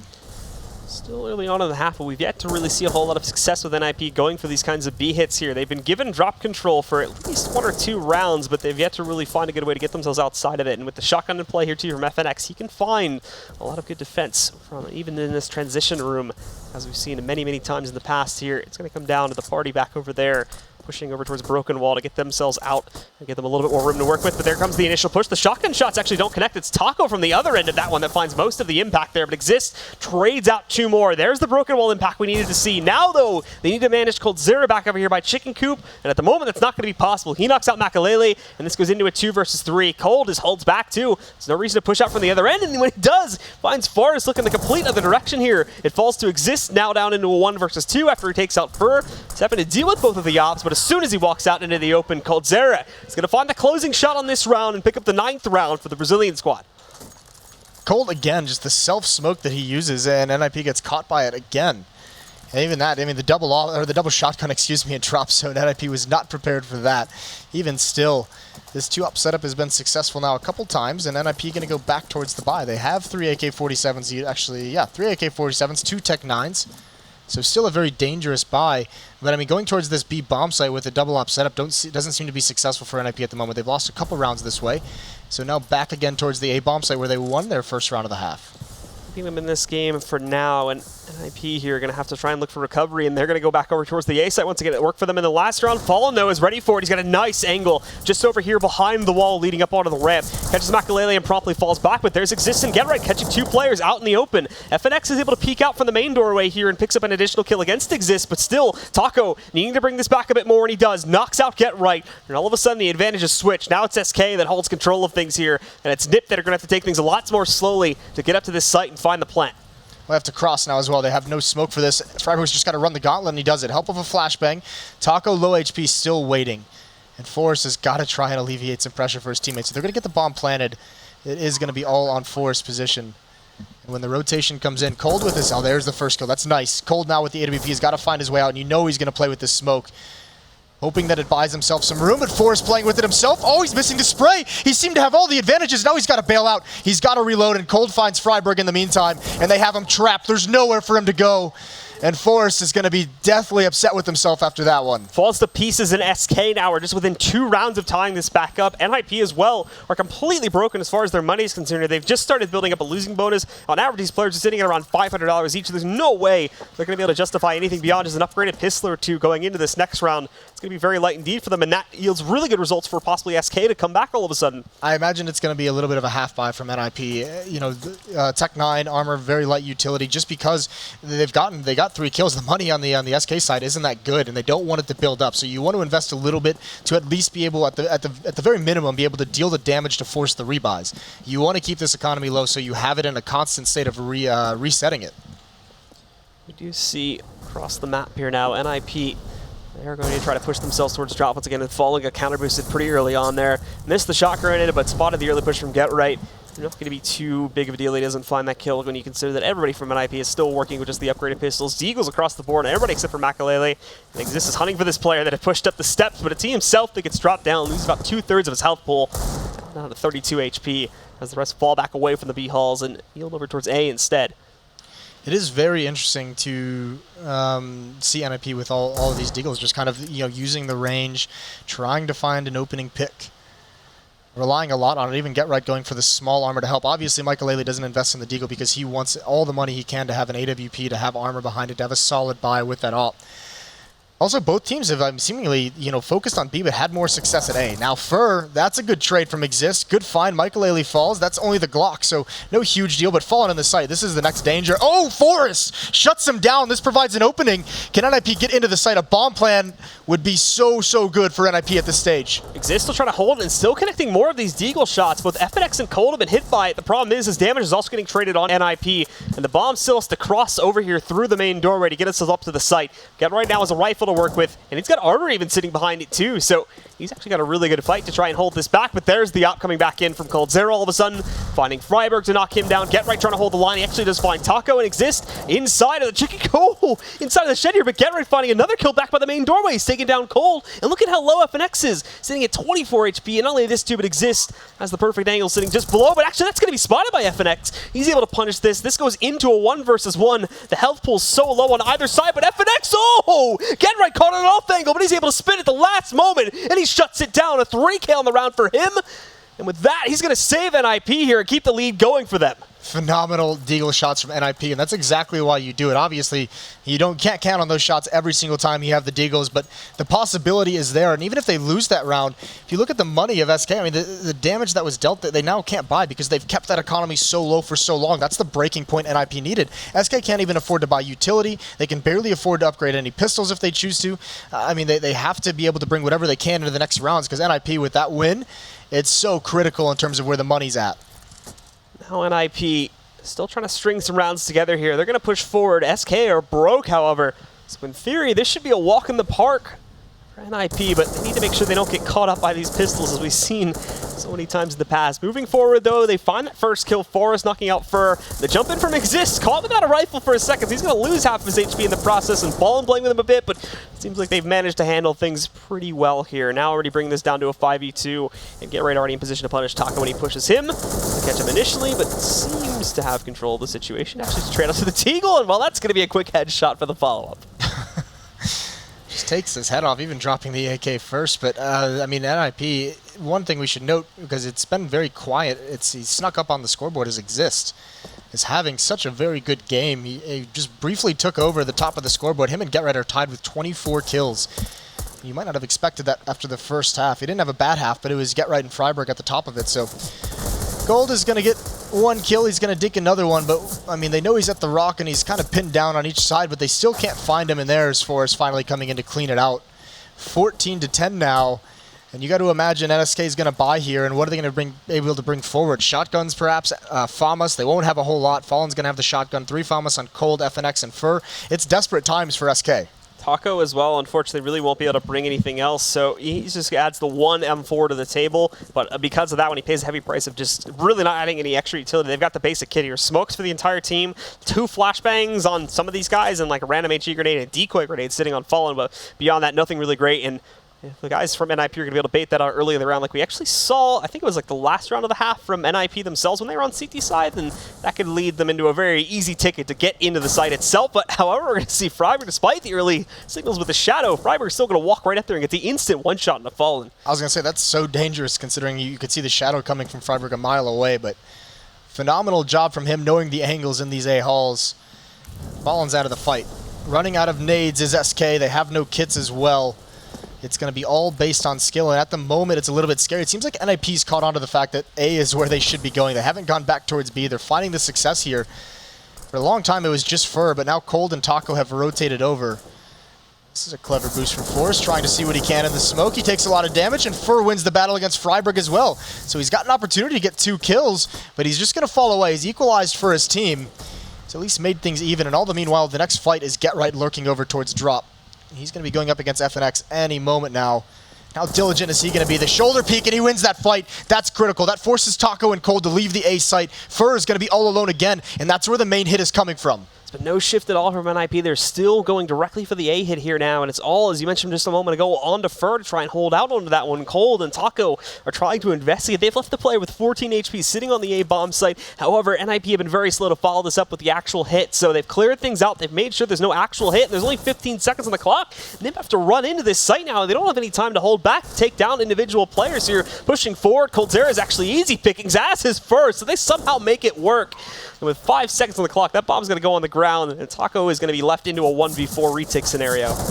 This is a big boy performance from Get Right in this match. 2 critical kills as the clock is running down. They know there's one on their balcony. He gets that kill and he spins and he protects his teammate to plant the bomb, getting 1 more kill in the back of the site. That's huge. Get Right not taking any risks. 15-10, and again, SK, they just don't have the money to get involved in these rounds to any kind of real degree. 2 UMPs, 5 7s for everyone else. I mean, they have good utility at the very least. Again, no kits, but pistols and SMGs against the AWP and 4 AKs. This is a mismatch. SK are going to have to try to pull up Miracle here if they want to keep themselves in this match. They battled so hard around the comeback, but all of a sudden they're down 5 rounds here now. They've got to win all 5 of them straight if they want to try to take this into overtime here and still take control of this matchup. This will allow NiP from picking up another point here in the group stage. But from SK themselves, still spread out actually quite heavily into the A-bomb site too. You not only have Fallen in the usual push-up over here towards long A, but you've got Furhug in a close angle down to the bottom of a ramp there. So that's a long rotation in the event. We see NiP go for a direct hit here. They're going to ponder those. They're still working with the usual default setup. Nobody's committed to either side, and they keep the bomb at a medium point. So at any moment, this could change and work its way over to the A site. NiP being very patient, don't want to risk anything. And yeah, I mean, they've had so much success over at A, you think they'd want to, you know, putting some pressure. Maybe, I mean, this is the scary part for SK because there's been so much success at A, because they've hit B so many times, though. The fake is a real issue in the back of the minds of the SK players. Again, it's just going to be Get Right lurking over towards drop, over towards the B bomb site, and 4 players for NiP slowly working their way through A. It's just Fallen and Fur. So it's 157, 1 UMP. And Fallen's going to be first up. Can he fall back? He has to go down Danger Stairs, and he wins that battle. That's huge. This flashbang could allow him to get an AK-47, and he spots one more in the doors, and he can't recover in time. He does his best, but he does eventually fall. Forrest is next up. Got to clear out FNX, and there it is. He's diligent as well, clearing that angle. One more down on the ramp. That's Fur, and the rotations are on as well. Fur is going to try to hold on here too, but he's shut out. Now Taco, one of the last few standing here, rolls out, picks up a kill, as does Coldzera. Things are not done yet. It's in it with 2 versus 1 now. Coldzera versus Makalele. After Get Right's able to take out Taco, and Coldzera returns the favor onto him, but immediately Makalele just gets the final shot on Coldzera, and with that, NiP are going to close out this matchup. 16-10 is going to be the final score, and they will take this very important match. Yeah, a phenomenal match from NiP, and it really comes down to the T side for both of these teams, because NiP, they figured out much earlier on to just abandon those hits towards the B bomb site. It was just, you know, we had so much success over towards A. It's that Deagle round they win that crippled the economy of SK at a very important moment in the match. Just very good adjustments from the NiP side. All right, guys. And obviously we saw there from SK too that obviously they were very hard-headed in their push over there towards the B bomb, so they always stuck to it, really only changing it. I think after they won one of the rounds on the B hit is when they finally went towards the A side a little bit more. They finally realized it, but it was really far towards the end of the half. They finally started picking up rounds, and it just seemed like it was a little bit too much to come back from. They were on the cusp of it throughout the entire course of the second half, but they never actually made it happen. And I mean, phenomenal performance from Get Right and Freiburg on the defensive side of things, and then you switch over. I mean, Get Right continued his great game, but it was Exist who quietly caught up, just with, you know, a frag here or there. It wasn't any kind of explosive, you know, 4-kill round, any kind of explosive clutch, but you know, just he was getting his 1 to 2 per round, having his impact, and then you all of a sudden you hit tab and he's at the top of the scoreboard. Don't know how it happened, but I mean, a great performance from everyone on the NiP side. All right, guys, it looks like we have the analysis waiting for us back over at the desk. Let's take it over to them and get their thoughts on this epic matchup. Was blue, and now 16-10 this time in favor of NiP. Lots of loud Swedish screams, which is testament to just how important that first best of 1 was. One of the bigger dogs, one of the bigger fish to fry for the NiP side, and they managed to do so rather convincingly. 16-10 the final score. Now, Janko, do we start by talking about the performance from SK, what our expectations in reality? I think that's probably a good one to start with the Brazilians. Unfortunately, it's still a bit disappointing from SK. You know, talking to some of the players, they say that they were working on their Cobble, that they have a lot of new stuff prepared for the map, but we don't really see it from the game. I mean, it looks very similar to the Immortals Envias matchup, where SK in the beginning continuously forces the issue on that B bomb site. Now, I understand it's always a mind game. Maybe your opponents are thinking you're going to switch, but you just keep going B. But they're not going to think that if you don't at least get some map control towards A or apply pressure, then go back to B. It just makes the job for the CTs, who are supposed to struggle to get info. They have the info. If you don't pressure them towards A, they have a good idea that it's going to be B. Chad, I'm sure you have something to add to this. You had a kind of a lot of intrigue regarding SK's reluctance to go A. Yeah, you know, they were not really putting much pressure on that A side of the map early, and it doesn't make sense when you can use very limited utility to take mid control and A long, A corridors, whatever you want to call it. A couple of Molotovs, a couple of smokes. You still have a lot of utility left to do executes late at B, or you could do them at A. And once you set that, you know, you put the fear of God in the CTs. They don't know if you're in that middle area, if you have danger control. You need to push them back to make them use utility, make them feel uncomfortable, and that's what you want to do. And once you have map control, then you can make a decision. It looked like the decision off the bat was always, we're going to go towards B. Once we get B to work, then we'll go to A. But it just, like you said, telegraphed. And even if you go, okay, you want to go B and you have some new execute or something a bit special, something a bit different that the CTs are not going to expect, and you want to run it over and over again. We didn't really see that from SK. You know, they just decide to jump out. They have a smoke for chicken coop, smoke for the doors, perhaps, and that's it. Taco gets flashed in. You could see from his scoreboard to an extent had a poor game. Didn't manage to create any openings from his team in those executes. And then after they decide, you know, they see, okay, let's try and switch it up. Then they slowly take control of A, but just finish on A as well. NiP at that point can get a pretty decent read that they are going to, you know, after being denied on B and getting control on A, that they are going to finish there. I would have much preferred if they fake the A, execute, and just end up going on B. Right.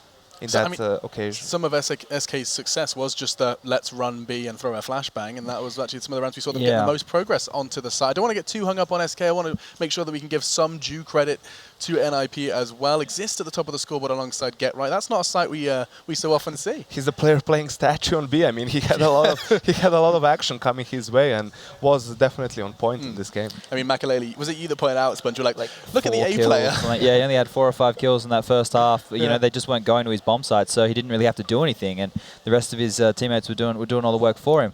I know we're moving from SK right now. I just want to quickly touch on one point.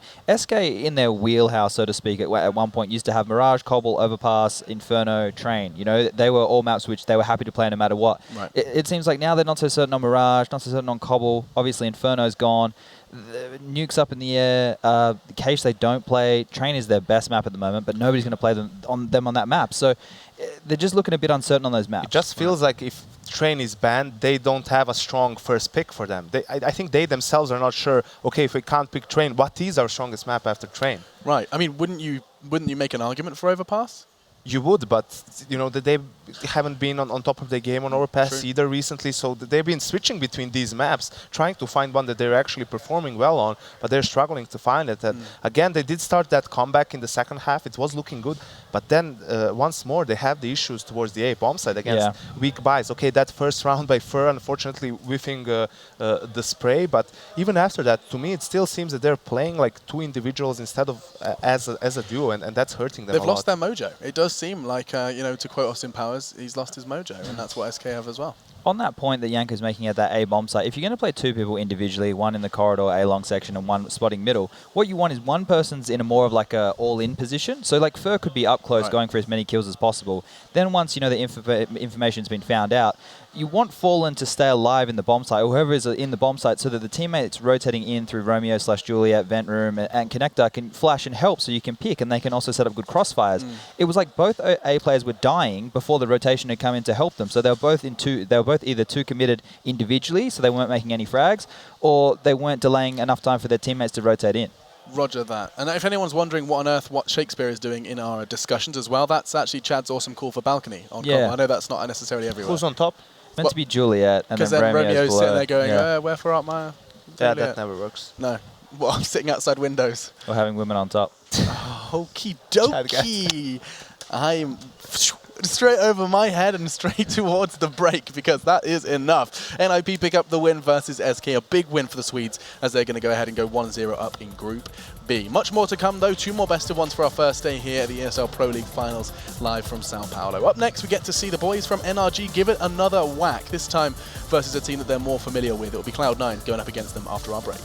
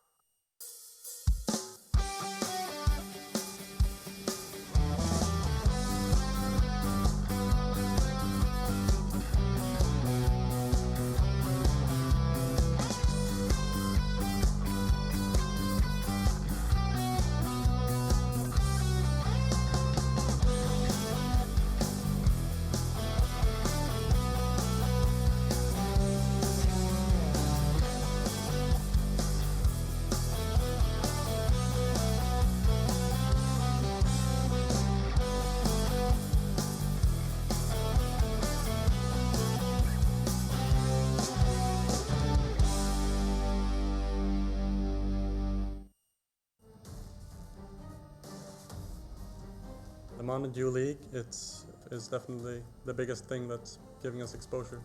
And that's basically what this kind of league does. It just promotes growth in smaller teams, and you can really make a name for yourself. We definitely have a possibility to raise some eyebrows, and people are going to be surprised.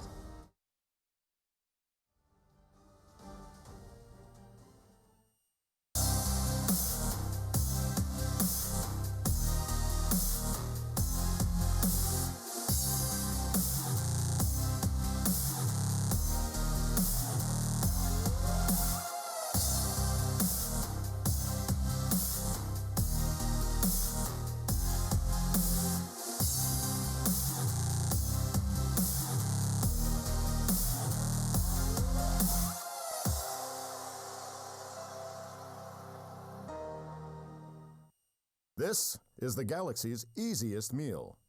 And this is the galaxy's easiest race.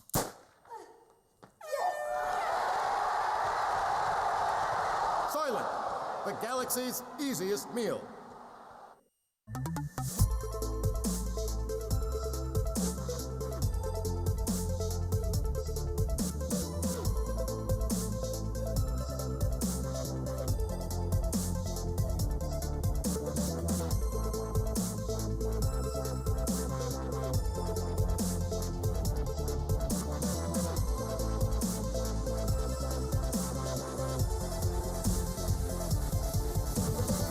Get your team apparel now at shop.eslgaming.com.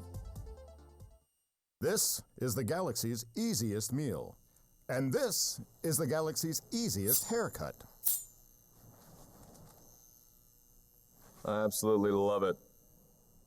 Soylent, the galaxy's easiest meal.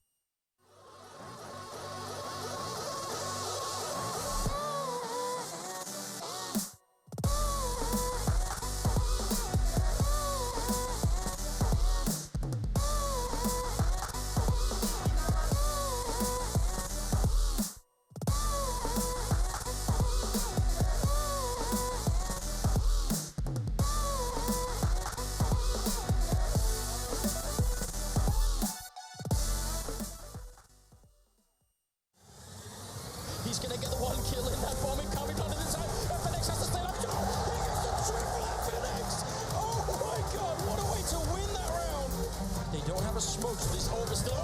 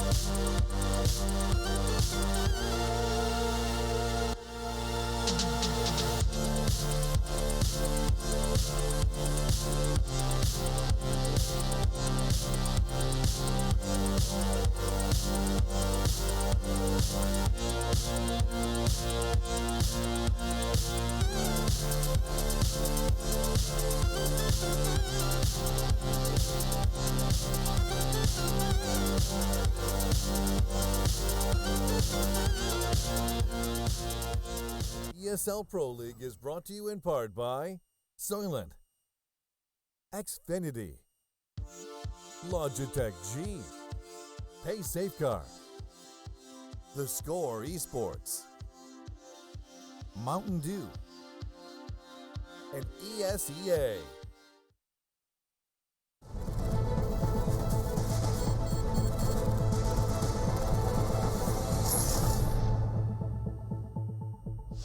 It's time for Cloud9 to play again. This time it's NRG that stands in their way, a team that have been unable to make an impact so far here in the Pro League. We did in fact see them earlier today versus Dignitas, and it was a rather one-sided affair in favor of Dignitas that have been looking absolutely terrifying. In fact, just I spoke to Legia after that, and he was like, I think Dignitas are the best team in the world right now. And now he has to go up against Cloud9, and of course the #1 seed from North America. Got myself YNK and Chad Birchall to chat through this one. Now, I have to kind of return to the discussion that we started with Cloud9. #1 seed in North America. However, that top spot in North America has been questioned as of late. I mean, they looked good in the offline environment. I mean, Bucharest, we saw a promising sign to Automatic and C9. You definitely see a good sign of C9. Even in Kiev at that tournament, they've been looking really strong up until the semi-final and the game against NiP. That's where they completely disappeared, didn't play nearly at the level we saw them in previous phases of the tournament. So with Cloud9, it's being consistent in that level of play. Now, Energy is a different kind of a story. Because they certainly do it online. Yeah, offline, but I mean online, it's a different kind of opposition. They don't play, obviously, against EU teams online. So, yeah, I think that you can definitely see what they're capable of. It's just them performing like that when it actually matters at the biggest stages. Yeah, I mean, we can't fault them in the online league, really, can we, Chad? I mean, they dropped one game. Yeah, and you look at that. You look at the head-to-head here with all the teams, the other North American teams of the event. They didn't lose to any of them, mind you. They didn't actually play SK because SK forfeited those matches to go in boot camp for Epicenter, I believe. But they'd beaten everybody else here who they've played. So when these guys last meet, NRG and Cloud9, it was 16-10 in favor of Cloud9 on Train and 16-5 on Cache. So pretty comprehensive wins. I didn't watch them. So I'm just going to assume it was relatively easy. I tried to watch as many matches as I could after we were doing Pro League, but I mean, sometimes you have to sleep, Chad. That's actually a thing human beings have and there's to only do. as much online CS a person can take. So what's wrong with online CS, Yanko? The correct response is what's right with online CS. No, I was just waiting to see Yanko try and come up with something on the fly. I really can't. Okay. I really can't. Either way, of course, like online midnight. CS is done. We are now in, of course, the offline stages. They qualified for this by getting top 6 in their respective regions, both, in fact, from North America in this instance. NRG picking up that 5th seed. But now we need to talk about NRG, a team that admittedly may be from the North American region, but actually still has the majority European presence. Is it 3 Germans? Yeah. Got to be Legia, of course, from Serbia as well, right? Technically Germans. Germans. Okay, 3 Germans, and then you've got, of course, PTR rounding out the roster, who I think is where I want to start this discussion. PTR, a character that, of course, everyone will be familiar with, a personality that North American CS has had for a while, but what role does he fill in this team? Does he have the potential to fill that North American AWP role that JDM and others have filled for so long? Can he genuinely rise through these ranks, do we think, gents? We've seen him exciting in the past on the AWP. It's just not consistent, but that seems to be a theme with all North American AWPers, you know, like Skidurdo, he's been sick, JDM, he's been sick, but they're very up and down in the sense, like, it's a hard role because if a team knows how to negate you properly or work around you and make sure the economy is in strife so you can't afford the AWP, your AWP is never going to be as effective as you should be. But it's hard. I think AWPing is probably one of the hardest roles to be consistent at. Yeah, I mean, it's difficult when your team doesn't have any significant results. Yeah. So it's either up to him to take his team to that next level and put himself and the team on the map.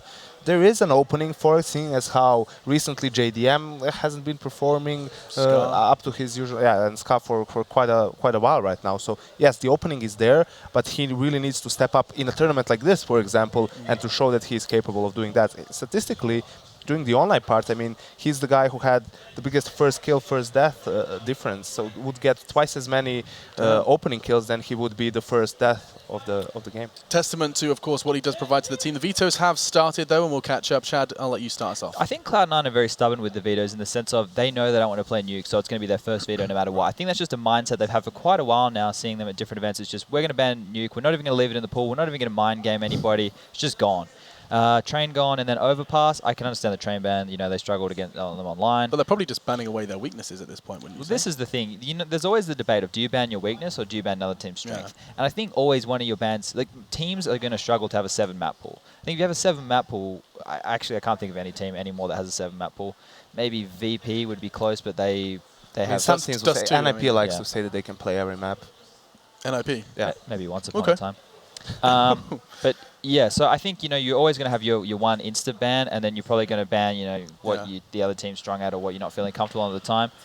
Dust 2 and Cobble being gone, I think that's good. You know, you take away the randomness of Dust 2, anything could happen from All Mates NRG. Cobble, I'm curious about that. I don't really know the history there.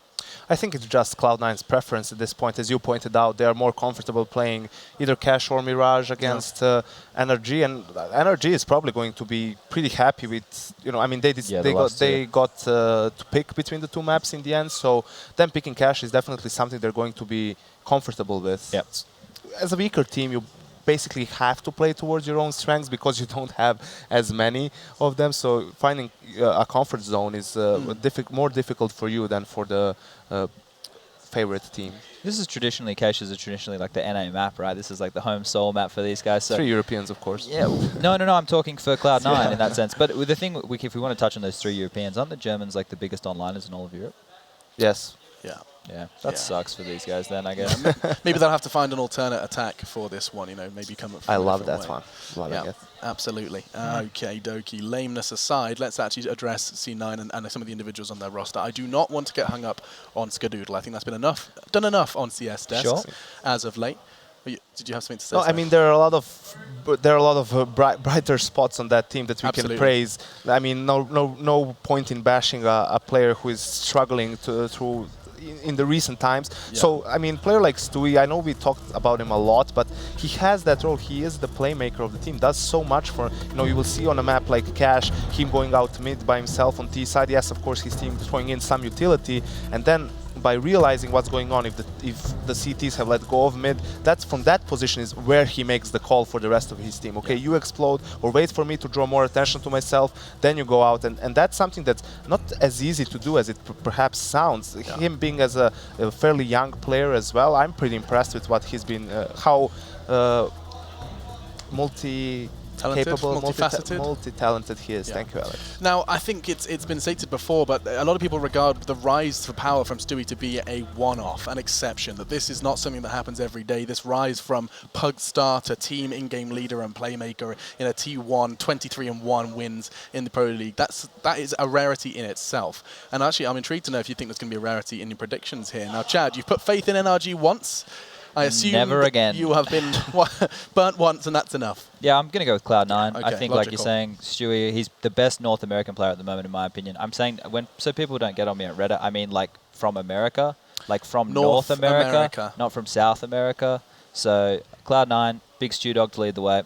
And you, Yanko, nice and quick. I'm going with Cloud9 because historically they've always been dominant against domestic opposition, so to speak, and that's where NRG gets into as well. So, yeah, Cloud9 2-0 in the group. Believing that Cloud9 are going to smash this group and get themselves even closer to that arena. All right, your casters are ready after our short break. It's going to be Cloud9, who looked oh so good online. Let's see if they can translate to that offline once again.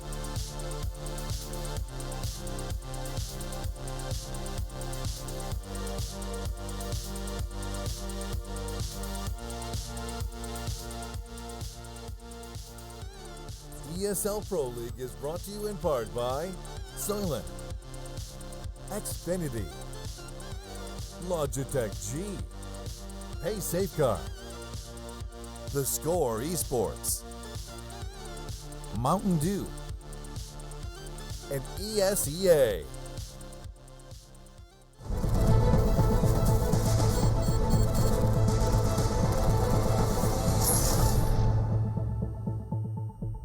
Welcome back, everyone. It's time for Cloud9 to play their second game, 1-0 on the day. They were close against FaZe. They had a bit of a struggle to try and get momentum in the second half, but did finally close that out. 16-14, another go against NRG, who's the European team that plays in North America, and they're 0-1 on the day. Yeah, not a great showing to kick things off from NRG. They got stomped by Dignitas. To be fair, that's not like it's a difficult to believe storyline, to be fair. Dignitas is the second best team in the world right now. NRG certainly not close to that sort of realm, but I'm hoping they give a better showing here. Obviously going to be a little bit more well versed against teams like Cloud9. They played them quite a lot in all the online leagues. They played this map actually about a month ago, and Cloud9 did beat them 16-5. It's online though, difficult to take that much away from it, but still wouldn't be surprised that kind of scoreline comes in, you know? Yeah, you know, it's believable. You say it's online, it doesn't matter, write it off. Well, the same thing can apply when you go to LAN, and Energy is far less experienced than Cloud9 is. In fact, you could argue that both ways. So there is some sort of middle ground in that reading. 16-5, it highly depends on pistols. It might not be that low, but I could see this being single digits. Yeah, I would tend to agree. Let's have a look at the NRG team. We haven't casted them since Counterpit, I don't think. I don't think they've been to a... And it's been very different rosters since then. Obviously, they don't have Justin, they don't have Silent. And that's when they did have Tabson, though. He was actually murking for them at the time. Yep. So he was actually their star player at that event. I'm actually quite a big fan of his. I think he's a very skilled player overall. Probably the strongest within the team. You've also got Godby as well. I guess you can call him legendary at this point in terms of like what he did in terms of for Mousesports back in the day. He was like famed as being one of the best in-game leaders, very good tactically. Haven't really seen that much for him in terms of this team and what they've accomplished since he joined. Yeah, it must be about a year now since he went over there, maybe a little bit less, I'm not sure. But about in that region. PTR, of course, as well, a big name a couple of years ago, kind of dropped off since then. Known to be an AWPer. He's got a few clips on this map especially, but I don't know. Once again, these are all names we're all familiar with, but we haven't really seen too much of as of late, you know. It's difficult to really, especially in the kind of Counter-Strike we cast, it's difficult to really tell you anything about them in terms of LAN performances. I had a look at their LAN history, and that pretty much was the last noticeable thing they went to. They've been to a couple of E-League qualifiers and stuff like that. They went to Northern Arena, came like almost dead last. So not really much to report apart from some online average results. Yeah, exactly that. And obviously we're talking about a team in Cloud9 that's much on form as of late, stepping up tremendously, had a decent run in 3 straight events, one of them being Northern Arena, and obviously it was a bit of a surprise they didn't win that. Heroic thought they were in position to be the star team of that event, and then they went overseas. They did fairly well in Star Ladder, made it into the quarterfinals in that event, semifinals I think, actually, excuse me, and then into the finals of DreamHack Bucharest, where VP ultimately did beat them, but it was a decent little run of events. 9th round to start things off. As always, it's part of the formality. Yeah. Thompson trying his best to make a 1v2 situation profitable, but it's going to be Cloud9 that does win it, so they'll get their side selection. Cash, not really a big deal. It's what you prefer. Most teams will start on the CT side, though. And it looks like that's what... they will give gun for terrorist side. When you're a much stronger team, which I say Cloud9 are, you can apply so much pressure on the T side there, especially if you're going for fast plays. So we know players like Automatic, Stewie are going to be doing the audacious plays. I think this map is definitely lends itself towards the pushing through the smokes and having plays you can rely on your big stars just to completely out-aim the opposition as well. So I don't mind that at all. I think it's fine. Like I said, it's whatever you prefer, really. And in this matchup, starting T side is not necessarily a bad thing at all. So what do NRG have to do to step up to this game? Let's have a think about it. Obviously, I thought like Cloud9, if they get rolling, if they win the T-Pistol, they're going to be just trying to crush the economy of the CTs. They'll be doing lots of fast plays here. Maybe a few fakes chucked in every now and then. But in terms of their approach, it'll be quite a default game, I think. Just trying to out-aim their opponents. I think across the board, I couldn't tell you a player on the NRG squad that can outskill anyone on paper from Cloud9. Maybe Tabson if he's having the game of his life. But like we said, that was Counterpit. He had an amazing tournament there. But that was quite a long time ago, and he's marking for them. So it's sometimes, believe it or not, easier to slot in sometimes when you're kind of in a mixed mentality, just turning up, getting the job done.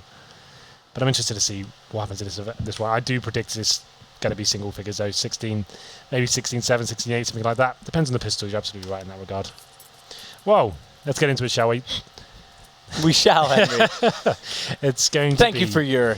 I don't know what I'm trying to say. Just the way you did that. Well, you could do it. It was like almost like Mr. Rogers. Like, wow, lovely day in the neighborhood. Skadoodle's going to be our utility player, by the way. And it looks like an A-sided attack as well. The bomb actually going in with 3 players towards Squeaky Door. I like this approach.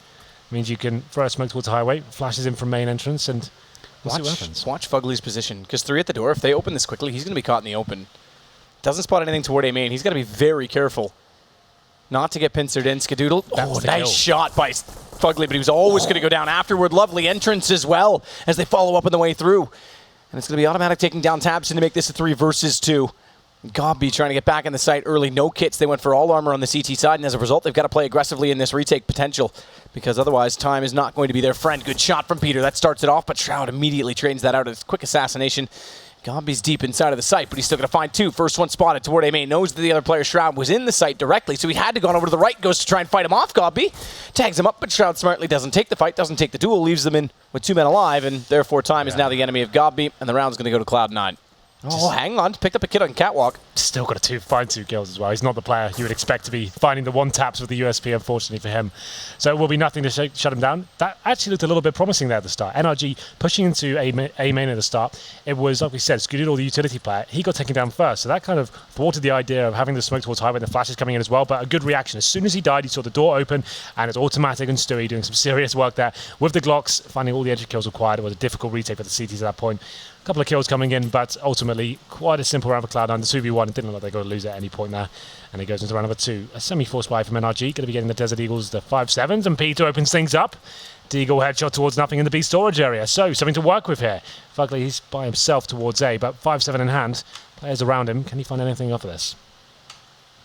Fugly's going to drop again, caught out by the door once more. Shroud, Molotov's off toward the top of highway as well to try and hold Legia away. Smoke out, and Tabson's still able to find something through it with the Deagle. He's got a small gap, but he makes it work. Headshot potential towards Forklift. Successful, but Shroud immediately with the MP7 finds the Gia at the top of highway. Tabson again trying to find an opening with that Deagle, but they're 3-on-3, locked out of the site. They have thankfully picked up a Galil onto Peter, but he's got no armor to work with. It does have a Molotov, though.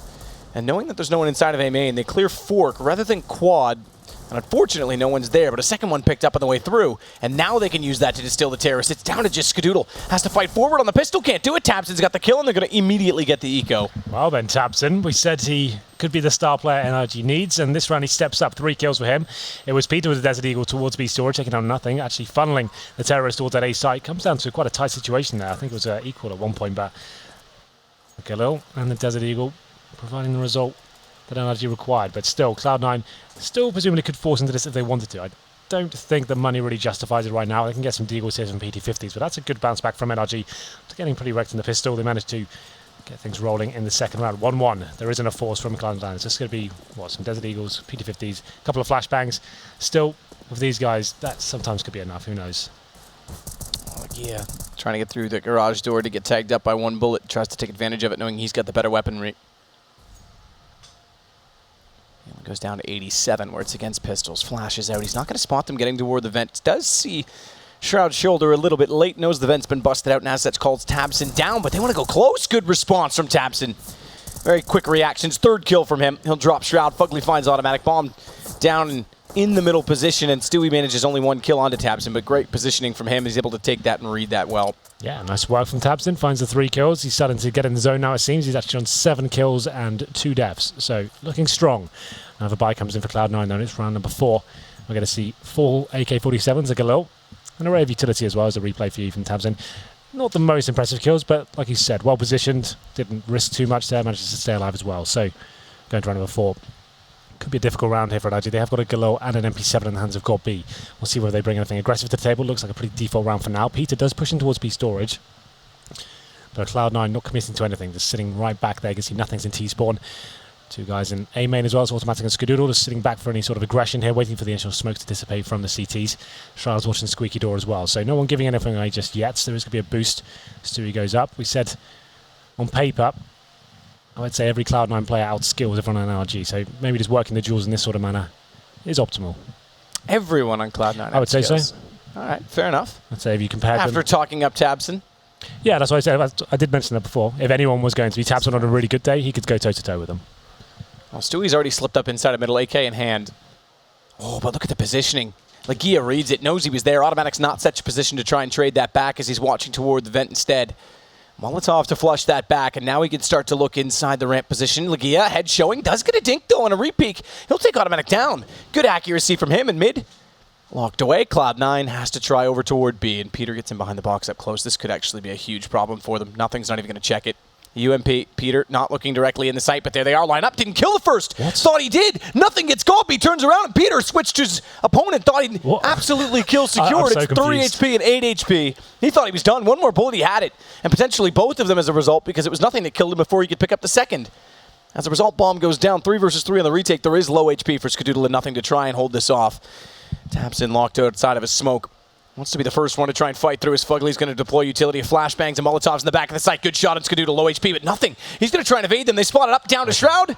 Fugly will prevail. Peter's damage does pay off in the end, but my God, that got awkward. Yeah, it really did. I was kind of wondering, what the hell's going on? Why is he not killing both of them? And he gets nothing from it. Like you said, he does a lot of damage, and the fact they win the round, regardless, it's fine. Well, the one thing they do get out of it is a bomb plant that potentially may not have happened. Yeah, true. Because he would have gotten 2, and therefore it would have put them in a position next round where they won't have as much utility. After that performance, that's probably the least of his worries. He's probably just happy to win the round. It's like, don't worry about that one, guys. Just got unlucky. It's fine. So they will be eager regardless here, Cloud9. But 3-1, NRG doing a great job there. Legear, especially towards middle, that was pretty impressive. A player we don't get to see too much of in Europe now, obviously. But it was always pretty decent. We'll see whether he can keep that form up towards mid. Wasn't a full buy from Cloud9. We'll be waiting to see the AWP come in from Skadoodle at one point. Nice shot from Fugly there to open things up. Which is towards A main. I like this. They're assertive so far, the CTs. Actually hunting for frags here. Good job by PTR after the UMP fell, managing to find another AWP shot there. God B does find one kill in the form of automatic, but bomb should be planted there. But round should be going in favour of CTs. Nothing's trying to find that angle with the P250. Catch one of them off before they get in the sight. He's the one without the weapon. It's Skadoodle that has the M4. And Skadoodle's position right now, back sight by the bomb, babysitting it. The Molotov's not going to reach him because it's not planted at default. A headshot here from nothing. It really changed the landscape because Skadoodle's picked up 2. 10 HP, locked into the corner. Peter's going to hunt him down. Easy kill to pick up. It's all on nothing.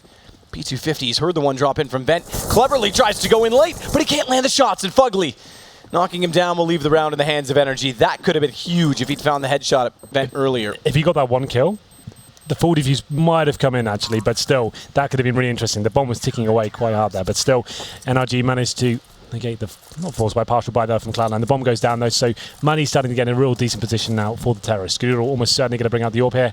We'll see whether it comes in. But it is 4-1. I didn't expect this to kick things off here for the multinational side. They are mostly European now, you're absolutely right. Definitely can't say they represent North America. They have to play in the EU minor next week. That's right, that's stunning. Okay. Yep, because it goes by the core. But Skadoodle, he has got the AWP now, and he'll be actually looking towards B storage. There has been a little bit of aggression there from the CTs. Peter's been pushing in. He's got the AWP there once more. And Stewie, now we have automatic there towards mid. Nothing in Skadoodle. Trying to work together on this inside of the mid position. Stewie also trying to take the AK into a position that's more formidable, watching to make sure no one pushes up. Not a lot of boosting coming out yet from Cloud9. No, this is fairly standard at the moment from the T side. Like, obviously, it's one of those maps where we say it's probably the most versatile in terms of the CT options available at the start of the round. So just waiting for the smokes to be used at the start there. Then they can still have lots of time available until the 1 minute mark here. We're boosting players up, start hunting for picks towards mid now, and the CTs won't have as much to work with. They still have 4 incendiaries, now 3. But smokes towards mid, it looks like. Automatic and Stewie. The crisscross smokes, as you would say. That's definitely what you would say. And they go in, and at that point it allows you to go in for B splits there. Considering they have 2 players in the B storage, I would almost guarantee that's what's going to be coming in as this first exchange. Unless Legear can find 2 kills, that's what will be happening. Peter flashed off as he tries to get an aggressive position to spot them in Sunroom. Oh, the head was shown to the man throwing the nade behind the box. I'm not 100% sure who it was on the Cloud9 side, but unfortunately Peter does not prevail because there's too many other players in front. When he repeaks out, taking down Shroud. Wow. Excellent round from him overall. 3 kills, 2 very important ones in the mid-round towards the B site. And Cloud9 will get their second finally. We're going to get a pause called in. I think it's technical because I saw a few rounds ago Tabson talking about FPS. Legear is the one to call it. Yeah, I think you're right in that regard. So there it is then. Cloud9 looking like they were setting up for an actual B split there. Didn't commit to it at all. They dropped the mid smokes there. Flashes go over as well. They send 4 players back to B storage, and it's working well as a unit. Quite a simple approach in terms of the final execution towards the bomb side there, but Shroud trading very effectively, going to that side first and landing the headshots required there, finding multiple frags, and one player holding towards mid to stop the rotation to vents. Pretty nice outcome for Cloud9. I'll have a look at the money as well for NRG. It's not great. Tabson's on 2,900. Definitely enough for a buy. He'd be on a pistol. The rest of his teammates can get. They could get double orbs if they really wanted to. 2 players at about $4,200. So technical timeout here. And Cloud9 managed to keep, I think, all 5 players alive in the last round. So yeah, they're actually in a pretty decent spot. This is a tie round for either side, though. NRG loses, they're almost certainly going to be eco, but still with the lead for now, 4-2. The unpause comes in, didn't have to wait too long. We are using the rule set, Matt, just to confirm at home, that you get 2 pauses per half. Yes, the 30-second timeout, which is the only reason I questioned it, because we know ESL has condoned that and brought it into New York, but where it wasn't used throughout the entirety of the regular season. That's right. I wasn't 100% sure if they'd implement it here. Yeah, and perhaps it's harder to enforce. You can't really do it online. And monitor online, exactly. Yeah. How do you do other than being in the team's active team speak? And yeah, it's not logistically possible, really. Yeah. Well then, a nice little boost there. tabson's going up. I guess it's the right call to make, considering he's only got a UMP. He won't commit to this by pushing over. He'll wait till the end of the round, maybe just get a tell, footsteps, a rotation, something to work with, and he'll try and get a kill in the back there. Maybe stop the boost coming in from the T side as well. We'll see what he decides to do. We're going to go. tabson smartly times it with the flash, but he only gets one. It's nothing immediately back into him. Head removed via the AK. Yeah, it doesn't really work out too well with the CTs. They're considering the time remaining as well, and they don't really have much utility left. A 4-on-4 just spreads the CTs thin. Peter with the AWP firmly fixed upon the doorway is going to slowly slide back down highway and watch middle instead. That may open up some space toward A main, especially with Shroud coming out that said door. Flash over to make sure Catwalk's covered off, smokes to cover top of the highway, and in goes Skadooey. Again, I say that. Stewie, automatic and nothing. It's going to be forever ingrained, but it is Fugly. Responds with the first kill. He used to be very good on this B site, or rather A site, with Nitro when he played on Liquid. So watch Fugly's positioning, but overall it's going to be traded out here. Like he is only able to get one before Stewie responds into him, and it's down to a 2 versus 2, and they want to get aggressive as well. Smoke out Stewie, boost it up. Peter spots him but can't hit the shot. So Stewie only with 2 shots in return before he shuffles back, but that gives Goppy the positioning to cut him off. It's going to be Shroud. Great shot to cut out Peter as well as he gets aggressive. Yeah. That was well traded considering Goppy had all the information required. Bit of flair there from Shroud. Looking good at the moment. Some big rounds from him at 2v1. He knew exactly where the CTs were. His teammates, after doing that little boost on the site, was quite cool, using the smoke to their advantage as well. They don't get the kill, but they get the information as to where Peter is. He turns around, nails a shot at A storage there, and manages to completely wreck Peter as he's coming into the side as well. I guess at that point, Peter's just assuming he'll be hiding up towards quad or something, but no, Shroud is being aggressive, takes it down, 4-3, and the eco, as we said before, will be coming in after that last round. It's going to be just PT50s and default pistols here for the CTs. Pretty much guaranteed round for Cloud9 to tie things up at 4-4. They'll be aware of the situation as well. They're obviously tracking their money like we are, and they'll just be holding back full default. Some basic smokes there. Maybe go for some mid-control at the start of the round. Use the Molotov towards events, which goes in now. And just try and flush one CT out first. Go for that first kill, and then they can commit to something. So Stewie's starting to work back toward mid. Wallace smokes out. They're going to go toward the vents. It's nothing that's waiting for any further information, but Peter's inside of the site. Small pit, facing wall, waiting for flashes to come through. No Stewie's bypass, but immediately found. No utility to try and deter the vision or movement of Stewie, and as such, the AK prevails. Nothing follows up. Lagia down. Pretty straightforward. They just try and shuffle Peter out. Now, one thing this does do is if they're slow about doing it, thankfully, Fugly coming over top of Heaven was countered out immediately. It could have given them an opportunity. Good play in from tabson. But late as it were, 1 versus 5, he only picks up 2 and then immediately falls. So Cloud9 definitely have the momentum in their favor now. Money this time still in favor of NRG, though. I shouldn't say in favor, but they're with NRG and they can buy. It's enough. It won't be great. I think I saw a couple of players around the 4K mark, and one of those is Peter as well. I'll see what he brings to the table here. He's actually got a FAMAS. So yeah, they haven't got head armor. Not a big deal against the AKs, but in terms of no incendiaries, that does mean they're a little bit susceptible to mid-aggression. There looks like an A split coming in from Cloud9 pretty early on as well. 4 players committed to the A side of the map. No one holding B, so that suggests something quite fast coming in, actually. You can't really hang around when you have no vision towards B storage. You don't know what CTs are doing in terms of pushing at the initial start. As we go into this one. Flashes in from the CTs, won't be pushing in. Ugly waiting towards quad. We'll be backed up by tabson as well. The execution comes in. Who's going to find this first frag?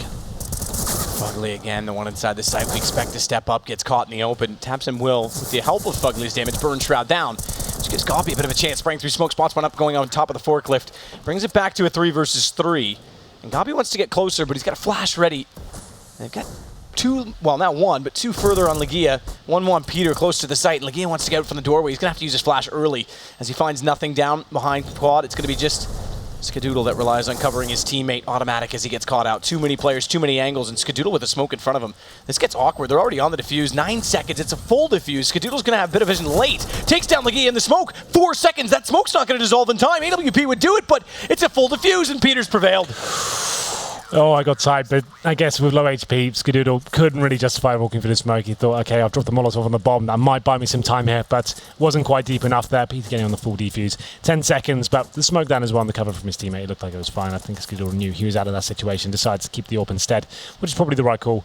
And we go into 5-4.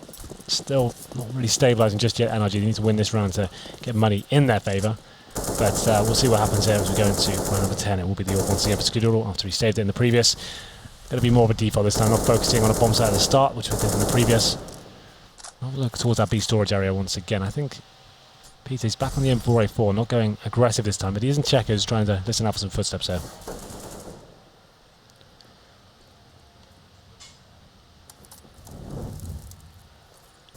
So Tech9 Skadoodle going to boost. It does have the AWP, obviously. And Stewie's the one to go up. It's Legia that's actually been doing a reasonable job of holding them off from white box. They haven't been playing Z connector or an aggressive vent position on the CT side. Stewie's down again. Legia forced back slightly, but they can turtle up inside the site with a 3-2 split, and they'll know they have mid, so vent covered off with 2 players close to checker. This is actually reasonable positioning again from the CTs. No, giving mid away, that's fine for now. Don't have the AWP to challenge Highway, though. That could be a problem. Cloud9 have got smoke towards City Sport as well to cross to the side, but good timing from Legia. Gets the kill. Shroud gets in return, though. A site is going to be the final place where the T's go, but Tapson fighting back. He finds 1 kill with the USP, but he's only got, what, 9 HP? So 18 HP, sorry, towards the forklifts. And thankfully spotted again by Shroud to give the information to nothing, because he could have been caught walking up late from Highway. He'll watch toward truck. Peter's there, rather Gobby's there, excuse me. And it is going to be through the edge of the smoke. Nothing's going to find him as he peeks wide. Peter's at mid, M4 in hand, does have a kit and a nade, but going for this would be a large task considering it's a 1 versus 3. Yeah. Nothing's got the back of Zeke. Hall's covered off. Automatic at quad. They're going to let him bypass. I think actually Peter would have spotted automatic and elected not to shoot. This is a full reset now after winning the previous round with not much manpower up. It's going to be Peter's trying to save the M4. I think they only get, what is it, 1,400 next round. It's a harsh reset for them. Resets for them. And we'll see whether Peter can stay alive here. It's sitting towards checkers. And he's pretty decent for Cloud9. They could justify hunting him here. They've got Skadoodle with the Molotov. He's probably not the person to go hunting towards checkers, though, I would imagine. Nothing going to be going towards events here. They won't be able to find him at this point. There's not enough time. So Peter will stay alive, but the problem is the CTs can't really help him out too much in terms of the firepower surrounding him. There's be some default pistols, maybe a couple of P250s there. But nice round from Cloud9 overall, managing to get some mid-control at the start. Didn't have to use too many nades there. There's 1 smoke towards the connector as they boosted up. Didn't see any presence from the CTs at all. A-Split comes in, finding the frags, trading quite nicely, and coming out on top in terms of the manpower towards the final exchange there. Peter saves an M4. We'll see what his teammates did bring. They actually invested quite a lot into this. I guess they were going to be double eco regardless, right? So try and balance things out by investing into some body armor. A fast mid play comes in. Stewie nails the first shot, though, taking down Tapson. Certainly does, but he goes to 5 HP. It's got to be automatic this time to take down Legia. Manages it. So Cloud9 with economy in their favor, able to push back the CTs more successfully at mid this time around without taking as much casualties, but damage is still significant. Good play from Stewie down mid. Finds Fugly at truck, not even aware or suspecting of the fact that Stewie might be in that position. As such, it's pretty much round over at this point. Stewie's going to walk back out toward mid. Gobby, he's low HP. Easy to take him down. It does leave a gun for the grabbing if they want to try and save that over, but Skadoodle's already staring down toward Highway as a result. Smoke will allow it, so AK's grabbed and they'll get out.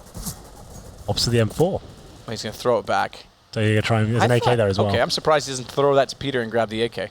Yeah, that's what I thought as well. He's probably on the AK every time as well. There's a CT.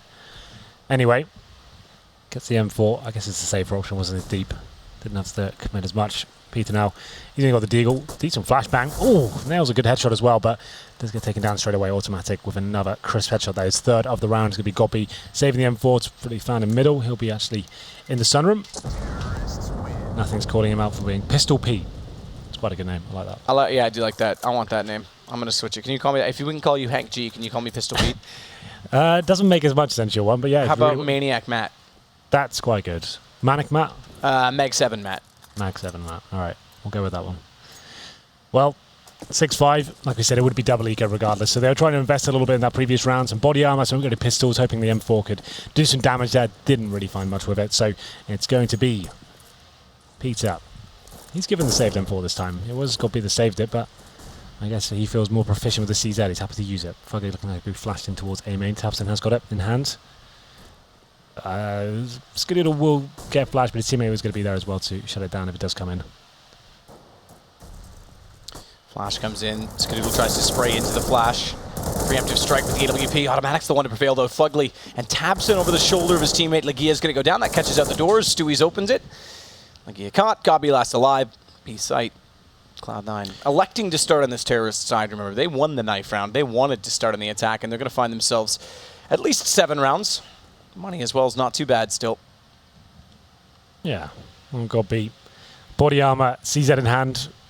How much? You got 100 armor. I guess it's worth saving. You're not going to do anything with this one. There's no guns to find, so he'll just sit at the back of B and hope maybe a terrorist comes wandering to his crosshair. But there's no real need for the T to go hunting at this point. And here's a problem as well. Yeah, they're about to pick up 2400. No one with that 2400 is in a position to pick up an AWP unless Gabi finds kills. But at the same time, he's not really in a position to try and do so.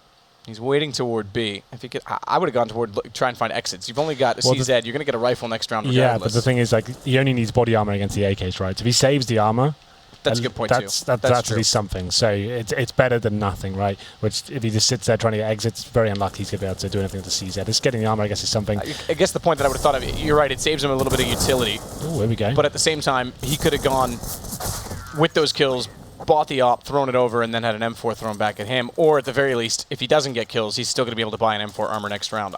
I get the point. And so as a result, they're actually going to save one more until they can get the op for Peter in the next round. I think that's fine. They're going to just sell themselves short. They keep going in with just rifles, not enough utility, a couple of kits. I think they'll be more satisfied, even if they lose the game, thinking they lost it with the proper gun rounds, well, the game they want to be playing, instead of trying to force it in every single time. It's going to be difficult. Well, here we go then. It's going to be PT50s. CZs, a Deagle, and some body armor. It's a partial buy. There is a chance you can still win these ones. It takes a little bit of luck, some good positioning, good teamwork, and Godby could be the catalyst for this as he pushes in towards mid warehouse, undetected, but full commitment from the T's towards A. Automatic takes down Legia. Tabson follows in his footsteps and work. into the grave as well. It's going to be Shroud, Skadoodle now. Everyone's stepping up. A kill apiece except for nothing. We need the team ace. We need nothing to find it. And he's not really the one on the hunt yet. Now he'll go toward Truck. Yeah. Well, the thing is, right, they're trying to sit back towards spawn. They know he's got no weapon. It's not really worth going actively hunting for him. As long as you're together, you don't need to be like, running around the map desperately trying to kill him, right? So we'll see what happens here. Lots of money available for sure, but it's just not really worth the risk at this stage. Like, I want the team ace, Henry. I know you do, but like they just want to make sure they guarantee they don't give him a weapon, right? Well, he'll have an op next round. He would throw that away surely. They seem to know he's there. They're doing damage to him through the wall there. Well, nothing's going to be the one to go in. He's the closest. He's not gone yet. He's got to go. Come on, nothing. Don't let me down. You let me down. No teammate. Oh, 1 HP. Shroud, why? It was close. Oh, so disappointed. Well then, 4 in a row now for Cloud9, certainly coming to life in these gun rounds, but NRG, like we said, making sure they have a couple of gun rounds here to work with themselves. They get the AWP out once more. Peter's got a very good spawn. He's been going to B primarily the AWP. I'd like to see him go a bit aggressive here. Maybe towards A main, Squeaky Door, something different. Mix it up. Let's not just be static, and he's doing it, Matt. I like it. Let's go. He'll be towards... Oh, I think Squeaky Door, judging by his spawn. Go in there, look for the first kill. Just shut down any default the T's had in mind here. Let's see if it works out for him.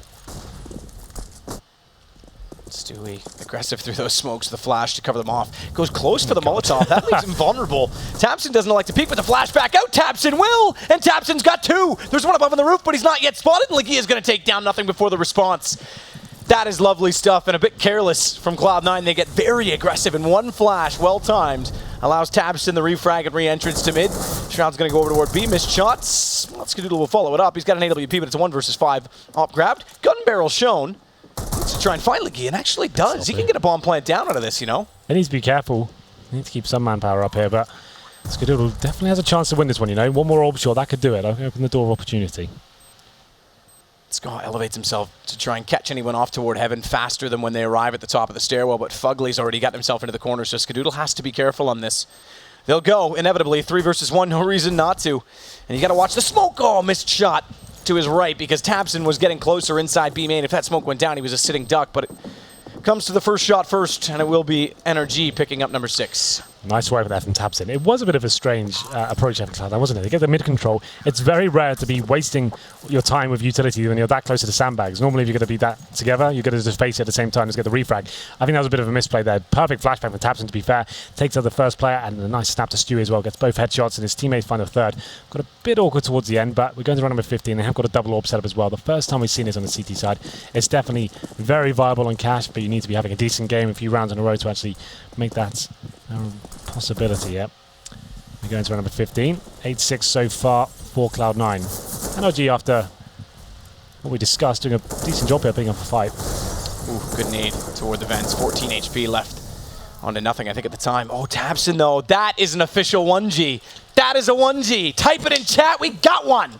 Chat approves, because that's the real deal as he walked back in behind the bags. Down he goes. It brings it back to a 3 versus 3 as well.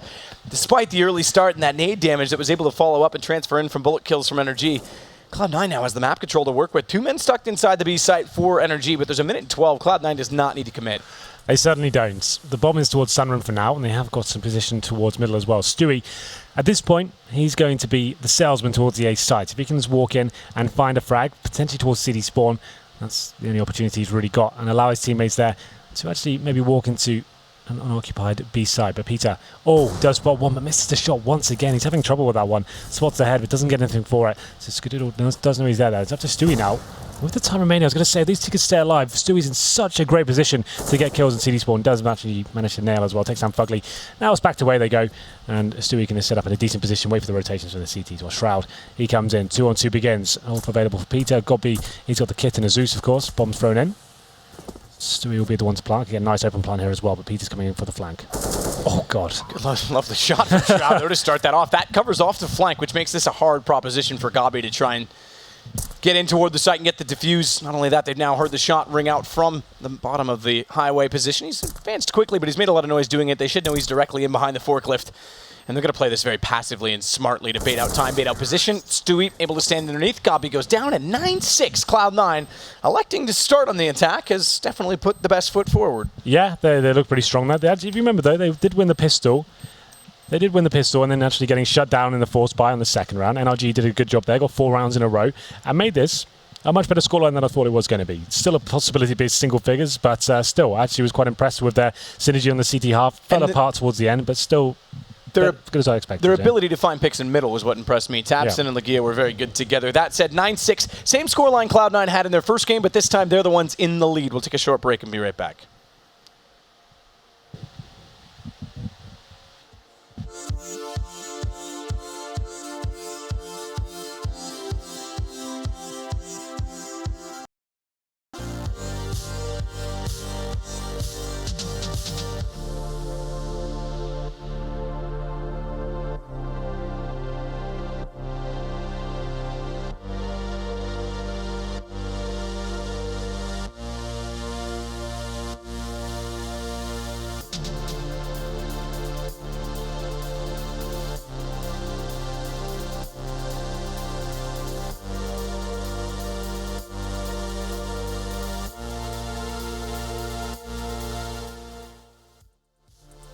Decent start.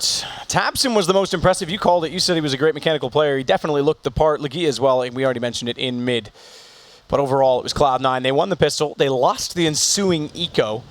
And NRG took a bit of a stretch in the lead. I think it was 4-1 at most when they had the lead, but then Cloud9 struck back and took advantage of the economy. Yeah, after that segment, only 2 rounds picked up for NRG. There were decent gun rounds, though. Couldn't really get rolling in terms of the economy there. We saw Peter, he didn't really impress me with the AWP, I have to say. Quite a quiet game from him overall. I think he had 6 frags in total. A player like him is the main AWP for a team like this. You want to be stepping up and going toe-to-toe with the likes of Skadoodle. To be fair, I don't think the AWPs had major impact on either side. It was mainly down to the fragging power of automatics. Stewie as well. Shroud, if you remember, had some great clutches there. And some good insta kills as well. It actually looked like a Shroud we known from a time gone past. A time when he was streaming. So we will hopefully see more of that. We do have a bit of a technical delay, so we'll be a few seconds longer getting into this. Thankfully, it happens at halftime. It gives them time and admins a bit of a presence to get back into it. Now, I do want to clarify something. We said NRG, yes, they would have to play an EU minor, but they missed the qualification stages. They didn't sign up in time, and therefore, they will not actually be playing in that in Bucharest. So, interesting to note, this won't be there. If they want to play the NA one, therefore, they would have to drop one EU player because of the rule set. There's no way that you can do it. Yeah, well, it's not sounding too promising then overall. Yeah, and they have to be firm with that rule as well, because if they let them play with 3 EU players, we're an NA organization, well then Renegades would make the same case, who had to turn down this event to go to their minor, so you cannot budge on that. The only way NRG can play it, they can only have one. If they budge on that, then it's spineless. I doubt they will. No, but I'm just saying, if they did. So anyone who holds that hope, I would diminish that thought. Yeah, that's very true. But still, this game, still Energy has a chance, right? But now they go over to the T side. We did see some of that ruthless aggression we said we coming in from Cloud9 on the T side there, but tabseN did a very good job of shutting it down. That's what Cloud9 are. Normally, a lot of NA teams are famed for, go for that fast mid aggression there, using the star players, the quick aimers there to quickly. We normally say the B sites, especially on a map like Cash, is normally favoured. B rushes aren't common. Are very common, and we'll see whether that comes in. It could be an option for NRG. Normally, you get to delay it. You run towards B storage, wait for the CTs to push. If they don't, just run it together, trying to get the bomb down there. If the bomb is planted, all of a sudden you have a huge advantage. So, and I think we're getting ready to go. Fugly's typed that he's ready. The headset's going on. Jordan Gilbert, our lovely host. Yep, not sure what that was about, but apparently he was standing there and they went live without a queue and he was just at the desk, so he said, you know what, I'm here, I'm going to own it. It was quite funny, but it just didn't make any sense. He needed a box like Scoot stands on, though. Without the set preparation, he was almost like Maverick in Top Gun. Tom Cruise in that movie got made to look so short. And I'm pretty sure it's in his contract for all further movies that if there's not a taller alien possessing him, then he actually has to be looked taller by the camera angles. Well, there you go. Nothing will look into it. Anyway, Peter, he opens things up. It's a fast mid play here. Shroud goes down first. Peter can fall back. They've actually got control of mid at this point, so no need to overcome it. They actually go towards the vents. B-split comes in, automatic, and nothing waiting for them on the other side. Otto's got a problem. He's behind the box, and there's no one inside of the site to take any aggro. Nothing was waiting above on Heaven, so Otto goes down far too easily. It puts them in a two-man deficit. Nothing's going to go aggressive, though. Does catch bomb. Now, they know there's no transition across the site, so nothing can re-peek that.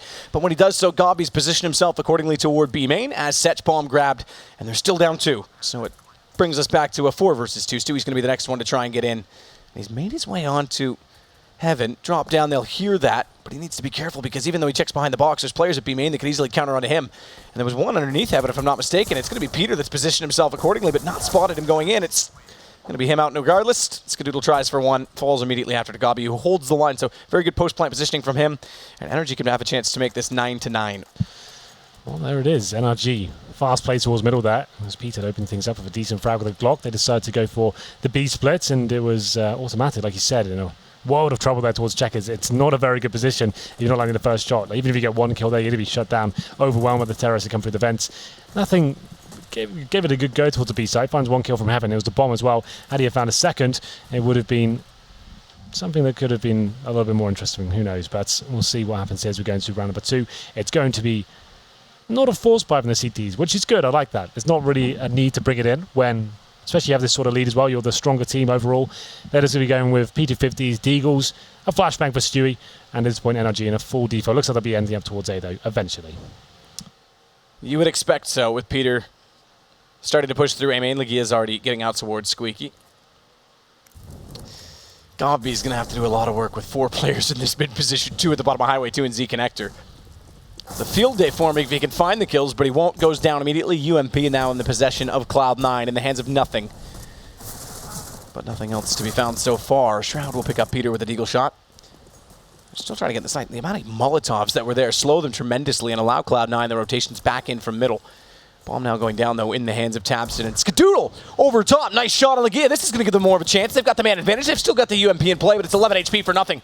And Skadoodle's gone low as well on 29. 2 for Skadoodle eventually will go down. They do hold it together after the post-plant situation, but that single deagle shot toward the door could have been troublesome. Pretty tasty. tabseN bails him out towards the end. Good UMP work from him. Nothing in a decent position towards quad, but can't land the spray with that UMP. So presumably another eco for Cloud9 coming in. It will be USPs.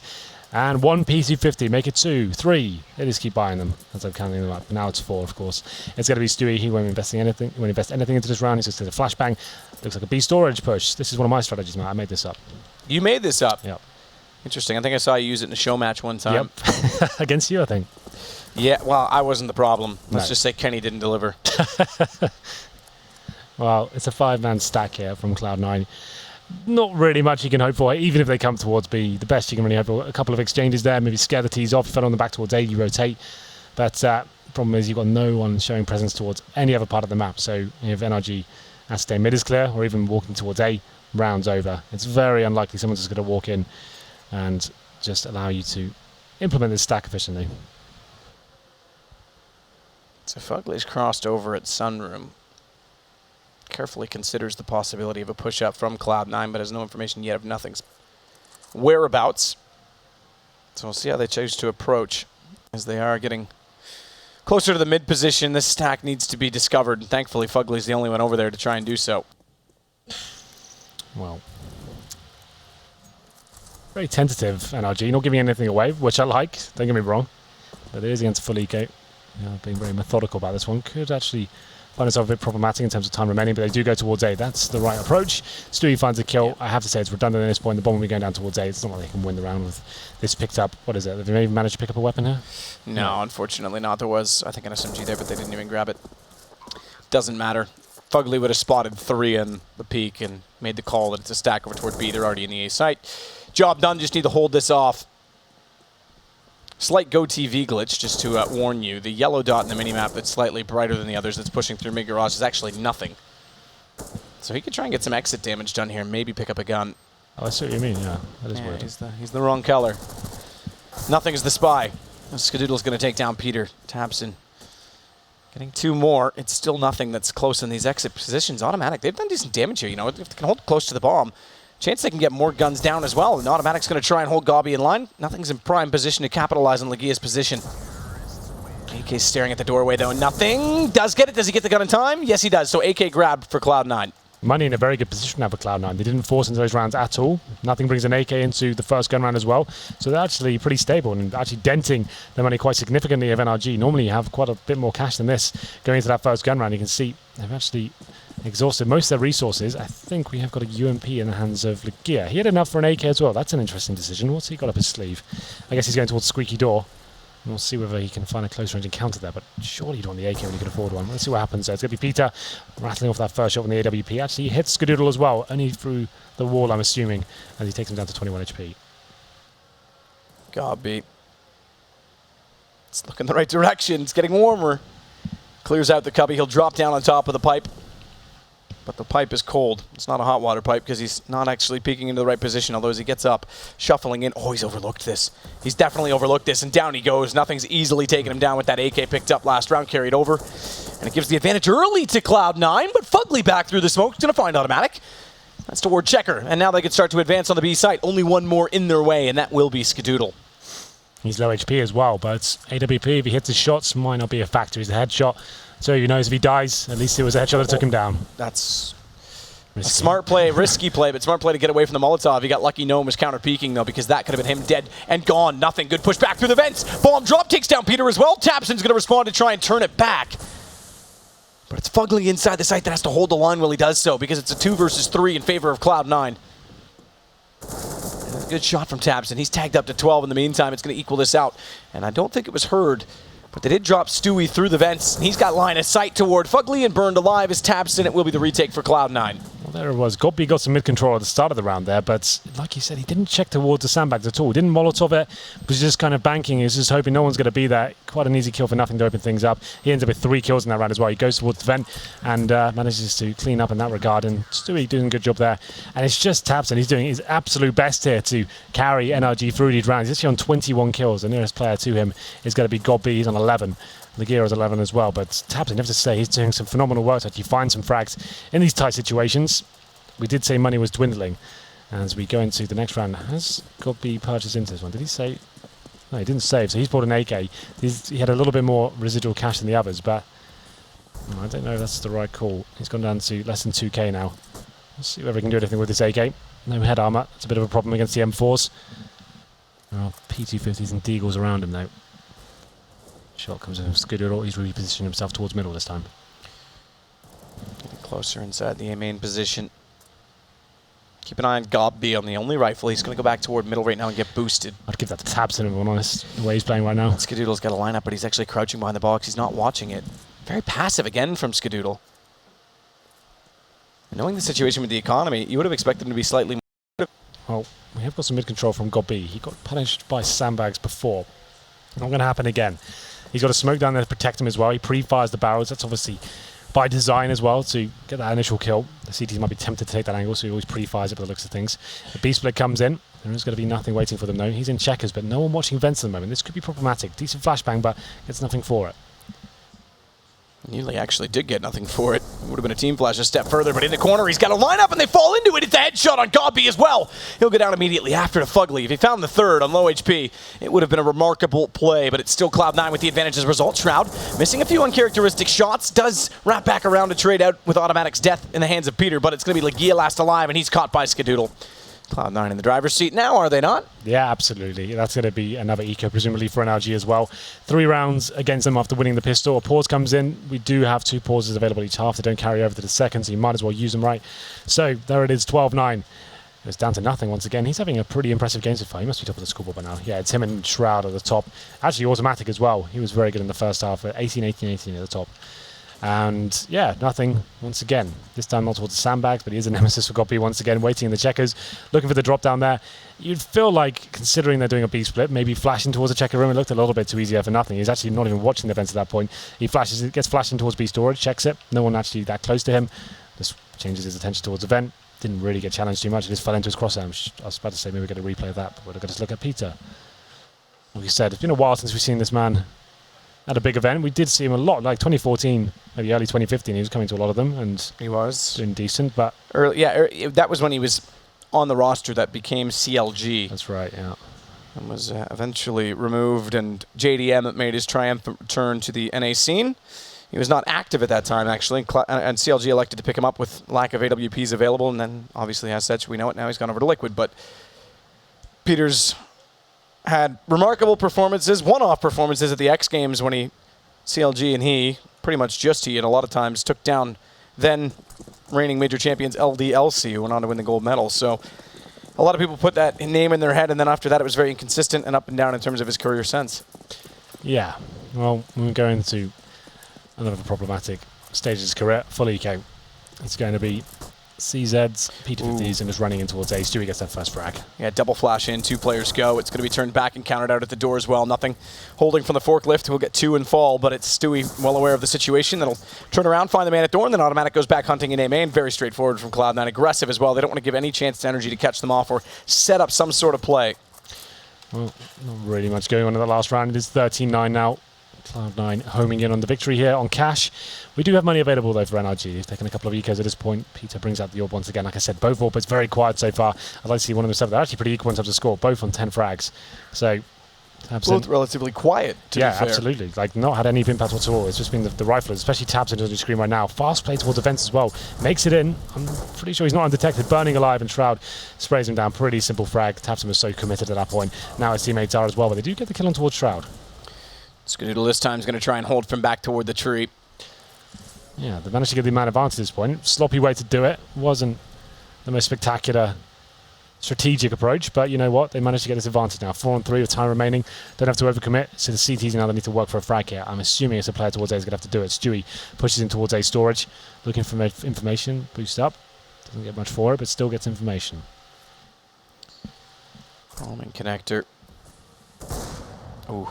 Skadoodle. Down goes Legia as he rotates back toward middle.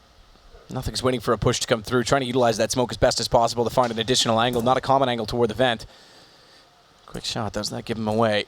I don't know if that was intended or not, but either way, he's going to play small pit. There's a nifty one-way smoke you can apply there, but he doesn't like to do so. He'll get out of Gobby as a result. Not the best angle to try and fight naked from. Now it's Skadoodle inside the site, but look at the creeping play. We didn't see it. Lovely shot up close as Fugly falls. Stewie's going to follow up on Gobby. It's down to Peter. AWP getting aggressive towards Skadoodle, and he's trying to bait out the sound, but he can't make the jumps. And Skadoodle, leg shot. Very well done, and in turn he gets tagged up to 15, so a nice back-and-forth battle between the AWP players. Like we said, they've both been pretty quiet there, but Skadoodle, he finally shows up. 3 kills for him, and he gets himself to 13 frags total. So the duel is over, and it's going to be a force buy here from NRG. Towards that beat site, didn't really work out for them. Skadoodle hitting the shots required. 14-9, they have to buy up at this point. Money's not great. 2 Galils, a P250, 2 AKs, lacking utility. I'd say, considering they do have 5 smokes here, let's just do a set piece towards the 8th site. Let's try and get a bomb down here, push through the smokes at Galils, hope for the best. We're running on fumes at the moment in terms of the money. Skadoodle, he's towards middle this time, challenging the boost spot. Smokes do come in. This is pretty standard for what we've seen so far from NRG. That smoke towards highway, but not going for the mid-presence just yet.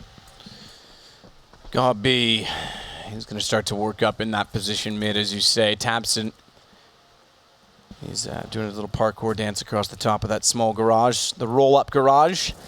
He wants to cover off Z, and then as they round the corner, he and Gabi will elect to work together to take down Stewie. Skadoodle responds, though, and so too does Shroud. Shroud doubly so. Taps and falling. He's automatically go down to Fugly, but Skadoodle has stepped back up, and it's 3 for him. Not a decoy now, is he? No, looking sharp now in these closing rounds. Managing to shut out. We did see a little execution there from NRG. Like I said, pretty much all you can hope for there. You got a P250, 2 Galilds, a couple of AKs. You're clutching his straws. Smokes into the side, but Skadoodle wasn't quite enough to shut him out of the situation. He managed to land 3 nice shots there. And he's actually catching up with his teammates now. 16 frags after some influential rounds. We're going to potentially the last round. I would speculate it probably is. They're going to have 3 AKs and 2 pistols once more. And actually more mid-presence here from the CTs. Actually going to have Skadoodle looking towards a boost position. And a Shroud defending a potential B attack here. Quick shots toward the sunroom. Shroud knew they were there. Good flash back in. That's going to give him 2 kills in the round. And it's all done, I have to say. Cloud9 find themselves on that point after Skadoodle's good performance on the A site. And a very straightforward anti-eco to close out the B site. 16-9. It was double digits in the end, Henry. No, single figures. That's what I meant. Or sorry, I said double, I meant. Yeah, right, yeah. Listen, that's fine. I don't just... Okay, it's been a long day, it's fine. Yeah, so that's the result we expected. That's about the scoreline. I think I said 16-7 or something. But you could see NRG and Co managing to pick up the second round force buy. Got 4-1 at that point. They won the second half pistol as well. And they gave them a good game overall. The money was a bit of a problem. The AWP, and especially Peter, very quiet. Didn't really have the impact we were expecting. But yeah, Cloud9, that was the expected result, I think. Shout out to Automatic. I think he had a great game. Shroud had some good clutches as well. Skadoodle very quiet. Decent performance, nothing overall. But yeah, I think we'll throw it over to the... I think we got to wait just 1 second. But either way, it's I mean, like you say, a very good performance from Cloud9. They go 2-0 to start things off in the event. Very important as well when you consider that, you know, guys like SK are down 0-1. You don't necessarily want to be split up in that sense.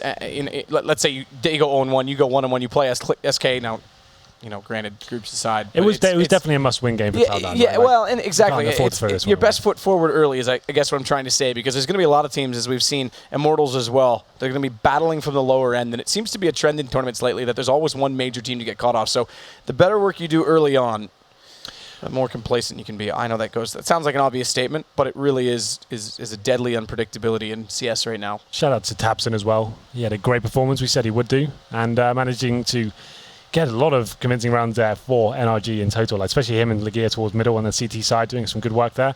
But yeah, not quite enough, I'm afraid. The second half really ran away from them after winning the pistol. They lost, I think it was 7 clean rounds in a row, and Cloud9 pick it up.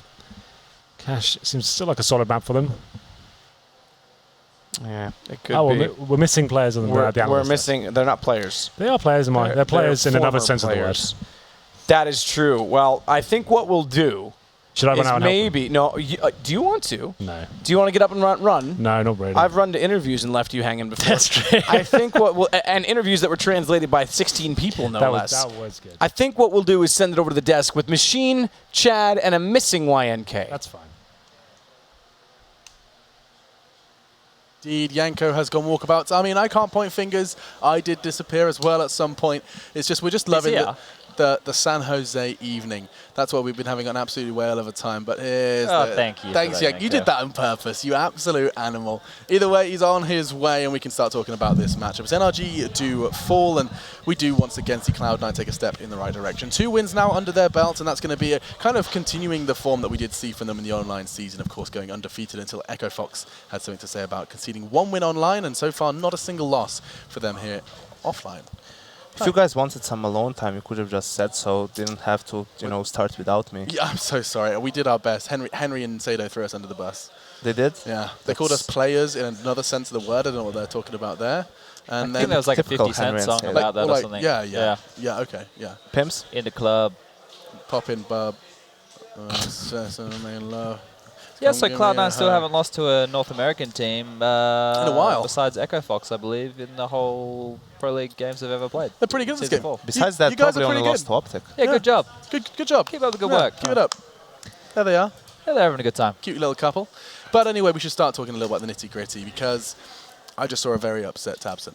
Very angry. Top of the scoreboard. 24 frags, rocking it, and unable to make too much of an impact into Cloud9 in the grand scheme of things, Yanko. I think when you look at the game, unfortunately for me, energy is just playing sloppy Counter-Strike in some situations. You could see that even in the beginning of the first half, they lose pistol. They do a great job of winning the force buy, and they're stringing rounds together, but they're losing more people than they should have. Like, the round is pretty much won, but they still lose 2 or 3 players. And that causes a lot of economic damage, which makes it easy for Cloud9 to reset their economy once they win just, you know, 1 gun round pretty much. And that's a problem, because you're putting yourself in good position strategically, but then because of those small individual mistakes, you're giving more to your opponents than you should. And obviously, at some times, the opponent is going to outplay you. And then instead of having a healthy enough economy to buy again and keep trying to outplay each other, you have to eco because of those individual mistakes. And that was kind of the bottom line from the casters as well, before they just head it over to us, Chad, was that economy management for NRG was crippled on numerous occasions, especially towards the second half. Does it really just, you start pointing fingers towards these slight unnecessary individual pushes and mistakes? Well, definitely on the CT side. You know, everything's much more expensive. And to keep an economy up on a map where utility is very important on all maps, but when you're not running a retake setup or something like that, it becomes even more important. So your economy being crippled, can't buy everything you need, you can't delay for as long, and then the Ts, they have a bit of a field day, they can make decisions however they want, and you have to take gambles, you have to do pushes with whatever limited resources and utility you have, and it doesn't always work out. And you could see for most of their T side, Cloud9 was going towards that A bomb site, knowing that the A bomb site is relatively easy to get into the bomb site and plant the bomb. Sometimes you're going to be able to do that, but then be in an unfavorable after plant position. But for Cloud9, seeing as how NRG is struggling in those like 4v4 situations after plants, they realize that they just need to get into that position, then they're probably going to outplay them when it comes to the clutch itself. Another thing I thought that Cloud9 did really well was their mid control. They did it early, it worked quite a lot for them, and then we saw that round where Legia, he got Molotov'd out of position late, he was able to get flashed in and push out and kill 2. Yeah. That was later in the half though. Early on, you know, when Cloud9 wanted mid, they basically had full control of it. They were using that to do splits on either side. Were they taking it for free, or was they working for it with flashes and smokes? So it depends. Like, it depends on what type of setup you're running as a CT. If you're not committing more than 1 player to middle, once the flashes and smokes, Molotovs come over either early or late, you're out of there. There's no point. There's nothing you can do as an individual. A 1-for-1 trade isn't good enough. You've given up a very big part of the map, and you can't help your teammates anymore.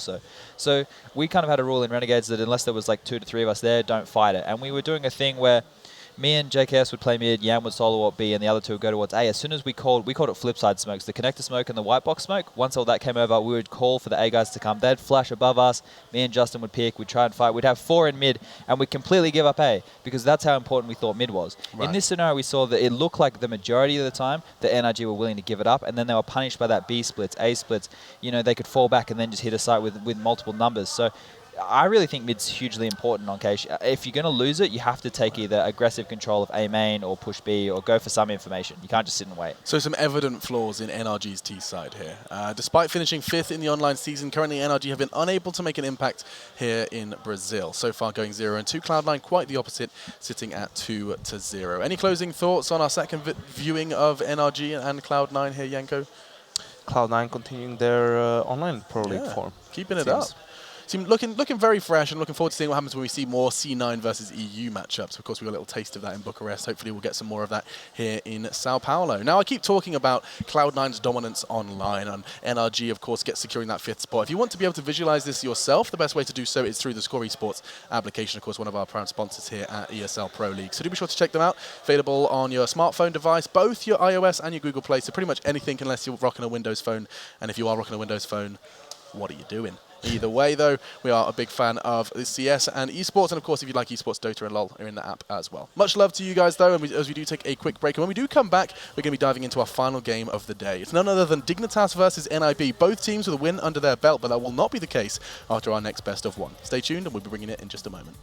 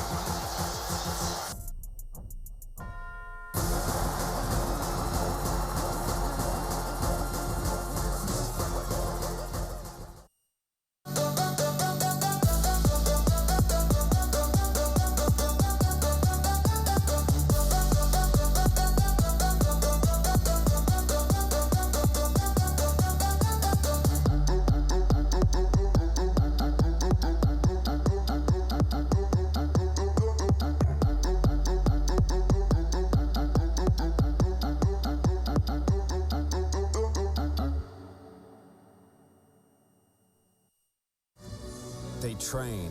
It's always been about fighting your fears. They travel. The thing that I strive for the most, just to be able to capture the moment. They explore. Constantly trying to push myself and then try to see how far can I go. To see the world in a different way. I'm not supposed to go here, but what if I go there anyway? What's gonna happen? It's interesting to kind of just watch the world go by at your feet. It's such a liberating experience. Urbex, an exclusive 8-part series, only on Red Bull TV.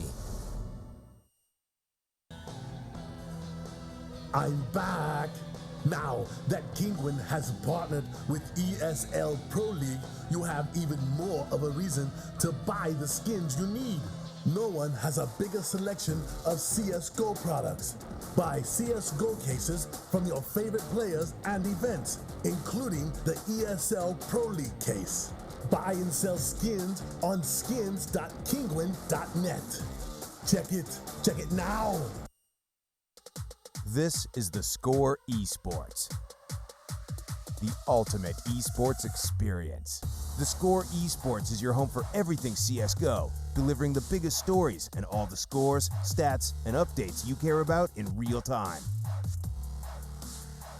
The Score Esports takes you inside the ropes with exclusive video interviews, features, highlights, and analysis. Even get all the same non-stop amazing coverage on your desktop at thescoreesports.com. The Score Esports. Get it now from the App Store or Google Play.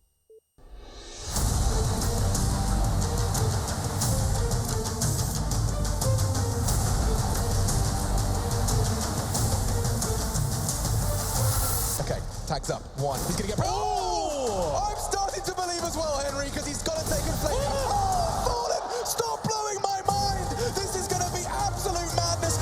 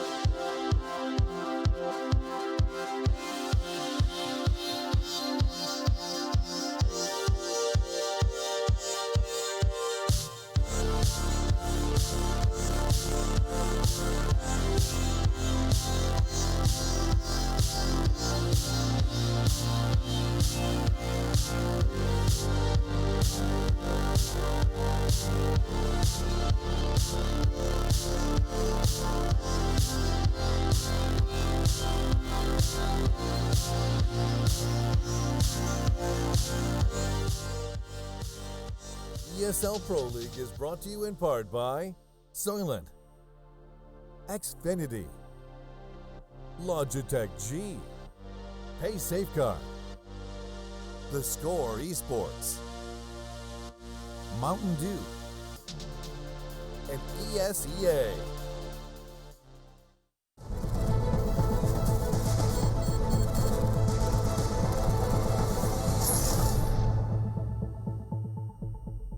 It's time to find out who'll be joining Cloud9 at the top of Group B. This time, it's time to head to Scandinavia, as it's going to be Dignitas going up against the Swedish Ninjas. This is a big one. Both teams currently sitting at 1 win apiece, and now it's going to be a battle to see who can maintain that clean record and join Cloud9. Gentlemen, of course, YNK and Chad Birchall residing. This could be a biggie. We highlighted NiP versus SK, and we got to see the form of the Ninjas. Dignitas, we haven't quite got to see really what they're capable of yet. We did see them kind of sweating just a little versus NRG, but this is the big one for the Dignitas side to just see what form they actually have brought to Brazil, right, Chad? I mean, we saw the big stuff. We saw them in Epicenter, and now it's time to see if they can replicate that here. Well, they can obviously perform at the highest level in pressure situations. They've proved that. And there was a tweet from Cajun, I think it was after they won the Epicenter event, saying that how young these players are and how they're not afraid of anybody. Yeah. It was along those lines. I'm paraphrasing. And that's good to see that their mindset, you know, that they're not intimidated by any situation or anybody they're versing. They're not going through those teething issues. They're just confident and they believe in their Counter-Strike and everyone's buying in. I think that's a really important thing with teams. I mentioned this a bit, but everyone has to be on the same wavelength. And it looks like Dignitas are clicking at the moment and they're buying into MSL and Rugger's system. And that's what you need. I think the addition of Cajun, the level head, you got 2 stars in Magic and Config. It's an all-star lineup, really, when you think about the way that it all works and all the moving parts, and it's great. But, I mean, you'd have looked at it on paper 6 months ago, and you wouldn't have expected it to be in this form now, though, would you, Yanko? I mean, these same names could be written down. I don't think you'd be anticipating the form that they've found. Yeah, I think I said this in Moscow as well. Okay. I always liked the way MSL approached CS. I mean, his philosophy of how CS is supposed to be played. We saw that even early this year that they've kind of broke their way into the top 10 and everything. Yeah. It's just that now he actually has the players where he can actually pull it off against the best teams in the world, I feel like. And I think that's the difference. And one of those teams is actually going up against them right now. It's none other than NiP, who bested defending world champions SK. Of course, a convincing scoreline already we saw from them on Cobblestone. And the Ninjas are an intriguing suspect. We always have to keep coming back to the fact that this isn't actually their full 5 roster, but we have to treat it like it is. It's a very weird kind of vibe surrounding NiP right now. However, their winner versus SK, I don't know how much we want to read into it, Yanko, but it did give us a good positive feeling about Ninjas here in Brazil. I mean, it definitely did, and now they're in a position to basically get a huge step forward towards that first seed and going straight to the semifinals, because on paper SK and Dignitas are the 2 most difficult opponents in the group. Yeah, now I guess we want to have ample time to talk about those maps, so I guess we can start talking about that map Vito immediately. Admittedly, there's a lot more I'd like to discuss, but I guess let's start talking maps immediately here, Chad. NiP Dig, I saw you scrolling down on your piece of paper. In fact, you came to me. You already had a map at the tip of your tongue.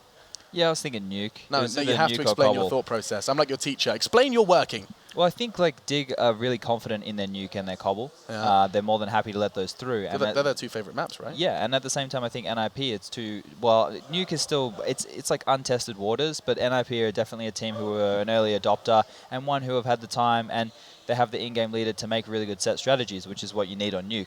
So seeing this map come through with the amount of prep NiP's been able to do on Dignitas' Nuke and look into it, it was one that I think, NiP would be happy with, really. Right. And we get it. So immediately I look at you, Yanko, and I say, didn't Dignitas have a negative record on Nuke? I mean, we saw them lose to Na'Vi, lose to VP, and win it versus Na'Vi. Like, I mean, we saw it 3 times from Dignitas, if I'm not mistaken. Yeah, it's true, but in Moscow, the grand final, it was their first map, and that was after coming a long second semi-final as well. So not sure how much we can take away from that one. I think Dignitas have definitely shown that they are capable of playing the map, that they have strategies for it, strategies, that they put a lot of thought process into their game plan as well. And when you look at it, for me, up until we saw that bit from VP at New York, Dignitas and NiP were the 2 Nuke teams. We saw it at Pro League as well. An online game, sure, but from what they've shown on T side, you could see that both teams really put the work into the map. Yeah, one of the most interesting things I think about the way that Dignitas play Yard as CTs. It's just the way the cohesion that Config and Cajun have out there in that area. Like, they're always poking and prodding. It looks very annoying to play against, and they're always able to pick up 1 or 2 cheeky kills, and then they play safe. And we were criticizing in the past, or I've heard you guys criticizing in the past, about Magix and Config not knowing when to drop back. But on Nuke, it seems like they know where the limits are, and they do drop back after getting those kills and play the number advantage. It's super important on Nuke. I think it was one of the main reasons why they performed so well in the semifinals and the finals of Epicenter, because you would see Config and Magic go for that aggression that they're known for at this point, and that works really well for them, but they didn't overextend. They would create an advantage for their team and then would know when to play it safe. I don't know if it's them realizing, or maybe MSL or Cajun saying, okay, get back, boy. That's enough, calm down. Reining him in. Puts his leash back on, like, come back on. But yeah, definitely worked wonders for them in Moscow. I think I just want to quickly cover, because we are looking right now at the rise of Dignitas. We've seen them perform quite well over recent months, and they're on the rise, and they've definitely hit that peak as an elite level team. The thing that I want to see is, and this is maybe why you're seeing SK start to dip, is I want to see them try and stay dynamic and continue to change and add new things to their playstyle to stay ahead of the curve. Yeah. I think SK, with having Showtime in it and Furf getting different surgeries and stuff, they kind of dipped, and they lost that chance to stay dynamic and keep changing. Sure. But if Dignitas, they can keep adding to their repertoire and stay ahead of the curve, I think they can stay competitive for a decent period of time. I mean, we've always credited them for their deep map pool. I'm going to be intrigued to see how this Nuke does play out. I'm actually more interested to know where your predictions are at here, gents, because it's by no means an easy one. It's the old guard of Nuke versus the new guard of Nuke, the Danes and the Swedes clashing in a best of one. I'm looking at you first, Yenko, pretty in pink today. What have you got? It's a tough one to call, Alex. I think that whoever, if a team manages to get like a pistol round win on the T side, I think that's going to have a huge impact, because then that allows you to play around and have a bit more room for mistakes or experimenting on the T side. But Dignitas is looking so hot right now. I kind of have to go with them. I'm really liking the way they play at the moment. It does come down to knife and pistol often on Nuke. Chad, what have you got for me? Yeah, I'm going to stick with Dig. I think I doubted them before versus NRG, stupidly enough. And Magix, even though he's got food poisoning, he still managed to absolutely smash them. So if he can continue that form, and the boys looking confident over there, so I'm going to go with Dig. Don't eat the beef at the Moscow airport. There you go. Lessons learned with Magic. But also, it's going to be a big game of CS. You've heard what the desk has to say. Please do continue to throw us with your predictions at the hashtag ESL Pro League. It's always interesting to see what the community majority is saying. But we're going to go ahead and wrap things up here and get ready to dive into our final game of the day. It's going to be explosive. It's going to be Nuke, and it's coming up straight after the break.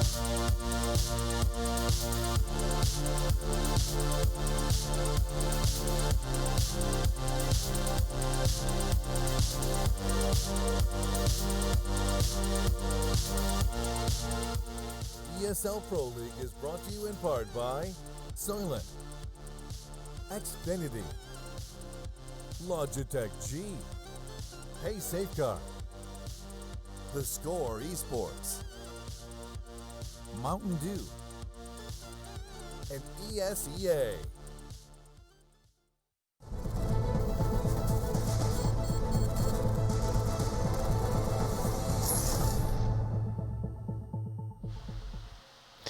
Well, the last one on the day, we finally get into it. I think this one's probably the most tantalizing prospect of the afternoon, evening, good morning, wherever you are in the world. We're going to finish things off on a banger. Yeah, Team Dignitas, NiP, Nuke. Nuke as well. Dignitas is probably the most well-versed Nuke team, I would say, in the scene right now. Played it the most, statistically. Had some good results on it as well. But as Chad pointed out, NiP no strangers to it as well. They're one of the most, I would say, in terms of innovations, I've seen some really cool executions from them, mainly towards the squeaky door and the lower bomb side. They've got some really cool executions there. We pointed it out last time we were casting as well. It's difficult to call, you know.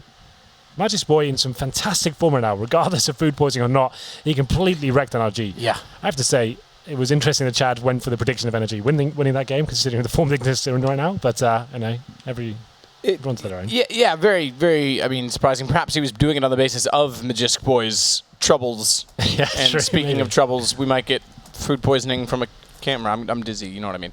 I was at the same restaurant he got food poisoning from, and I actually sent my food back and got my money because I actually realized it was horrible. I could see it in myself. The burger was frozen in the middle. So I was I like, don't know what restaurant you guys were at. It was called Bud Burger in Moscow restaurant. Do not go there. Oh, you got it in Moscow Yep. and then flew here. Ooh, that's even worse. That's unfortunate. Yep. Yeah. So either way, the point I was going to make, and we'll come to it in a second as the pistol gets underway, is an interesting comparison made by a lovely analyst we all know, the Angry Ginger Thorin. We'll get to that in a minute. Action's about to unfold. Exist. Going to be the first in. Lovely flash. Bounced in, and it's going to be Get Right that takes down MSL. Freiburg follows up. Rapino falls. It's going to be a bomb plant in and a pistol round. Very important on Nuke. Remember that. Because Dignitas are very good at picking up T-sided rounds. In fact, in Moscow, it was, I think, fairly even in terms of distribution. It was not the most CT-sided map. It was something like 43% of the rounds on this that were won on the terror side, which is a bit more surprising than I expected. This time, though, Config 1 versus 3 has to pull it back. Well, we've got another round going to the terrorist side. It's Config 2 HP. No kit to work with. Taps Bomb tries to bait them out. He's got to get all headshots. Can't find the first. Does now get down Michael Lilly. And suddenly Get Right's in a 1 versus 1. Now Get Right does have armor and a Tech 9. And without the kit, Config's going to back away and try and save his armor for the next round. That will give NiP the victory. And Get Right smartly knows he's trying to get to the garage, but can't get on top of the Twinkie in time. Yeah, well, there it is. He wants to save his Tech 9 and armor at this point. Trying to find Configs on 2 HP. He did pretty good work there, to be fair, finding those 2 frags against all odds. Bomb goes down. It was quite a fast upper execution there from NiP. A smoke from the hut towards main entrance. Flashes come in as well. Nailing that first clock headshot. Bomb goes down. Reasonable retake from Dignitas. Did everything they could there, but ultimately was too much of a stretch for Config to finish things off. We go to the second round. It is a force by quite a heavy one from Team Dignitas here. 2 scouts, a UMP as well from Magus Boy. No, Magus Boy. That's what Anders is calling him, but maybe we should stick to what we know. As Magus Boy. Yeah. The tweet I was talking about, by the way, is Thorin said, "Oh, hold on. Pretty. I'm never gonna have time to talk. This is just explosive. Config already takes down Exist. I will stuff it in here. He said watching Dignitas at Epicenter was like watching the Config. Shut up, Matt. Let's get on with this. He's one of the players I was mentioning. Another lovely shot. It was like watching a modern day Forrest and Get Right in Magisk Boy or Magis Boy and Config. So now we get to see them go head to head, the young and the old, in a battle of Denmark versus Sweden. And I have to say, the future looks bright for Denmark. I did say, of all the teams in the world, or all the countries in the world, they would be the only team to beat North America in an under 20 matchup was Denmark. And we're finally seeing that talent rise to the top. Well, Config, what a fantastic start there was to this round. The scouts outside, finding 2 headshots as well. That Exist and Freiburg going down. Still in contention of the round, though, as Get Right makes his way towards low. He's been tagged as well. These scouts have had so much impact on this round already. And it's going to be Rubino finishing off a low HP Get Right there. So 5-on-2, you'd assume the round's over at this point. Not really much they can do here, but they do find 2 frags in return. Now it goes down to a 3-on-2. A winnable situation, at least, with 40 seconds remaining. Config, though, needs towards the ramp. Locking down that lower bomb site. He could find yet more kills there. He could, but Willie, that's the question. Michael, bomb in hand, is going to try and cross into the lower site and get that bomb planted. Magisk and MSL Still waiting to rotate down. Smoke to cover off the escape plan for Michael. That'll put him back in a position. He's going to use the gap in it first to watch ramp. Back in a position where Decontamination. Where's the push back out? We thought I saw it coming in from the right. Forrest is going to rotate around. No one's going to peek out. Forrest gets away in time, and his transition back to the vent is going to catch out MSL. Michael managing to also hold off for a trade at decon, but Forrest hits Magisk immediately with a headshot despite the low HP. Excuse me, Michael goes low as well, but it's going to be Config that falls. So NiP hold on in the end. Sloppy towards the end there, but still the kill counts, you know, and good job from NiP after losing those first 2 frags as well. I think the first 3, in fact, when Get-Right went down, I thought that round was completely over. But Michael and Forrest working together, not giving up, getting towards that lower bomb site as well. Decent smoke from Michael. I think that was actually the pivotal moment there. He drops that smoke, the bomb's going down as well. Mage's boy can't see him from the little balcony area, and actually he managed to get Forrest in a decent position in that vent position, and then all of a sudden the round unfolds with Dignitas. So a very decent effort there, but 2-0, a very important round here on the T side for NiP. A full eco now for Team Dignitas, and this is a great start now for NiP after finding some difficult shots in that second round. Smokes towards outside, not going to be fully committing just yet. Going to see whether they're on a CT stack towards this area, just looking towards the back steps for now. NiP have got very nice smokes there. When I say that, there's actually a lot of teams that still have gaps in those smokes, believe it or not, even at the top end of the scene. A ton. It's actually shocking how sloppy they are. Na'Vi is one such team. Yeah, NiP, we've cast them a few times on this map. They always have very clean smokes, and they can get down there quite And they have a slightly different version of those smokes as we see Forrest find Config. Rubino was waiting at main, though, so good trade back, and he manages to fade away inside of a smoke, so Forrest can't drop in and find the refrag. But their different iterations, sometimes they'll throw them out toward where Forrest is playing right now. They throw them a little bit further away, cover off the big garage, and that allows them the ability to walk closer into the smokes as opposed to hugging the fence. Good pickup as he waits for Magist to try and flank back around. And what that does is take away the vision from heaven as well. It causes no gap because there's less distance between A main entrance and the big garage. And they can hug them and push through them, and anyone who tries to Molotov out behind red to slow down the push, they've got a second alternative. It's kind of neat from NiP. It's a bit more utility spent. You take 3 smokes instead of 2, but we've seen them use that approach multiple times. Rubino and Cajun now. Round is pretty much over. Michael and Freiberg at low HP, so maybe a couple more kills can come in for the CTs here. Cajun being the dark spot downstairs.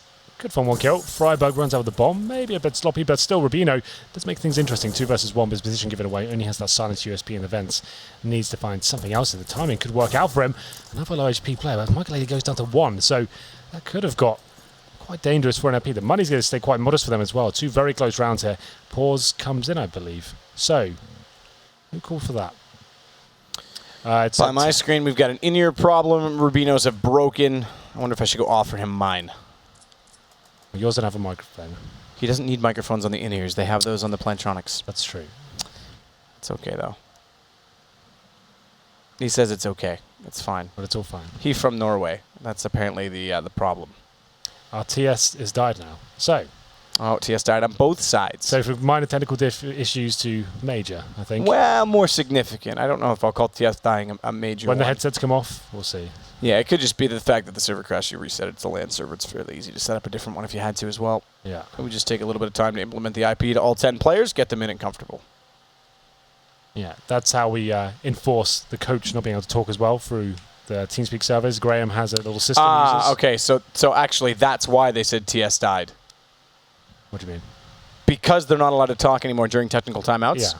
They were muted, and they all thought it died because they couldn't hear each other. Right, okay. So Graham actually muted all 10. So yeah, and they all panicked and typed in. They were ready to go on live again, and then they all said, wait, TeamSpeak died. But it was actually the admins meeting them. That's kind of funny. That's right. So we have a system. Obviously, the coaches can't talk anymore unless it's one of those 30-second pauses. You get 2 per half. So Graham mutes TeamSpeak. He's got a little button he presses, which unmutes the coach at the right time. So he has to be quite diligent there. He has to be aware, focused when the pauses come in, ready to unmute the coach. And that's the problem with that system, I guess, overall. There's no way that Valve have actually offered a system for this to actually be implemented properly. This has to just be done completely manually by the admins at the tournament. There's no real way to do that easily. Well, we get back underway. NiP, perfect start on the T side. 3-0. They'll go against a glass cannon on the hands of Config. Yeah. Config, yeah, he don't normally does all this, man. That's right. And his position thus far is to get very aggressive. Already on cat corner. He's got good position out toward, the corner. Behind Twinkie, misses that first shot, tries to go for the jumping player, and has to fall away. Nades going up to that corner, land beyond, then actually take him down to 65. he had stayed up, he might have been better off. The timing in through the smoke, can't find the gap. There is none. Again, NiP very efficient with these smokes. Are going to get down towards Secret, which means MSL, he's the closest in terms of proximity, but he's above, has to rotate down through the vents, and GetRight's watching that through the open doorway, which is a bit of a problem to try and transition. A smoke out for GetRight as well. He could try and drop in and catch them off. Rubino, meanwhile, he's down below, gets to the control room, already spotted up. Cajun B, he's got the crossfire set. This is the most powerful crossfire in the game if they nail it right, but they time it wrong. And Exist, he's able to push back Rubino. That's the headshot potential gone. Cajun can't re-peek back out. They'll pull MSL down the vents, put a smoke on the control room doors. He's got to watch that instead. Cajun B's position pays off, though. Patience prevails. He only gets one. Michael with the headshot in return. And MSL waiting in the corner. It's going to be a reload causing Forrest his life. He's going to slip back into the vents after the flames go away. And Michael's a little bit suspicious of the fact that he could be rotating in that position. He's going to try and flush him out. It's Magisk that has to now follow up and do damage.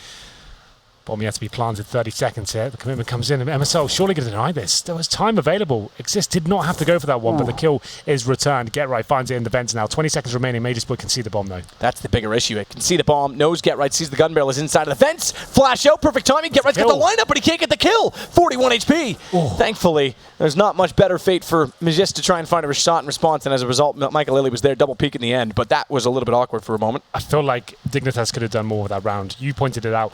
They get the crossfire down lower. That's pretty much the most optimal crossfire you can have in CSGO. It's so hard to shut down there. They read the situation perfectly. They rotate down towards lower. It's Rubino and Cajun. The idea of that crossfire is when one's facing, the other one isn't. You're taking the aggro away. As soon as the T looks at one, the other one faces. You have to have good synergy there. Cajun couldn't really find the aim to get the shots in the side there. Rubino was out of position when he had to reface at that point. He goes down. Cajun couldn't find a kill in return. There was a decent retake coming from the CTs there, but still, Mousesports can't find the kills required to really give himself a chance to win the round. It's going to be number 5 here and a potential, well, a very likely 5-0 coming from NiP. What a fantastic start they've had here on Nuke. And just 5-7s. I'll make it just 2 of them as Config goes down. Headshot compliments of Freiberg there. Towards outside they go. Looking very good so far. Lots of time. Man advantage. Grouping up towards lower with the bomb as well. There is a CT waiting for them there. It's going to be 2 of them going down at the same time though. Mousesports finds one in return. He was actually in the squeaky door. That's GetRight going down. 2 left. Cajun and Magisk. Magisk boy. I'll throw that in there, Alex, just for you. I know you like it when he uses his full name more. As Michael Lilly's going to put a Molotov into Toxic. Just clear off any last-minute positions that Dignitas might be trying to use cheekily to their advantage. I do like the word cheekily. It's one of my favorite in the English dictionary, if it's even in the dictionary. Cheekily. As Magisk is going to find Forrest. 2 versus 1 as he picked up an AK-47 as well, but he does not have a kit to work with. Bomb planted. Magisk is far away, so the boy is going to run back to spawn. The magic boy. Well then, maximum loss bonus now. They were struggling on that first gun round. They had a glass cannon AWP and lacking diffused kits and grenades. This time though, with Mousesports, of course, saving the AK as well. And that'll help distribute the funds going into a very key round here for Dignitas. Still a CD-sided map, regardless of the stats we saw at Epicenter. I still would say it's one of the most biased next to Train for the CT side. It's getting more evolved now. We did say when we first saw this map, as soon as the T's work it out, there's so many more opportunities than the previous iterations of this map. It's certainly going to get to the point where the executions become so strong that the CTs are going to have a rough time, especially when the money's sparring under control as well. This is not a great start for Dignitas. And I guess at this point, NiP, they'd be happy with the half regardless. They can afford to be a bit more reckless at this point. The money's not great, but still, with this amount of rounds, the pressure's not as heavily applied as you might imagine. I did say they've got a great lower play, and we haven't seen it just yet, so maybe that'll be coming in soon. But fast towards ramp, it's GetRight going in quickly. Very quick indeed. Magisk managed to pop back out, and he's going to try and look for additional kills, but GetRight's got the advantage. Down he goes. Rotation comes into Turnpike, and it's Cajun being config immediately after Forrest and GetRight again.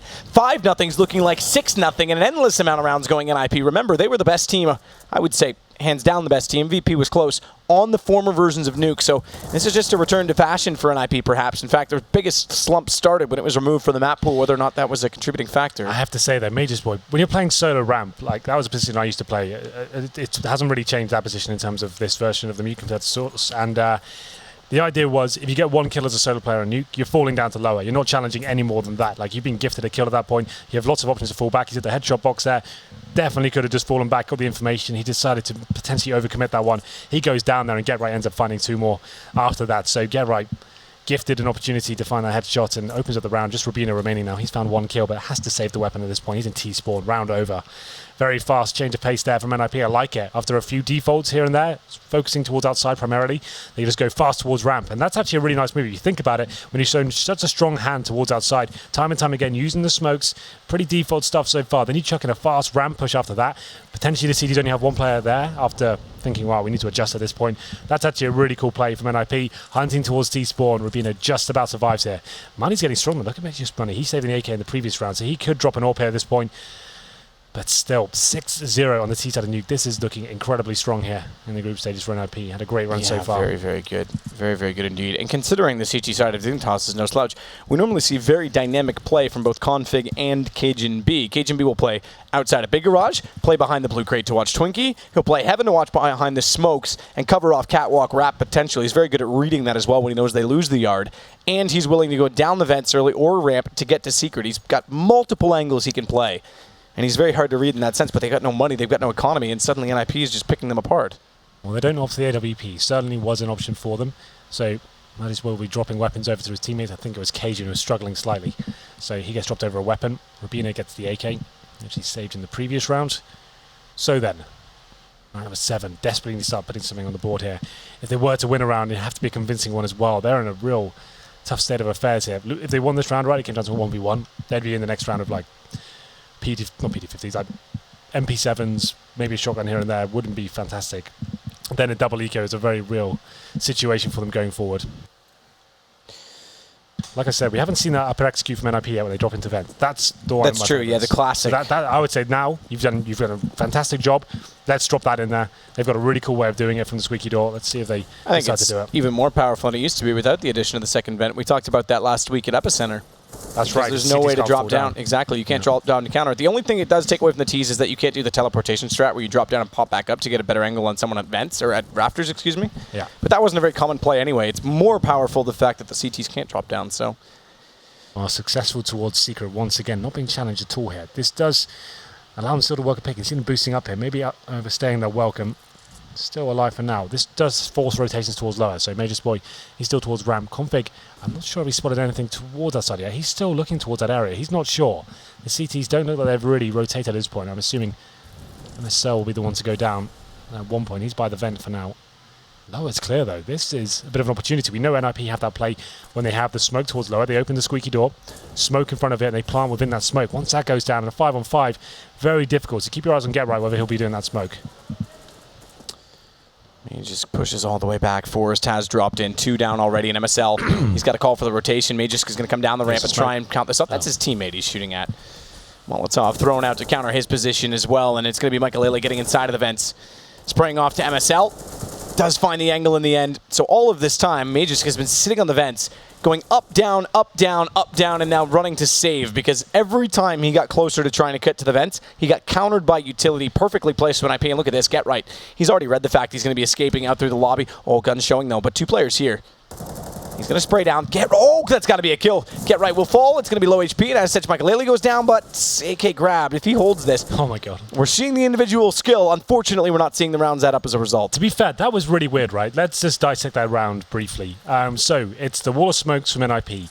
Dignitas have no vision of outside. They've only got Config there by himself, who's not facing at all. He can't see anything. They decide not to rotate anyone lower whatsoever. They've got a 5 rifle setup as well. Major's boy finds a 4th there, just a note. And they're allowing NiP to basically get to the heavy choke points there, the window room, decon, vents, uncontested, not challenging it at all, and then you've got to do a 5-man retake. Yes, sure, that's possible, but still, NiP, like we said, they still had 1 smoke left over. They throw it towards decon this time. Michael Lele plants the bomb. He gets back in the vent as well. He still has time to plant the bomb, get in the vents before the CTs have any presence there whatsoever. That's a bit of a horror show of a round, I have to say, from Dignitas. If you've got to do one or the other, if you're not going to have presence towards outside, you have to have players ready to drop down, stop those rotations. Major's boy continuing this rampage. He got 4 kills in the previous and finds an advantage, finally, for Dignitas here in round number 8. Well, this is going to have to be carried further in Config, the second member of the duo. He'll take down Forrest, backs away as well to get toward the locker room, but Freiburg wrapping in's found Rubino. Thankfully, he's done enough damage that it's easy for MSL to finish off the kill, leaving just Exist. 1 versus 4, full reset coming in for Dignitas. It's very important they keep as many players alive as possible, and Exist He's not even going to find Cajun's position, who's yet to move with that AWP. He won't be in the open, not easily taken down. Oh, this is perfect. Well, oh, okay. I was going to say perfect as he walks in. There will be no accuracy on the ladder. Ooh. So he does get MSL, but he won't go any further. Kill. If you got Config there, who's low HP as well, he had a chance to win that round. So the money's not actually great for NiP. There's been a lot of close rounds here, lots of tight runs with the bomb down as well, and they're losing frags. Majorsport finding 4 kills before as well on the exits. That actually has hurt them significantly. They're not even, oh, they are going to force into it. As I say, maybe just an eco here. So it'd be 3 AKs and 2 Tech 9s. I dare say this is when they'll try and do something a little bit snazzier, an execution here potentially. We'll see what happens. I'll have a look at the setup and see if I can break it down for you. It's going to be actually 3 players towards outside, more the same, but maybe at this point send 1 player towards outside. Actually 0, so going to do all the smokes towards outer, take that vision away from the CTs, and maybe just do the flashes towards upper. They're shooting out the skylights as well now, so trying to force rotations from upper, send some players down the vents. They've shown a lot of presence towards that area, flashing towards upper. This is actually quite a nice idea from NiP. Freiberg in already, fast toward the hut. MSL's the one to play, but look at the flash. He gets his vision back before he's spotted. Low damage, hard hit onto Michael but can't close him off. And Config's equally taken down on 4 HP. And the nade, as such, closes him off. It's all on Magisk to try and open this back up before Cajun B can rotate over, but he's done a decent job. Finally, Forrest will sneak in behind him as he looks toward the window, and it's on Cajun AWP. Flash goes slightly beyond. He's got his vision, but not the awareness of Forrest's position. And NiP, that's a reset coming in. Huge reset there. That was actually a really cool round from NiP. I kind of broke it down. I don't need to analyze it again. But the smokes outside, they've been doing that time and time, and that's really cool from them. They're pulling the rotations this time. Dignitas got an AWP out there this time as well. They're trying to challenge those smokes. Upper execution comes in. They're up against it. Only have 3 AKs and 2 Tech 9s and managing to get in there first. MSL only finds 1 kill, and then decent utility usage. The HG's flying in towards Nest, taking down the rotating players, and Cajun B, horrible position to try and retake that. That's a harsh reset. Potentially double eco, can't really afford it. They're going to have to just buy nothing this round. They'll get 1900 next round, probably be about 4k average across the board, and have to buy with that. Exist tries to tap toward CT spawn. Config's position, he's tagged up down to 33 as he wants to back away. Michael's going to fall in the hands of Cajun. Tells Cajun nice shot immediately in chat, but that will do nothing to bring him back to life in this round. However, his teammates, speaking obviously of Dignitas, are in no better fate without weapons. It's going to go 9-1 NiP T-side Nuke. This is shocking stuff. I think the only comeback that we have seen, to be fair, though, from a T-side on Nuke has come from Dignitas. Right. Or, if I'm not mistaken, at Assembly, we did see one. We saw that's true. Ends throwaway at 12-3. That is, you're right. And I forgot all about that. It was horrific. That was, I think it was heartbreaking things I've seen. WSG when Dignitas did it. Yeah, that was pretty bad. That was a rough one to watch. I think Natsu was struggling to watch it as well. I was. Like we said, they can't really afford to losing more rounds here. It's not an ideal situation. One player had excess cash, they can drop an AWP over. It's 4 M4s to go with it, not a single kit. 3 smokes, no incendiaries. 3 flashbangs. It's pretty dire at this point. Someone needs to step up here. Maybe take the AWP towards ramp, stack towards outside of the rifles. Something has to change here at this point. NiP running away with this one. We haven't even seen any real kind of, apart from that outside play towards upper, finishing up an upper, we haven't seen any too much executions really coming in. And Michael first 2 frags, Forrest finds one as well. This is going from bad to worse. Rubino with a chance to find 2, actually nails it as well. Good work from him, can't find a 3rd. Magisk is going to try and pop back in, correctly timed from upper, but he can't spray down Exist. It's too far away, the bullet's too wildly spread apart. Cajun will at least pick up an M4 to work with, but he doesn't have armor. He has a nade, which is decent considering Forrest's unfortunate state of affairs. All this timing, better shot from Forrest. I thought it was actually going to be Exist to walk out and catch him off looking the wrong direction. Enrique, everything that has NiP is fast towards outside this time, just happy to take the challenges. They drop a couple of smokes towards front of the red boxes there. Nice angle for Michael to find the first frag. I didn't catch where Forrest found his. Nuke is pretty cruel mistress to try and spectate on this one, try and find all the action. A lot of different choke points that the T's will happily face at the same time. But yes, another eco really coming in here. It will be 4th-stage loss minutes. I've actually invested. Cajun B's gone all in on this one. He's got head armor for some reason, and they're already rushing ramp here. Running through fire as well. He's going to be pushing straight into lobby. Not going to find anyone though. That's a bit of a problem. Getwise is waiting for them. He's actually holding above the ladder in T-spawn. They're reading this so well. Magisport does find 2 in return. He's having such a good game. He's on 15 frags and he got 1 round. This is nuts. But still a lot of work to do here. He hasn't managed to find a single weapon as of yet. 4 plays alive for Dignitas. 8 HP for Magisk Boy to work with. Headshot position over toward ramp, but right now it's NiP at outer.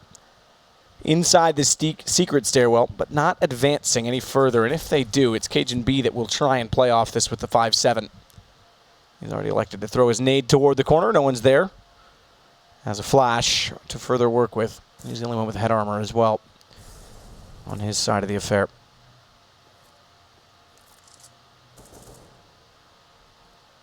And he'll circulate the vents as well, not peeking as they get around the corner. Checking the crossfire, NiP correctly doing so.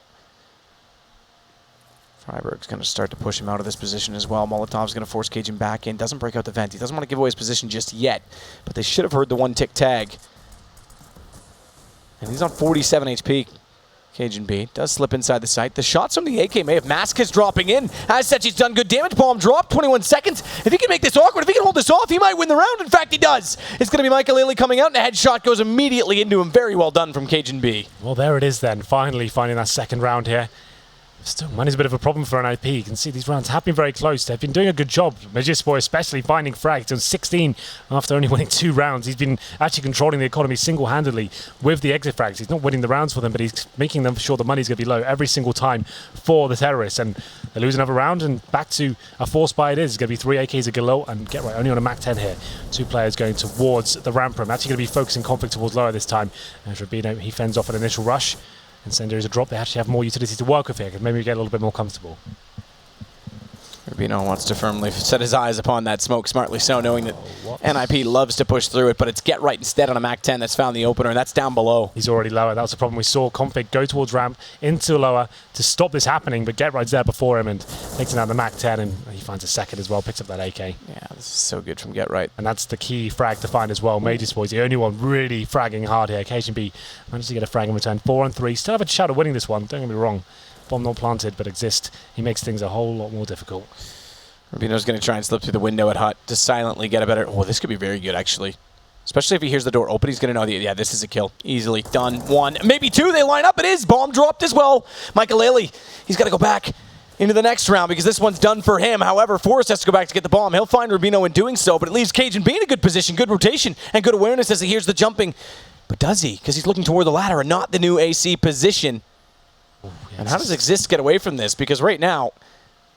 He's made footsteps now. I think he had to drop down there from that catwalk position. You can see cajunb still thinking it's a possibility. I'm looking at it on my screen right now. Now, the smart thing for cajunb is his position on the rafters right now. He's covered by the yellow crossbeam before he walks in a main, so he's not spottable immediately. There'll be a tiny little bit poking. Oh, 15 seconds and Cajun spots the feet first. So good positioning from Cajun to play that situation. That's all down to Rubino, isn't it not? Because like cajunb does a great job towards the end there in the 2 versus 1, but the fact that the round was possible at that point was Rubino in the lobby position.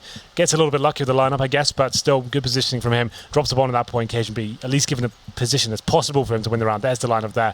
It's Makaleli. He gets taken down in the crossfire, and it's going to be a force buy in round number 14. I guess at this point they know the money's not in a great position for the CTs. Lots of close rounds in that respect as well. So 4 Tech 9s coming in, and a scout as well for Get Right. Not often we really see him on a sniper rifle, but smokes towards outside once again. Not the wall of smoke, but there it comes a little bit later than expected, but it's there nonetheless. Config's looking for the shot toward the corner, but they've already surpassed him and gone down towards Secret once more. Fast play, and NiP, oddly enough, with very little economy to work with, considering the lead in the game. So a chance, a free kick for Dignitas. You got to make hay while the sun shines. Great day for hay. Because they've got to capitalize and try and make this as many rounds as possible. On the CT side, Freiburg, Molotov out, thankfully gets it in time because MSL had a chance to capitalize, didn't push all the way through on the shotgun. Does have a decent position above, but it's smoke out Rubino that's got to do the first exchange. Firstly found, then snaps back, does get Michael Lilly as well. Bomb dropped again, temporarily forced, though. Slipping through will find at least one, but Config sends him over the rail, down into the radiation below, and it's Get Right. Suddenly left with 4 HP in a 1 versus 3. And this is where finally Dignitas can get some momentum. Well then, it was a little bit ambitious there from NiP. The problem is they used all their utility towards outside at that point. You do need a little bit more, and you probably need to smoke on the bomb side to even have a chance of getting that bomb down there. Dignitas read it quite well.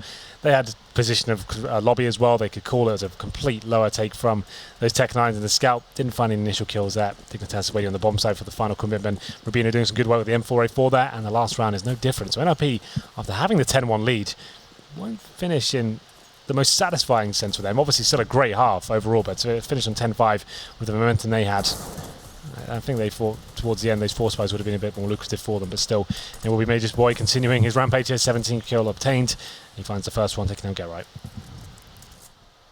So Tech9s to finish out the half for NiP. It's been a great half for them, it has to be said. Didn't really see much utility in terms of skylight execution. It's just very straightforward plays out. Or the smokes, our placements are brilliant from NiP, including that of when they drop down the vents, including that when they cover out the window here because they go in and they've got the angles covered off before they can find the shots on the CT side. It's down to Config. The Tech9s have worked. They've picked up weapons, Mac 10 included on Michael Elliott, and the nade. It's 7 HP for Config to try and pull this back. AWP, blinded, hopeless. Wow. But goes for it. 11 rounds in the end for NiP. That's quite lovely. I got a bit ahead of myself, you know. It was a nice play from NiP to finish things off there. And it's going to be 3 of them surviving as well. So a pretty convincing way to close it out. 11-4 in the T-half, Matt.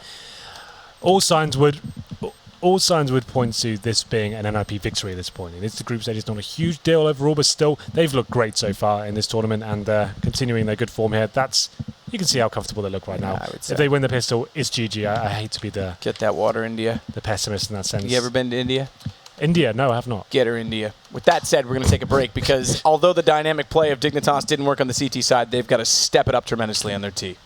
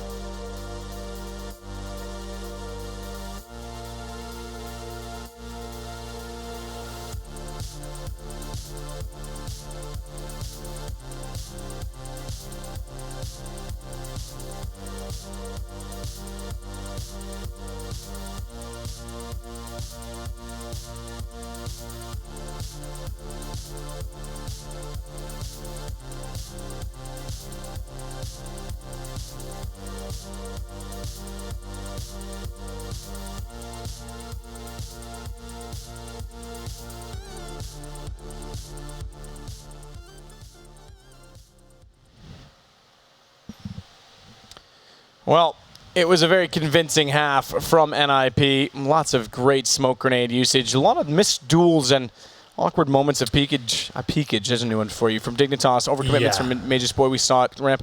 And as I said, NiP hadn't used the skylights in too many ways. They throw Molotov in on the last round with Tech9. Smokes out to give them a wider entrance from Hut, and they win a pistol round against weapons to make it 11-4. Yeah, they didn't really have to work too hard in terms of the tactical game there. They did a very solid approach at the start, controlling the money after a few solid executions towards outside. They went for a few rushes at ramp, and then just keeping controlling the money at that point. And Dignitas, with some problematic setup, I have to say, especially towards lower and outside. They couldn't really decide which those areas they were focusing on.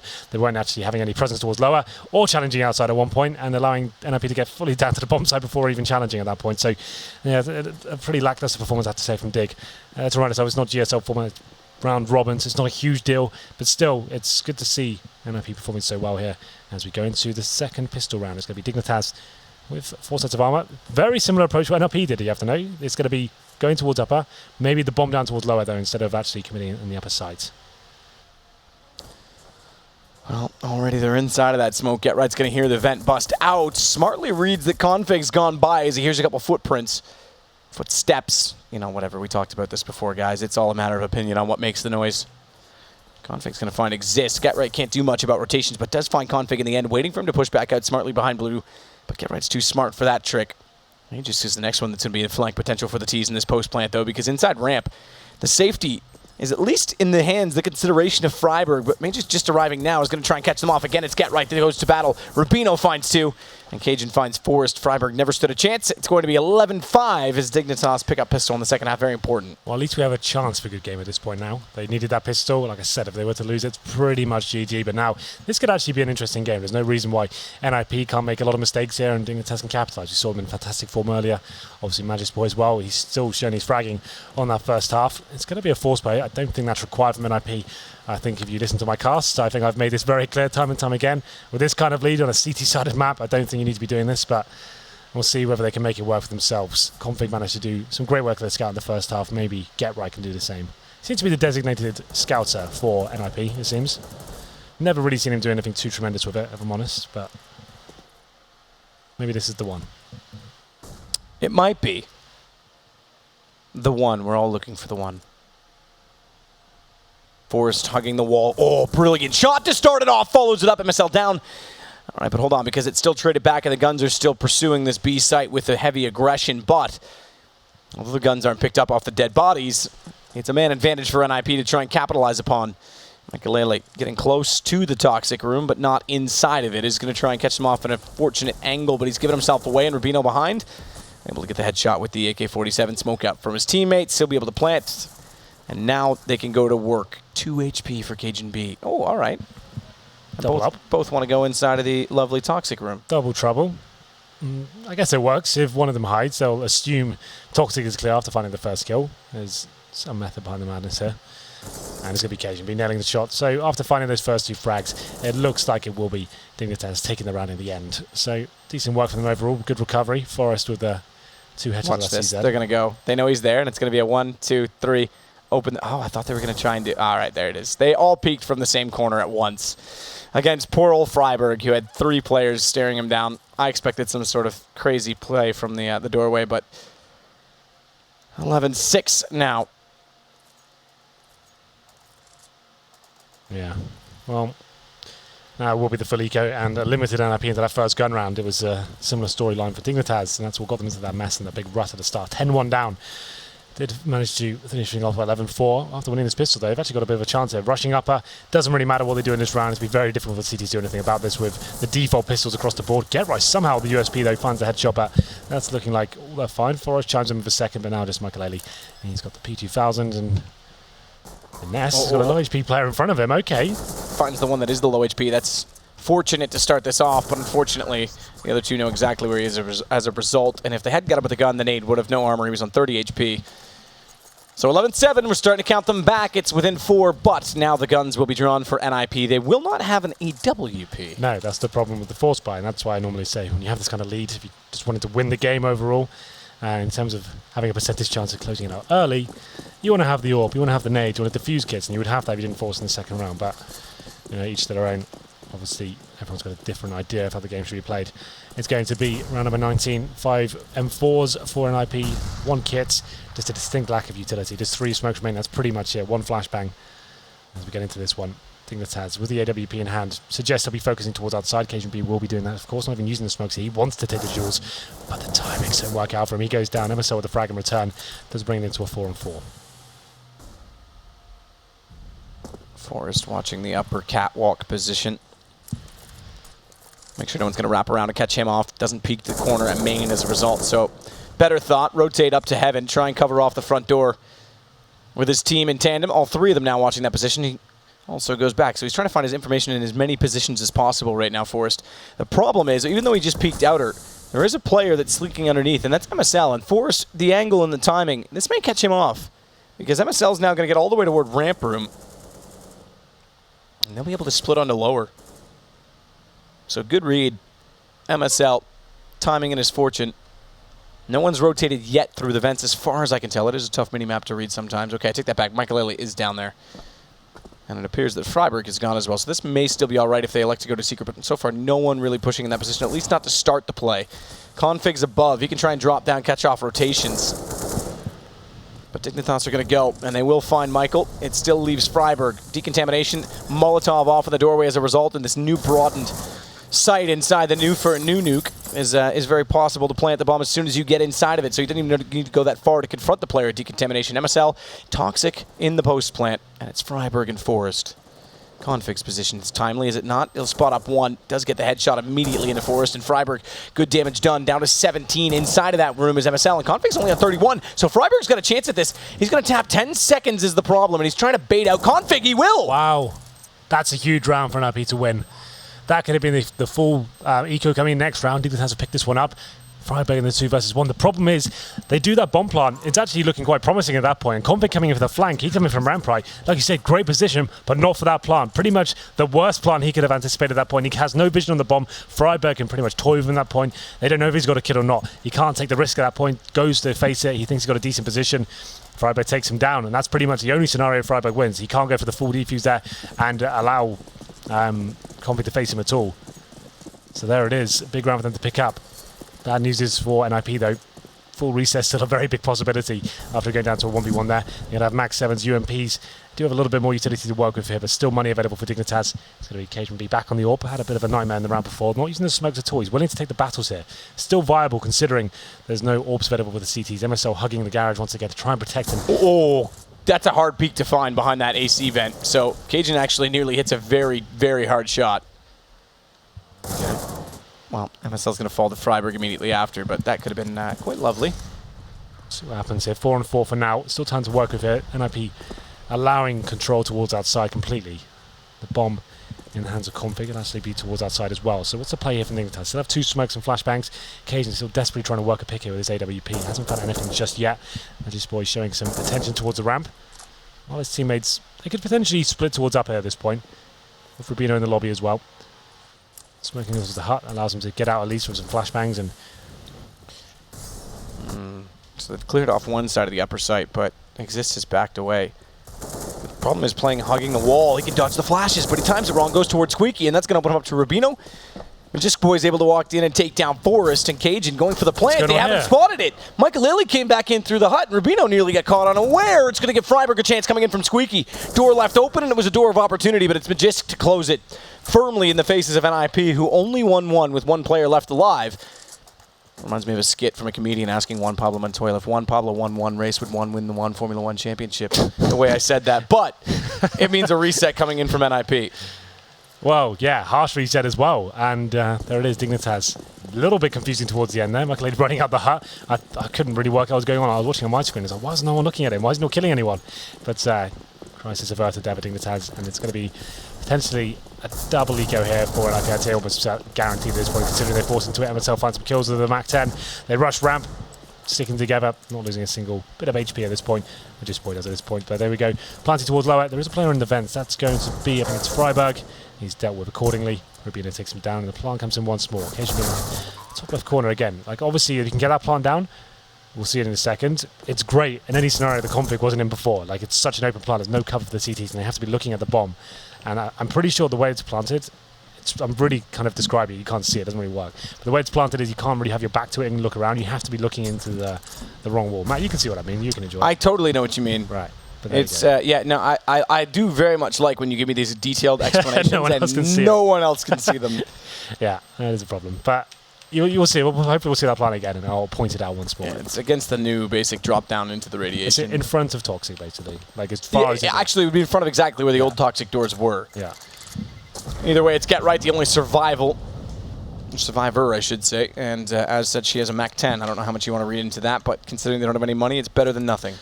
Yeah. Yeah, we said it would be a double eco. They invested some money into that round. Didn't go all in, but it was going to be a double eco regardless. So just thought, you know what, we'll give it a go for some deagles. I'm to get a couple of kills. That's about it. Oh, 1 kill, I beg your pardon. So yeah, Get Right. He gets a Mac 10. Maybe rush ramp, rush the hut, something like that. See what you can do. He's got a flashbang as well. I'd say maybe flash the hub, flash the lobby, run in, hope for the best. Cajun B gets that first kill, taking down Freiburg. All of a sudden, Matt, this isn't looking like the clean-cut game we once thought we were going to get at the start. It was 11-4, now potentially 12-10. Well, I say potentially, very likely to be 12-10. Double figures obtained for Dignitas. Not out of this just yet. A very tenacious team here, not giving up. And another clean round for them as well. All 5 players staying live. Rubino, why do you have to ruin it? Well, he ruined it just for you. Magisk Boyle closed it out. Get Right goes down. Still, they have the lead by 2. Oh, it's 6-1 currently here on the T half. We did say there's no reason why you can't give them the exact same treatment back. Like, obviously it's unlikely, and it is still a CT-sided map, but you said it before, like, you look at the stats at Epicenter, it's slowly evolving into a more balanced procedure, especially if you win the pistol as well and you control the money. No reason why the T's can't run away with it, but here we go then. Forrest has the AWP this time, not Michael. And he'll be looking towards outside. Quite a defensive hold as well. There's the squeaky door opened. Rubino burning alive, trying to find his first pick towards main, but takes quite a lot of damage for it. Flashed out of position for now. I'd assume a smoke will come in momentarily as well, but still has vision for now. Rubino, AWP. See if he can make it work on the T side. Not going toward outer at least yet. Config's there. Rubino's going to take the bomb toward the lobby instead. MSL and Cajun will start to work outside. Setting for smokes is Cajun. I'm not sure MSL is doing the same. This is another thing we didn't see on the CT side, peculiarly enough, from Dignitas as a push through from radio, as Magisk often does. He had a lot of pressure on him, to be fair, but he's normally very good at reading the wrap toward the upper side execution. Either way, they're doing the task of pulling this back. 11-4, and NiP only be able to pick up 1 round so far on their CT side. Cajun starting to get position with that AWP now as he's grabbed it back from Rubino. Rightly so. Michael found and gone down. And no one in a position to rotate quickly toward Turnpike. Molotov there as well means Forrest can't get there in time. And he's got to concede the fact that the ramp's given up rotation. He's even going to give up on the rotation to go back in for the flank. He's going to get down toward lower. An aim punch, a massive factor. Freiburg does damage but gets taken down immediately after. Get Right's going to fall as well toward the dark spot. And this is all falling apart. Exist canceled out immediately as Config turns around. Then it's Forrest in a 1 versus 5. Yeah.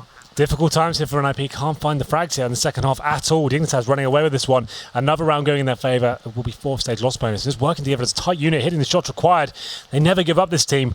And it's going to be 12-11 now. Forrest saves the LWP, but how much money has the teammates got to go with it? I'll have a look now. You've got it on your scoreboard. So $2,400 coming to next round. Sorry, $2,900 and the saved orb. If he can save the orb, it's possible to buy around it, but I don't think they're going to allow it to happen. They're actually going towards T-spawn. MSL with low HP doesn't matter against the Yorp. Regardless, he gets his head blown off. They know where he is now, but they're pretty far removed as he will be dropping his smoke there as well. It's going to be Cajun B trying to hunt him down. Maybe they have some grenades they're going to chuck it at him, but it looks like Forrest will be surviving for now. But there it is. Another round for Dignitas. They're creeping back into this match. 7-1. They've got tons of cash, and like we said, $2,900. I think a pause comes in. This will be tactical. 30 seconds allowed. No coach here. We haven't seen Thread in a while, actually, have we? We haven't. It's ever since the coaching change came in. He's just like, you know what, I'm out. And NiP won Star Ladder, the first event that he wasn't there. They haven't had him back. Now, I know Threat's a big student and he's studying a lot, but it's interesting because he was making time before. Well, yeah, right. But I think he's still heavily involved in terms of the analysis. I know he still has contact with Exist before each game. I think it's more of like a text-based, a little chat on the phone. Just work out, like, look, this is what they've been doing so far. These are their tells. These are the tactics you should use. This is what you need to look out for. I just don't think he sees his worth in being here anymore. It's just not worth. He doesn't see the benefit, I guess. He thinks he can do the job just as well remotely, which is fair enough. It gives Exist more freedom now. He needs to take more responsibility now with his new rules coming in. Couldn't rely on Threat to... Yeah, Daddy Threat. Do the work for him, you know. Yep. But here we go then. 24, Matt. This could easily be a Dignitas game now. 11-4 on the T-side for NiP, and they've only found 1 round so far. There is Major Spoit. 1 AWP obtained. Nuke's not one of those maps where you can find 1 AWP kill, rotate really quickly and be somewhere else. Like, sure, if you're coming towards outside of the garage, you get that kill, the T's going to swing towards the other side of the map and just like isolate you, right? You're out of it. If you could go towards Nest and just hold that position, you've got vision of outside and the upper bomb side as well, then you have access to ramp. Just not a high fragging map for the AWP in that sense. It's good for individual picks and a straight up upper rush. That's not going to work out for him. Freiburg does find a kill here, but it starts to unfold, and like I said, the orbit towards ramp this time, not going to have much chance to actually rotate into the situation. He thought about it and thought, you know what, I probably should save his weapon, shouldn't I? I'm not going to be able to do anything here. Back towards city spawn he goes. Well, Forrest waiting for anything to come his direction. Maybe luck, because NiP falling apart on a CT side. We did, I said Dignitas, they were one of the 2 teams that we saw. You rightly pointed out Ent's failure, but to make a comeback on Nuke's T side, we've seen a T-sided Nuke today, thus far. Yeah. Well, no matter what, even if NiP were to close it out, we've seen more rounds on the T side achieved. It's true. Dignitas now They've tied things up 12-12. This is getting very scary. Now the CTs have got maximum loss bonus, but Forest goes down with the explosion. That's a bit of a problem. They do have money into this one, though. He can buy the AWP. Actually, Michael Lady purchases that. So then, the chips are down now. Lost the lead. Still on the CT side, though, but yet to really post anything of worth. They won the first gun round. That was it. Comes into round number 25. Double AWP setup on Nuke. I'd say definitely not really viable at all in terms of the way the map should be played, in terms of like rotating into bomb sites and actually being able to go to lower, for example. It's very difficult. It's just more out of desperation at this point. Need to change something up. Forest will be towards the catwalk area outside, looking for the first pick. And I assume Michael will be holding ramp.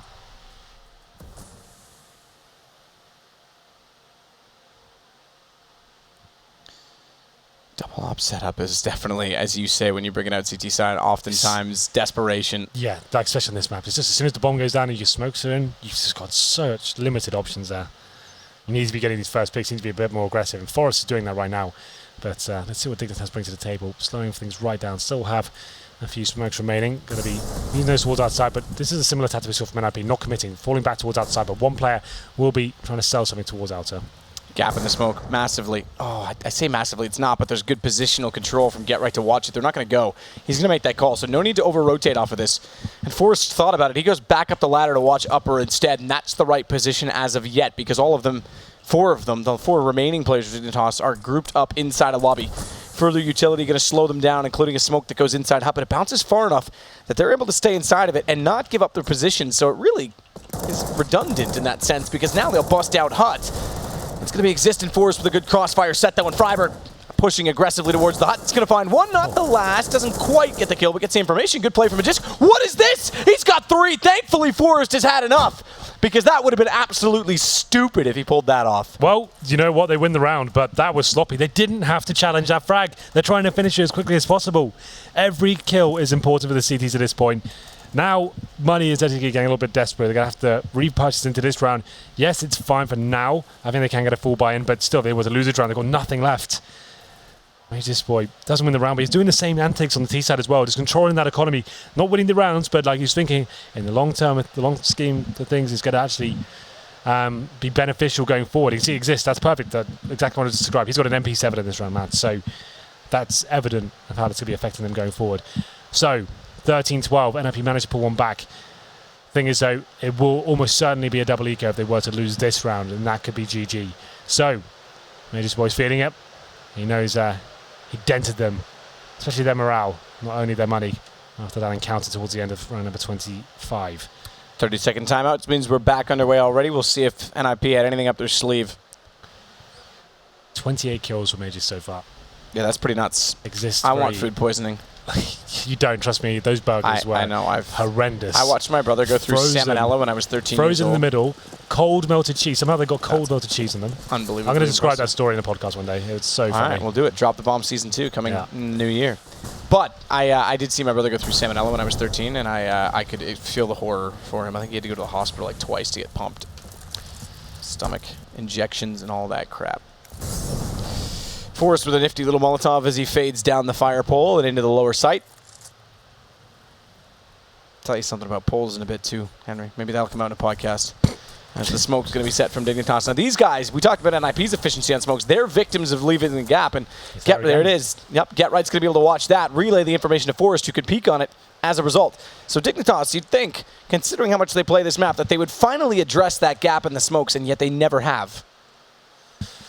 Well, let's find out if it'll work against them. It's quite significant as well. They haven't actually used that smoke to cross. This is actually looking pretty poor from Dig. Now they have to fall back. What have they got left? They have got 2 smokes remaining. So you can re-smoke, but that'd be nothing left to actually get to a bomb site at that point.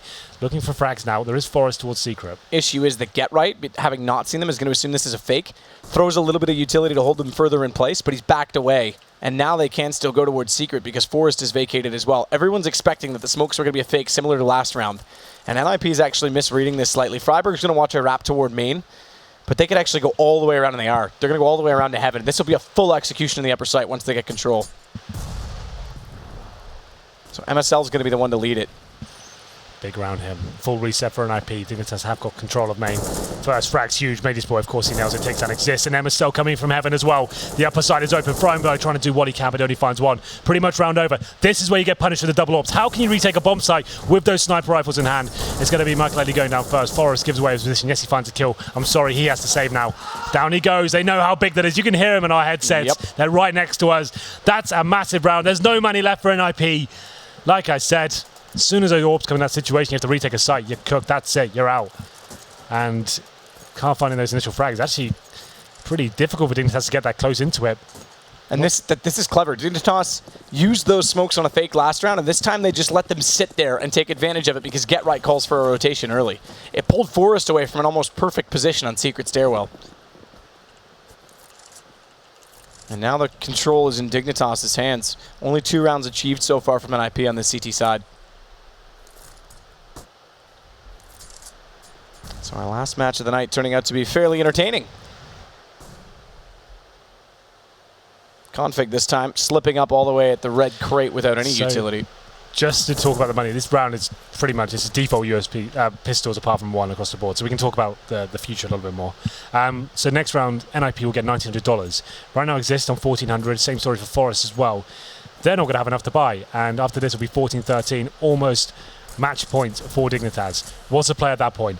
Do you just force in, get the shotguns out, hope for the best? Do you allow Dignitas? I think that's the option. You allow them to get to match point. I think you have to. Otherwise, you're pretty much throwing the game away. You're not going to be able to hold off a terrorist attack here. So a couple of kills coming from NiP. The money's so stacked over at Dignitas, I'm not going to get too excited about it. It doesn't really matter at this point when this late, and you can feel that's Config getting fired up. Yep. This is an incredible comeback from Dignitas. 11-4 down. They didn't even look in it on the CT side, a side that's normally been good to them. And, well, NiP, the last buy, they're going to force in. They're going to use FAMASs. Maybe this is to try and catch off the T's. But either way, they've got a full buy regardless. It's not like their utility isn't there.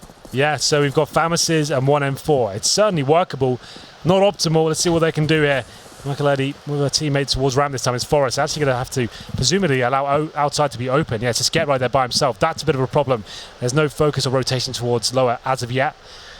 No utility really. There's a couple of smokes remaining, and they do get an equal exchange towards outside. That's not good enough at the moment. 4-4.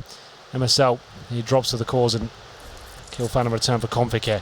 What's the response here from NiP? Michael Eddy still towards ramp by himself, and Mousesports is baiting out the utility, waiting for the next move. Config and Cajun going to work down the stairwell towards Secret. Magisk and Rubino starting to push out and probe at ramp, so trying to split lower this time. And one man stands in their way at ramp. That's Michael Eddy. No one rotating yet toward the lower stairwell, and it's Freiberg that's gone down to the vents immediately. Forrest is going to try and capitalize, but he'll be late on the charge. As a result of that 1 kill, Michaels had to vacate the ramp, and it's smartly so because he actually catches off Cajun B. This is going to leave a bit of a manhunt going on from Config, who gets caught off by Exist, who gets down the vent, trying to turn back to find off exactly where Michael gone. So somehow NiP with timing make this work. And Rubino knows he's in the dark spot. He's going to try and get a position. It's going to be a double peek out. That'll pull it back to a 2 versus 2. Smoke off on the stairs. One spotted inside of the vent, and they're both there for NiP. They both want to go at this choke point. Exist goes down immediately. Bomb planted top silo. Trade back from Forrest, but it's a close position from Rubino. Flash out, not going to blind, and he doesn't see him. Rubino's going to put them on that point, and the forced buy haunts NiP in the end. Dignitas certainly made that round half of them as well. They had the man advantage. Cajun B walking out to lower side with a Molotov in his hand. And what was he thinking at that point? Like giving the AWP away? Still, they managed to recover just about 15-13. Dignitas taking advantage of the financial situation at that point. Once it worked out as FAMASs and a lack of grenades, just working pick by pick at that point, just got interested. I have no idea what Cajun's running out, trying to get a Molotov on the lower side. Yes, he's trying to flush his CTL, obviously, but is there really any need when he's by himself and no one's get the refrag? Anyway, potentially last round here. 11-4 first half for NiP, on the T side no less. And they're about to potentially drop out here, 16-13. After only finding 2 rounds on their CT half. Incredible scenes here.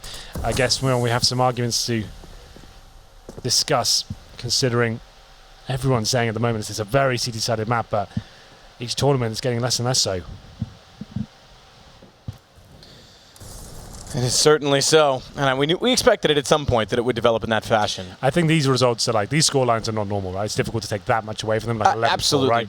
Right? But still, like, from what we saw at Epicenter, much more equal, and now we're seeing teams starting to run away with the T side. Well, this starts to break the mold a little bit, and I think more teams will become aware of that, I guess you could say. They'll start to consider the fact that this is possible. Lovely flashback in. Get Right finds one, smartly gets away for the reload, but there's a gap on that side too. And Chris needs to be a little bit careful. Forrest is going to find Mages. This is almost perfect. Dancing around and Get Right. Lovely shot. Config falls. And suddenly, NiP pull around back. We may still have a game on our hands because 15-14, there'll be guns drawn out for NiP this time. Yeah, down but not out, apparently. We have another port coming in. This feels like... Diggy's going to use their second tactical. It feels like, I'm not sure, but still. Yeah, I guess they probably had one more left over. Okay, then. That's kind of nuts. Not dropping a single player there with Scouts and CZs. I didn't see that one coming. The flash timing was brilliant as well. Okay, we could actually go overtime here. That's a real possibility now. I thought that was done. And I think the interesting thing as well is with teams slowly warming up to this map, Dignitas kind of leading that charge. G2 playing it a little bit, NiP obviously wanting to play it, Na'Vi flirting with it. It's going to become more and more play because there's other default bans that every team has. So if teams are warming up to it, this will slip in as a third map, I think, quite regularly. I think that's a high possibility. And if one team leads the way, everyone else adapts and the meta starts to shift. It's pretty straightforward in that sense. Well, all roads lead here, especially for NiP. One round required to get us to overtime. Full reset at that point. Both teams showing pretty poor CD halves, I have to say, overall. I guess NiP, their T-side was pretty tremendous and a great financial control. But the CT side has left a lot to be desired, I have to say. We'll see what happens here. Round number 30. Was that thunder? Sounds of thunder or someone rolling a chair above her head. I'm not sure, but if that's thunder in Sao Paulo, I want to go dance in this rain. But let's not get too romantic here, Henry. And no, I don't want to dance with you. Thank God. Just kidding, I do. Michael trying to find a shot toward the ramp room. AWP drawn and ready. Off angle to play. There's a nifty little smoke I'd love to see from Anders' Theorycraft be used at some point in time with the one-way on the bottom of the pillar that actually favors this position from Michael, but it's very situational. Yeah, it sounds difficult to frame. It's actually not. You hug the wall and right-click. Right, okay. But it's a matter of getting into that position to do it and not having the information of throwing it, timing, etc. But either way, it's going to be Skylight, Molotov, drop down, left side hut. No one throwing the Heaven one that we have seen used. Lovely nade. MSL and config, eat that. Every bit of the shrapnel. Get Right, rotating early toward the inner site, though. This will give up despite the gap in the smokes. Again, the secret stairwell. And with no one yet to rotate down, this is actually quite good for Dignitas despite being down. They can get very frantically in toward the lower site and cause chaos. Rotations first need to come from Michael on the AWP. No one pushing ramp. He can elect to do so. But the second one's inside the vents. They're going to be late. They're already at the corner. They're already passing the crossfire. And a first shot immediately into Freiburg. Massive problems now for NiP as they go down a man and have to retake what is going to be the lower site. And Get Right's going to fall to config. Waiting for that rotation. Robino, he gets Forrest. And config walking in. It's only Michael, the last man alive coming from vent. They know where he is. Molotov smokes everything in his way. And I dare say his hopes lost. It dashed. Dignitas getting by. And once again, a very passive position towards outer where Get Right gives up on the insides of those smokes. And Dignitas capitalize. In he goes. It's going to be assassination from Magus on his left.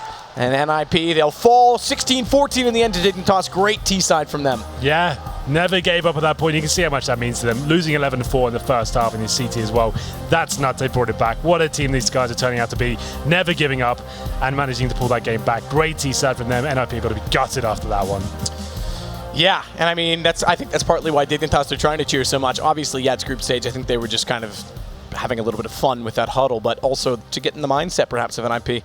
Sitting close together, they can definitely hear each other in a studio environment. It's kind of one of the fun things that we do see. We saw Splice try and do it at the major and in the major qualifiers. That's right. And some teams definitely were kind of annoyed by it. So it still has somewhat of an effect. NiP, they go 1-1 on the day. They're not done by any means, but very good foot forward from Dignitas, who have secured themselves, I think, as the second best team in the world. Yeah, for sure. I would say that's fair. Well, great game to finish the day off, Matt. And we're going to throw it over to the analysts right now. Alex and the boys. And guys, please take it away. Kappa Pride. An awesome celebration for an awesome comeback. Dignitas down 11-4. They get 4 rounds on the favorable side. Come to T-side. It looks like all hope is lost, and they prevail. Quite the storyline, and Rugger has got a sweat on his brow and a slight bit of excitement on his face. As yes, it may be group stages. Yes, it doesn't necessarily mean, you know, the everything for this tournament, but it is a huge defining moment, I think, for Dignitas, proving that they can really do it anywhere on Nuke. Butt cheeks were definitely clenched there, Alex, especially Squeaky bomb after time. that. Especially after that, you know, loss against Pistols when they were already at 15 rounds. But yeah, I mean, an amazing comeback, easiest prediction of my life, of course. Everything going according to plan. I think that first half by NiP was really good. It was really well structured. Yeah. Henry was touching on how they were using the yard smokes to obscure vision and get down secret quite a lot. And then from there, they were using that to fake later in the half and hitting topside, forcing rotations out of Dignitas. It's really good. That's the type of Counter-Strike I like to see. And they had a fantastic half. Unfortunately, Dignitas showed a lot of resilience. Well, not unfortunately. Fortunately for them. And they were able to bring it back. I mean, I'm a bit disappointed that Dignitas won this game because of the way how they played that second round. Yeah. Because how they got cocky after they got 3 entry kills. So they were in a 5v2. And then people just started re-peaking and challenging more. Especially what that we mentioned it in the pregame. Like that's what they, you know, kind of improved on that in their game. And after that, they could have easily won that. That was basically a 1 round at that point, and they lose it. They lose the first gun round. It starts like 5-0 down. They were 10-1 down, I think. It was the score, something along those lines. So, yeah, I mean, definitely you think that the game is over at that point. But they show the power. It's what we mentioned also in the pregame, the power of winning T-pistol on you. That gives you room to experiment. That gives you room to take a bit more risk in the gun rounds. And when that pays off, as it did in this case, it gives you more to work with than you would have otherwise. I really like the T-pistol from Dig. They threw the smoke in front of Squeaky Door, which also obscured vision so they could go down the vent. But they walked, and then once they got to the vent, then they broke it and dropped down. I'm not sure if Config, though, I would like to see it from his point of view. He was with that pack, but he ended up going out towards like Mini and like just getting a frag. And it was like, was he meant to do that, or did he get lost going in the smoke down the vent? But it was a good round. It was well played and caught NiP off guard. All intentional, of course. Of course. Always. Any headshot. All going according to plan. Intentional. And then, of course, a couple of words towards NiP and that conceding a loss like that. I don't know whether do we criticize their structure here? I mean, we will sing the Dignitas name from the hilltops and praising them for a comeback. But surely a comeback of that magnitude cannot take place without errors on the other side of things. I mean, errors. NiP, knowing how big of a lead they've had a lot of eco rounds. I mean, you can't really blame them for that. They realized that they only need a couple of gun rounds to take the game home. Why risk it with half buys and pistols and everything? Unfortunately, in some of those rounds, they were outplayed by Dignitas. Some of those rounds, it was, I don't know, even if I can call it a mistake. I mean, you had a round where Dignitas just walks ramp behind Cajun with the op. He gets the entry kill. Then they just get good trades coming into the bomb site. Maybe a bit unlucky, but when I think that everything went Dignitas' way in the second half. They got all the good reads and good plays. There was one good solution that NiP came up with. It was the double AWP, and they were able to, what happened was they got the AWP pick outside. Forrest got the kill, I think it was on Config, and then it basically just funneled all the members of Dignitas back in the top site. They just got mowed down one at a time as they tried to enter on that bomb site. Unfortunately, as soon as Dig knew that they were running the double AWP, as soon as they get a bomb site, they've won the round. It's so difficult to retake a site with 2 AWPs, and you saw that the 2 AWPs were the last 2 alive. They couldn't get in. It was just also, you pointed out it was maybe exactly that round where Magic just coming in from Mini. Oh, that shot! Gets a Jesus Christ! Shot. He only sees like the tip of the head of the player on hut. And then they proceed just to wreak havoc on the upper bomb site. Even though NiP has 3 players there, you see that's the round where you maybe see the power of drafters. By chasing away NiP from that yard area, MSL is able to sneak towards heaven. After they get the initial kill, that's when he comes into play, and they just split the upper bomb site. That's good stuff. Good stuff all round. Of course, if you are an NiP fan, the weather here in Sao Paulo is a little bit of that pathetic fallacy. There is a thunderstorm, heavy rain, and we're looking forward to a nice wet walk home. I'm joking, the shuttles, of course. But either way, it's been a great day here, and of course, we can recap the scores on the doors during our first day of play. Of course, Group A and B did go down, despite Group A operating at a little bit of a loss. I was hoping we could bring that up in a visual, easy-to-digest chunk, and we can. Of course, started with North America. It was Optic and Liquid that did meet first, and Optic dispatched them rather swiftly over on Terrain. We didn't get to see that again with Liquid versus Mousesports, and you can see as we did progress through the day, there was an abundance of surprises. FaZe and Cloud9 going right down to the wire. fire. A full 30 rounds between those guys. NRG and Dig, quite the opposite. And as you can see, is it all summarized in front of you there. Dignitas getting that 2-0. We said it was going to be a question, Dig or NiP, and it's going to be the Danes that take 2-0. The biggest question for me for Group B is who are we going to see? You know, we obviously want to see SK get through for that home ground kind of final thing going on there. You've got NiP, Dignitas, who's the other one I'm thinking of? Cloud9, Dig, and then FaZe are like the outliers, right? So that's a team where a lot of them you want to see get through to the final stages. We're only going to see 3, and right now it's not looking fantastic for SK. You know, they lost that game. They looked a little bit lackluster, but hopefully they come back tomorrow more fire in their bellies. Definitely so, but NiP is one of the stronger opponents in the group. Probably the 3 strongest teams when you look at the group, you would say that it's NiP, Dignitas, and SK. Yep. So in theory, if they don't lose games to Cloud9, FaZe, they're still in NRG, they're still in a good position to go through the playoffs in some spot. But I mean, SK has been looking shaky. They haven't been looking like the SK that's the best team in the world, so we'll have to see how they fare against those teams. We can have a quick look at what those games tomorrow are going to be. SK will have some matches, as will the majority of all teams here, so we can go ahead and bring up tomorrow's schedule just to make a nice, easy way for you to visualize exactly what is going to be coming up. I assume that's at least what I have in front of me, but maybe not.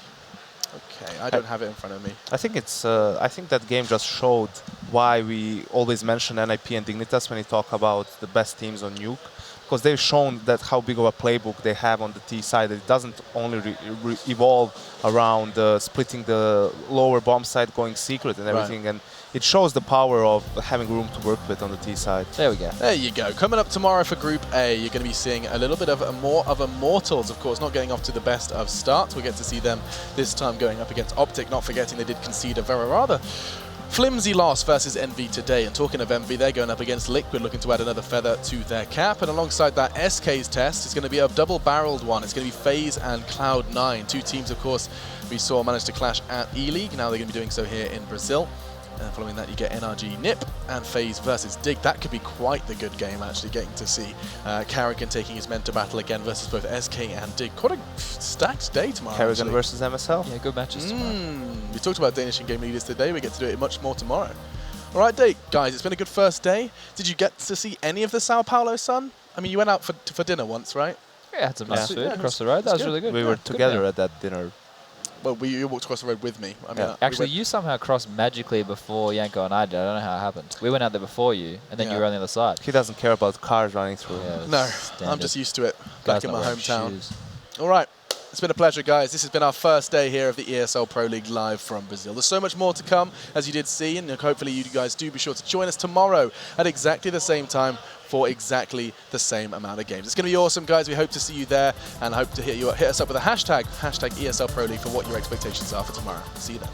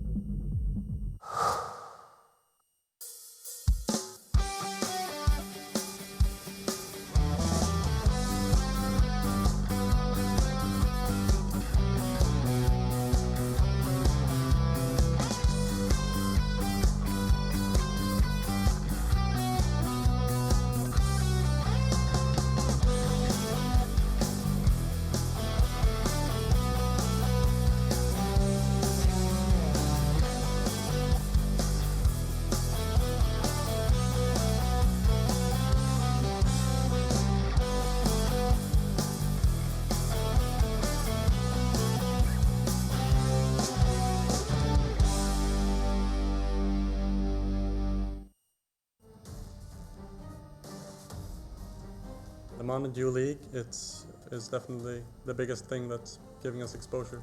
And that's basically what this kind of league does.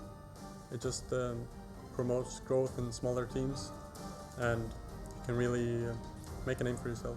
We definitely have a possibility to raise some eyebrows, and people are going to be surprised.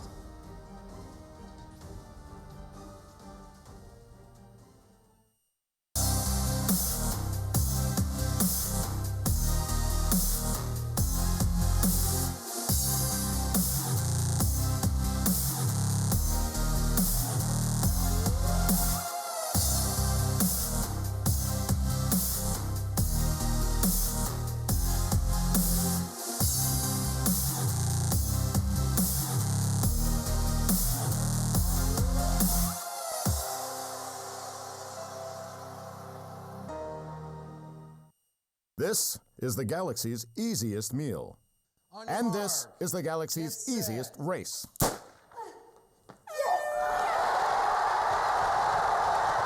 Silent, the galaxy's easiest meal.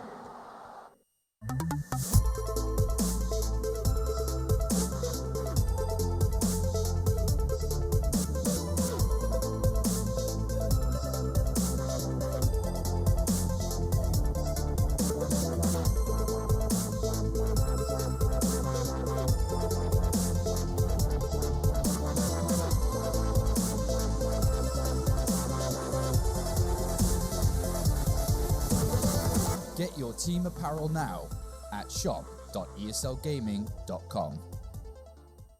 This is the galaxy's easiest meal. And this is the galaxy's easiest haircut. I absolutely love it. Soylent, the galaxy's easiest meal.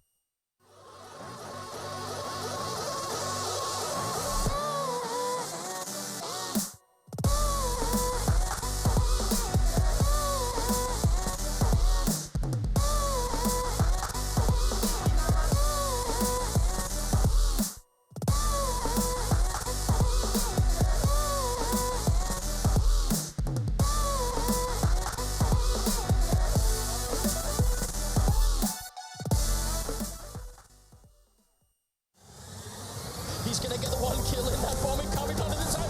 FNX has to stay up. He gets the triple FNX! Oh my god, what a way to win that round! They don't have a smoke, so this overstay. Oh!